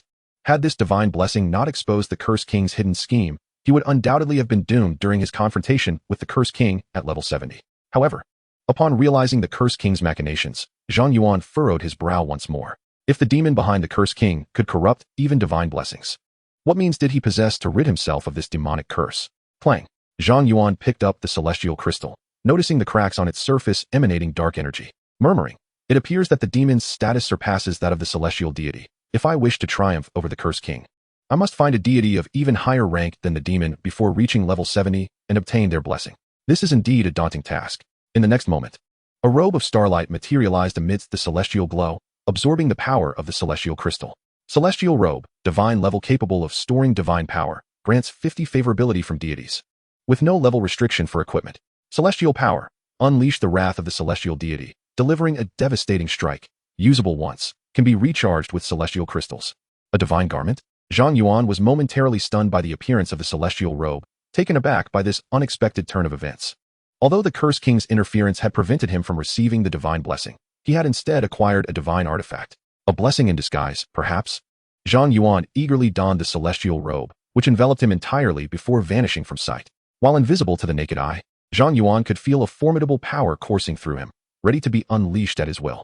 With this celestial power, even should he encounter Defies again, he should be able to vanquish him, right? Upon teleporting out of the secret realm, Granny Nyo rushed forward, her face alight with excitement, and asked, Zhang Yuan, did you receive the blessing of the celestial deity? Zhang Yuan shook his head. Unfortunately, no. Then it must be Wang Haoren. Granny Niu muttered. Just as another beam of light illuminated the instance, revealing a golden-haired youth clad in red armor. Kid, follow me. Before the golden-haired youth could speak, Granny Niu eagerly seized his hand, dragging him upstairs. What an odd old woman. Zhang Yuan observed the fervent demeanor of old lady Niu and murmured to himself. Yet he remained indifferent.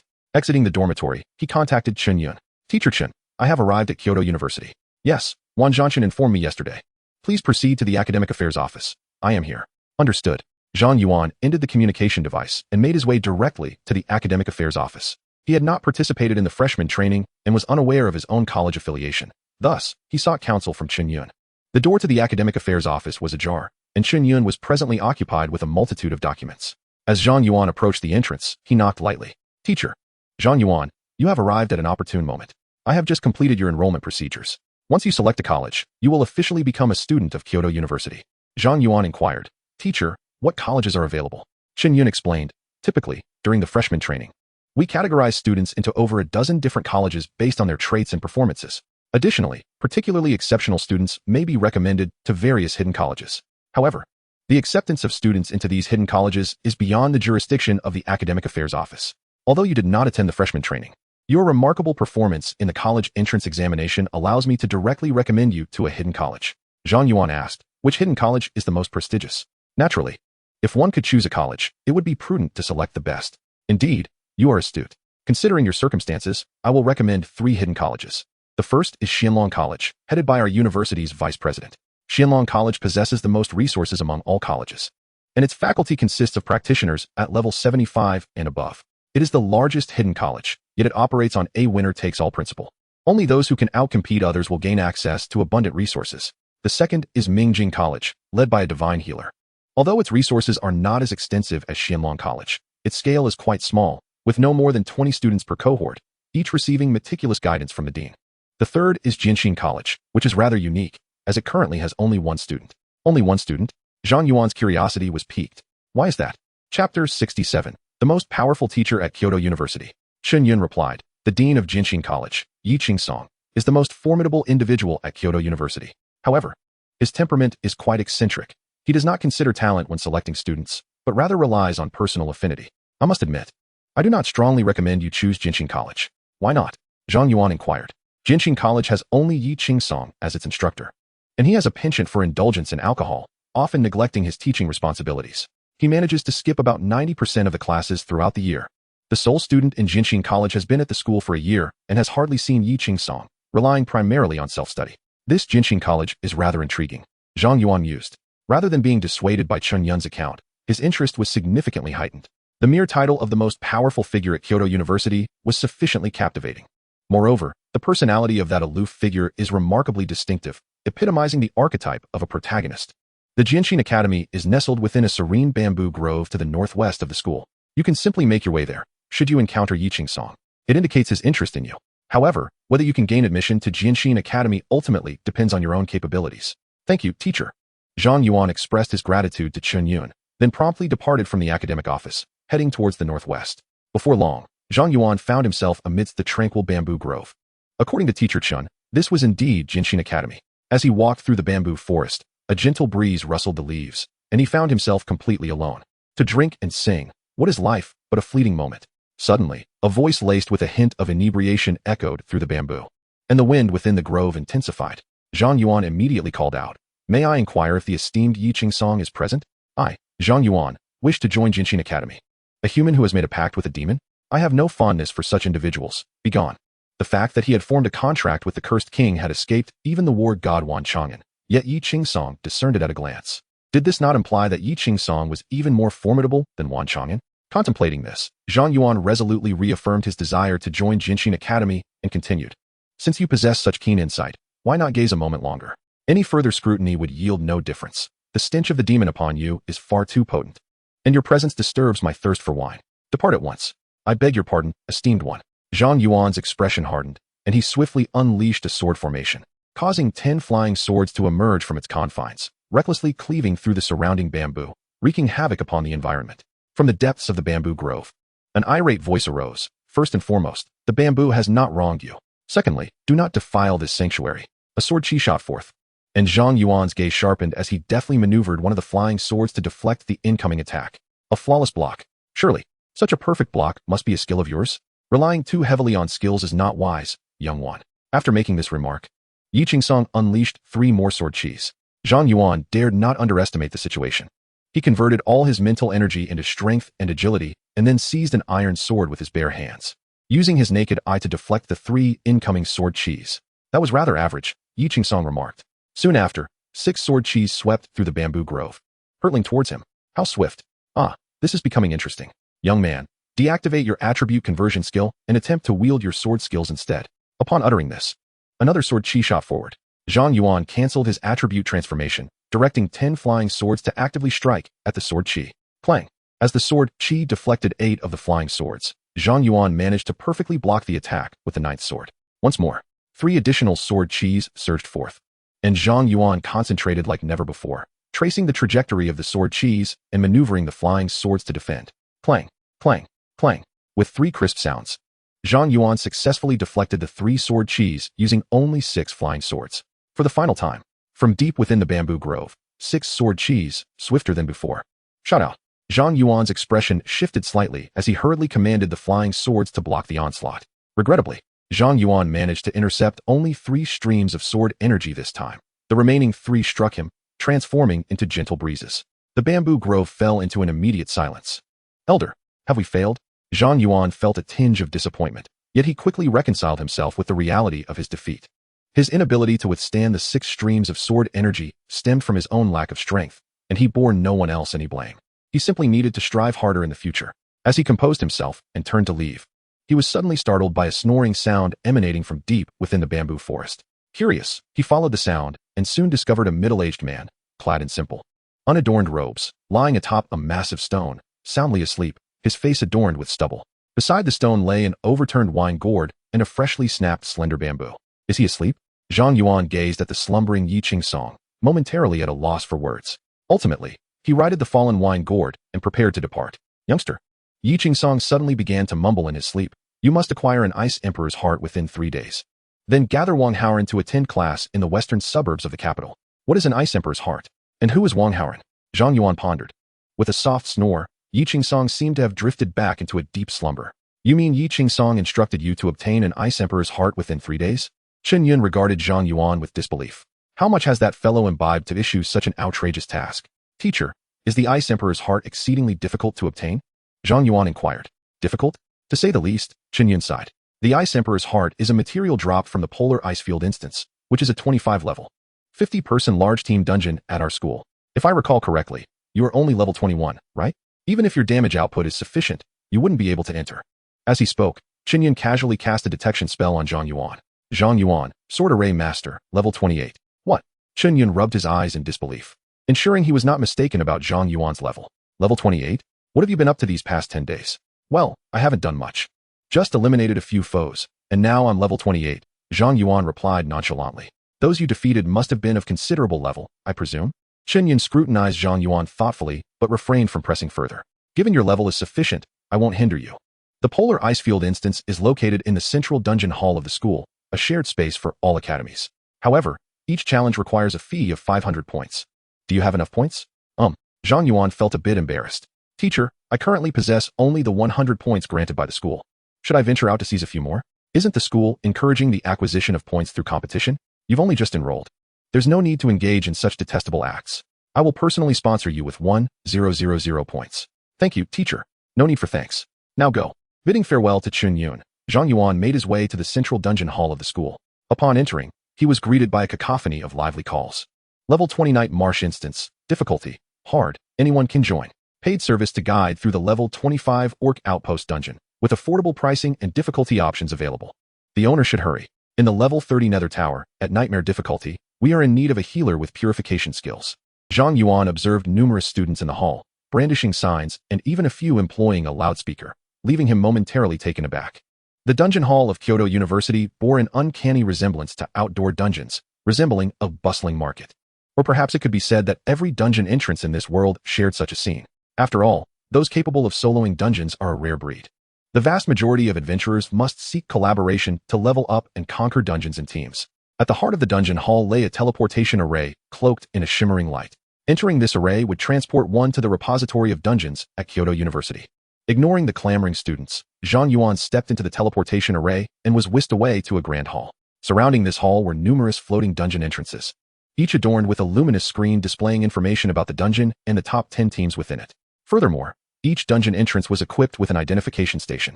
Placing an identity card upon it would deduct the required points for challenging the dungeon, granting access. Indeed, Kyoto University boasted an abundance of public dungeons. Even students from the ordinary college could easily level up beyond 60 without venturing into the wilderness. Zhang Yuan approached the entrance of the Polar Icefield Dungeon and examined the information displayed. Polar Icefield Dungeon, level 25, capacity 50. Note: challengers must not exceed level 30, and each challenge requires a payment of 500 points. Beneath the introduction of the Polar Icefield Dungeon hung a record of successful completions. Xianlong Academy, Captain Zhao Bin. Team size, 50, completion time, 4 hours 28 minutes 56 seconds. Xianlong Academy, the institution rich in resources as mentioned by Professor Chen, right? It seems that teams emerging from such academies require over 4.5 hours to complete this dungeon, indicating a notable level of difficulty. Are you looking to challenge the Polar Icefield Dungeon? A bespectacled senior approached, her voice gentle. What is the matter? Zhang Yuan turned to her. The senior continued. We are currently forming a team to tackle the Polar Icefield. We already have 36 members. Would you like to join? Once we are full, we will head in. Sorry, I'm in a bit of a rush. Zhang Yuan declined her invitation and proceeded to swipe his identity card at the identification station, teleporting into the dungeon. He has gone in. The senior watched as Zhang Yuan entered the Polar Icefield Dungeon alone, her mouth twitching slightly. Is this guy insane? Sun Qing, what is happening? At that moment, Wang Fei, clad in heavy knight armor, approached. What about that student from earlier? Sun Qing, looking innocent, pointed towards the entrance of the Polar Icefield Dungeon. He went in. Wang Fei was taken aback. Are there other teams attempting the Polar Icefield Dungeon? Why haven't I heard anything about it? No. Sun Qing shook her head. He went in alone. Huh. Did he not see the dungeon details clearly? I believe he sees quite clearly. He didn't even blink when he rejected me. Never mind. Having such a Na'vi newcomer on our team would only be a hindrance. Let us continue our search for others. This time, we are exceptionally well prepared and shall undoubtedly conquer this dungeon. As Wang Fei conversed with Sun Qing, Zhang Yuan had already arrived in a vast icy expanse. The howling cold wind and flurries of snow enveloped him, obscuring his vision. Is this what a large-scale team dungeon is like? It's even challenging to discern direction. Zhang Yuan refrained from wandering aimlessly. Instead, he established a sword formation, illuminating a radius of 500 meters. Soon, he discovered a path across the snowy plain. He promptly summoned the King of Rakshasas, instructing it to lead the way, while he followed closely behind. The King of Rakshasas is under attack, having ventured only a short distance. Zhang Yuan received a notification that the King of Rakshasas was being assaulted. An elven assassin, clad in a bearskin coat, emerged from the blizzard, striking the King of Rakshasas in the back. The Rakshas's health immediately diminished by 1/3. Zhang Yuan swiftly activated the Abyssal Eye. Snowy Plain Elven Assassin, Enhanced Elite. Level, 25. Strength, 15,000. Agility, 20,000. Spirit, 10,000. Vitality, 5,000. Skills, Backstab, Invisibility. Such high attributes. This minor monster's stats surpass those of the level 30 King of Rakshasas. Is this truly a 50-person team dungeon? Zhang Yuan marveled and promptly dispatched the Snowy Plain Elven Assassin with a flying sword. Successfully killed the Snowy Plain Elven Assassin, gained 100,000 experience, 50. Obtained Elven Blood 1. A mere level 25 creature yields 100,000 experience points. Indeed, this is a large-scale team dungeon. I wonder if I will reach level 30 after completing this dungeon today. After gauging the strength and experience of the monsters in this dungeon, Zhang Yuan quickened his pace, continuously employing Spirit Storm. Even while traversing without obstruction, Zhang Yuan spent nearly half an hour in the icy expanse before finally being obstructed by a massive ice mountain. Beneath the ice mountain lay a cave, and at the entrance stood a slender elf wielding dual daggers. Snowy Plain Elven Duelist, Enhanced Boss. Level, 25. Strength, 30,000. Agility, 30,000. Spirit, 15,000. Vitality, 30,000. Skills, Ice Blade Aura, Blizzard Charge, Dual Blade Slash. The first adversary within the Polar Icefield Dungeon possesses attributes so exaggerated, they rival those of the level 35 Star Knight in the Star's Secret Realm. As Zhang Yuan conducted his assessment, the Snowy Plain Elven Duelist suddenly erupted, summoning a tempest of snow and charging toward the King of Rakshasas. The Rakshasas attempted to counter the duelist's skill with a swift strike, but, alas, lacked the necessary attributes, and was swiftly reduced to a mere shadow of its former self. Blizzard Charge. Chapter 69, Curse of Enslavement. As the Snowfield Elf duelist charged towards him, Zhang Yuan refrained from immediately dispatching it with his flying sword. Instead, he sought to masterfully parry its onslaught. After receiving a stern lesson in swordsmanship from Yiqing Song, Zhang Yuan finally grasped that this world entails not merely numerical prowess, but also a requisite finesse. His journey thus far had been a relentless succession of swift victories, encountering foes either too feeble to withstand a single strike or excessively formidable, like Artis and Disses, who were almost beyond comprehension. Now on the brink of reaching level 29, the only true challenges that had honed his skills were the Demon King and the Saintess of the Stars. The Snowfield Elf duelist was evidently a creature of technique, possessing attributes superior to Zhang Yuan's, yet not overwhelmingly overpowering, posing no genuine threat. This made it the perfect sparring partner for him. With a clang, Zhang Yuan first depleted his passive ability for instinctive blocking, staggering the Snowfield Elf duelist. Then he withdrew to allow it to recuperate. The duelist, seizing its twin blades once more, surged towards him with astonishing speed. Without the benefit of his blocking instinct, Zhang Yuan was unable to defend against the elf's swift strikes and was struck twice.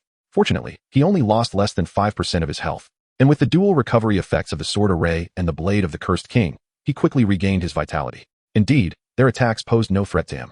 Zhang Yuan felt a sense of relief wash over him as he commanded his flying sword to force the duelist back, encouraging it to continue its assault. Thus, for half an hour, he practiced blocking against the Snowfield Elf duelist, ultimately managing to match its speed. With the power of his thoughts guiding the flying sword, he executed a flawless parry against the duelist's dual slashes.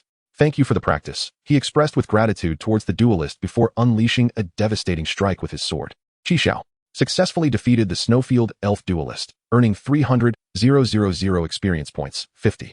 Acquired the equipment, Elf Longsword. Elf Longsword, Platinum Attack 300, Blade Skill Power 30.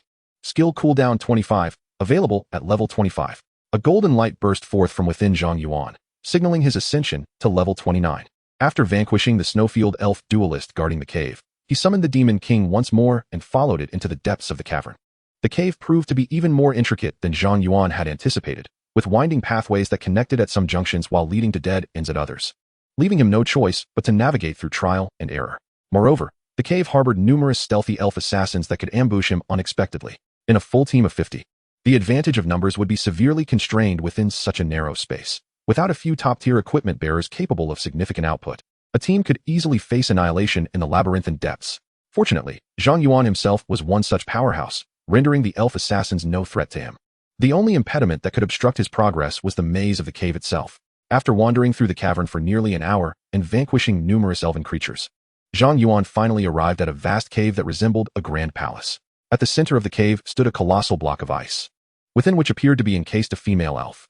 The moment Zhang Yuan stepped into the cavern, the entire space began to tremble violently, and soon the surface of the immense ice began to crack, ultimately shattering. Before Zhang Yuan stood a stunningly beautiful elf. Ice Elf Queen, world-class boss. Level 30, Strength 30, 000, Agility 20, 000, Mentality 80, 000, Constitution 100, 000, Skills Frost Morning, Ice Explosion, Frozen Expanse, with a level of 30 and terrifying statistics. Zhang Yuan understood why this was classified as a large-scale dungeon for 50 players. Confronted with the Ice Elf Queen, it was evident that without top-tier equipment, exceptional leadership, and seamless cooperation, even 100 players would face annihilation. Though you are enchanting, alas, you are a magic user, and thus I cannot practice my perfect parry on you. It seems I must bid you farewell. After observing the Ice Elf Queen's attributes, Zhang Yuan did not hold back as he had against the Snowfield Elf duelist, instead utilizing his sword intent to accelerate his strikes. Both Qi Shao and Zhanlu pierced her form simultaneously. The Ice Elf Queen emitted a cry of agony, and then her entire body became enveloped in frost, causing the cavern to freeze over. As the Ice Elf Queen was entirely encased in ice, a haunting yet melodious song resonated throughout the cave. The Ice Elf Queen unleashes Frost Morning. All team members are cursed, experiencing a 50 reduction in all attributes. To Zhang Yuan's surprise, the Ice Elf Queen's Frost Morning was a curse-based skill. Noticing his attributes had increased by 50, he chuckled and launched an attack with his flying sword against the Ice Elf Queen, now encased in ice. Qi Shao shattered the icy prison surrounding her, while Zhanlu pierced through her chest, depleting her health entirely. Curse of the Heart of the Cursed King activated. The Ice Elf Queen is afflicted with the enslavement curse. Would you like to enslave the Ice Elf Queen? Suddenly, a peculiar notification appeared on Zhang Yuan's interface, leaving him momentarily stunned. Enslavement curse? Although he was unaware of the specifics of this curse, his curiosity got the better of him, and he chose to proceed with the enslavement. The Ice Elf Queen, who should have perished, let out a scream of distress, and from her chest wound, a mass of dark energy surged forth, enveloping her entirely. She seemed to struggle against the curse being imposed upon her, yet her abilities were insufficient to thwart its encroachment. Before long, the expression of the Ice Elf Queen became vacant, her eyes devoid of life. Successfully enslaved the Ice Elf Queen, she can now be summoned from the pet space. Acquired Heart of the Ice, Sovereign X1. Zhang Yuan obtained the dropped materials, but did not receive any experience points. Was this due to the enslavement? Zhang Yuan gazed at the Ice Elf Queen in the distance, realizing that a peculiar master-servant bond had formed between them. Now, with just a thought, he could command the Ice Elf Queen to perform any task. The realization sent a flicker of astonishment through his eyes. This enslavement curse could subjugate even world-class beings. Did this imply that in future conquests, as long as he triggered the enslavement curse, he could transform them into his adorable pets? The heart of the Cursed King was indeed exceptionally formidable. Chapter 70, Breaking Records. While Zhang Yuan was still tallying his spoils, melodious chimes echoed throughout the hall. Someone had shattered a dungeon record. Quickly, find out which dungeon it is. Over there, the record for the Polar Icefield dungeon has been updated. In an instant, a throng of players surged into the hall, converging at the entrance of the Polar Icefield dungeon. Over 100 pairs of eyes were fixated on the luminous screen above the dungeon, eagerly awaiting the record update. I remember the last record was broken 3 years ago. Right? Back then, I was a freshman, and now I'm about to graduate. I haven't heard of any academy planning to tackle this dungeon recently. Who could it be? It seems that someone was assembling a team to conquer the Polar Icefield dungeon today. Could it possibly be them? The crowd buzzed with speculation until new information appeared on the screen. No academy. Captain, Zhang Yuan. Team size. 1. Completion time. 2 hours, 12 minutes, 6 seconds. Gasp. As the record updated, everyone collectively inhaled sharply, and the hall fell into an eerie silence. After a prolonged pause, someone finally broke the stillness. Is there a mistake? One person soloing a large team dungeon, and it only took a little over 2 hours? Even 50 level 30 players wouldn't necessarily clear it. Who is Zhang Yuan? I've never heard of such a figure before. Wasn't this year's national top student named Zhang Yuan? Could it be him? Nonsense. A freshman can't even be level 21. If that Zhang Yuan is the one soloing this dungeon, I'd eat my hat upside down. Excitement surged through the crowd as they animatedly discussed, transforming the once sacred hall into a bustling marketplace.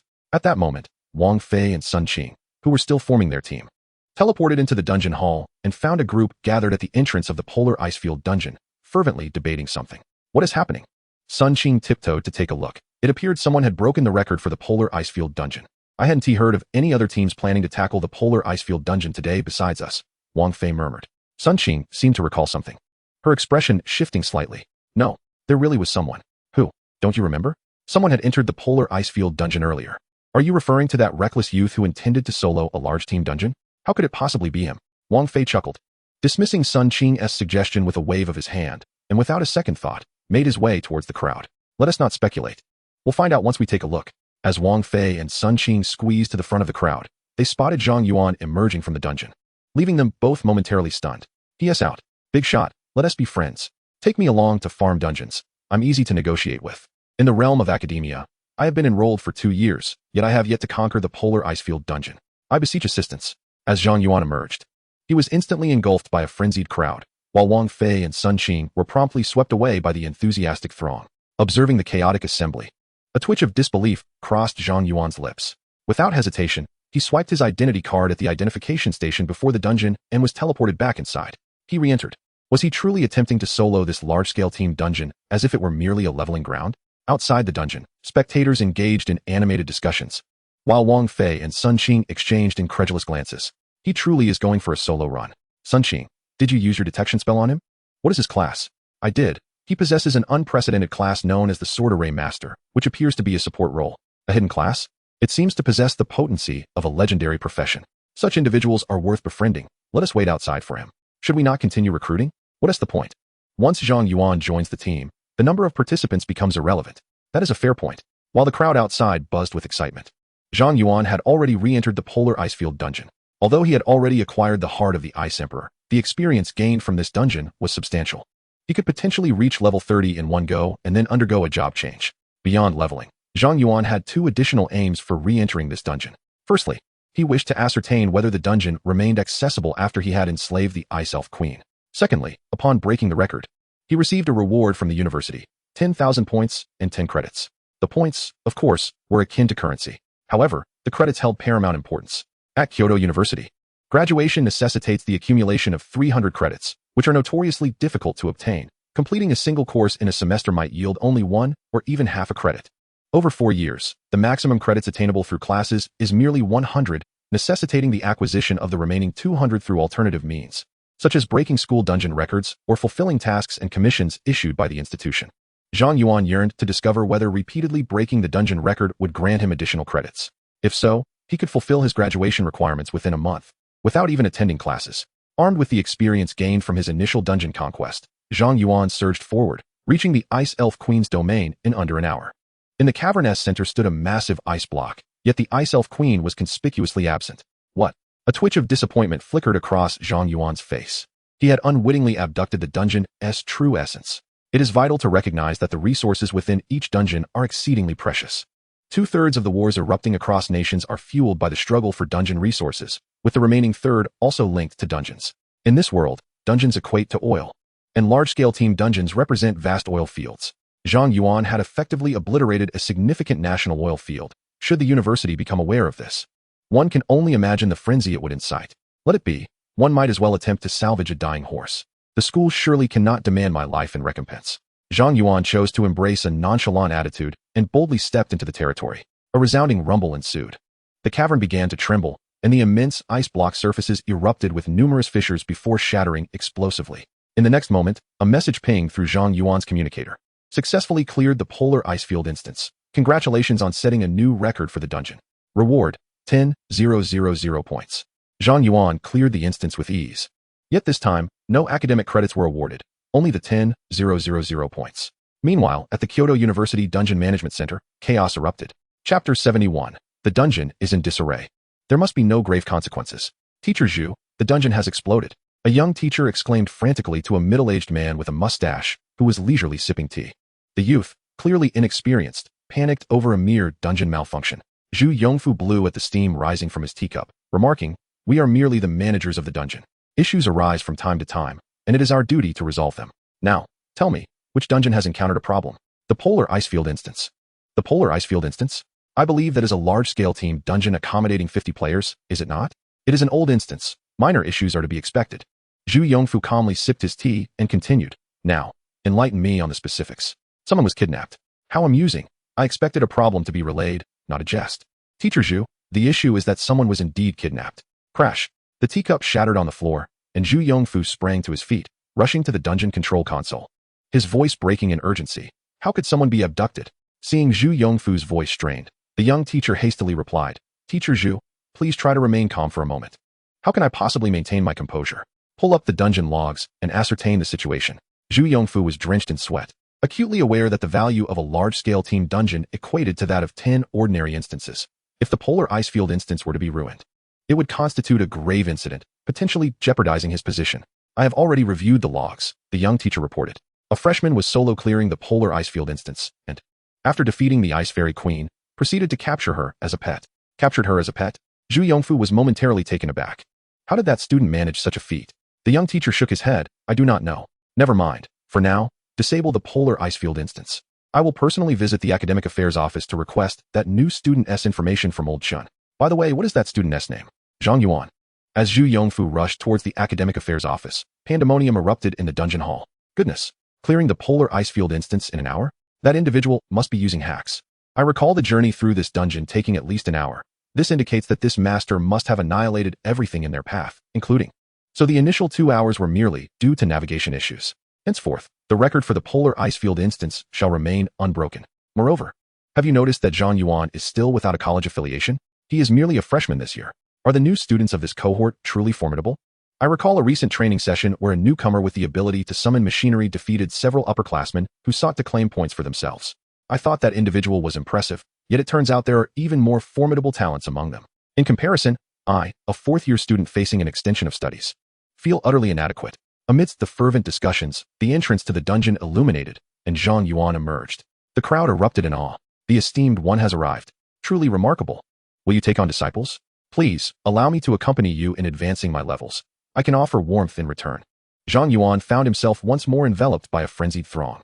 Aware of the blunder he had committed, he scarcely paid heed to the accolades showered upon him. After uttering a brief apology, he swiftly switched attributes and employed the skill wind control, propelling himself out of the crowd like a gust of wind, leaving the hall behind. Such astonishing speed. Surely, his agility must be in the tens of thousands. The greatness of this individual is undeniable. Even his silhouette exudes an elegant charm. And I find myself utterly captivated by him. The name Zhang Yuan will undoubtedly resonate throughout the campus by tomorrow. His capture of the Ice Queen will not remain a secret for long, and he must report the situation before it escalates further. Losing one's academic standing over such a matter would be utterly counterproductive. Chen Yun initially believed Zhang Yuan had failed in a solo attempt and chuckled as he offered words of comfort.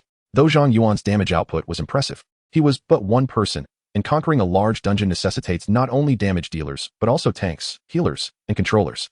Attempting to solo such a challenge was indeed a daunting task. Zhang Yuan cut straight to the point. Teacher Chen, I seem to have made a slight error. I captured the Ice Queen in the Polar Icefield dungeon. Chen Yun's jovial demeanor faltered, his body trembling in disbelief as he fixed an incredulous gaze upon Zhang Yuan. My goodness, what did you just say? Just then, Zhu Yongfu burst into the academic office, exclaiming loudly, I need the file of a student named Zhang Yuan. That little rascal has captured the Ice Queen as a pet, causing our large team dungeon to collapse. I swear, I will have his skin for this. Upon finishing his tirade, Zhu Yongfu noticed Zhang Yuan and Chen Yun exchanging awkward glances, the atmosphere in the office growing tense. Chen Yun glanced at Zhang Yuan, uncertain of what to say, and attempted to calm Zhu Yongfu. Old Zhu, please don't be too agitated. There may be some misunderstanding. Zhang Yuan likely did not intend for this to happen. Just because you say he did not intend it, doesn't mean he didn't. Zhu Yongfu was like a powder keg ready to explode. Quickly, provide me with Zhang Yuan's information. This matter must be resolved swiftly. Or else I might lose my position if the principal finds out. Zhang Yuan, feeling embarrassed, said, Teacher, I am Zhang Yuan. Zhu Yongfu was momentarily taken aback before casting a detection spell on him. Zhang Yuan, Sword Array Master, level 29. So it is you, young man. Zhu Yongfu exploded in fury. At a mere level 29, what on earth were you doing in the Polar Icefield dungeon? Zhang Yuan replied, I was simply defeating monsters. And somehow, the Ice Queen became my pet. After the National Elder Conference, his agreement with the Cursed King became a state secret. One he neither could nor was authorized to disclose to anyone regarding matters related to the Cursed King. At that moment, his only recourse was to feign ignorance. No, I cannot say why. Zhang Yuan shook his head, feigning innocence. I'm afraid I cannot. Chapter 72, Campus Competitive League. Zhu Yongfu's lips twitched, and the veins on his forehead throbbed. Do you have any idea how significant the loss of a large team dungeon is for our school? Chen Yun quickly intervened. Old Zhu, please don't get too worked up. It's merely one dungeon that is missing. We can capture another in the wild and place it into the dungeon. The Polar Icefield dungeon cannot be rendered unusable. Zhu Yongfu retorted, you speak so lightly. The wilderness that can rival the Ice Spirit Queen is world-class. And it must be at least level 30. Where do you expect us to find such a creature? Once a world manifests, especially one of such low level, it will be besieged by major guilds the moment it appears. Those worlds rarely survive for more than a few hours, let alone be captured alive. Chen Yun continued to soothe him. We will surely find a solution. Besides, now that we are in this situation, you cannot possibly expel Zhang Yuan over this matter. He merely engaged in a standard dungeon raid. The unforeseen circumstances were beyond anyone's control. Zhu Yongfu shot Chen Yun a glance. I see now, old Chen. You are determined to favor this lad. What kind of enchantment has he cast upon you? Chen Yun replied, no amount of explanation will suffice for you. To put it plainly, Zhang Yuan is currently level 29 and was level 28 before soloing the Polar Icefield dungeon. He is a prodigy capable of soloing a 50-man large dungeon at level 28. Does that not hold greater value than a mere large team dungeon? After all, our school's dungeons are meant to cultivate students. Since Zhang Yuan managed to capture the Ice Spirit Queen, it is a testament to his skill. As educators, we cannot impede our students' progress. Zhu Yongfu conceded, that may be true, but if this dungeon simply vanishes without explanation, I will have no way to report to the principal. Chen Yun reassured him, rest assured, the principal is also someone who values talent. If you report the matter truthfully, he will not only refrain from punishing you, but may even reward you, as you have effectively assisted Zhang Yuan. As for the Polar Icefield dungeon, since we cannot find a level 30 world, let us first capture a common creature to place within the dungeon and then adjust the difficulty of the other monsters. As long as we balance the difficulty of this dungeon appropriately, it can be reopened. Zhu Yongfu sighed. It seems this is the only way forward. Observing the two teachers, Zhang Yuan felt somewhat embarrassed and inquired, Teachers, do you have any methods for capturing creatures in the wild? If I encounter a level 30 world, I can lend a hand. Chen Yun shook his head. You need not concern yourself with such matters. Your primary task now is to level up and enhance your strength. Even if you happen upon a wild world, should the opportunity arise, you ought to defeat it. After all, the rewards for vanquishing each world are exceedingly generous. and you should not forfeit those rewards for the sake of a school dungeon. Very well, Zhang Yuan acquiesced. Upon hearing these words, Zhang Yuan did not persist further. The student council would surely remember the kindness of the two teachers. If there is nothing else, I shall take my leave, he said. Wait a moment. At this point, Zhu Yongfu seemed to have had a sudden inspiration and called out to Zhang Yuan. Do you have any real combat experience? Zhang Yuan replied, well, I suppose I do. After all, he had taken the lives of a few individuals, albeit instantaneously. That should count as real combat experience. Zhu Yongfu's eyes sparkled with excitement. Perfect. The National Campus Competitive League is about to commence, and you could join our training team to represent our school. Are you out of your mind, old Zhu? Chen Yin interjected with a serious expression. The competitors in that league are all third-year students, level 35 and above. Zhang Yuan has just enrolled. How could he possibly participate in such high-stakes competition? Why not? Zhu Yongfu countered, hands on his hips. This kid has already soloed a level 25 large-scale team dungeon. His strength is undoubtedly sufficient. If worse comes to worst, he can unleash the Ice Queen, and he would still be able to send the students from other schools fleeing.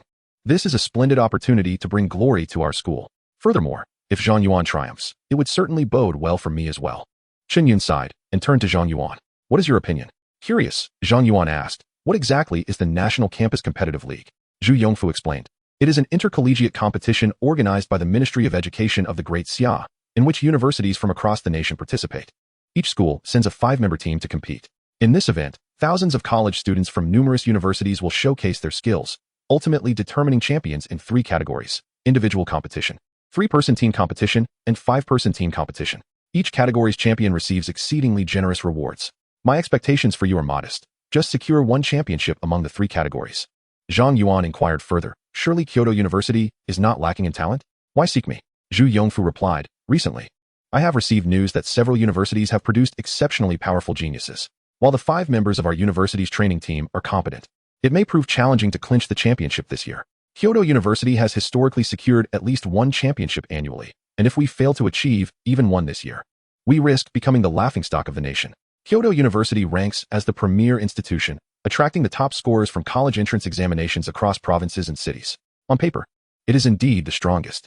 However, many universities establish affiliated secondary schools to cultivate students who will not participate in entrance exams, but will be directly recommended to their own institutions.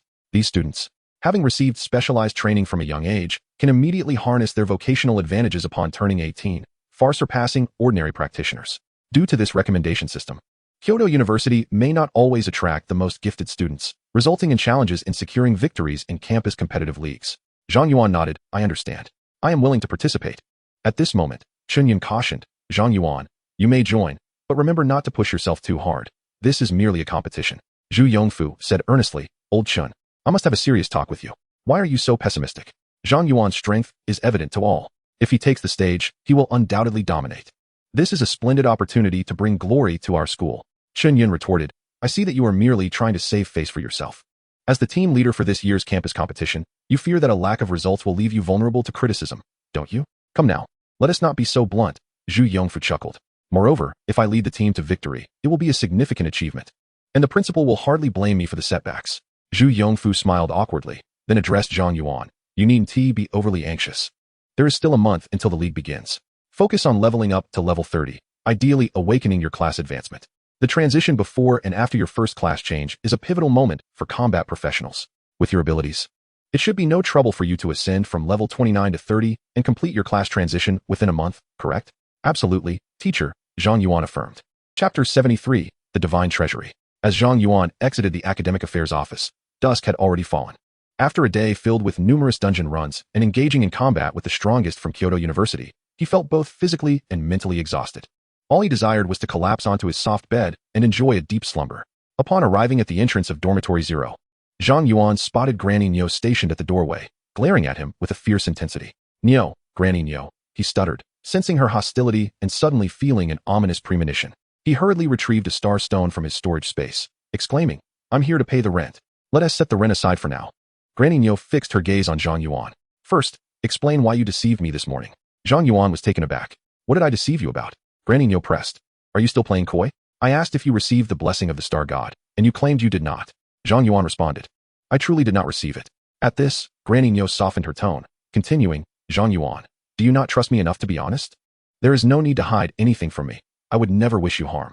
Hearing her words, Zhang Yuan understood why she was upset and replied with a bitter smile. Granny Nyo, you've misunderstood. The star god did indeed bestow a blessing upon me. But for certain reasons, it ultimately failed. The blessing failed? Granny Nyo's eyes widened in disbelief. How could that be? A divine blessing can only fail if there is the power of another deity within you. Have you received blessings from other deities before this? Zhang Yuan shook his head. Granny Nyo, the power I possess is not a blessing, but the specifics are not something I can elaborate on. Upon hearing this, Granny Nyo seemed to grasp something, refraining from further questioning the source of Zhang Yuan's divine power. Instead, she lamented, what a pity. I had hoped you would be able to unlock the treasury. The treasury? Zhang Yuan's eyes sparkled at her words. Although I did not receive the star god's blessing, the star god later granted me a piece of equipment. With that, Zhang Yuan displayed the appearance of the star god's robe. The star god's robe? Old Granny Nyo, upon seeing the robe worn by Zhang Yuan, was momentarily taken aback, her pupils dilating in disbelief. No, it cannot be. How could the star deity bestow such an item upon you? Zhang Yuan, intrigued, inquired. What is so special about the star deity's robe?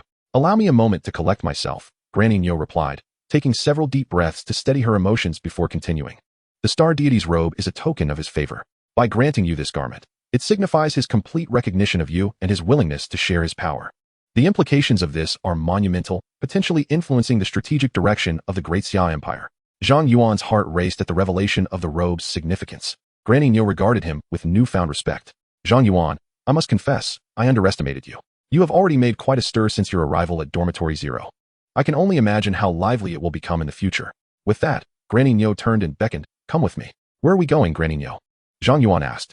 She muttered something cryptic, which he did not comprehend, yet he obediently followed her. As they ascended the stairs, Zhang Yuan noticed that, save for the second floor, all other entrances were shrouded in thick mist, obscuring the view of the hallways beyond the stairwell. Granny Nyo provided him with an explanation. In Dormitory 0, floors 2 to 5 are designated as residential areas, each possessing unique enhancement effects. The higher the floor, the stronger the effects.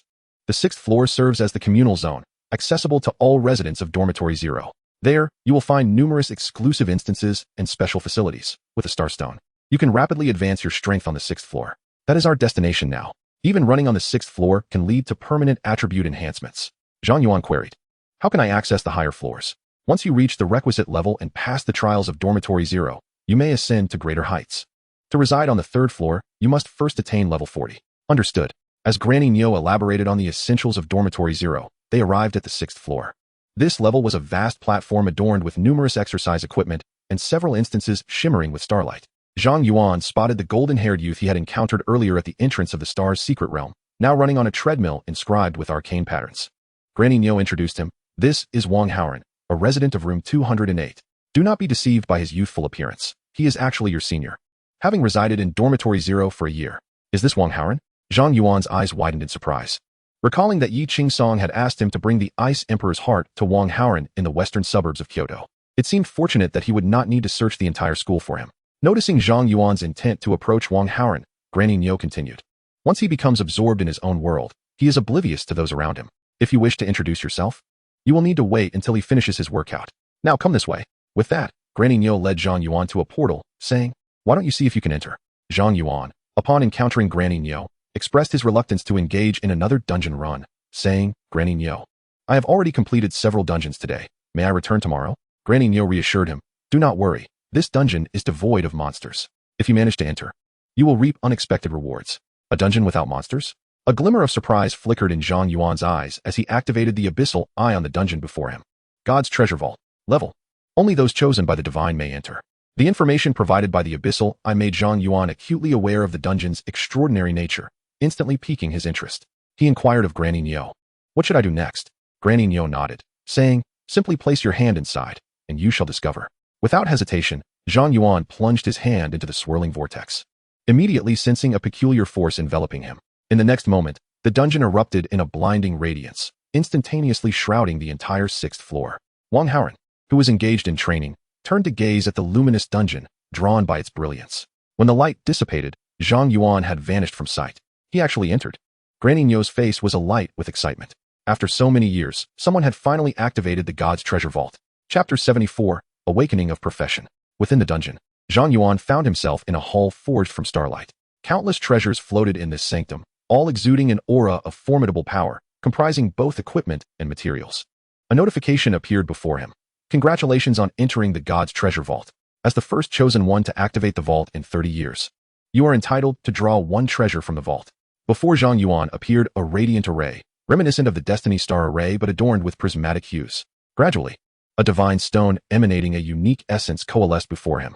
Drawing a card from the divine stone, Zhang Yuan stared at the extraordinary stone in his hand, momentarily stunned, then felt his heartbeat quicken. If this was indeed akin to drawing a card, could his innate luck also trigger an exceptional outcome? With this thought, Zhang Yuan's excitement grew exponentially. The card pool was brimming with treasures, and he surmised that the minimum reward would equate to the value of an ordinary divine stone. If he could draw the finest item from the god's treasure vault, it would be monumental. Unable to contain his burgeoning anticipation, Zhang Yuan placed the special divine stone into the prismatic Destiny Star array. The divine stone transformed into a cascade of colorful light, and an abundance of cards began to swirl within the array. Unlike the predominantly white cards found in the ordinary Destiny Star array, Zhang Yuan noted that the majority of cards in this prismatic array were golden, with a small fraction being red. The god's treasure vault was indeed remarkable. As Zhang Yuan marveled at this spectacle, a colorful card soared from the array, accompanied by a vibrant stone.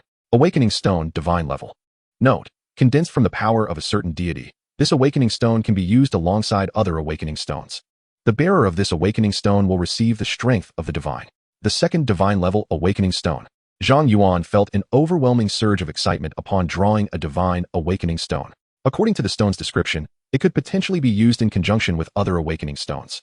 This revelation suggested that he could utilize 2 divine awakening stones to achieve a first-tier advancement. Throughout the annals of history, no individual had ever awakened with 2 stones simultaneously, let alone 2 of divine caliber. Zhang Yuan was poised to make history. After a restful night in his dormitory, he would naturally reach level 30 by the morrow, and the application of both divine awakening stones would surely yield unimaginable results. In that moment, Zhang Yuan felt an unprecedented anticipation for the dawn. As soon as he completed his card draw, Zhang Yuan was transported outside the dungeon, where Granny Niu and Wang Haoren awaited him with anxious expressions. Zhang Yuan, what did you draw from the treasury? Granny Niu inquired eagerly upon seeing him emerge. Zhang Yuan, unreserved, replied, I drew a divine first-tier awakening stone. You hit the jackpot on your first draw? Granny Niu's eyes widened in disbelief, her expression reflecting the astonishment of having drawn a treasure coveted by countless adventurers. Zhang Yuan chuckled. It was merely good fortune. Good fortune, indeed. The odds of hitting the grand prize in this divine treasury are less than 1 in 10,000. Granny Niu murmured, her demeanor radiating envy towards the fortunate. Sensing her melancholic sentiment, Zhang Yuan sought to redirect the conversation. By the way, Granny Niu, the divine stone used for drawing cards in the dungeon seems different from our ordinary divine stones. How might one acquire such a special divine stone? According to the regulations of Dormitory 0, there are 2 ways to obtain a star divine stone, either by completing the trials of Dormitory 0 or by exchanging ordinary divine stones. 10 ordinary stones can be traded for 1 star divine stone. The trials of Dormitory 0 only present themselves during your ascent, occurring only a few times, resulting in a limited number of star divine stones. Therefore, I suggest that you save all the divine stones you obtain and convert them entirely into star divine stones.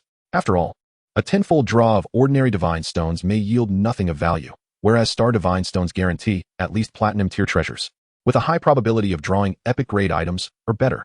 Zhang Yuan pondered the notion of exchanging 10 divine stones for 1 star divine stone. For others, this would be a surefire investment. However, for Zhang Yuan, an ordinary divine stone equated to a specialized weapon. Until he had drawn all specialized weapons and refined them fully, exchanging divine stones for star divine stones would be a grave miscalculation. Thus, he would have to rely on the trials within Dormitory 0 to acquire star divine stones. Granny Niu waved her hand dismissively and added, Oh, and you need not pay rent anymore. You can use your star divine stones to enhance your own abilities. Thank you, Granny Niu. As Zhang Yuan departed, Wang Haoren could not contain his curiosity and asked Granny Niu, Granny Niu, may I also draw cards from the divine treasury? Granny Niu smiled and replied, of course. Thanks to Zhang Yuan, the divine treasury has been activated, and any resident of Dormitory 0 can enter. That's fantastic. Wang Haoren retrieved 10 divine stones from his storage space, a collection he had painstakingly amassed over the past 6 months. How might I exchange these for star divine stones? Simply enter the treasury. Understood. Entering special domain. Experience 10 seconds, 50. The following morning, a radiant beam of golden light erupted from Zhang Yuan's body, elevating him to level 30. Level has reached 30. Awakening profession is now possible. Would you like to proceed with the awakening? Upon opening his eyes, Zhang Yuan was greeted by the notification on the panel, his excitement palpable. Proceed with the awakening. Awakening ritual has commenced. Please utilize a first transition awakening stone. As Zhang Yuan opted for the awakening, 2 first transition awakening stones in his storage space began to glow. He withdrew them, and they ascended into the air, shimmering with black and blue luminescence. In the next moment, the 2 stones transformed into beams of light that surged into Zhang Yuan's body, flooding him with an entirely new power. Awakening successful, Sword Array Master has advanced to Sword Master. The first Divine Awakening Stone grants attributes. Sword Master advances to Shadow Sword Master. The second Divine Awakening Stone grants attributes. Shadow Sword Master advances to Demon Sword Master. Chapter 75, Demon Sword Master. A monumental enhancement. Zhang Yuan was astounded to witness his single awakening elevate the Sword Array Master 3 times, prompting him to immediately inspect his attributes. Name, Zhang Yuan. Title, Cursed King. Profession, Demon Sword Master, first transition. Level, 30,000. Strength, 250,10714. Agility, 190,10714. Mentality, 50,000,1714. Vitality, 190,10714. Special profession attributes, crit rate, 39, crit damage, 390. Gasp. Such a remarkable enhancement? Zhang Yuan could not help but draw a sharp breath as he beheld his current attributes. Aside from the amplifications from equipment and talents, his bare attribute panel reflected an increase of 2,000 for each level gained, with a staggering 40-fold enhancement compared to before the awakening. Moreover, Zhang Yuan discovered that several of his skills had undergone significant transformations. Demon Sword Array, Level 5 unleashes a sword array that continuously consumes mental power. Within a radius of 100 meters, crit damage increases by 180. All enemies within the array experience a 50 reduction in speed and a 50 increase in damage taken, while all allies, including himself, enjoy a 50 increase in speed and damage dealt. Demon Sword Command, Level 5 Mastery over flying swords enables aerial assaults, instantly slaying targets with less than 25 health. Demon Sword Speed, Level 1 increases flying sword velocity by 1,000. Aside from the sword array space and the attribute transformation skills, the other 3 profession-exclusive skills of the Sword Array Master had experienced tremendous enhancements, their potency leaving Zhang Yuan somewhat bewildered. Furthermore, he noted that his 6 Fate constellations had also transformed. Sword Monarch, Fate Constellation 1. The effective radius of the sword array expands to 20 times. Sword Intent, Constellation Level 2. The sword array and sword control no longer consume mental energy.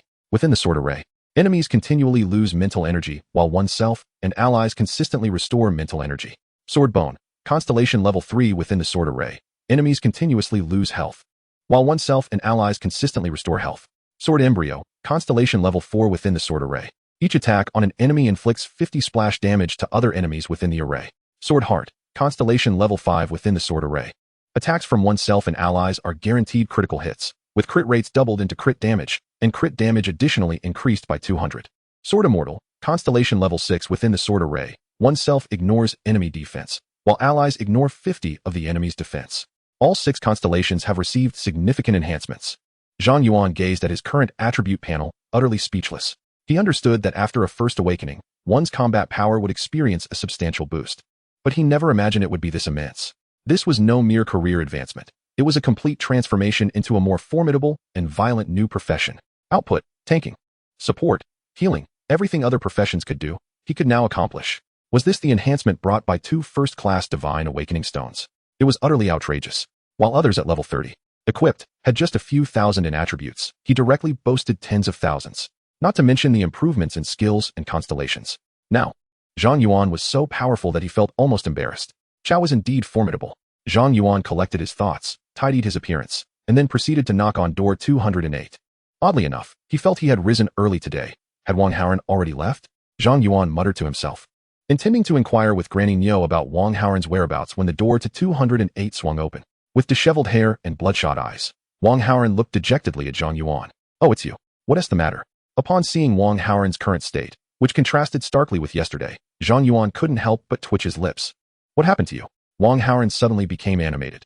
Do you know what I drew from the 10 divine stones I saved up for half a year? What did I get from the divine treasure vault?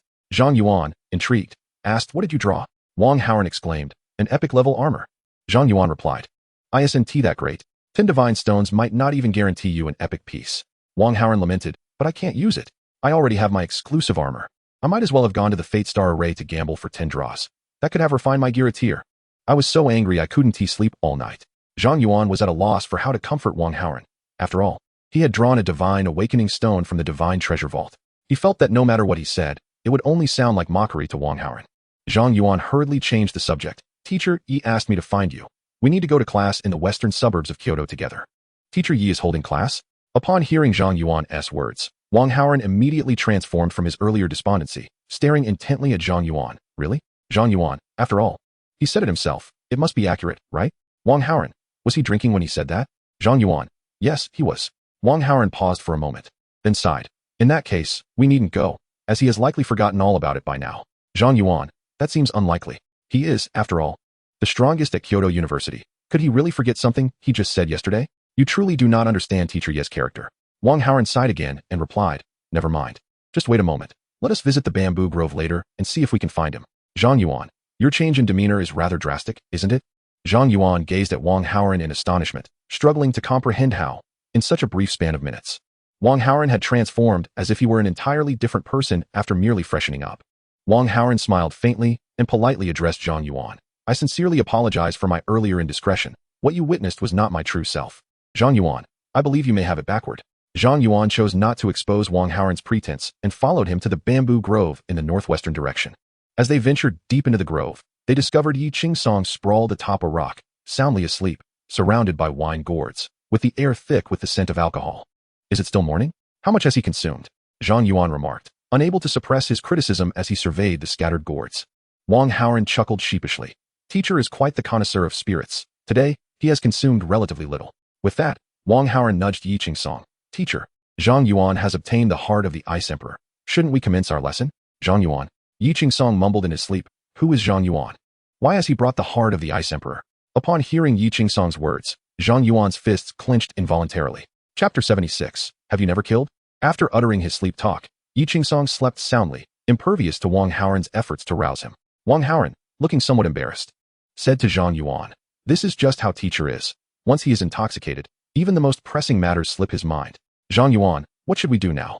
Wang Haoren, typically, at times like this, I find something to occupy myself. By the way, I heard that a new world has emerged in the western suburbs of Kyoto, and it remains unconquered. Teacher likely intends to take us there for lessons, which may be related to that world. Shall we venture there ourselves? Zhang Yuan, that sounds agreeable. I have yet to witness an outdoor world. It would be a splendid opportunity to broaden my horizons. Wang Haoren smiled. Our school conveniently has a teleportation array leading to the western city gate. I'll take you there. Shortly after Wang Haoren departed the bamboo grove with Zhang Yuan, Yi Qingsong, who had been in deep slumber, slightly opened his eyes and muttered to himself, the talent is satisfactory. Now, it remains to be seen how his temperament and intellect fare. Yi Qingsong retrieved a new wine gourd from his storage space and took a hearty swig. At that moment, a gentle breeze rustled the bamboo, and in the next instant, Yi Qingsong vanished with the wind. At the western city gate of Kyoto, the walls were forged from steel, fortified not only by a barrier cast by a master of divine-level formations, but also concealing numerous cannon ports within the wall. Once word descends, this formidable wall possesses the capacity to annihilate any invading foe. Wang Haoren presented his identity card from Kyoto University to the gate guards, who, upon recognition, ceased their obstructions, allowing Zhang Yuan and Wang Haoren to pass beyond the city gates. The outskirts of Kyoto differ markedly from those of Shihu City. Here, the roads are flat and devoid of any lurking monsters. Wang Haoren elucidated to Zhang Yuan. The city's defense forces routinely purge the monsters beyond the walls. Within 10 kilometers of Kyoto, you are unlikely to encounter a single wild beast. Beyond this distance lies a decrepit town, abandoned for 30 years, where the creatures are all of level 35 or higher. It is said that someone bore witness to a world within that forsaken place. Zhang Yuan, intrigued, inquired, is there truly an abandoned town outside Kyoto? Wang Haoren replied, I have heard that 30 years ago, a legion of abyssal troops besieged the outskirts of Kyoto, making that very town their encampment. Although the Great Xia eventually repelled the abyssal army, the town became heavily tainted by their presence, rendering it uninhabitable. Even now, the abyssal aura lingers, making the monsters there significantly stronger than ordinary wild beasts. Wang Yuan, you are only at level 30. You might not withstand the monsters' assaults. Stay behind me, and I shall protect you. Zhang Yuan utilized the Eye of the Abyss to scrutinize Wang Haoren. Wang Haoren, Dragon Swordsman, level 35. You are merely level 35 as well. Who knows who will protect whom in the end? You fail to comprehend. Despite my level, my class is legendary. A perfect embodiment with 0 fatalities, and my mechanisms and stats far exceed those of ordinary classes. Just wait and see my prowess. How fortunate you are. My class is that of a constellation warrior, starting off with a deficiency of 2 lives. Wang Haoren regarded Zhang Yuan with sympathy, patting his shoulder, and offered consolation. Brother, I understand, many classes function thus. A 0-life class lacks mechanisms and must attain a constellation to grow stronger. Sometimes, this world is exceedingly cruel, as many hidden classes are weaker than ordinary ones until they secure their constellations. Indeed, Zhang Yuan sighed. Thankfully, I am fully realized. Wang, why have you fallen silent? Scram. The two jested as they traversed the 10 kilometers of flat road, arriving at the abandoned town. Upon stepping into the town, they immediately sensed a significant drop in temperature. The desolate buildings, overrun with moss, filled the air, which still bore the faint taint of the abyss even after 3 decades. One can only imagine the extent of the abyss's blight upon this land. Regaining his composure, Wang Haoran cautioned Zhang Yuan, "We have entered a perilous zone. The monsters here tend to conceal themselves within those structures, so remain vigilant." Understood, Zhang Yuan nodded slightly, then initiated his sword formation. "By the heavens!" Wang Haoran exclaimed, gazing incredulously at the enhancements displayed on his panel. "My friend, are you not an output class? Why do you possess solely supportive effects?"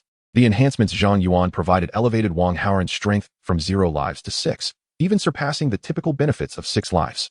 Zhang Yuan replied, "As an output class of the formation type, possessing a modicum of supportive capabilities is quite normal, is it not? Is this really all there is?" Wang Haoran's lips twitched as he reevaluated his understanding of this world. Before encountering Zhang Yuan, he had believed his profession to be exceptionally powerful, surpassing 999 others. A sentiment echoed even by Teacher Yi. However, upon meeting Zhang Yuan, he came to the stark realization that his profession was akin to that of a primitive being. It was utterly unjust, so profoundly unfair. As Wang Haoran vented his frustrations at the perceived injustice of the heavens, Zhang Yuan's gaze sharpened. Someone was approaching. At that moment, 6 individuals clad in standard uniforms, armed with exquisite weapons, emerged from the small town, obstructing the path of Zhang Yuan and Wang Haoran. One of the mages, wielding a staff, spoke coolly, "We of the Flying Dragon Guild are currently hunting in this area. Unaffiliated individuals should vacate the premises immediately." Upon hearing the mage's words, Wang Haoran's expression darkened. This wild region was a public space. The world did not belong solely to them. Wasn't their behavior excessively tyrannical? The mage cast a dispassionate glance at Wang Haoran and Zhang Yuan, offering no further words. Instead, he commanded the nearby professionals, "Eliminate them." 2 archers swiftly notched their bows, releasing arrows imbued with venom that flew directly toward the faces of Wang Haoran and Zhang Yuan. Before Zhang Yuan could react, a flash of sword light cut through the air. Wang Haoran drew a dark red sword, severing the 2 arrows mid-flight, and bellowed, "Are you truly prepared to kill?" The mage, witnessing the 35-level Wang Haoran effortlessly slice through the attacks of the 2 40-level archers, displayed a flicker of surprise in his eyes. He quickly ordered, "These 2 are formidable. Everyone, attack together." With that command, the other professionals unleashed their assaults, and a barrage of fireballs, ice shards, and poisoned arrows rained down upon Zhang Yuan and Wang Haoran. Observing this, Wang Haoran's eyes ignited with fury, dragon scales emerging upon his skin. He stepped forward and unleashed a furious roar. The ground shattered beneath his feet. Skill, Dragon's Roar. Boom. The terrifying sound wave obliterated all incoming attacks, leaving the members of the Flying Dragon Guild severely injured by Wang Haoran's Dragon's Roar. The leading mage's expression shifted dramatically. The damage was beyond expectation. "Fall back and inform the guild leader." At that moment, 6 flying swords appeared behind them, swiftly claiming the lives of all present. 6 lifeless bodies collapsed to the ground, and an eerie silence enveloped the abandoned town. Wang Haoran stood frozen, disbelief etched across his face as he turned to Zhang Yuan. "Did you kill them?" Zhang Yuan, unfazed, replied, "Brother Wang, have you never taken a life?" Chapter 77, Level 70 World. Killing. To Wang Haoran, this was a term he found rather foreign. Since childhood, he had been a model student, and after transitioning his profession through card drawing, he had dedicated himself to leveling up in dungeons. Even after entering Kyoto University, he remained ensconced in academic life. Though he had encountered conflicts with other professionals, those skirmishes had always been restrained. Thus far, Wang Haoran's life had been sheltered within the ivory tower of academia, untouched by the harsh realities of society. As Zhang Yuan observed the expression on Wang Haoran's face, he instantly comprehended that Wang had never encountered such an experience before. He offered reassurance, saying, "It's all right. Everyone must face their first time in such matters." Wang Haoran swallowed hard, still struggling to come to terms with the reality that these were not mere monsters, but living beings who had perished. Zhang Yuan continued, "They wish to kill us. Should we allow them to escape, even more will come to do us harm, resulting in further loss of life." He added, "Brother Wang, human nature is inherently malevolent. In this world, everyone possesses extraordinary power. Taking a life is a trivial affair. As long as there exists greed, the desire to kill will inevitably arise. Can you truly remain sheltered within the confines of academia?" "Yes, I understand," Wang Haoran replied. Zhang Yuan nodded and inquired, "Do you wish to rest here for a while? I can single-handedly confront the world." Wang Haoran shook his head, asserting, "No, I can swiftly overcome this psychological hurdle. Let us press onward." "Very well, wait for me a moment." Zhang Yuan said as he dragged the corpses to the underbrush by the roadside. He then stripped 2 sets of clothing from the bodies and handed one to Wang Haoren, suggesting, "There are likely still many members of the Flying Dragon Guild in this town. To avoid unnecessary complications, let us disguise ourselves." "Agreed," Wang Haoren replied, accepting the uniform and changing alongside Zhang Yuan as they entered the abandoned town. Within the town, members of the Flying Dragon Guild were scattered about, while the monsters seemed scarce, having been thoroughly eradicated by the guild. Observing their actions, Zhang Yuan surmised they had yet to locate the world, and thus, they still had an opportunity to secure the first kill. Noticing the guild members searching intently, Zhang Yuan turned to Wang Haoren and asked, "Brother Wang, do you know the origins of the Flying Dragon Guild?" Wang Haoren replied, "I only know that they rank among the top 30 guilds nationally, led by a level 75 elite class player, boasting formidable strength." Zhang Yuan nodded slightly, recalling that he had overheard a mage mention notifying the guild leader, indicating that the leader was indeed present in the town. It seemed this world was more complex than they had anticipated. Wang Haoren's expression turned grave. A world that necessitates the guild leader's involvement must be at least level 65 or higher, far beyond what we can contend with. Even if we blend into the ranks of the Flying Dragon Guild and manage to claim the kill, they may not permit us to leave. Zhang Yuan chuckled, "Brother Wang, have you lost your nerve?" "Somewhat," Wang Haoren admitted, acknowledging their vastly unequal levels, one at 35, the other at 30, while the guild leader stood at 75, not to mention the other elite players. Yet Zhang Yuan maintained his optimism, stating, "Fear not, for once I take action, the world shall undoubtedly be ours. The Flying Dragon Guild will hardly perceive us." Wang Haoren hesitated, contemplating Zhang Yuan's unwavering confidence, and then recalled the enhancements Zhang had bestowed upon him. Such effects had the potential to transform anyone into a god of war, and when applied to Zhang Yuan, the results would be even more extraordinary. Perhaps Zhang truly possessed the capability to seize victory amidst overwhelming odds and depart unscathed. With this thought in mind, Wang Haoren decided against further protest and said, "Very well, I will follow your lead. What shall we do next?" Zhang Yuan cast a glance at the members of the Dragonfly Guild surrounding him and said with a smile, "Since we have free labor at our disposal, we must make the most of it. Let us wait a moment. The Dragonfly Guild will surely locate the world."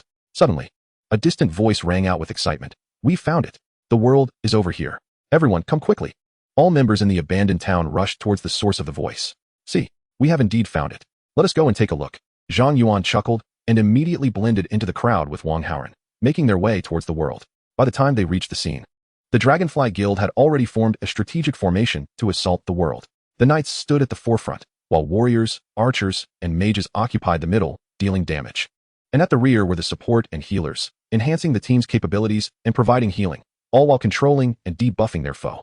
The coordination of the several thousand guild members was remarkably harmonious as they besieged a creature towering 3 to 4 meters high, with the body of a man and the head of a goat, engulfed in flames. Zhang Yuan assessed the creature using the Abyssal Eye. Hellfire Demon Goat, World. Level, 70. Strength, 1, 200,000. Agility, 300,000. Spirit, 200,000. Stamina, 20,000,000. Skills, Demon Roar, Hellfire, Death Curse, Earthquake, Physique Enhancement. With a level of 70. The creature's strength had surpassed 1,000,000, and its vitality was an astounding 20 million. Coupled with the Physique Enhancement skill, Zhang Yuan was at a loss as to how much health it possessed. The pressure it exuded was terrifying. "I cannot fathom its attributes." Wang Haoren and Zhang Yuan concealed themselves behind the dilapidated structure, observing the Hellfire Demon Goat remain unscathed amidst the onslaught of thousands. Wang Haoren turned to Zhang Yuan and asked, "What should we do? Were you just contemplating a quick kill?" Wang Haoren exclaimed, his eyes nearly bulging in disbelief. "Listen, is that even something a human would say?" Mei Wan Feng, Voodoo Sorcerer, level 75. "So, this is the leader of the Dragonfly Guild? A practitioner of poison, no less." As Zhang Yuan had just discerned Mei Wan Feng's information, he witnessed the sorcerer's grimoire flipping pages rapidly, casting several beams of green light onto the Hellfire Demon Goat. The creature let out a painful wail, its movements slowing significantly as more and more green toxins spread across its body, gradually eroding its health. Zhang Yuan scanned the Hellfire Demon Goat's attributes once more and found that they had been diminished by over half and were continuously declining. What a ruthless skill. Chapter 78, Corruption of the World. With Mei Wan Feng's intervention, the output of the Dragonfly Guild escalated, and the Hellfire Demon Goat's health began to plummet at a visibly rapid pace. At this rate, within an hour, the Dragonfly Guild would likely slay this world. Zhang Yuan, when shall we make our move? Wang Haoren noted the healer's frequency of healing the knights had noticeably decreased, understanding that the Hellfire Demon Goat would not last much longer. He turned to Zhang Yuan, only to find him deep in thought. "What are you pondering?" Wang Haoren inquired curiously. Zhang Yuan replied, "I am contemplating matters concerning Teacher Yi." Wang Haoren was momentarily taken aback. Were we not preparing to seize the world? How did the conversation suddenly shift to the teacher? Zhang Yuan replied. Teacher Yi instructed me to acquire the heart of the ice monarch, and then we would attend classes in the western suburbs of Kyoto together. Our analysis suggests that this course is likely related to the world appearing here. Wang Haoren remarked. If Teacher Yi had not lost his composure, he could have guided the two of us to conquer that world. So far, our speculations have been logical. Is there an issue with that? No. We have overlooked crucial information. Zhang Yuan produced the heart of the ice monarch, realizing that the world was on the brink of being conquered. Yet this heart had yet to prove its worth. Wang Haoren inquired, are you suggesting that we misjudged Teacher Ye's intentions? He does not wish for us to conquer the world. Zhang Yuan shook his head and promptly summoned the Rakshasa King and the Queen of Ice Spirits. Wang Haoren, astonished by Zhang Yuan's sudden summoning of two entities, exclaimed, Zhang Yuan, you are still a summoner? What else do you not know? Just equipping skills, Zhang Yuan succinctly explained. Then commanded his summoned beings, you too, scour this abandoned town for any suspicious areas. The Rakshasa King and the Queen of Ice Spirits nodded in unison. The Rakshasa King transformed into a shadow and ventured to the left side of the town, while the Queen of Ice Spirits morphed into crystalline form and headed to the right, commencing their search. Zhang Yuan continued to conceal himself in the derelict structure, observing the abyssal flame demon goat's condition. After a span of 10 minutes, Zhang Yuan noticed a mark of slaying appear on the goat's head, indicating that its stamina had plummeted below 25. He could now execute a decisive strike. Just then, tendrils of black mist began to emerge from the ground beneath the abyssal flame demon goat. Suddenly, the beleaguered creature entered a frenzied state, purging all negative effects, while its attributes experienced a significant enhancement. With a thunderous roar, the abyssal flame demon goat's unexpected surge caught the healer off guard, resulting in the knights at the forefront being overwhelmed. The formation of the Flying Dragon Guild was thrown into disarray as the goat charged into the throng, wreaking havoc. What are the knights doing? Quickly, draw its aggro. Healer, heal us. I'm going to perish. Support, apply some crowd control. It's spiraling out of control. In that fleeting moment, the tide of battle shifted dramatically. The formation of the Flying Dragon Guild was shattered, leading to numerous casualties, with many adventurers abandoning their comrades in a frantic escape from the battlefield. Useless fools. You can't even hold aggro. I will hold it back. All teams, reorganize your formations. Mei Wanfeng, witnessing the disarray within the Flying Dragon Guild, bellowed an order and soared into the air. His green grimoire began to flip frantically. A torrent of terrifying mana swirled around Mei Wanfeng as a green toxic cloud gradually coalesced in the sky, enveloping the entire abandoned town in poisonous mists. Wang Haoren fixated on Mei Wanfeng, astonished. Is he about to unleash a forbidden poison spell? Zhang Yuan, we must hurry. Before Wang Haoren could finish his sentence, the abyssal flame demon goat suddenly teleported behind Mei Wanfeng, opening its cavernous maw and severing the teacher's head in a single bite. The headless corpse of Mei Wanfeng plummeted from the sky as the toxic clouds above dissipated. The president has been slain. This is not right. Everyone flee. Upon witnessing Mei Wanfeng's demise, the members of the Flying Dragon Guild fell into disarray, abandoning their armor and fleeing towards the outskirts of the town. The Hellfire Demon Goat gnawed on Mei Wanfeng's head in midair, its flames gradually transforming into a sickly green, seemingly absorbing Mei Wanfeng's power and evolving into a poisonous entity. It was undergoing an evolution. Zhang Yuan, witnessing this scene, finally ceased holding back, unleashing his sword formation to envelop the Hellfire Demon Goat. With a flash of the red sky, he severed the creature's head. The headless body of the Hellfire Demon Goat fell from the heavens, crashing down upon Mei Wanfeng's corpse and reducing it to a grotesque pulp. The kill. Zhang Yuan successfully triggered the execution effect of his destiny, yet he received no notification of the kill. Zhang Yuan, look out. In the next moment, the Hellfire Demon Goat's eyes glowed with a sinister green light. A chill gripped Zhang Yuan's heart, and he instinctively shielded Wang Haoren. Danger! Boom! Twin beams of green light shot forth from the demon's eyes, instantly piercing through an entire building, carving a deep trench into the earth. The concrete structure collapsed in a thunderous roar. Amidst the ruins, Wang Haoren gazed in disbelief at the unharmed Zhang Yuan who stood before him. You blocked that attack? Somewhat. Zhang Yuan retracted his red sky and the Zhan Lu into the sword formation space, speaking gravely. Had I not possessed a temporary shield and 100 poison resistance, that strike would have claimed my life. His red sky's death immunity passive was still on cooldown. If his health had reached 0, it would have indeed been fatal. Zhang Yuan once again employed the Abyssal Eye against the Hellfire Demon Goat. Corrupted Hellfire Demon Goat World. Level 80. This time, the Abyssal Eye yielded scan information, and Zhang Yuan could not even discern its attributes. Corrupted? Zhang Yuan's pupils constricted slightly, and he immediately called out to Wang Haoren. It's been corrupted. We must go. Without hesitation, Zhang Yuan attacked the Hellfire Demon Goat with the red sky and Zhan Lu, accumulating a layer of temporary shield for himself before fleeing with Wang Haoren. Boom. As Zhang Yuan pulled Wang Haoren away, 2 more beams of laser light pierced through the very spot they had just occupied, melting the earth beneath them. The Hellfire Demon Goat calmly observed Zhang Yuan and Wang Haoran racing through the abandoned town, its head reattaching to its body, before it assumed a starting position. In the next moment, the Hellfire Demon Goat charged at them, enduring the slowdown from Zhang Yuan's sword formation, sprinting towards them at a speed far exceeding that of Zhang Yuan and Wang Haoran, leaving a trail of flames in its wake. Wherever the Hellfire Demon Goat passed, everything was incinerated. Its speed was astonishing. We cannot outrun it. Alas, fortune did not favor Zhang Yuan this time. The Hellfire Demon Goat barreled towards him, raising its enormous fist to strike. The temporary shield granted by Zhang Lu provided a 90 damage reduction, and with my blocking instinct, I should be able to withstand this assault without resorting to the Star God's robe. At this moment, Zhang Yuan found himself unable to evade the impending danger. A fleeting thought crossed his mind as the formidable Qi Xiao and Zhang Lu materialized before him, intending to shield against the onslaught of the Hellfire Demon Goat and withstand this wave of attacks. Hunger. Suddenly, a sharp command resonated from behind, and Zhang Yuan realized he was engulfed by a massive shadow. In the next instant, a crimson dragon soared above him, crashing directly into the Hellfire Demon Goat and sending it sprawling. A dragon? Zhang Yuan's pupils constricted in shock as he turned around, only to see Wang Haoran, panting heavily. Smiling at him, Zhang Yuan, she is my trump card, isn't she magnificent? Chapter 79, 3 Battlefields. Wang Haoran's moment of bravado was short-lived, as the red dragon was soon pinned to the ground by the Hellfire Demon Goat. The beast opened its cavernous maw and lunged at the dragon's neck, eliciting a piercing scream from the creature. Wang Haoran's expression shifted slightly. This was dire. Hunger was far outmatched and could not contend with it. Leave it to me. Zhang Yuan snapped back to reality, immediately casting a sword array over the dragon, bestowing upon it all of his enhancements. Now it was the Hellfire Demon Goat's turn to howl in agony as it relentlessly raked its claws across the dragon's flesh. Yet, with Zhang Yuan's sword array in place, the dragon's vitality was continually restored, enabling it to endure the beast's assault. Wang Haoran observed, his spirits lifting. Hunger is holding her own. It's not that simple, he replied, his expression changing. What shall we do now? Zhang Yuan produced the heart of the Ice Emperor and handed it to Wang Haoran. Earlier, my summoned beings reported a disturbance of unusual energy deep within the town. The source may be there. I must remain here to assist the dragon against the demon goat, while you take the heart of the Ice Emperor to confront the source. Do not be so pessimistic. The Rakshasa King and the Ice Sprite Queen will aid you. Understood.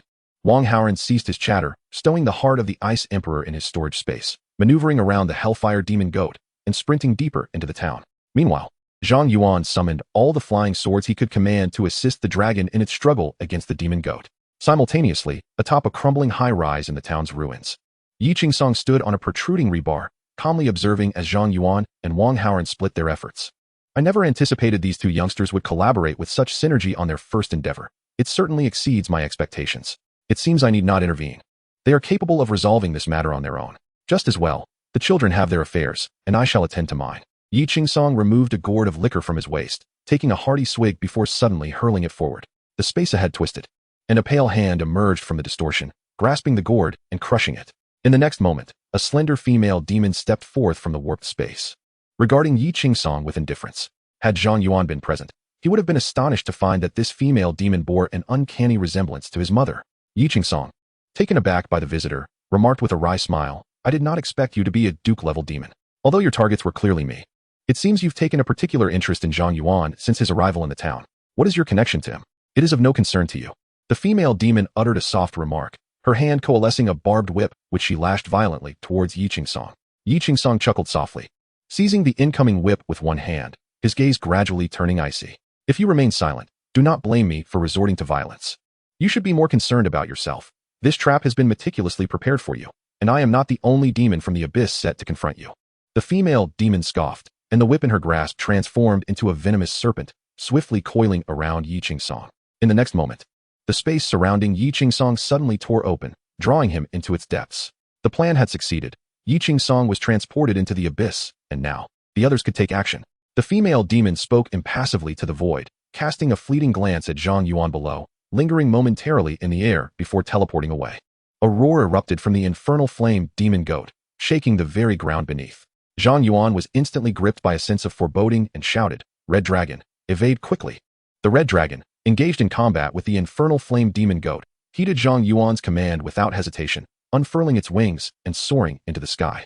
The infernal flame demon goat followed suit, its claws wreathed in green flames lunging towards the heart of the Red Dragon, who found itself unable to dodge in time. Qi Xiao, Zhang Yuan summoned the Qishao sword to his side, gripping its hilt with one hand, and promptly activated the skill Ghost Sword Speed. The speed of the flying sword surged by 1,000. Qishao transformed into a beam of light, pulling Zhang Yuan skyward before he drew out the Zhanlu sword from the sword formation and positioned it before him. Defensive instinct. Clang. The Zhanlu sword flawlessly blocked the attack from the infernal flame demon goat, and in an instant, a blue sword light flashed. The goat's paw was severed, spewing forth a torrent of toxic blood. At that moment, the red dragon unleashed a torrent of dragon breath, the raging flames sweeping past Zhang Yuan and crashing violently into the infernal flame demon goat. Boom! The terrifying dragon breath pierced the ground, engulfing the entire abandoned town in flames. Zhang Yuan gripped the red dragon's claw tightly, his gaze fixed intently on the inferno below, with 10 flying swords surrounding the red dragon for protection. Yet, there was still no sign of a kill notification. The next instant, Zhang Yuan glimpsed a dark shape emerging from the flames, rapidly expanding in size. His pupils constricted sharply as he swiftly leapt onto the back of the red dragon. Red dragon, ascend higher. The red dragon flapped its wings once more, soaring into the sky, just as the infernal flame demon goat burst forth from the inferno, its form continuously enlarging, reaching for the soaring red dragon, as if invoking a celestial phenomenon. Simultaneously, Wang Haoran, with the aid of the Rakshasa King and the Ice Spirit Queen, discovered a level 50 entity deep within the town, a fleshy ball ablaze with flames, resembling a grotesque brain.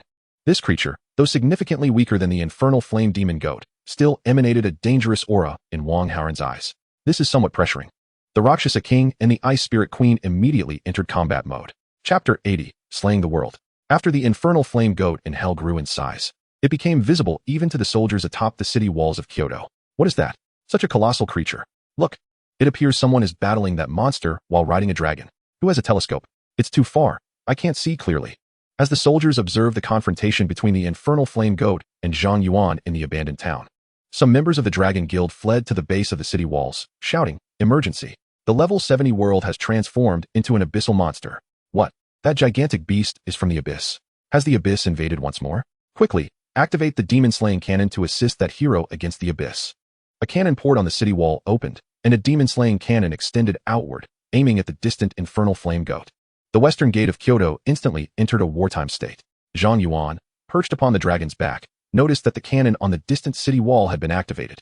Realizing that Kyoto had identified this abyssal monster, he immediately commanded the red dragon, dive towards the ground.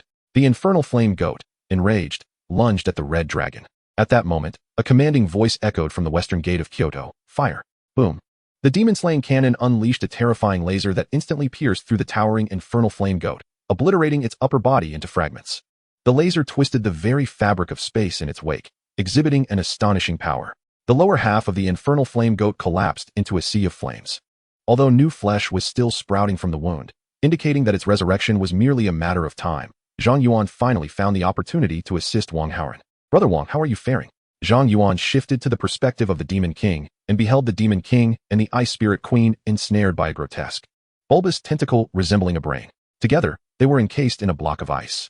Bloodied, Wang Haoran grasped his great sword with both hands, roaring as he soared into the air, fiercely plunging it down towards the frozen mass. The colossal sword pierced through the ice, driving deep into the bulbous form. The creature emitted a piercing shriek before exploding, sending Wang Haoran, the Demon King, and the Ice Spirit Queen hurtling away.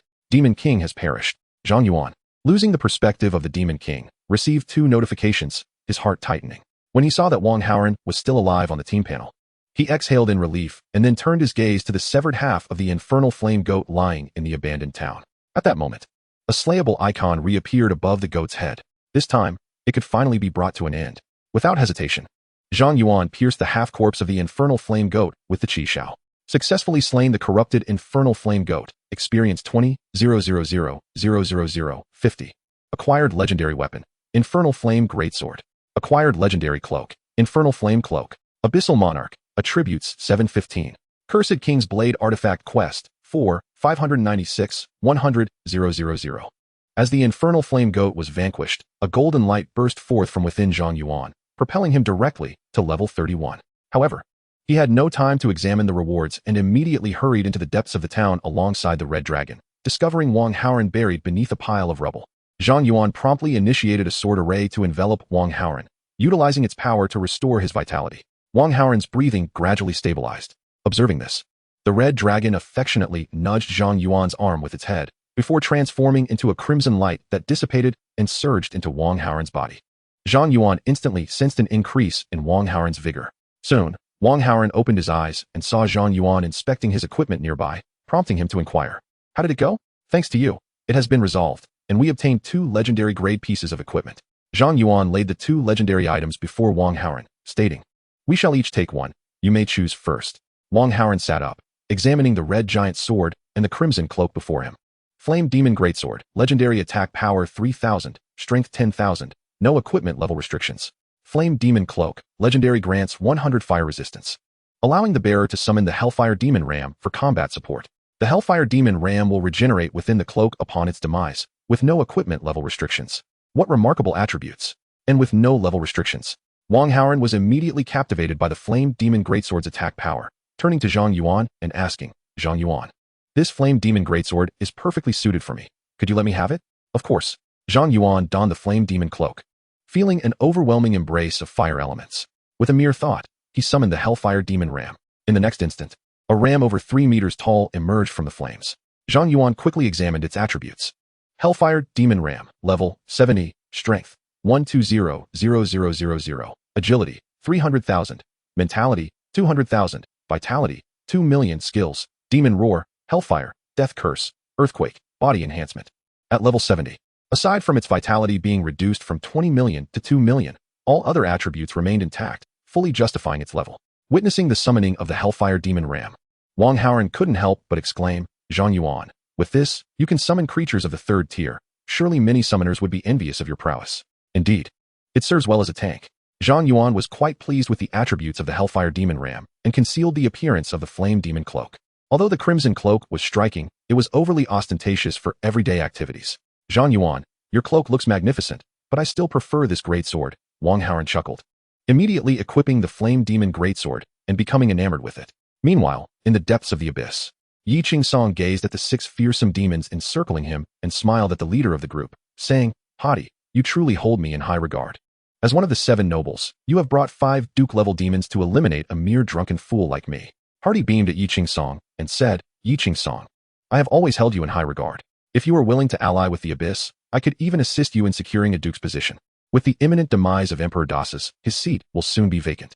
The offer sounded quite tempting. Yi Qingsong smiled slightly, took out a wine gourd from his storage space, took a hearty swig, and drunkenly replied, However, the Abyss lacks good wine. You cannot hold me there. What a pity. With a disappointed sigh, Hardy commanded, Gentlemen, eliminate him. Chapter 81, News from Parents? Naturally, Teacher Yi is elusive. I often find it difficult to locate him. Let us return tomorrow, Wang Haoren suggested. Wang Haoren was not surprised by this and advised Zhang Yuan, for now, refrain from joining any other academies. At Kyoto University, only Teacher Yi can fully unleash your potential and talents. Zhang Yuan, recalling Yi Qingsong's inebriated demeanor, hesitated. I acknowledge Teacher Yi's strength, but is he truly suited to be an educator? After all, prowess and teaching ability are entirely unrelated. If Yi Qingsong remains a mere figurehead, then his strength holds little significance in the realm of instruction. Wang Haoren chuckled. Do not be deceived by Teacher Yi's appearance. He proves to be quite dependable in critical moments. Moreover, he possesses a keen insight into many matters. Even a few casual pointers from him can yield results equivalent to a year of training at other academies. That sounds promising. I shall return tomorrow, Zhang Yuan replied, his interest piqued by the prospect of skipping class. Very well, I shall visit the library to study some knowledge regarding the Abyss in my spare time. After parting ways with Wang Haoren in the bamboo grove, Zhang Yuan made his way to the library. The library at Kyoto University ranks as the 2nd largest in the Daxia Empire, second only to the National Library. Within its walls, apart from certain forbidden knowledge requiring special permission to access, all other information is available for free borrowing by the students of Kyoto University. Zhang Yuan found an unoccupied seat, placed his hand on the crystal ball on the table, and a light screen projected before him. It displayed 5 sections: profession, skills, instances, monsters, and Abyss. Zhang Yuan clicked on the Abyss section, and a plethora of book titles regarding the Abyss arranged themselves in alphabetical order, presenting an orderly display before him. Selecting a book titled Introduction to the Abyss, the light screen vanished, and a book flew from the shelf, landing in front of Zhang Yuan. It was indeed the Introduction to the Abyss. Truly, Kyoto University is remarkable. Even the library is so advanced. Zhang Yuan marveled as the book he sought presented itself before him effortlessly. He opened the book and began to study diligently. The text provided extensive information about the Abyss and the Abyss battlefield, including the distribution of monsters and environmental levels. Outside the defense line of the Daxia First Stronghold, The average level of abyss monsters had surpassed level 60.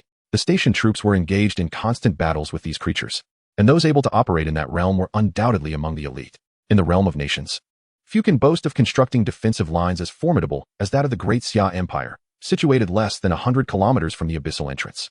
Moreover, no nation has succeeded in advancing its troops into the depths of the abyss. To this day, humanity's comprehension of the abyss remains superficial. It is known only that its expanse dwarfs that of the terrestrial world, harboring countless dreadfully powerful demons. Those who reign at the pinnacle of the abyss are referred to as demon kings. These demon kings have divided the land of the abyss among themselves, with the domain of the cursed king positioned at the periphery, near the entrance of the abyss. Consequently, the cursed king has long coveted the lands above, persistently dispatching his demonic minions to invade the surface. For centuries, the wars waged by humanity against the demons have predominantly been conflicts with the cursed king. 3 decades prior, the cursed king personally led an invasion against the Great Xia Empire. After incurring heavy losses, the empire managed to slay the cursed king, only for a new ruler to emerge in the abyss, taking his place as the new demon king of the cursed kingdom. Presently, humanity possesses scant information about this new monarch, save for the knowledge that he commands 7 demon dukes, each capable of single-handedly obliterating a large nation. One such duke, whom Zhang Yuan previously encountered, is Desis, one of the 7 demon dukes. A single demon kingdom from the abyss possesses the might to challenge all of humanity, while one demon duke could easily dismantle the foremost stronghold of the Great Xia Empire. It is astonishing to realize that the cursed king, with whom I forged a pact, was the former sovereign of such a formidable kingdom. Gazing at the data regarding the abyss, Zhang Yuan gained a renewed understanding of the cursed king. One can only imagine the monumental resolve the Great Xia Empire demonstrated in allowing him to confront the cursed king at level 70. This is a perilous gamble. Should he falter, the Great Xia would undoubtedly plunge once more into the depths of despair and war, and the still recovering empire may not withstand the strain of a new, comprehensive conflict. In that moment, Zhang Yuan acutely felt the weight upon his shoulders. Press on. Unbeknownst to him, as evening descended, his communicator vibrated, revealing a message from an unknown number. Come to the bamboo forest. Could it be Teacher Yi? At that moment, Yi Qingsong was deep within the bamboo grove, indulging in spirits, his body bearing numerous wounds. Teacher? Zhang Yuan's gaze shifted slightly upon seeing Yi Qingsong's condition. What has transpired? Oh, nothing much. Just a scuffle with a few demons, sustained some minor injuries. I shall visit the school nurse shortly. It is nothing serious, Yi Qingsong replied with a casual smile. Then turned to Zhang Yuan and inquired, tell me about your battle today. A flicker of surprise crossed Zhang Yuan's eyes. Had he not forgotten? Yi Qingsong chuckled. Although I indulge in drink, I do not neglect my responsibilities. Zhang Yuan's esteem for Yi Qingsong increased significantly, and he recounted the day's battle in detail. Well done. Yi Qingsong nodded in satisfaction. You have met the standard. I will inform Chen Yun at the academic office to facilitate your enrollment. Henceforth, you shall be one of the 2 students at my Jinshin Academy. Thank you, teacher. Zhang Yuan expressed his gratitude to Yi Qingsong and then inquired, however, Teacher Yi, you must have summoned me for more than just this matter, correct? Indeed, you are quite astute, Yi Qingsong replied with a smile, before retrieving 2 photographs of demons from his storage space. Do you recognize these 2 demons? Upon seeing the photographs, Zhang Yuan's pupils slightly contracted. Mom and Dad, is that truly the case?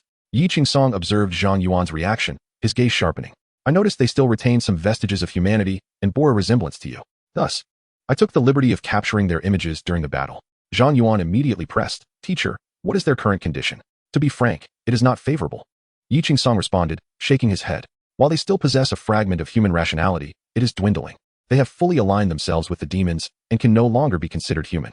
Zhang Yuan involuntarily took a few steps back. How could this happen? Yi Qingsong continued. However, do not be overly concerned. The majority of humans transformed into demons become the lowest tier monsters, devoid of any rationality. Yet, your parents are exceptional. They retain their intellect and are of the Duke class among demons. Such demons hold a status in the abyss only second to the Demon King and the 7 Dukes, possessing their own territories and elevated ranks. Zhang Yuan asked, Teacher, what can I do? Yi Qingsong replied, this matter requires careful deliberation, as many aspects must be approached gradually. Nonetheless, I do have an urgent task for you. Zhang Yuan immediately focused intently, responding, please instruct me. Teacher, I will see it through. Yi Qingsong stated, in 3 days, the principal will convene a meeting of the deans, and all deans from various academies are required to attend. You will represent me. Zhang Yuan was taken aback. Cough, cough. Yi Qingsong cleared his throat twice and continued. Of course, it's not that I'm too lazy to attend. I have pressing matters that prevent my presence. Additionally, the attendees will be the deans of various academies, each possessing considerable resources. Establishing a good rapport with them would be advantageous. Zhang Yuan retorted, Teacher, skipping classes is one thing, But sending a mere freshman like me to the dean's meeting seems a bit excessive, doesn't it? Yi Ching-song replied, what of it? You can already contend with level 80 beings. Many of the deans are not as formidable as you. You are entirely qualified to attend. Zhang Yuan was at a loss. Is this a matter of strength? This feels utterly absurd. Imagine a gathering of formidable individuals, each of level 70 or 80, deliberating on matters that could sway the fate of the great Xia Empire, while he, a mere student, blends into their midst. The scene is entirely incongruous. Your task this time is to showcase the spirit and ethos of our Jinshin Academy during the meeting, conveying our Jinshin spirit to the principal to safeguard our academy. Zhang Yuan queried. So, teacher, what exactly is the spirit and ethos of Jinshin Academy? What is the Jinshin spirit? Zhang Yuan was not yet considered a member of Jinshin Academy, and he had no idea what Yi Ching-song was referring to. That is of little consequence. In any case, this meeting is entrusted to you. I have more pressing matters to attend to, so I shall take my leave. Yi Ching-song deftly brushed aside his earlier ramblings and tossed a black identity card to Zhang Yuan. This is my identification card. I have transferred my privileges to you.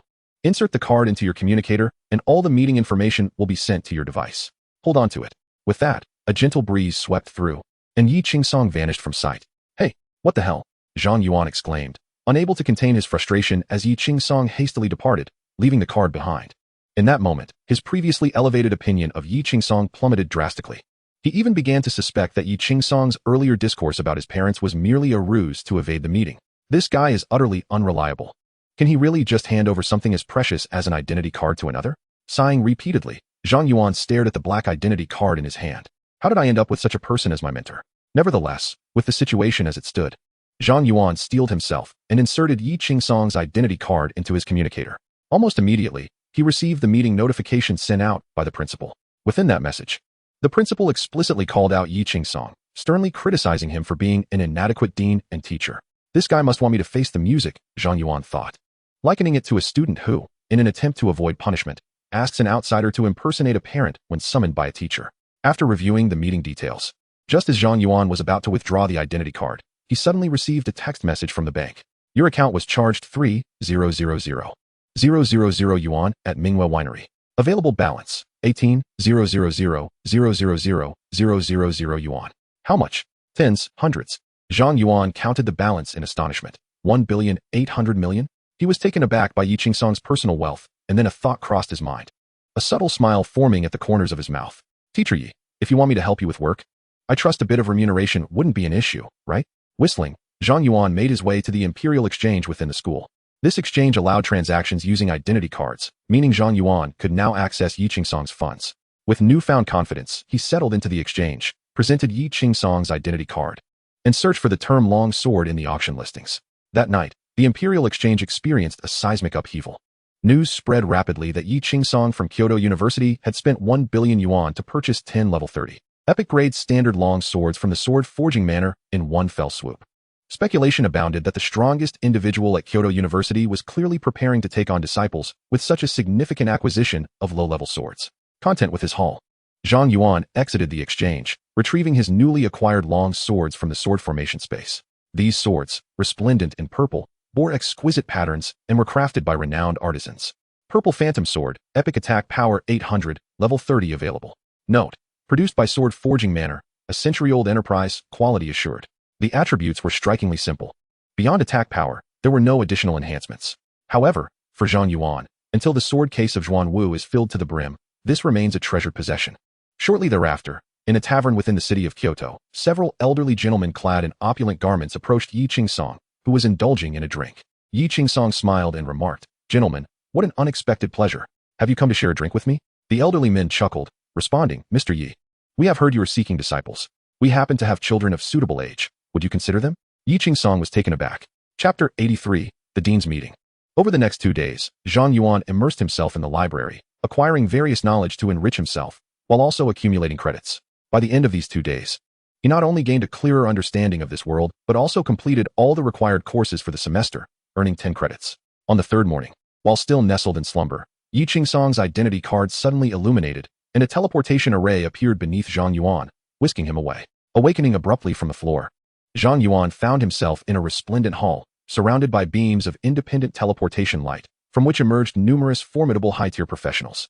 Oh, did I misplace my coordinates? I was clearly meant to teleport Yi Ching-song. A girl with a charming bun, seemingly puzzled, gazed at Zhang Yuan, unsure of the error. Principal, I apologize. Brother, I am sorry. This time it will not go awry. Su Wanting muttered to herself, recalibrating her coordinates for Yi Ching Song and activating the teleportation array once more. A white light ascended within the grand hall, and Zhang Yuan reappeared yet again. At that moment, everyone, including Principal Jing Bingyun, was left in a state of shock. Upon seeing Zhang Yuan once again, Su Wanting turned pale, hurriedly explaining to Jing Bingyun, "It is impossible. Principal, believe me, I absolutely did not err this time. I was targeting Teacher Yi." Jing Bingyun, feeling a sense of exasperation, pondered the whereabouts of Yi Ching Song. By this time, Zhang Yuan, now fully awake, comprehended that the Dean's meeting had commenced. He promptly retrieved Yi Ching Song's identity card and addressed the assembly. "Esteemed teachers and seniors, I am Zhang Yuan, and I shall represent Teacher Yi at this Dean's meeting." His declaration sent a ripple of astonishment throughout the hall. Absurd. Yi Ching Song has become increasingly brazen. How could a student attend a meeting of such importance? The principal must intervene. If he does not, Yi Ching Song's arrogance will reach new heights. What a disgrace. In an instant, the deans from various colleges began to voice their ire towards Yi Ching Song, each seething with indignation. Zhang Yuan had anticipated this reaction and could only offer a bittersweet smile, waiting for the storm of outrage to subside, for the absurdity of the situation warranted their disbelief. "Silence," Jing Bingyun suddenly interjected, a formidable aura emanating from him, enveloping the entire hall and instilling immediate quietude. He fixed his gaze upon Zhang Yuan and inquired, "Child, are you certain you wish to represent Yi Ching Song at this Dean's meeting?" Zhang Yuan, resigned, affirmed, "I am certain." Jing Bingyun pressed further. "Are you aware of what is about to transpire?" Zhang Yuan replied, "I have a general understanding." Jing Bingyun interjected, "Since Yi Ching Song has chosen this child as the representative of the Sword Heart Academy, he is now the dean of the Sword Heart Academy and is qualified to stand here. Let us treat him with the same respect as we do for everyone else." With Jing Bingyun's declaration, despite some deans' dissatisfaction with Yi Ching Song's actions, they had no choice but to accept the outcome. Thus, Zhang Yuan successfully mingled among the esteemed figures, participating in the meeting of deans. As the meeting commenced, Jing Bingyun introduced the first agenda item, which was the ever-recurrent discussion of the academy rankings.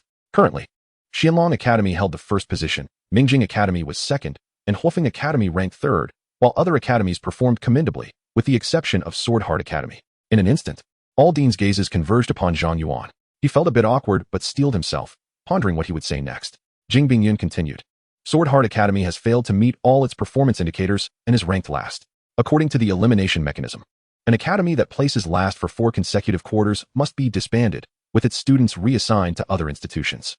Zhang Yuan, as the representative of Sword Heart Academy, "Do you have any objections?" Zhang Yuan replied, "No objections." Jing Bingyun stated, "Well then, I hereby announce the disbandment of Sword Heart Academy and the revocation of Yi Ching Song's title as dean. The students of Sword Heart Academy will be temporarily reassigned." "Principal, wait." Zhang Yuan suddenly interjected, interrupting Jing Bingyun. Jing Bingyun paused and looked at Zhang Yuan. "What do you wish to say?" Zhang Yuan responded, "Before this matter was entrusted to me, Teacher Yi specifically instructed me to showcase the spirit of Sword Heart Academy to all of you." "The spirit of Sword Heart?" Jing Bingyun was taken aback for a moment, then chuckled. "This is the first time I have heard that your academy embodies such a cultural spirit. What is its essence?" "Never give up until the last moment," Zhang Yuan declared. Duan Xing chuckled lightly. "Foolish child, you are almost deceived by that rascal Yi Ching Song. What does never give up mean? That broken academy is on the verge of disbandment, and even Yi Ching Song dares not face this reality himself. Do you still wish to hold on to never give up?" Zhang Yuan replied, "I have researched the elimination criteria for our Kyoto University academies. If an academy facing disbandment can prove that its students are outstanding, it indicates that the academy's teaching methods are effective, allowing it to continue operating without disbandment." Jing Bingyun shook his head. "As far as I know, Sword Heart Academy had only 1 student previously, and with you, that makes 2. The sample size is far too small to demonstrate that Sword Heart Academy is capable of cultivating exceptional students." Zhang Yuan asserted, "Principal, our Sword Heart spirit emphasizes quality over quantity." Su Wanting murmured, "Isn't the Sword Heart spirit about never giving up?" Zhang Yuan pretended not to hear Su Wanting's remark and gazed deeply into Jing Bingyun's eyes. "Principal, although our academy has only 2 students, they are more than capable of standing shoulder to shoulder with the hundreds or thousands of students from other academies." Jing Bingyun questioned, "How can you prove that?" Zhang Yuan smiled slightly and unleashed the sword array, enveloping all present in the hall. In that moment, everyone noticed the enhancement effect Zhang Yuan provided, their expressions transforming into sheer astonishment. The enhancement, speed and damage are increased by 50, with a continuous restoration of mental and physical stamina. Every attack is guaranteed to be a critical hit, with critical damage amplified by 200, while ignoring 50 points of the enemy's defense. Upon witnessing the enhancements on their panels, the crowd felt emboldened, as if they could even dare to challenge the divine. What a monumental boost this is. Principal, can this truly be substantiated? Chapter 84, The Delicacy of the Deans. Jing Bingyun gazed at the enhancements displayed on her panel, momentarily taken aback. Before inquiring of Zhang Yuan, what is the radius of your enhancement? Zhang Yuan replied, currently, it extends to a radius of 2,000 meters. 2,000 meters. Jing Bingyun's pupils constricted sharply, her composure faltering. A Legion-level aura with such expansive benefits? The thought of Zhang Yuan positioning himself within a military formation sent her mind racing. How many-fold would the entire Legion's combat strength be amplified? There was no need to speculate about the future. Even in the present, with Zhang Yuan at the helm, the Great Xia Empire could decisively strike back against the abyss, pushing the front lines all the way to its very entrance. With these thoughts swirling in her mind, Jing Bingyun inhaled deeply and declared, indeed, Zhang Yuan, your prowess surpasses common understanding. Perhaps only that peculiar Yiqing song could adequately nurture your talents. I object, Duan Xing interjected, asserting that while Jinshin Academy could retain its standing, he advocated for Zhang Yuan's transfer to Xuanalong Academy, claiming that only their resources could fully cultivate his extraordinary gifts. As soon as Duan Xing's words left his lips, the other deans present grasped the ulterior motives of the old man. Quickly, a tall and graceful woman clad in white spoke up. Principal, I propose that Zhang Yuan join Mingjing Academy. He has yet to reach his full potential, and only under my one-on-one guidance can he truly flourish. The speaker was Gu Bingying, the dean of Mingjing Academy, renowned as a divine healer and the object of admiration for many students and faculty at the capital university. With Gu Bingying's interjection, the other deans could no longer remain silent. Principal, our Huofeng Academy is home to high-output prodigies. This is where Zhang Yuan truly belongs. Our Holy Light Academy boasts top-tier support teachers. We are the best environment for Zhang Yuan. Principal, in an instant, the deans from various universities began to debate which academy Zhang Yuan should join, with no one caring about the potential dissolution of Jinshin Academy. Everyone, please settle down. Jing Bingyun called for calm among the agitated deans, stating, I understand your fervent desire for talent, but Zhang Yuan is a student of Yiqing Song. Is it not a breach of decorum for you to vie for him so fiercely? Duan Xing produced a tablet, stating, Principal, I have just verified that Zhang Yuan is a new student of our institution this year. He has not even completed the enrollment procedures for Jinshin Academy. By principle, he is not yet a student of Jinshin Academy. Gu Bingying added, I also recall that Zhang Yuan is the student who did not participate in the new student training this year.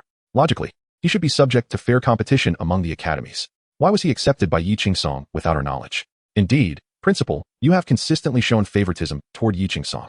Now, allowing him to take in such an extraordinary talent through the back door is simply unfair.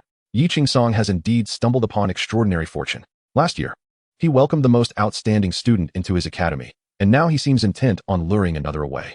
Perhaps we should simply rename Kyoto University to Kenshin University. Indeed, this Kenshin Academy has perpetually languished at the bottom of the rankings, yet the quality of its students continues to improve, leaving us, the deans, to toil in futility.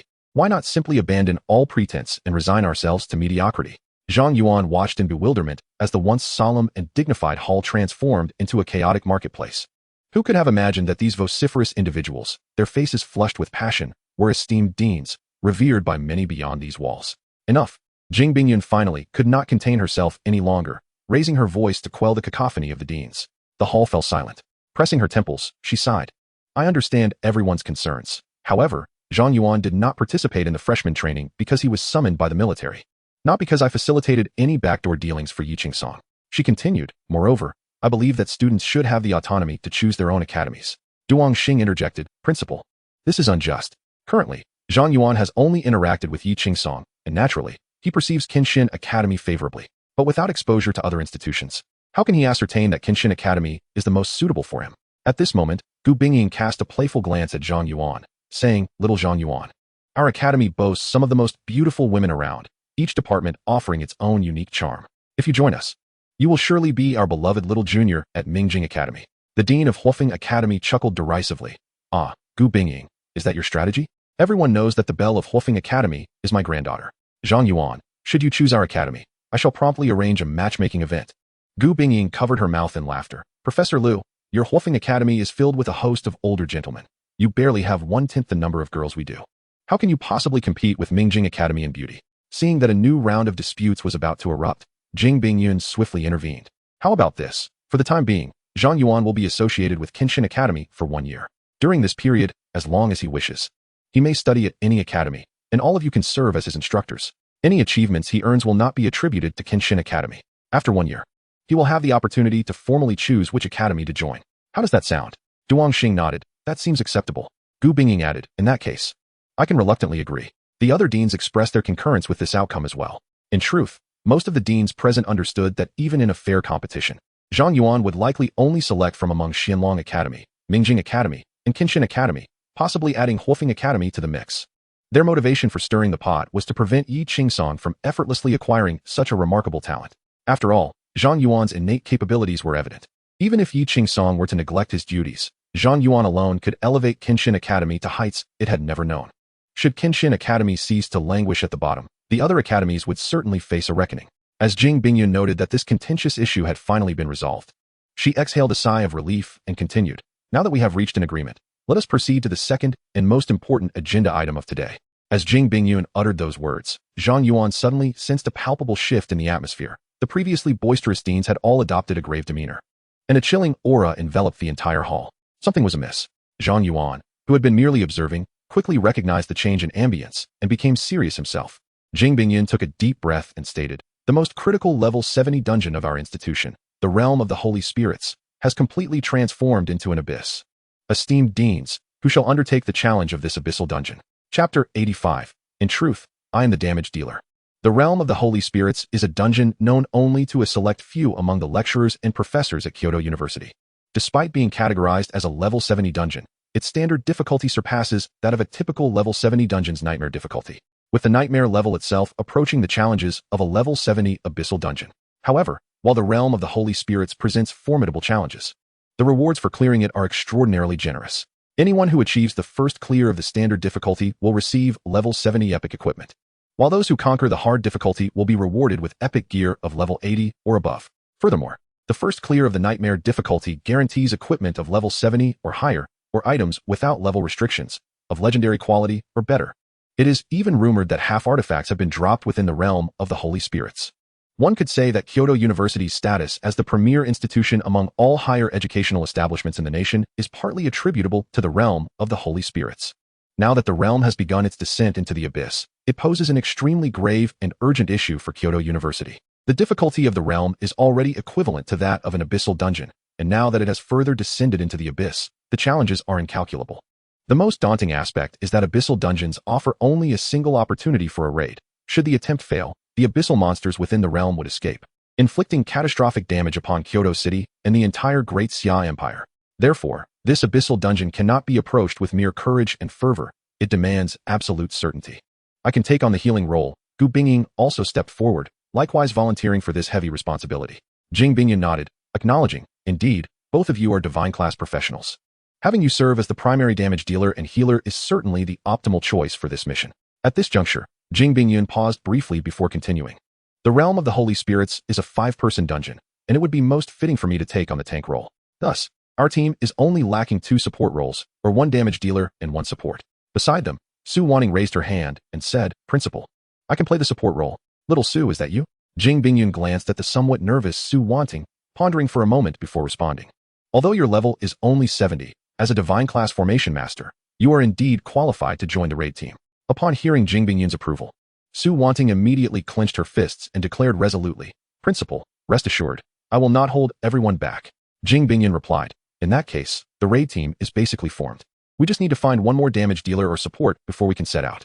Duan Xing suggested, Principal, what about Yi Qingsong? Gu Bingying chuckled lightly, Vice Principal. Aren't you the one who dislikes Teacher Yi the most? At this moment, the unexpected recommendation for him was quite surprising. Duan Xing scoffed, Humph. I merely believe he is unworthy of the teaching position, though I do not deny his capabilities. For this mission, he is indeed a more suitable leader than I. Gu Bingying remarked, I hadn't anticipated that the Vice Principal would hold such a high opinion of Teacher Yi. I concur, should Teacher Yi join the assault team, the difficulty of conquering this dungeon would significantly diminish. However, Jing Bingyun interjected, indeed, Yi Qingsong is the optimal candidate for this mission. Yet he has more pressing matters to attend to and cannot partake in this assault. Yi Qingsong was widely recognized as the strongest at Kyoto University, his prowess even surpassing that of Principal Jing Bingyun. Should Yi Qingsong engage in battle, their only alternative would be to enlist Dean Liu from the Fire Phoenix Academy. Principal, allow me to join the fray, Zhang Yuan suddenly declared. Gu Bingying responded, Young Zhang Yuan, while your supportive abilities are indeed exceptional, we are attempting to conquer a level 70 high difficulty abyssal dungeon. where even the slightest encounter with a minor creature could spell death for you. My healing would be of no avail. You are the future of Kyoto University. Su Wanting nodded in agreement. Exactly. Wait. Zhang Yuan immediately interrupted Su Wanting's spellcasting and addressed Jing Bingyun. Principal, I am not jesting. I am most serious. The ideal fifth member of this team must be me. Jing Bingyun shook her head. Child, your jest is far from amusing. You do not comprehend the terror of the abyssal demons. Zhang Yuan replied earnestly, no. I fully understand the horrors of the abyssal demons, which is precisely why I must go. At that moment, the sword array unfolded once more. With the crimson Xiaozhan and 8 violet swords soaring from the array's space, the dangerous aura emanating from the blades stirred a tempest of fear within the hearts of all present. They were taken aback by the lethal threat emanating from this level 31 youth. Zhang Yuan maneuvered 10 flying swords in a circle around him, stating, Teachers, in truth, I am an attacker. My support role is merely ancillary. Duan Xing responded, What? Furrowing his brow, Duan Xing remarked, Of course I have. But why do you inquire? His expression shifted dramatically as he conjured a fiery shield before him. 906-015-375. The faces of all present displayed disbelief. At level 31, possessing the ability to obliterate an 80-level mage, what sort of damage was this? They were left in a state of bewilderment. At that moment, the Great Hall descended into a profound silence. Chapter 86. Success is assured, provided Zhang Yuan is not encountered. After an indeterminate period of stillness, Jing Bingyun broke the silence, clearing her throat twice, and asked Zhang Yuan, how frequently can you produce damage of this magnitude? As she spoke, Zhang Yuan activated the skill Ghost Sword Speed, causing the 10 flying swords to whirl around him at a velocity akin to that of a fan, leaving many deans pale-faced. With Zhang Yuan's current displayed attack speed, more than half of the deans present would not endure even a second. At this moment, everyone could only think to express one sentiment to Zhang Yuan. This cheat must not come cheap. Esteemed deans, for the upcoming assault team to conquer the abyssal dungeon in the sacred spirit realm, the 5th member shall be Zhang Yuan. Are there any objections? No objections. I concur. I second that. Only age and rank can surpass Zhang Yuan at this moment. Thus, I hereby announce the members of the team assigned to conquer the sacred spirit realm. Main tank, Jing Bingyun, level 85, Warden of the Ancient Shield. Healer, Gu Bingying, level 80, Radiant Divine Emissary. Primary support, Su Wanting, level 70, Master of Multitudes. Secondary damage dealer and support, Zhang Yuan, level 31, Lord of the Ghostly Blade. The Abyssal Conquest team has been selected. This meeting is now concluded. I kindly ask all esteemed directors to maintain confidentiality regarding today's discussions. In the magnificent hall, only the 5 members of the Conquest team remained. Observing this, Zhang Yuan immediately inquired of Gu Bingying, Teacher Gu, can you reset my equipment skills? Of course, little Zhang Yuan. What skills do you need to reset? Excellent. A flicker of joy crossed Zhang Yuan's face as he retrieved his weapon, the Qi Xiao. I apologize for the trouble, teacher. My specialized weapon has a death immunity passive that I have already used, and it has yet to cool down. Gu Bingying nodded and smiled. No problem. My skill cooldown is half an hour. I will assist you as soon as it is ready. Thank you, teacher. You're welcome. While waiting for Gu Bingying, Jing Bingyun approached Zhang Yuan. Zhang Yuan, you are the only one among us who has no knowledge of the sacred spirit realm, so before we set off, I will provide you with a brief overview of this dungeon. Thank you, Principal. Not at all, Jing Bingyun replied with a smile. The map of the sacred spirit realm is an aerial island, predominantly inhabited by dragonkin. You need not worry about most monsters. I will intercept them all, ensuring they do not reach you. However, you must remain vigilant regarding a creature known as the copy dragon. It has the ability to replicate the skills and equipment of any member of our team. If you are copied, all abyssal monsters will be empowered by your sword formation, coupled with your high damage output, and we may face total annihilation. How can I avoid being copied? Zhang Yuan asked. Generally, the copy dragon targets the member with the highest damage output. Therefore, until we have dealt with the copy dragon, refrain from attacking. Remain at the back and assist with the sword formation. Zhang Yuan nodded. I understand. I shall also explain the map to you. Jing Bingyun continued. At the entrance of the dungeon, Odis and Ista lounged near a white archway, engaged in casual conversation. Ista, this is the dungeon of Kyoto University. Outside, there are numerous human powerhouses above level 80. The Duke has tasked us with guarding this location, which feels like a death sentence, does it not? Isn't it your fault? You couldn't even handle a level 10 Zhang Yuan, which led to Duke Dis's being gravely injured. Now that anger has befallen us, I am suffering for your incompetence. How dare you blame me? You failed to subdue that boy as well. Who could have known that Brat was immune to water attribute damage? I certainly didn't know he had immunity to psychic damage. I have already begun studying spells from other schools. When I encounter Zhang Yuan next, I will ensure his demise. You'd better focus on surviving today. This dungeon has been transformed into an abyss. The human powerhouses will surely come to conquer it. We must not forget our task. If we succeed, we shall earn the right to be resurrected. If we fail, we may very well meet our end.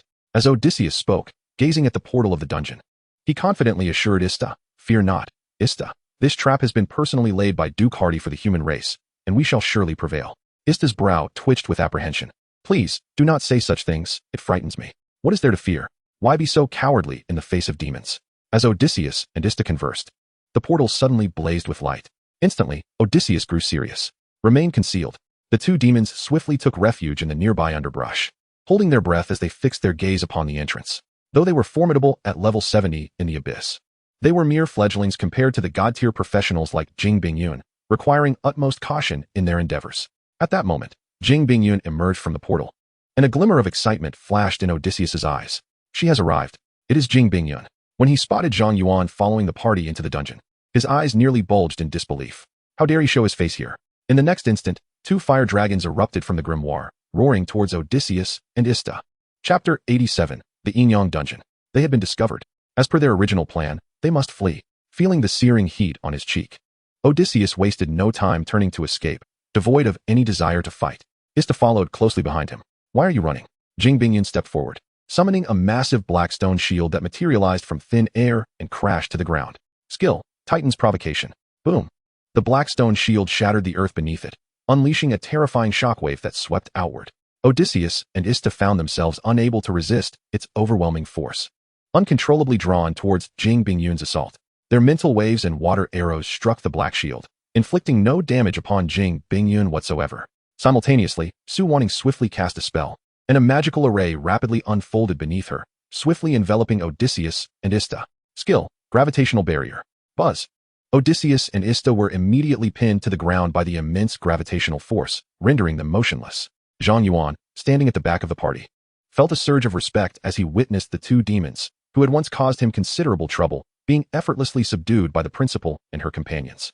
Truly, the elite combatants of Kyoto University. These two level 70 abyssal miscreants dared to defile the dungeon of Kyoto University? With that, Jing Bingyun turned to Gu Bingying and nodded slightly. "Little Gu, it is in your hands now." "Understood, Principal." Gu Bingying gracefully stepped to the forefront of the team and gently blew a breath towards Ista. A peculiar fragrant breeze caressed his face, causing his eyes to lose their color and grow vacant. "My dear, tell me who sent you here. Was it Hardy, one of the 7 lords of the abyss?" Jing Bingyun's expression grew serious as she addressed Gu Bingying. Hardy has always relished in cunning schemes. He would not casually dispatch 2 demons to their demise. "We must inquire about Hardy's intentions." "Indeed," Gu Bingying nodded, continuing to question Ista. "What is your purpose in guarding this location?" Soul explosion. As Ista was about to speak, a sudden, bizarre cry erupted from Odysseus, whose soul was explosively shattered by the enchantment of Gu Bingying, causing him to bleed from all 7 orifices and perish on the spot. The tumultuous mental energy surged outward, throwing the elemental forces of the entire instance into disarray. The crowd paled in horror. "Damn abyssal scum!" Duan Xing roared in fury, as a fire dragon morphed into a massive flaming claw that seized Odysseus by the head, lifting him aloft. "Are you seeking death?" Odysseus, gritting his teeth against the pain, sneered, "Ha! Foolish humans, do you think you can extract information from our lips? Not a chance. If you wish to kill us, go ahead. We have the chance of resurrection, but you shall all perish within this instance." "Scoundrel! Then I shall grant your wish." Duan Xing bellowed, as another fiery fist erupted from the magic tome, crashing violently into Odysseus's abdomen, forcing him to spew forth shattered innards. Gu Bingying attempted her enchantment once more, but shook her head in defeat. "No, this demon is a master of mental arts. His resistance is too high. My charm has no effect on him." "Foolish humans." Odysseus grinned wickedly. "This instance is a grave prepared for you by Duke Hardy. Await the gifts he has in store." At this juncture, Odysseus turned his gaze to the back of the team, fixing on Zhang Yuan. "Zhang Yuan, you truly are a pestilence wherever you go.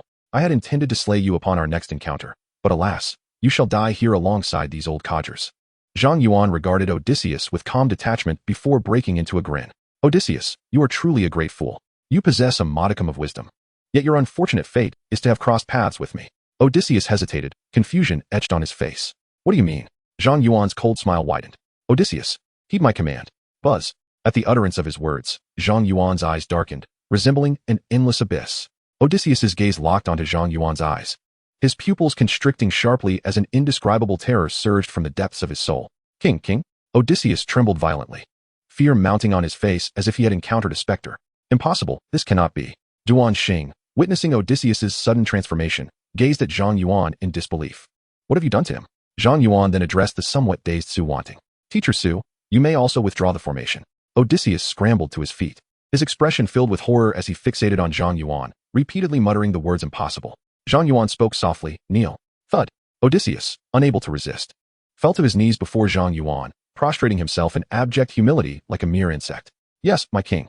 Should the human conquest team fail to uncover the existence of the Yin-Yang instance and follow only one path, once they tread into the territory and activate the abyssal conquest mode, the alternate path would default to a failed instance due to the absence of a conquering team.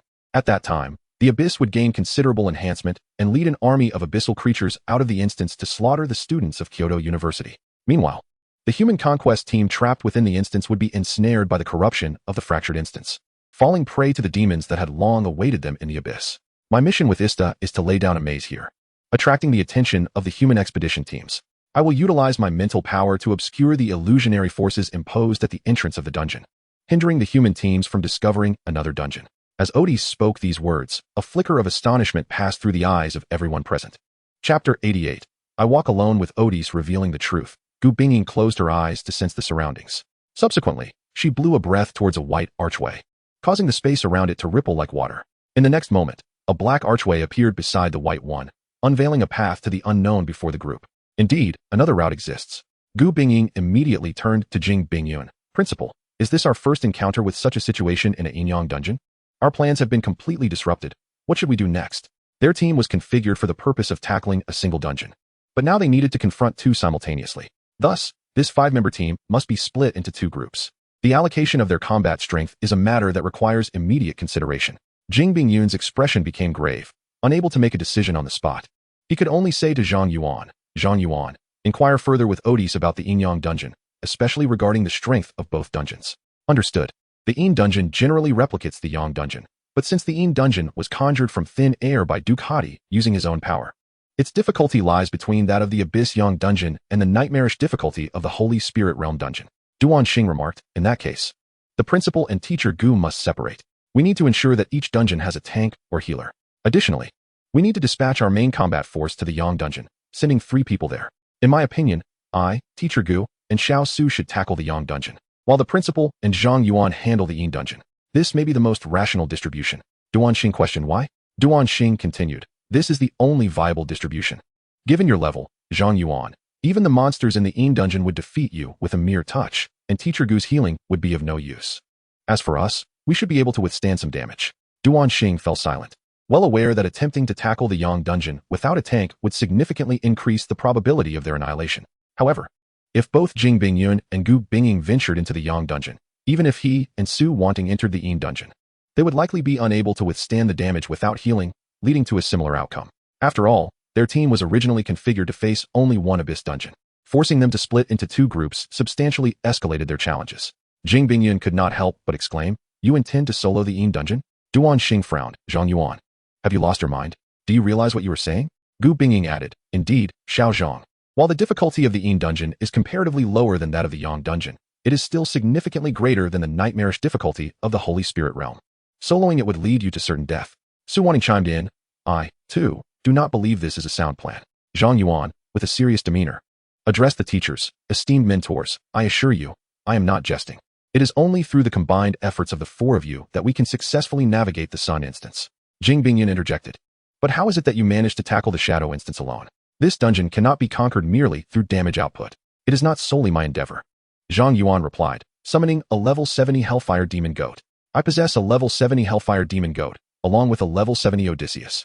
Under my supportive capabilities, they can barely hold the front line, thereby providing us with sufficient strength for the Shadow instance. Additionally, I have 2 level 30 summons to serve as shields, which is adequate for clearing the dungeon.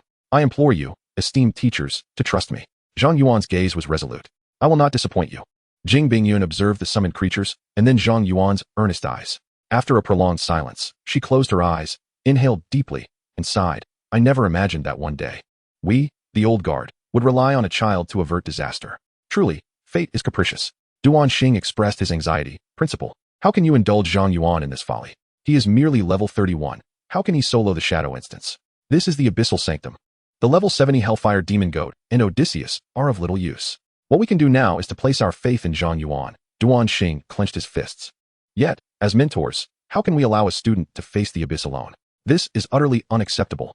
Gu Bingyin concurred. I too support this division of roles. Duan Xing was astounded. Teacher Gu, you too? I promise, Zhang Yuan affirmed. Indeed, Gu Bingying smiled gently, kissing Zhang Yuan lightly on the forehead. In that moment, Zhang Yuan felt a peculiar energy surge within him.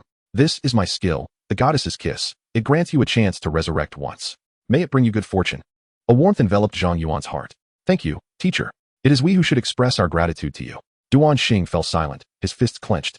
Gu Bingying refrained from further discussion, turning to Jing Bingyun. Principal, we have lingered too long. Let us depart. Very well, Jing Bingyun nodded. Picking up her shield and addressing Zhang Yuan.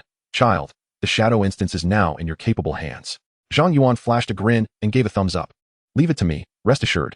May fortune favor you in battle. Jing Bingyun regarded Zhang Yuan intently before stepping through the white archway. Little Zhang Yuan, give it your all. Zhang Yuan, do not let me down. Zhang Yuan cast a glance at Odysseus, who remained kneeling, then turned towards the black archway, smiling faintly. Odysseus, your survival hinges on your performance today. Odysseus trembled. As you wish, my king. Chapter 89, Distress and Grueling Struggles. As Zhang Yuan passed through the black archway, he found himself in a vast garden labyrinth, flanked by towering hedges reaching over 10 meters high, with an invisible barrier above preventing aerial traversal. Indeed, this labyrinth was an exact replica, precisely as the principal had described. Zhang Yuan was not surprised by the appearance of this garden maze. Prior to entering the dungeon, Jing Bingyun had elucidated the map of the Sanctum of Spirits and the solutions for each area. The realm of the Holy Spirit encompasses 3 distinct regions: the Garden Labyrinth, the Ancient Temple, and the Land of the Holy Spirit. The final dungeon, the King of the Holy Spirit, lies deep within the Land of the Holy Spirit. Currently, Zhang Yuan finds himself navigating the intricacies of the Garden Labyrinth, where he must follow the white flowers adorning the hedges to find his way out. After locating the white blossoms on the wall, he summons the Rakshasa King and the Ice Spirit Queen to stand behind him, while the Hellfire Demon Goat leads the way. Followed closely by Odysseus, with Zhang Yuan himself taking a position at the center, safeguarding himself with a flying sword. Zhang Yuan establishes an iron barrel formation and, guided by the white flowers, proceeds forward. Soon, he encounters the first Corrupted Dragon Man. Corrupted Dragon Man Warrior, Elite. Level, 70. Perhaps influenced by the power of the Abyssal Duke Hades. Zhang Yuan's Abyssal Eye is limited to revealing only the creature's name and level, rendering him unable to discern its attributes and skills. Truly, as a being of equal stature to the Abyssal Duke Disses, this minor foe shares the same obscured status as the corrupted Hellfire Demon Goat, leading Zhang Yuan to ponder whether the previous demon was also Hades' handiwork. However, he does not linger on this thought, promptly commanding the Hellfire Demon Goat and Odysseus to assault the abyssal creature, unwilling to showcase his formidable damage potential before defeating the replicated Dragon Man. Zhang Yuan recognizes that a being of his extraordinary capabilities is a rarity in the world. Fortunately, the Swordmaster of Ghosts possesses remarkable support abilities, enabling the Hellfire Demon Goat and Odysseus to swiftly vanquish the Corrupted Dragon Man Warrior under the enhancement of the sword formation. Successfully killed Corrupted Dragon Man Warrior. Experience 1, 000. 50. Acquire Dragonman's Horn X1. Cursed King S Blade Artifact Quest, 459, 710, 0000. Abyssal King, 716. With a single minor foe yielding 1,000,000 experience points. Even if he were to share half with the Cursed King, it would not take many kills to level up. Zhang Yuan wonders if he might reach level 40 upon completing this dungeon. Pleased with the experience provided by the dungeon's minor foes, he proceeds with caution.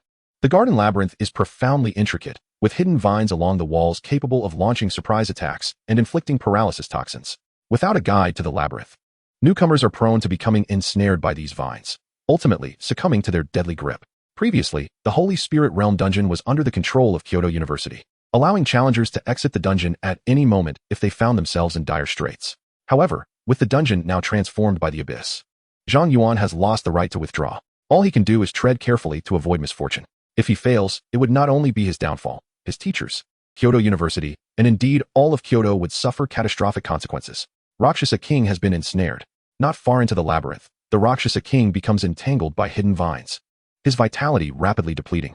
Zhang Yuan, quick to react, maneuvers his flying sword to sever the vines, completing the task in less than half a second. Yet the Rakshasa King's vitality has already reached perilous lows. The level and attributes of the Rakshasa King are far too low. Even with my sword formation regenerating stamina, he cannot endure for even a second. I wish there were a means to enhance the levels and attributes of summoned creatures. Zhang Yuan remained stationary, waiting for the Rakshasa King to fully recover his stamina before proceeding.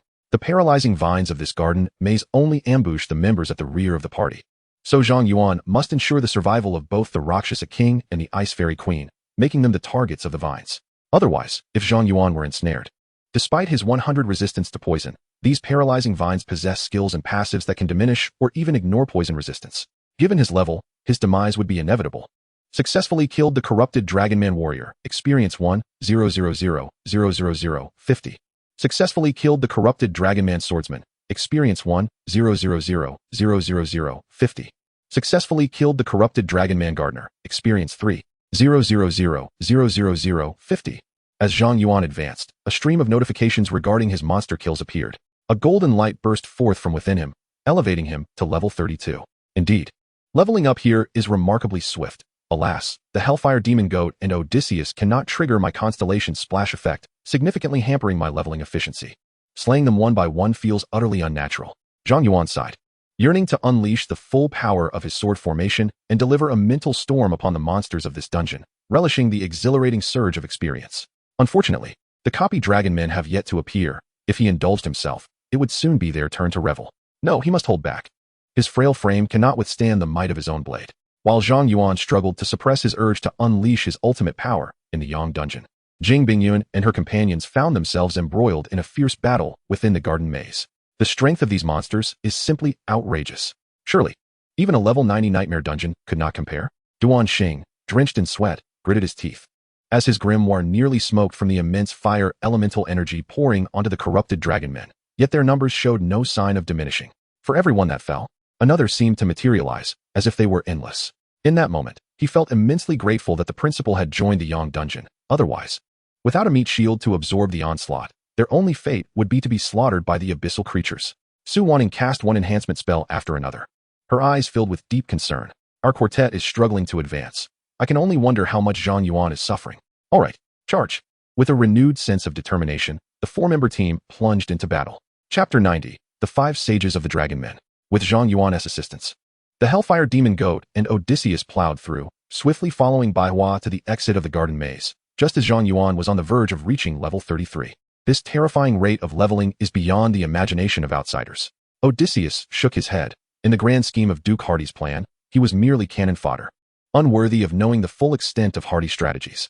Zhang Yuan raised an eyebrow, which implied that Hardy had foreseen their division into two paths and had made preemptive arrangements. Otis nodded, affirming that Duke Hardy was indeed such a devil, always calculating to perfection. He had even anticipated the composition of the conquering team, with the sole discrepancy being the replacement of the fifth member from Lu Huofeng to yourself. Zhang Yuan inquired, "What do you believe our chances of success are?" Otis hesitated, prompting Zhang Yuan to urge him, "Speak your mind candidly. There is no need for flattery." If Lu Huofeng had remained as the fifth member, the likelihood of failure would have been absolute. However, with you in the team, Otis assessed the chances to be 3 out of 10, emphasizing that the outcome rested entirely upon your majesty. Only 3 out of 10? The situation appears even more dire than anticipated, Zhang Yuan mused, taken aback by Otis's assessment after witnessing their team configuration. Nevertheless, he remained unperturbed, for Otis based his judgment solely on the information available to him, oblivious to Zhang Yuan's hidden trump cards, not to mention the curse associated with the heart of the cursed king, which bore an unpurifiable hex, along with the celestial power stored within the star god robe, were more than sufficient to conquer this dungeon. With these two artifacts, even if Duke Hardy himself were to intervene, Zhang Yuan could easily make him yield. Having gauged the difficulty of this abyssal dungeon, Zhang Yuan commanded the Hellfire Demon Goat to attack the Dragonkin before the ancient temple. The Hellfire Demon Goat roared, instantly capturing the attention of the Dragonkin. At that moment, some Dragonkin clad in robes began to chant incantations, dark clouds gathered ominously overhead, and thunder rumbled. "Otis, interrupt their casting," Zhang Yuan commanded directly. Otis complied and unleashed a mental attack on the Dragonkin mages, successfully disrupting their spells. The Hellfire Demon Goat charged forth, unleashing hellfire that incinerated the mages into ashes. Successfully killed corrupted Dragonkin mage, experience 1, 000, 000, 50. Successfully killed Dragonkin mage, experience 1, 000, 000, 50. Obtained essence of magic 3. The remaining Dragonkin warriors drew their weapons and charged at the Hellfire Demon Goat. Otis once again employed his magic to destabilize the minds of the Dragonkin warriors, allowing the Hellfire Demon Goat to eliminate the rest. Successfully killed corrupted Dragonkin warrior, experience 1, 000, 000, 50. Obtained Dragonkin Horn 3, obtained Dragonkin Scales 2. Obtained Dragonkin Heart 1. Dragonkin Heart, epic the heart of a Dragonkin, a precious material for crafting legendary items. Cursed King's Blade Artifact Quest, 471-610-0000. Abyssal Overlord, 835.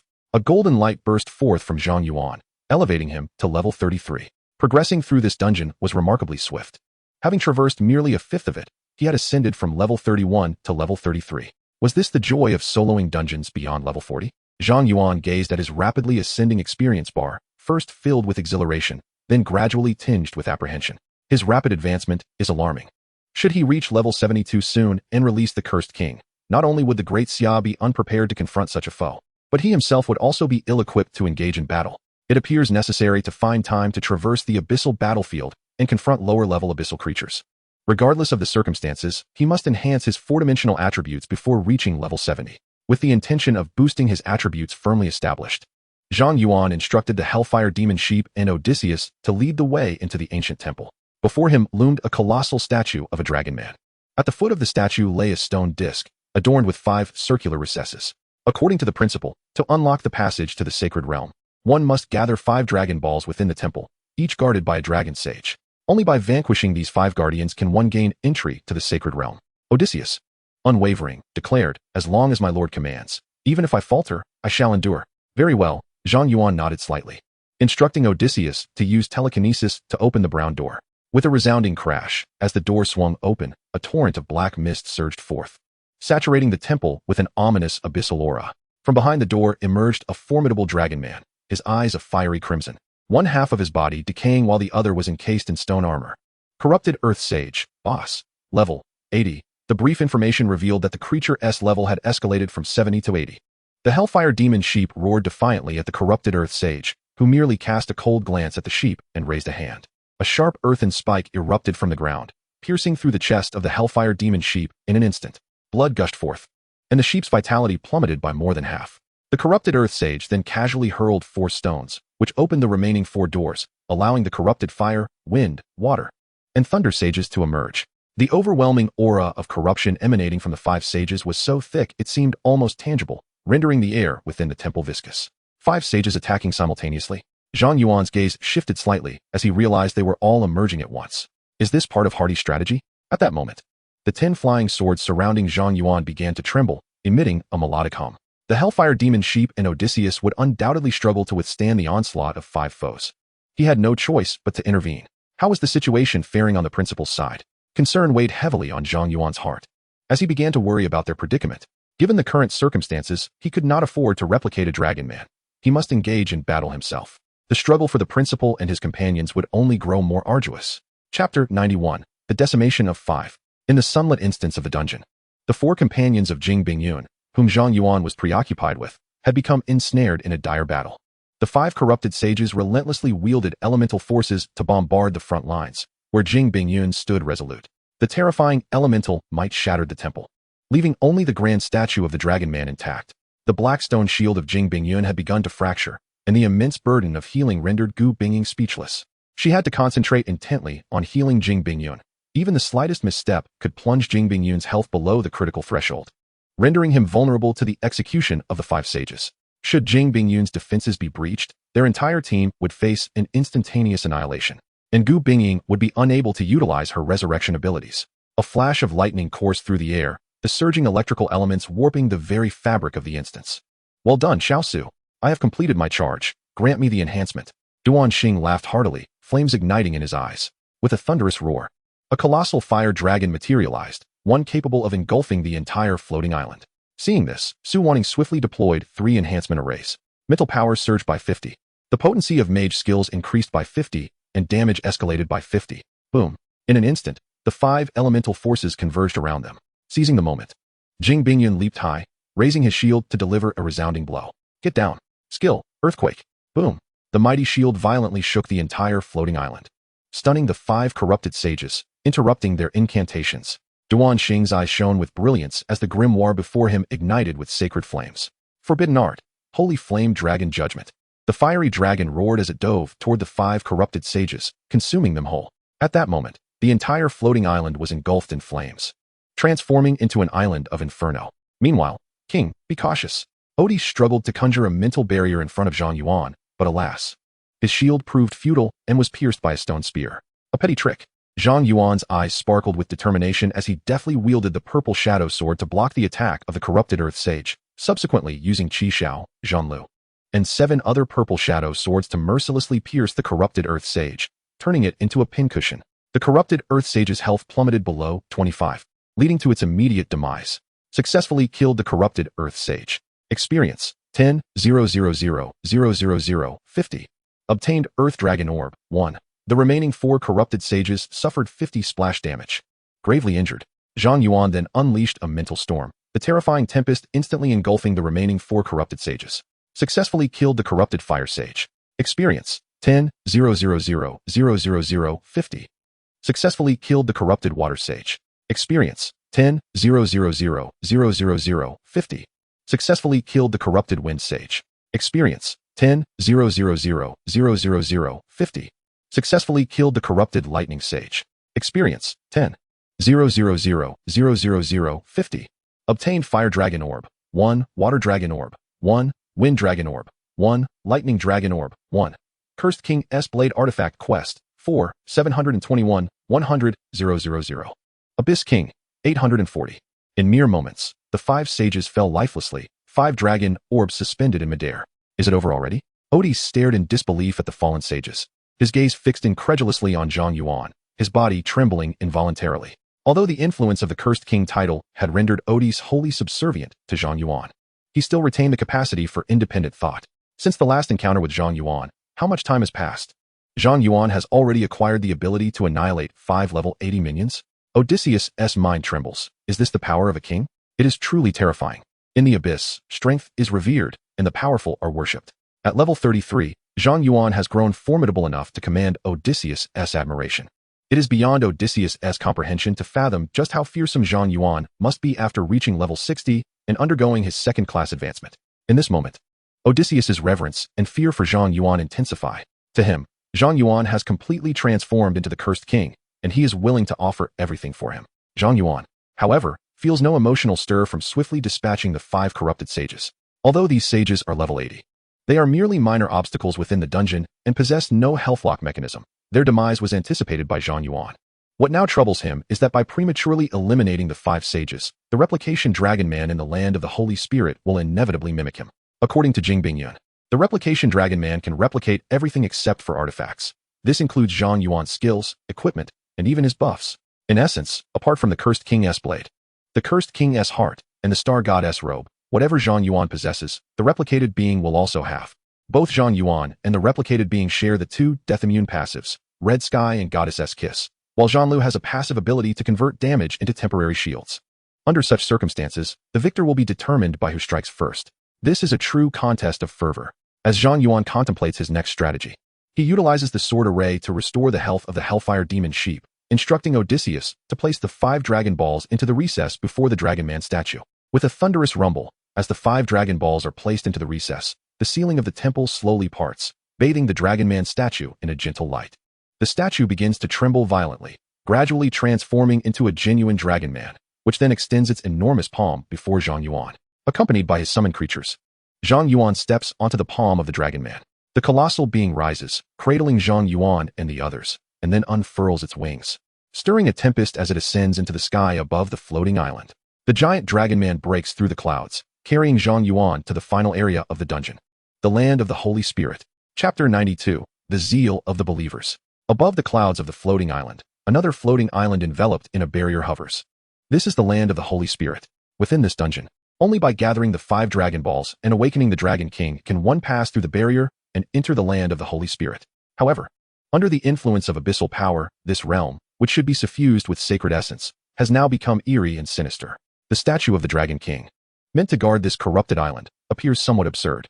Within the Land of the Holy Spirit, the Dragon Men, once adorned with halos and clad in pure robes, have now transformed into grotesque figures, exuding a terrifying aura that is disconcerting. Zhang Yuan gazes at the distant corrupted Dragon Men, employing the abyssal eye. Corrupted Holy Dragon Spirit, Elite. Level 80. In the realm of the Holy Spirit, the monsters have all reached level 80, far surpassing the average level expected in this dungeon. Upon descending, Zhang Yuan refrained from engaging directly. Instead, he commanded the Hellfire Demon Goat to lure the creatures one by one, allowing it to collaborate with Odysseus in vanquishing these foes. Although the corrupted Holy Dragon Spirit was merely a minor adversary within the Holy Spirit realm, its elevated level posed no threat to Zhang Yuan. His focus needed to remain vigilant against the potential emergence of duplicates, wary of a flying sword from the sword formation space, attempting a sneak attack. The outcome of his confrontation with the duplicates could hinge on the initiative taken in their battle. Thus, aside from the duplicate dragon and the Holy Spirit King, the other monsters were inconsequential, entirely manageable by the Hellfire Demon Goat and Odysseus. Despite both the Hellfire Demon Goat and Odysseus being 10 levels lower than the corrupted Holy Dragon Spirit, their attributes far exceeded those of similarly leveled creatures. Coupled with the benefits of Zhang Yuan's sword formation, which ignored 50 defense points, they found it unchallenging to dispatch the corrupted Holy Dragon Spirit within a few rounds of attacks. Successfully defeated corrupted Holy Dragon Spirit, Experience 1, 500, 000, 50. Acquired Holy Dragon Horn X1. The Hellfire Demon Goat and Odysseus worked in unison, systematically drawing in and surrounding each creature, while the Rakshasa and the Ice Elemental Queen remained at the rear, serving as Zhang Yuan's eyes to prevent surprise assaults from duplicates. As Zhang Yuan advanced through the Holy Spirit realm, his level rose to 34, yet he still had not spotted any traces of the duplicates. Could it be that the duplicate dragon intends to join forces against me?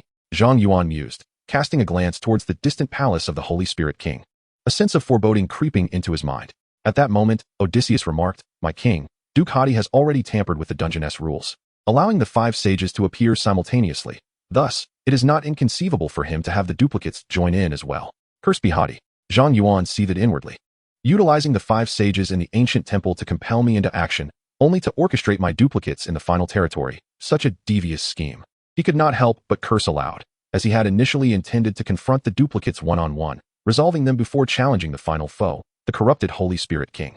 However, with both the duplicates and the corrupted Holy Spirit King appearing simultaneously, his situation had become immensely disadvantageous. Even with the aid of the sword formation, the level 70 Hellfire Demon Goat and Odysseus might struggle to withstand the enhanced corrupted Holy Spirit King from the abyss. In such a scenario, to secure victory, he would be compelled to don the Star God robe, harnessing divine power to swiftly eliminate both the corrupted Holy Spirit King and the duplicates. Although this approach would guarantee his success in completing the dungeon, should Hadi infiltrate at that moment, he would be as vulnerable as a fish on a chopping block without the Star God robe.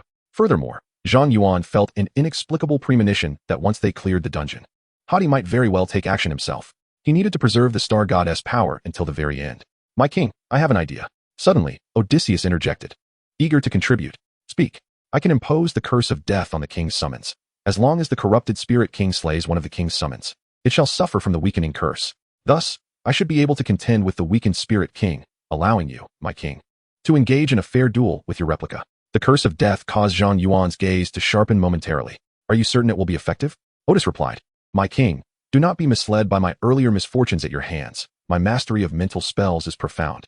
Even demons of Duke rank may falter against my mental assaults, and this dungeon will undoubtedly succumb to my curse." Upon hearing Otis's words, Zhang Yuan fell silent.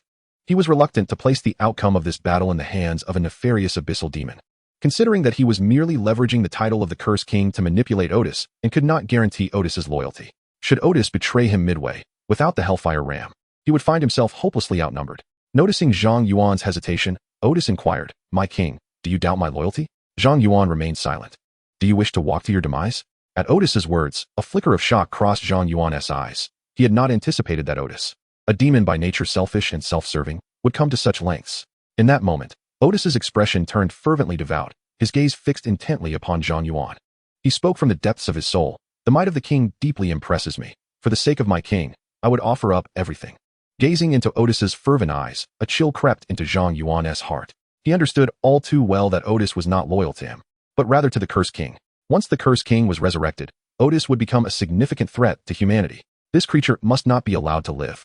Resolving this in his mind, Zhang Yuan declared to Otis, "Very well, since you are willing to face death, proceed to impose the curse of death upon yourself." "Yes."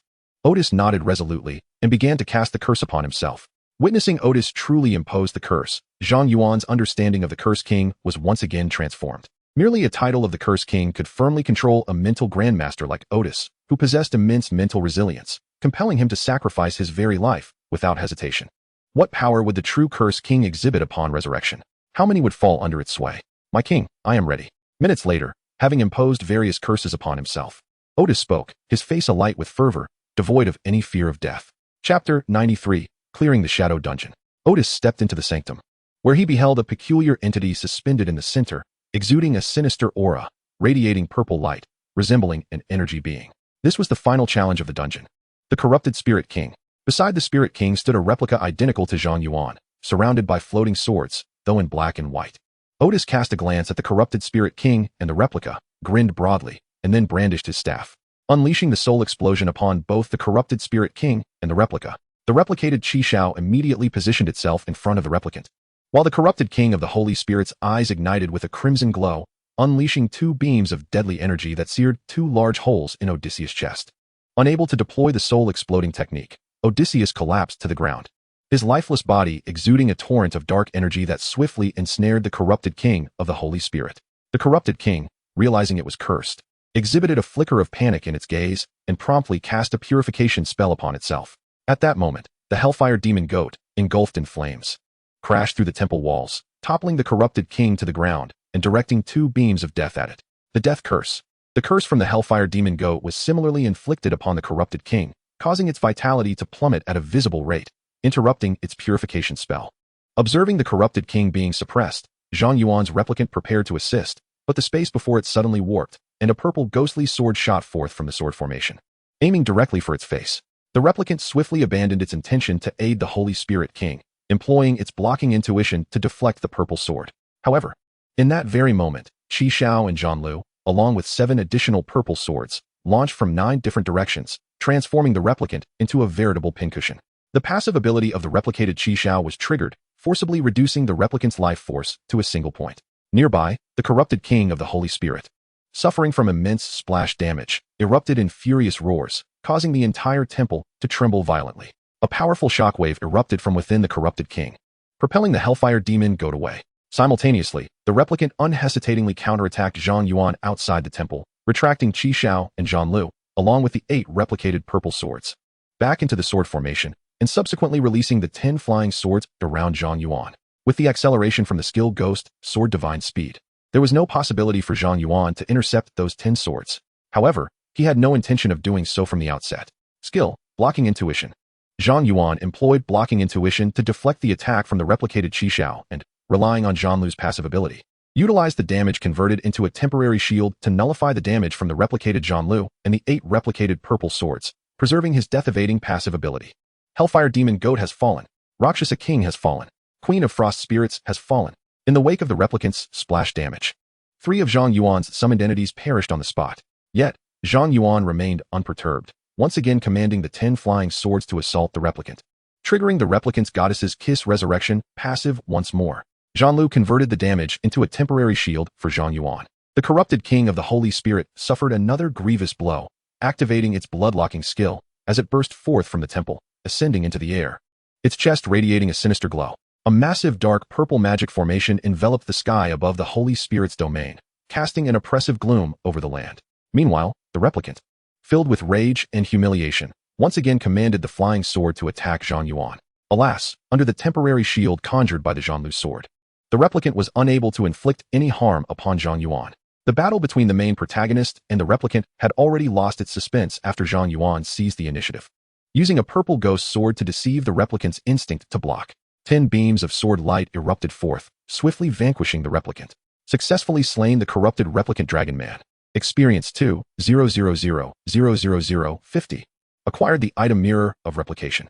Mirror of Replication, legendary reusable, creates a spirit entity for combat, with the spirit's strength matching that of the replicated target.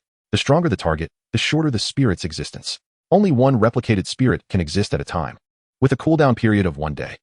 Cursed King Artifact Quest 4,772,100,000. Abyssal Monarch 891. After dispatching the replicant Dragon Man, Zhang Yuan did not bother to examine the items dropped, instead opting to convert his attributes, quintuplicating his mental power into agility. Utilizing the Wind Mastery skill of the Windwalker boots, combined with the acceleration from the sword array, he swiftly turned and raced towards the entrance of the Holy Spirit realm, where the Dragon King statue stood. As long as the dungeon explorers reached the barrier formed by the Dragon King statue before the Holy Spirit King unleashed his attack, they would evade the assault. This mechanism was a discovery made by the seniors from Kyoto University after numerous attempts to conquer the Holy Spirit Realm dungeon. The barrier created by the Dragon King statue was an inherent mechanism of the dungeon. Even if Hadi transformed the dungeon into an abyss, this fundamental mechanism would remain unchanged. The statue morphed back into the Dragon King, who then soared into the air, harnessing the power of 5 Dragon Balls to construct a barrier with a radius of less than 10 meters. At that moment, countless purple light spears descended from the violet magic array enveloping the sky, raining down like a tempest, piercing the earth. However, upon reaching the barrier, all those light spears dissolved into particles of light, causing no harm to the barrier whatsoever. Standing within the barrier, Zhang Yuan gazed at the dense array of purple light spears outside and couldn't help but muse. I must admit, had it not been for Odysseus this time, I would truly struggle to conquer this dungeon alone. Odysseus, I shall cherish your memory. According to the strategy provided by the principal, after the Holy Spirit King unleashed this wide area skill, he would transition from a range to a melee form, boasting high attack and defense, coupled with remarkable speed. Zhang Yuan's sword array now spanned a radius of 2 kilometers, and within this array, enemies would experience a 50 reduction in speed. Moreover, Zhang Yuan could ignore defenses, rendering the Holy Spirit King's high defense and speed advantages utterly nullified. Before the Holy Spirit King could approach Zhang Yuan, he would be sent to the afterlife by Zhang Yuan's flying swords. The corrupted Holy Spirit King did not disappoint Zhang Yuan. After releasing his skill, a substantial amount of purple light slowly coalesced on the ground into a purple unicorn. The corrupted Holy Spirit King mounted the unicorn, drew a purple spear from the void, and charged towards Zhang Yuan. On the path of the corrupted Spirit King's assault, 10 flying swords incessantly emerged from the sword array, striking at the corrupted Spirit King. As the corrupted Spirit King charged toward Zhang Yuan, Qi Shao flew forth from the sword array, transforming into a crimson beam that pierced the corrupted Spirit King's chest, toppling it from its steed and pinning it to the ground. Successfully slain the corrupted Spirit King, gaining 40,000,000 experience, 50. Obtained the Divine Spirit Crown. Acquired the Heart of the Spirit X1. Divine Spirit Crown, legendary, increases mental power by 50, no equipment level restrictions. Heart of the Spirit, unique material for forging divine artifacts, only one exists in the world. Received 3 divine stones. A golden light erupted from within Zhang Yuan, elevating him to level 35. Chapter 94, 7-Star Dragon Abyss Sword. After the corrupted Spirit King was vanquished, Zhang Yuan finally had the leisure to open his storage space and inspect his bounty. An immediate increase of 50 in mental power? Upon witnessing the equipment effect of the Divine Spirit Crown, Zhang Yuan was utterly astonished. His current mental power stood at 56,902. Donning the Divine Spirit Crown would elevate it to 85,353, an astonishing increase of nearly 30,000. Most importantly, his mental power would continue to rise. And as time progressed, the enhancement provided by the Divine Spirit Crown would only grow stronger. Truly, this was a level 70 Abyss dungeon, where legendary equipment with exceptional attributes could be found. Zhang Yuan marveled at the prospect, equipping the Divine Spirit Crown before retrieving another item. The Mirror of Duplication, whose effect description indicated it could replicate a spirit entity, sparked Zhang Yuan's curiosity about the possibility of duplicating a demon lord. If successful, the value of this item would likely surpass that of the Divine Spirit Crown. Eager to test the Mirror of Duplication, Zhang Yuan was compelled to suppress his curiosity upon noting its lengthy cooldown period. A fierce battle might still lie ahead, and the Mirror of Duplication could yield unforeseen advantages. With excitement coursing through him, Zhang Yuan took out the Fate Compass along with 3 divine stones. Whether it resulted in a new refined Tier 3 exclusive weapon or 3 new exclusive weapons, either outcome would provide a tremendous boost to his combat prowess. Without hesitation, Zhang Yuan placed the 3 divine stones into the Fate Compass. Triple draw, a multitude of cards whirled within the Fate Compass before 3 beams of red light shot forth, transforming the dungeon's sky into a starry expanse. 3 celestial bodies descended from the cosmic river, coalescing into a sword that shimmered with the brilliance of stars. The 7-Star Dragon Abyss Sword. Divine Sword 7-Star Dragon Abyss. Exclusive Tier 3 Attack Power 3,000. Automatically protects its master. Holder is immune to immobilization effects. Holder is immune to lightning damage. Holder gains celestial protection, unaffected by the pressure of the strong. Artifact Quest. Absorb the power of the Star God 01. Note, one of the 10 legendary swords, protecting its master from evil, cleansing the world. The 7-Star Dragon Abyss Sword gracefully descended before Zhang Yuan, its blade emanating a soft starlight, as if it contained the vastness of the cosmos, an exquisite sight to behold. What a magnificent sword! Zhang Yuan marveled as he grasped the hilt of the 7-Stars Dragon Abyss Sword.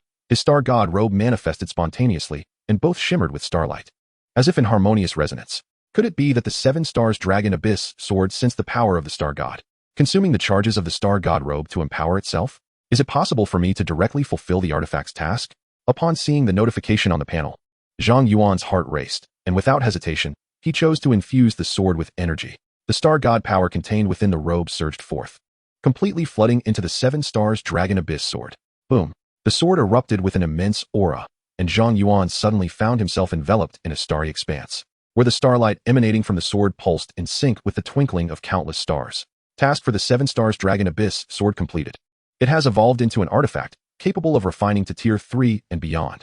Divine Sword 7 stars Dragon Abyss, exclusive artifact Tier 3 attack power 30,000.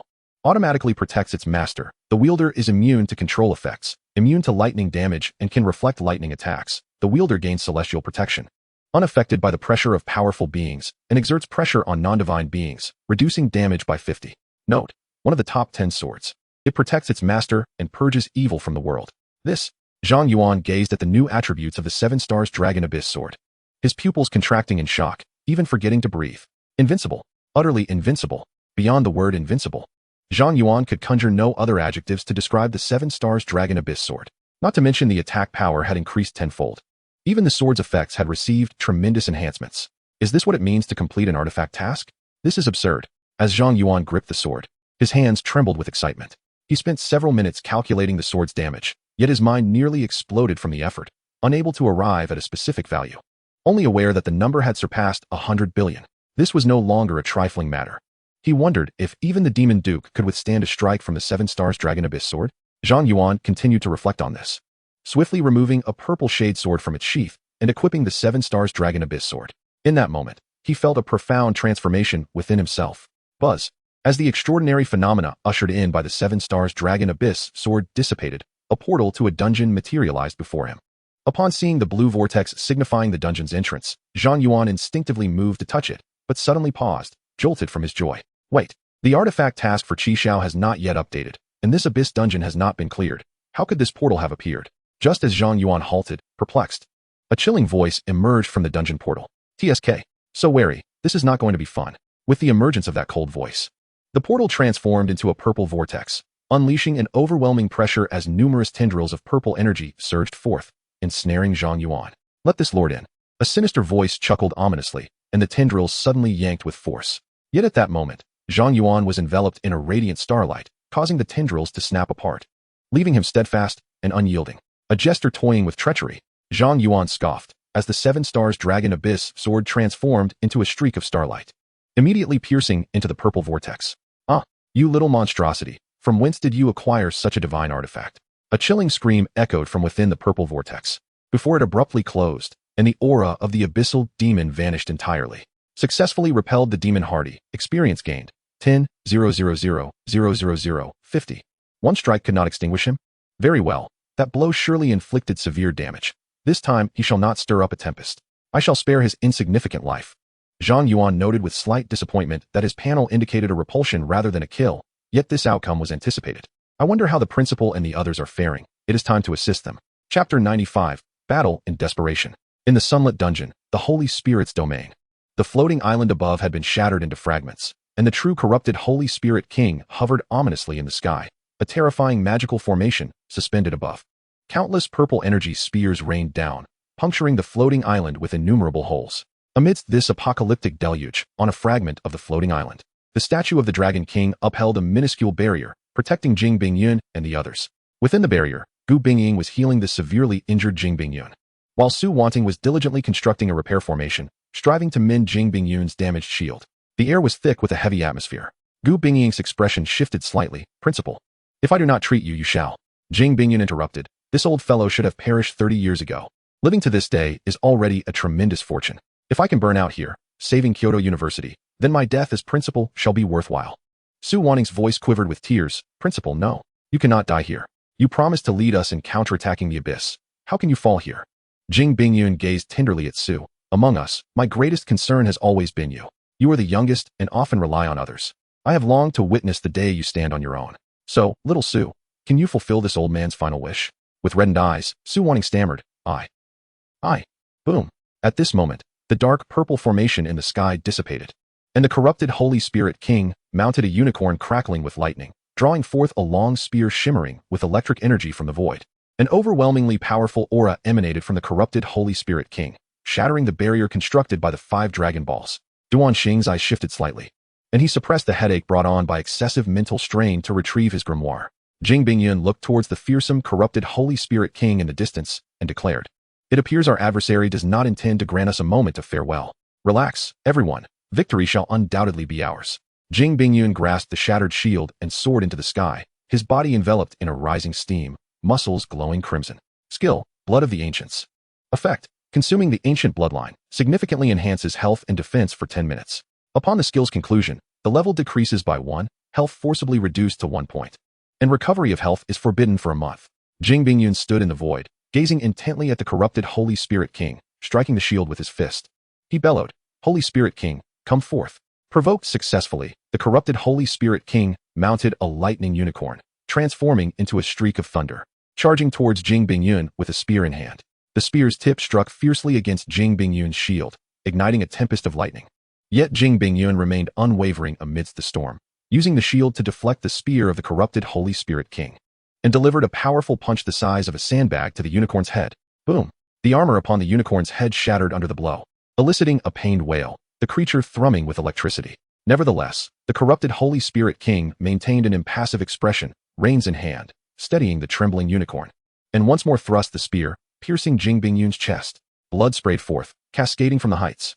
Principal, Gu Bingying exclaimed instinctively, yearning to heal Jing Bingyun, but was halted by Su Wanting.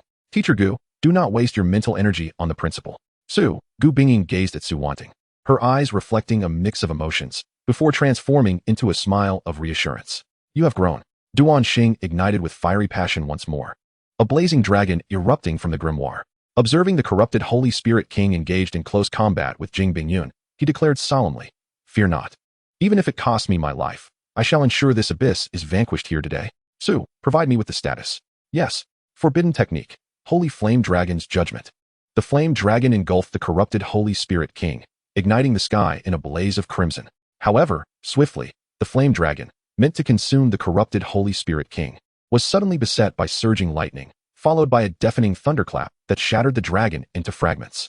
"I am unharmed." Duan Xing clutched his chest, his gaze fixated on the corrupted Holy Spirit King amidst the tempest, stating gravely, "The aura I can sense has become chaotic. That last strike severely wounded him. I must employ the forbidden technique once more." Boom! "Your adversary is I." Jing Bingyun's roar reverberated through the skies, and then, bloodied and fierce, he launched himself like a missile towards the corrupted Holy Spirit King, knocking the creature from its unicorn. Jing Bingyun discarded the shield. Circled to the back of the corrupted Holy Spirit King, clinging tightly, he roared, "Attack me, Principal." Jing Bingyun, witnessing the reformed flame dragon below, suddenly beheld the silhouette of a youth before him. Upon recognizing that figure, his pupils constricted slightly. Su Jinshin. The battle had reached an excruciating intensity. All had been pushed to their limits.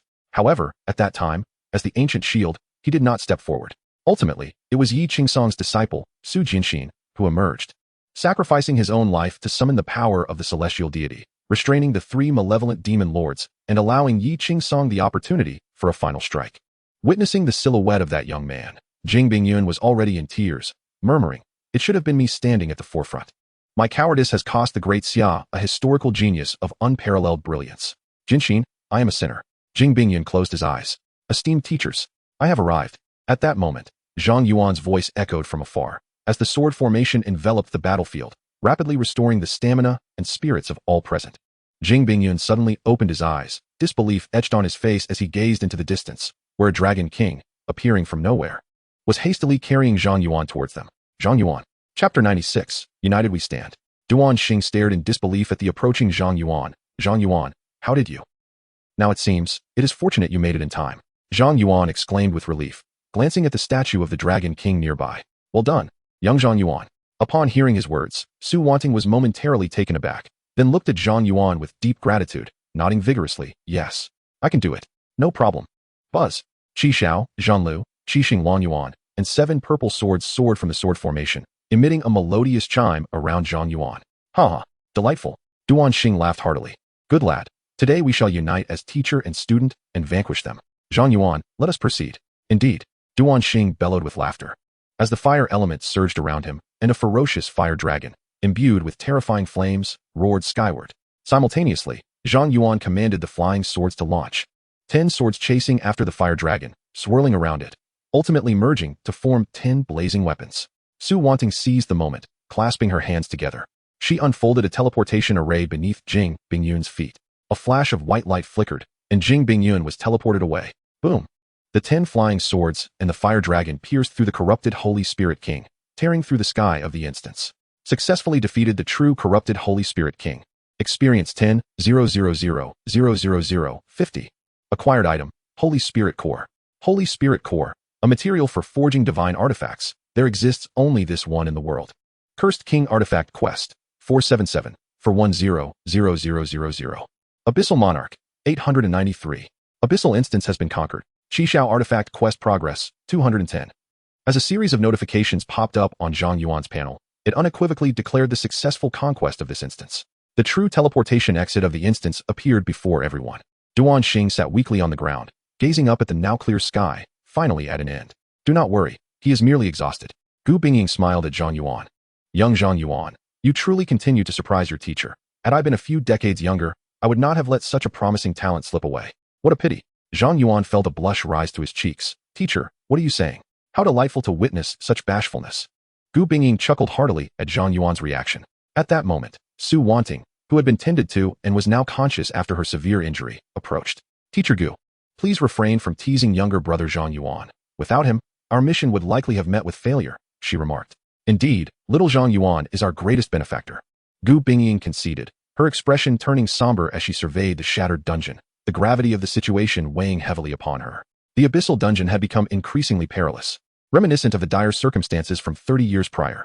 Upon hearing the mention of that fateful year, Su Wanting's gaze shifted subtly, her fists clenching instinctively. Well then, I wish you a restful slumber, Gu Bingying said, offering Zhang Yuan a gentle smile before planting a kiss upon his forehead. Zhang Yuan felt a peculiar surge of energy course through him. This enduring blessing of the goddess's kiss shall be your reward from me, Gu Bingying announced with a playful tone. Thank you, teacher, Zhang Yuan exclaimed, elated to discover that the blessing no longer bore a time constraint. With gratitude, he departed the dungeon, feeling immensely satisfied. Su Wanting, watching him leave, could no longer contain her curiosity. Teacher Gu, I have long wished to inquire. When did your goddess's kiss transform into a skill that necessitates a kiss upon the forehead? Seeing Su Wanting's innocent expression, Gu Bingying smiled softly. Oh, silly sister, it is simply whenever I desire. Although Zhang Yuan had successfully conquered a challenging abyssal dungeon that day, the immense dopamine surge left him exhilarated and wide awake. Well, since sleep eludes me, I shall explore Dormitory 0. I remember Granny Nyo mentioning that the star stones can facilitate rapid personal enhancement. It is high time I put my collection of tens of thousands of star stones to good use. Emerging from the dormitory, he made his way to the 6th floor, where Granny Nyo was diligently cleaning. Hello, Granny Nyo, Zhang Yuan greeted with a smile. Ah, after all these days in Dormitory 0, you finally decided to spend some of your star stones? Granny Nyo chuckled. Indeed, Granny Nyo, Zhang Yuan replied, scratching his head sheepishly. I am still quite unfamiliar with this place. Could you kindly provide me with some guidance? Certainly. How many star stones did you acquire from your last expedition into the star's secret realm? If it exceeds 100, I can assist you. Granny Nyo. I have over 30,000, Zhang Yuan stated proudly. How much? Granny Nyo paused mid-sentence, her eyes widening in disbelief as she stared at Zhang Yuan. You say you possess what quantity? Chapter 97, The Star God's Gamble. More than enough, Granny Nyo exclaimed, astonished. I recall that since moving into Dormitory 0, you have only tackled the nightmare difficulty of the star's secret realm once, correct? Yes. That dungeon allows for escalating difficulty, you know? After surpassing level 55, I amassed this many star stones. Level 55 on nightmare difficulty. How did you manage that? Granny Nyo inquired, her breath catching. It took her a considerable moment to regain her composure before she continued. With each increase in difficulty, the number of star stones doubles. I remember you were only at level 25 at that time. Did you truly defeat 24 knights at level 55? Absolutely, Zhang Yuan affirmed confidently. Granny Nyo stood speechless. Old Lady Nyo remained silent for a considerable duration before she finally spoke. I can only say that it is indeed reasonable for the God of Stars to bestow blessings upon you. In this world, aside from yourself, it seems no one else could accomplish such a peculiar task. Since you possess over 30,000 star stones, there is no need to utilize these rudimentary facilities, as they lack cost-effectiveness. Zhang Yuan inquired. So how should I proceed? Old Lady Nyo replied. Participate in the Star God Duel. The Star God Duel? Ah, that is a game between deities and mortals. The entry ticket for the Star God Duel is 30,000 star stones. Upon entering, you will engage in a game against the projections of the deities, with the content of the game determined by their preferences. If you emerge victorious, the deity's projection will reward you. Should you lose, the God of Stars will still grant you a consolation prize, enhancing your attributes across the 4 dimensions by 1,000, which is comparable to the enhancements you would gain by training on the 6th level with star stones. In essence, this is a surefire investment. That sounds quite intriguing. Old Lady Nyo, I wish to participate in the Star God Duel. Very well, follow me. She smiled and led Zhang Yuan to an entrance beside the Divine Treasury dungeon. Explaining, After you pay 30,000 star stones, the dual dungeon will match you with an appropriate deity projection based on your circumstances. Zhang Yuan, under Old Lady Nyo's guidance, deposited the 30,000 star stones into the dungeon, and the entrance illuminated with a blue glow. The Star God Dual Dungeon has been activated. Matching the challenger with a deity projection. Matching with the deity was successful. The projection of the God of Joy descends. Do you wish to challenge? Upon observing the prompt on his interface, Zhang Yuan unhesitatingly selected to challenge. The dungeon's vortex glowed brightly, and he was transported to a dim, antiquated room. Seated at a long table, opposite him sat a woman whose face was obscured by dense mist. Is that the projection of the God of Joy? Zhang Yuan pondered. The God of Joy smiled and said, Dear challenger, let us engage in a delightful game. The game is called the Joyful Roulette, a thrilling creation of mine. In the palm of her hand appeared a revolver, which she placed at the center of the table. The revolver contained 6 bullets, 3 of which were blanks. We will take turns firing. You may aim at yourself or at me. If you shoot yourself and avoid being hit, you may take another action. Russian roulette, then. Zhang Yuan thought as he gazed at the revolver on the table, his expression momentarily tightening as he recalled the classic death game from his original world. This type of game relies entirely on luck, testing one's courage. However, within this dungeon, players face no threat of death, and shooting oneself carries no psychological burden. If the game rules were solely this simplistic, it would indeed lack joy. Of course, it is not so straightforward. The God of Joy seemed to perceive Zhang Yuan's thoughts and smiled faintly. Given that this dungeon cannot result in death, it significantly diminishes the thrill of the game. Therefore, I have prepared various items that can be utilized during the game, and both you and I have 3 opportunities to draw items. In this game, each of us possesses 3 lives, and we can utilize the 3 items we draw at any moment. Zhang Yuan pondered aloud. Has this transformed from a game of courage into one of strategy? The God of Joy continued, moreover, to heighten the thrill and interest of this game. I wish to introduce an additional incentive. Are you interested? Zhang Yuan raised an eyebrow. What kind of incentive? The God of Joy glanced at the celestial robe adorning Zhang Yuan and smiled. If you win this game, I shall grant you one of my divine artifacts. However, should you lose, well, you would need to relinquish one of your own artifacts to me. What say you? Is the wager placed upon artifacts so direct? Zhang Yuan's gaze fell, his expression turning increasingly nuanced. Winning would yield a new artifact, while losing would cost him one. On the surface, this appeared to be a gamble of considerable risk and reward. Yet, the God of Joy did not specify which artifact, and Zhang Yuan possessed several. 2 of which were particularly burdensome. The blade of the cursed king and the heart of the cursed king. It was clear that should the cursed king return, these artifacts would turn against him. Zhang Yuan would be quite pleased to have someone take these burdens from him. Thus, in this wager with the God of Joy, regardless of the outcome, he stood to gain.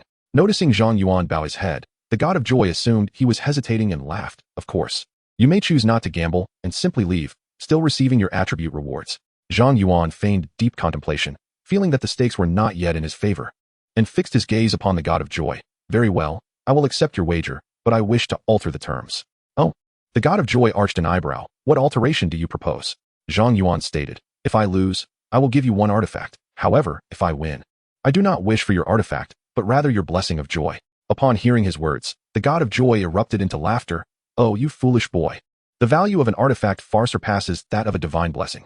Moreover, you are recognized by the God of Stars. Should you seek my blessing, it would supplant the one bestowed upon you by the God of Stars. Are you certain of this choice? Absolutely, Zhang Yuan replied. He had no blessing from the God of Stars. In fact, he bore the weight of the cursed king's contract, which was tied to a demon of higher rank than the God of Stars. To defeat the cursed king, he must find a deity of higher stature than the cursed king's demon before reaching level 70. If the God of Joy ranked above the demon, winning this game could provide him with a definitive advantage in overcoming the cursed king. If the God of Joy could not grant him a blessing, a deity unable to fulfill a wager would render the situation quite amusing. Ah, what a peculiar mortal you are. I must admit, my interest in you has been piqued. The God of Joy remarked with a smile, snapping her fingers. Before them appeared 3 blind boxes. The items within were random, and only by touching the boxes could one discern the effects of the items contained within. The items are provided by you. How can we ensure fairness? Rest assured, as a deity, I have not descended to the level of cheating to play a game with a mere mortal. Moreover, this instance is under the domain of the God of Joy. No deceit can escape his gaze. Do you have any further inquiries? None. Very well, let us commence. Chapter 98, The Roulette Game. With the God of Joy announcing the commencement of the game, 3 red hearts appeared above both participants' heads. In the next instant, a gold coin descended from the heavens, captured deftly by the God of Joy. Now, guess whether the face-up side reveals a symbol or a number. You shall decide the order. A symbol, Zhang Yuan casually guessed. The God of Joy revealed his palm, and indeed, it was a symbol that faced upwards. Well done, young one. Will you take the first turn or the second? I shall go first. Zhang Yuan opted for the initial move. prompting the god of joy to push a handgun towards him. However, Zhang Yuan did not rush to fire. Instead, he placed his hand upon the mysterious box before him, meticulously inspecting the items within. Perspective lens confirms whether the current chamber contains blank rounds. Fantasy bullet. If the chamber contains a blank round, it transforms into a live round, and vice versa. Nevertheless, this game was structured as best of 5, and if you wish to secure victory, it would be prudent to utilize the 3 items across 3 separate rounds. Observing Zhang Yuan's thorough examination, the god of joy chuckled. Are you planning to use an item right away? This is merely the first shot. Surely, one must first test their luck. Click. A blank round. The god of joy laughed lightly. Fortune smiles upon you. The odds of the next 5 rounds being live rounds are now 3 out of 5. Will you take aim at me? No, I must employ an item. Having successfully deduced the blank round, Zhang Yuan unhesitatingly activated the paralysis rope. A vibrant purple cord erupted from the mysterious box, ensnaring the god of joy.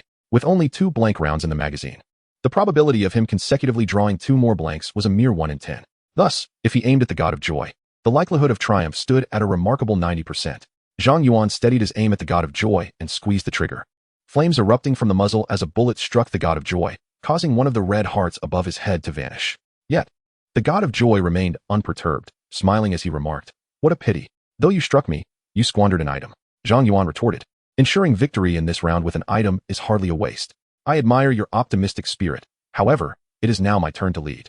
With a grin, the god of joy watched as the handgun in Zhang Yuan's grasp dissipated, replaced by a new firearm in his own hands. The god of joy immediately utilized the perspective lens. A glance at the handgun elicited a chuckle. "It seems Lady Luck is favoring me today." Aiming at Zhang Yuan, the god of joy pulled the trigger, sending a bullet hurtling towards Zhang Yuan's chest. He felt a sharp pain, and one of the red hearts above his head disappeared. The weapon in the god of joy's hand vanished, and a new handgun materialized in Zhang Yuan's possession. Zhang Yuan grasped the handgun, contemplating for a moment before deciding to employ the perspective lens. In the next moment, he beheld the bullets within the chamber. It was a blank round. Zhang Yuan's expression sharpened. "Hee, look at your expression. Could it be that you are firing blanks? Are you truly that unfortunate?" The god of joy chuckled, mercilessly mocking Zhang Yuan and applying pressure upon him. Zhang Yuan glanced at his final item. If he were to utilize the converter now, victory in this round would indeed be his. However, with no items remaining for the subsequent 2 rounds, and the god of joy possessing 2 items, the probability of his complete defeat in the game was exceedingly high. Contemplating this, Zhang Yuan resolved to take a risk. He shot at himself first, then aimed at the god of joy. 2 rounds of blanks. The corners of Zhang Yuan's mouth twitched. Could he truly be this unlucky? Ha! Little fellow, are you really so unfortunate? Have you offended the goddess of luck? The god of joy, seeing Zhang Yuan fire 2 consecutive blanks, laughed even more heartily, applauding. "I never expected my lucky sister to grant me such favor today. It seems the ultimate victor shall be me." The god of joy, with a smile, confidently aimed her gun at Zhang Yuan. Click. Another blank. At that moment, the smile on the god of joy's face shifted to Zhang Yuan. It was evident that this game was indeed fair, as even the esteemed god of joy had performed the role of a jester. Zhang Yuan let out a sigh of relief, picked up his gun, and pulled the trigger at the god of joy, securing victory in this round.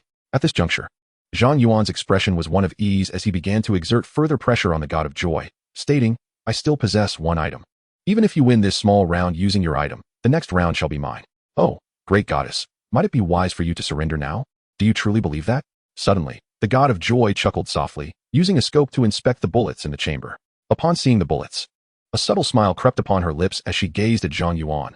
"Little fellow, it appears I have triumphed." The god of joy retrieved an item from her last blind box. Explosive bullets. All bullet damage is doubled in this round. The explosive bullets transformed into light, entering her handgun as she aimed at Zhang Yuan. "Little fellow, your divine artifact is now mine." As she activated her item, Zhang Yuan simultaneously employed his converter. A bullet that was half real, half illusory burst forth from the blind box, transforming into light as it entered his handgun. Fantasy bullet? The god of joy was momentarily taken aback upon realizing that Zhang Yuan's final item was indeed a fantasy bullet, and then she shot at herself. A blank. The situation grew tense.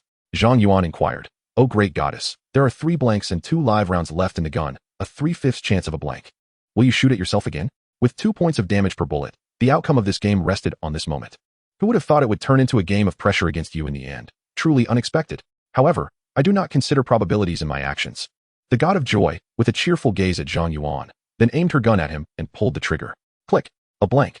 "What a pity," she said nonchalantly, tossing the handgun to Zhang Yuan. "Now the odds are 1 in 2. The choice is yours." Zhang Yuan picked up the handgun, but hesitated to act. The god of joy, observing Zhang Yuan's immobility, could not help but inquire, Are you afraid, little one? No, Zhang Yuan replied, turning his gaze towards the god of joy and breaking into a grin. Having come this far, I suddenly crave something exhilarating. What do you intend to do? The god of joy was taken aback, only to witness Zhang Yuan pressing a handgun against his own temple and pulling the trigger twice. Click, click, 2 blank rounds. The god of joy's pupils dilated in shock. Engaging in such daring play? Who would have thought luck would smile upon me? Zhang Yuan twirled the gun in his hand, then aimed it at the god of joy, declaring, in this game of chance, I have emerged victorious. Bang! Zhang Yuan squeezed the trigger,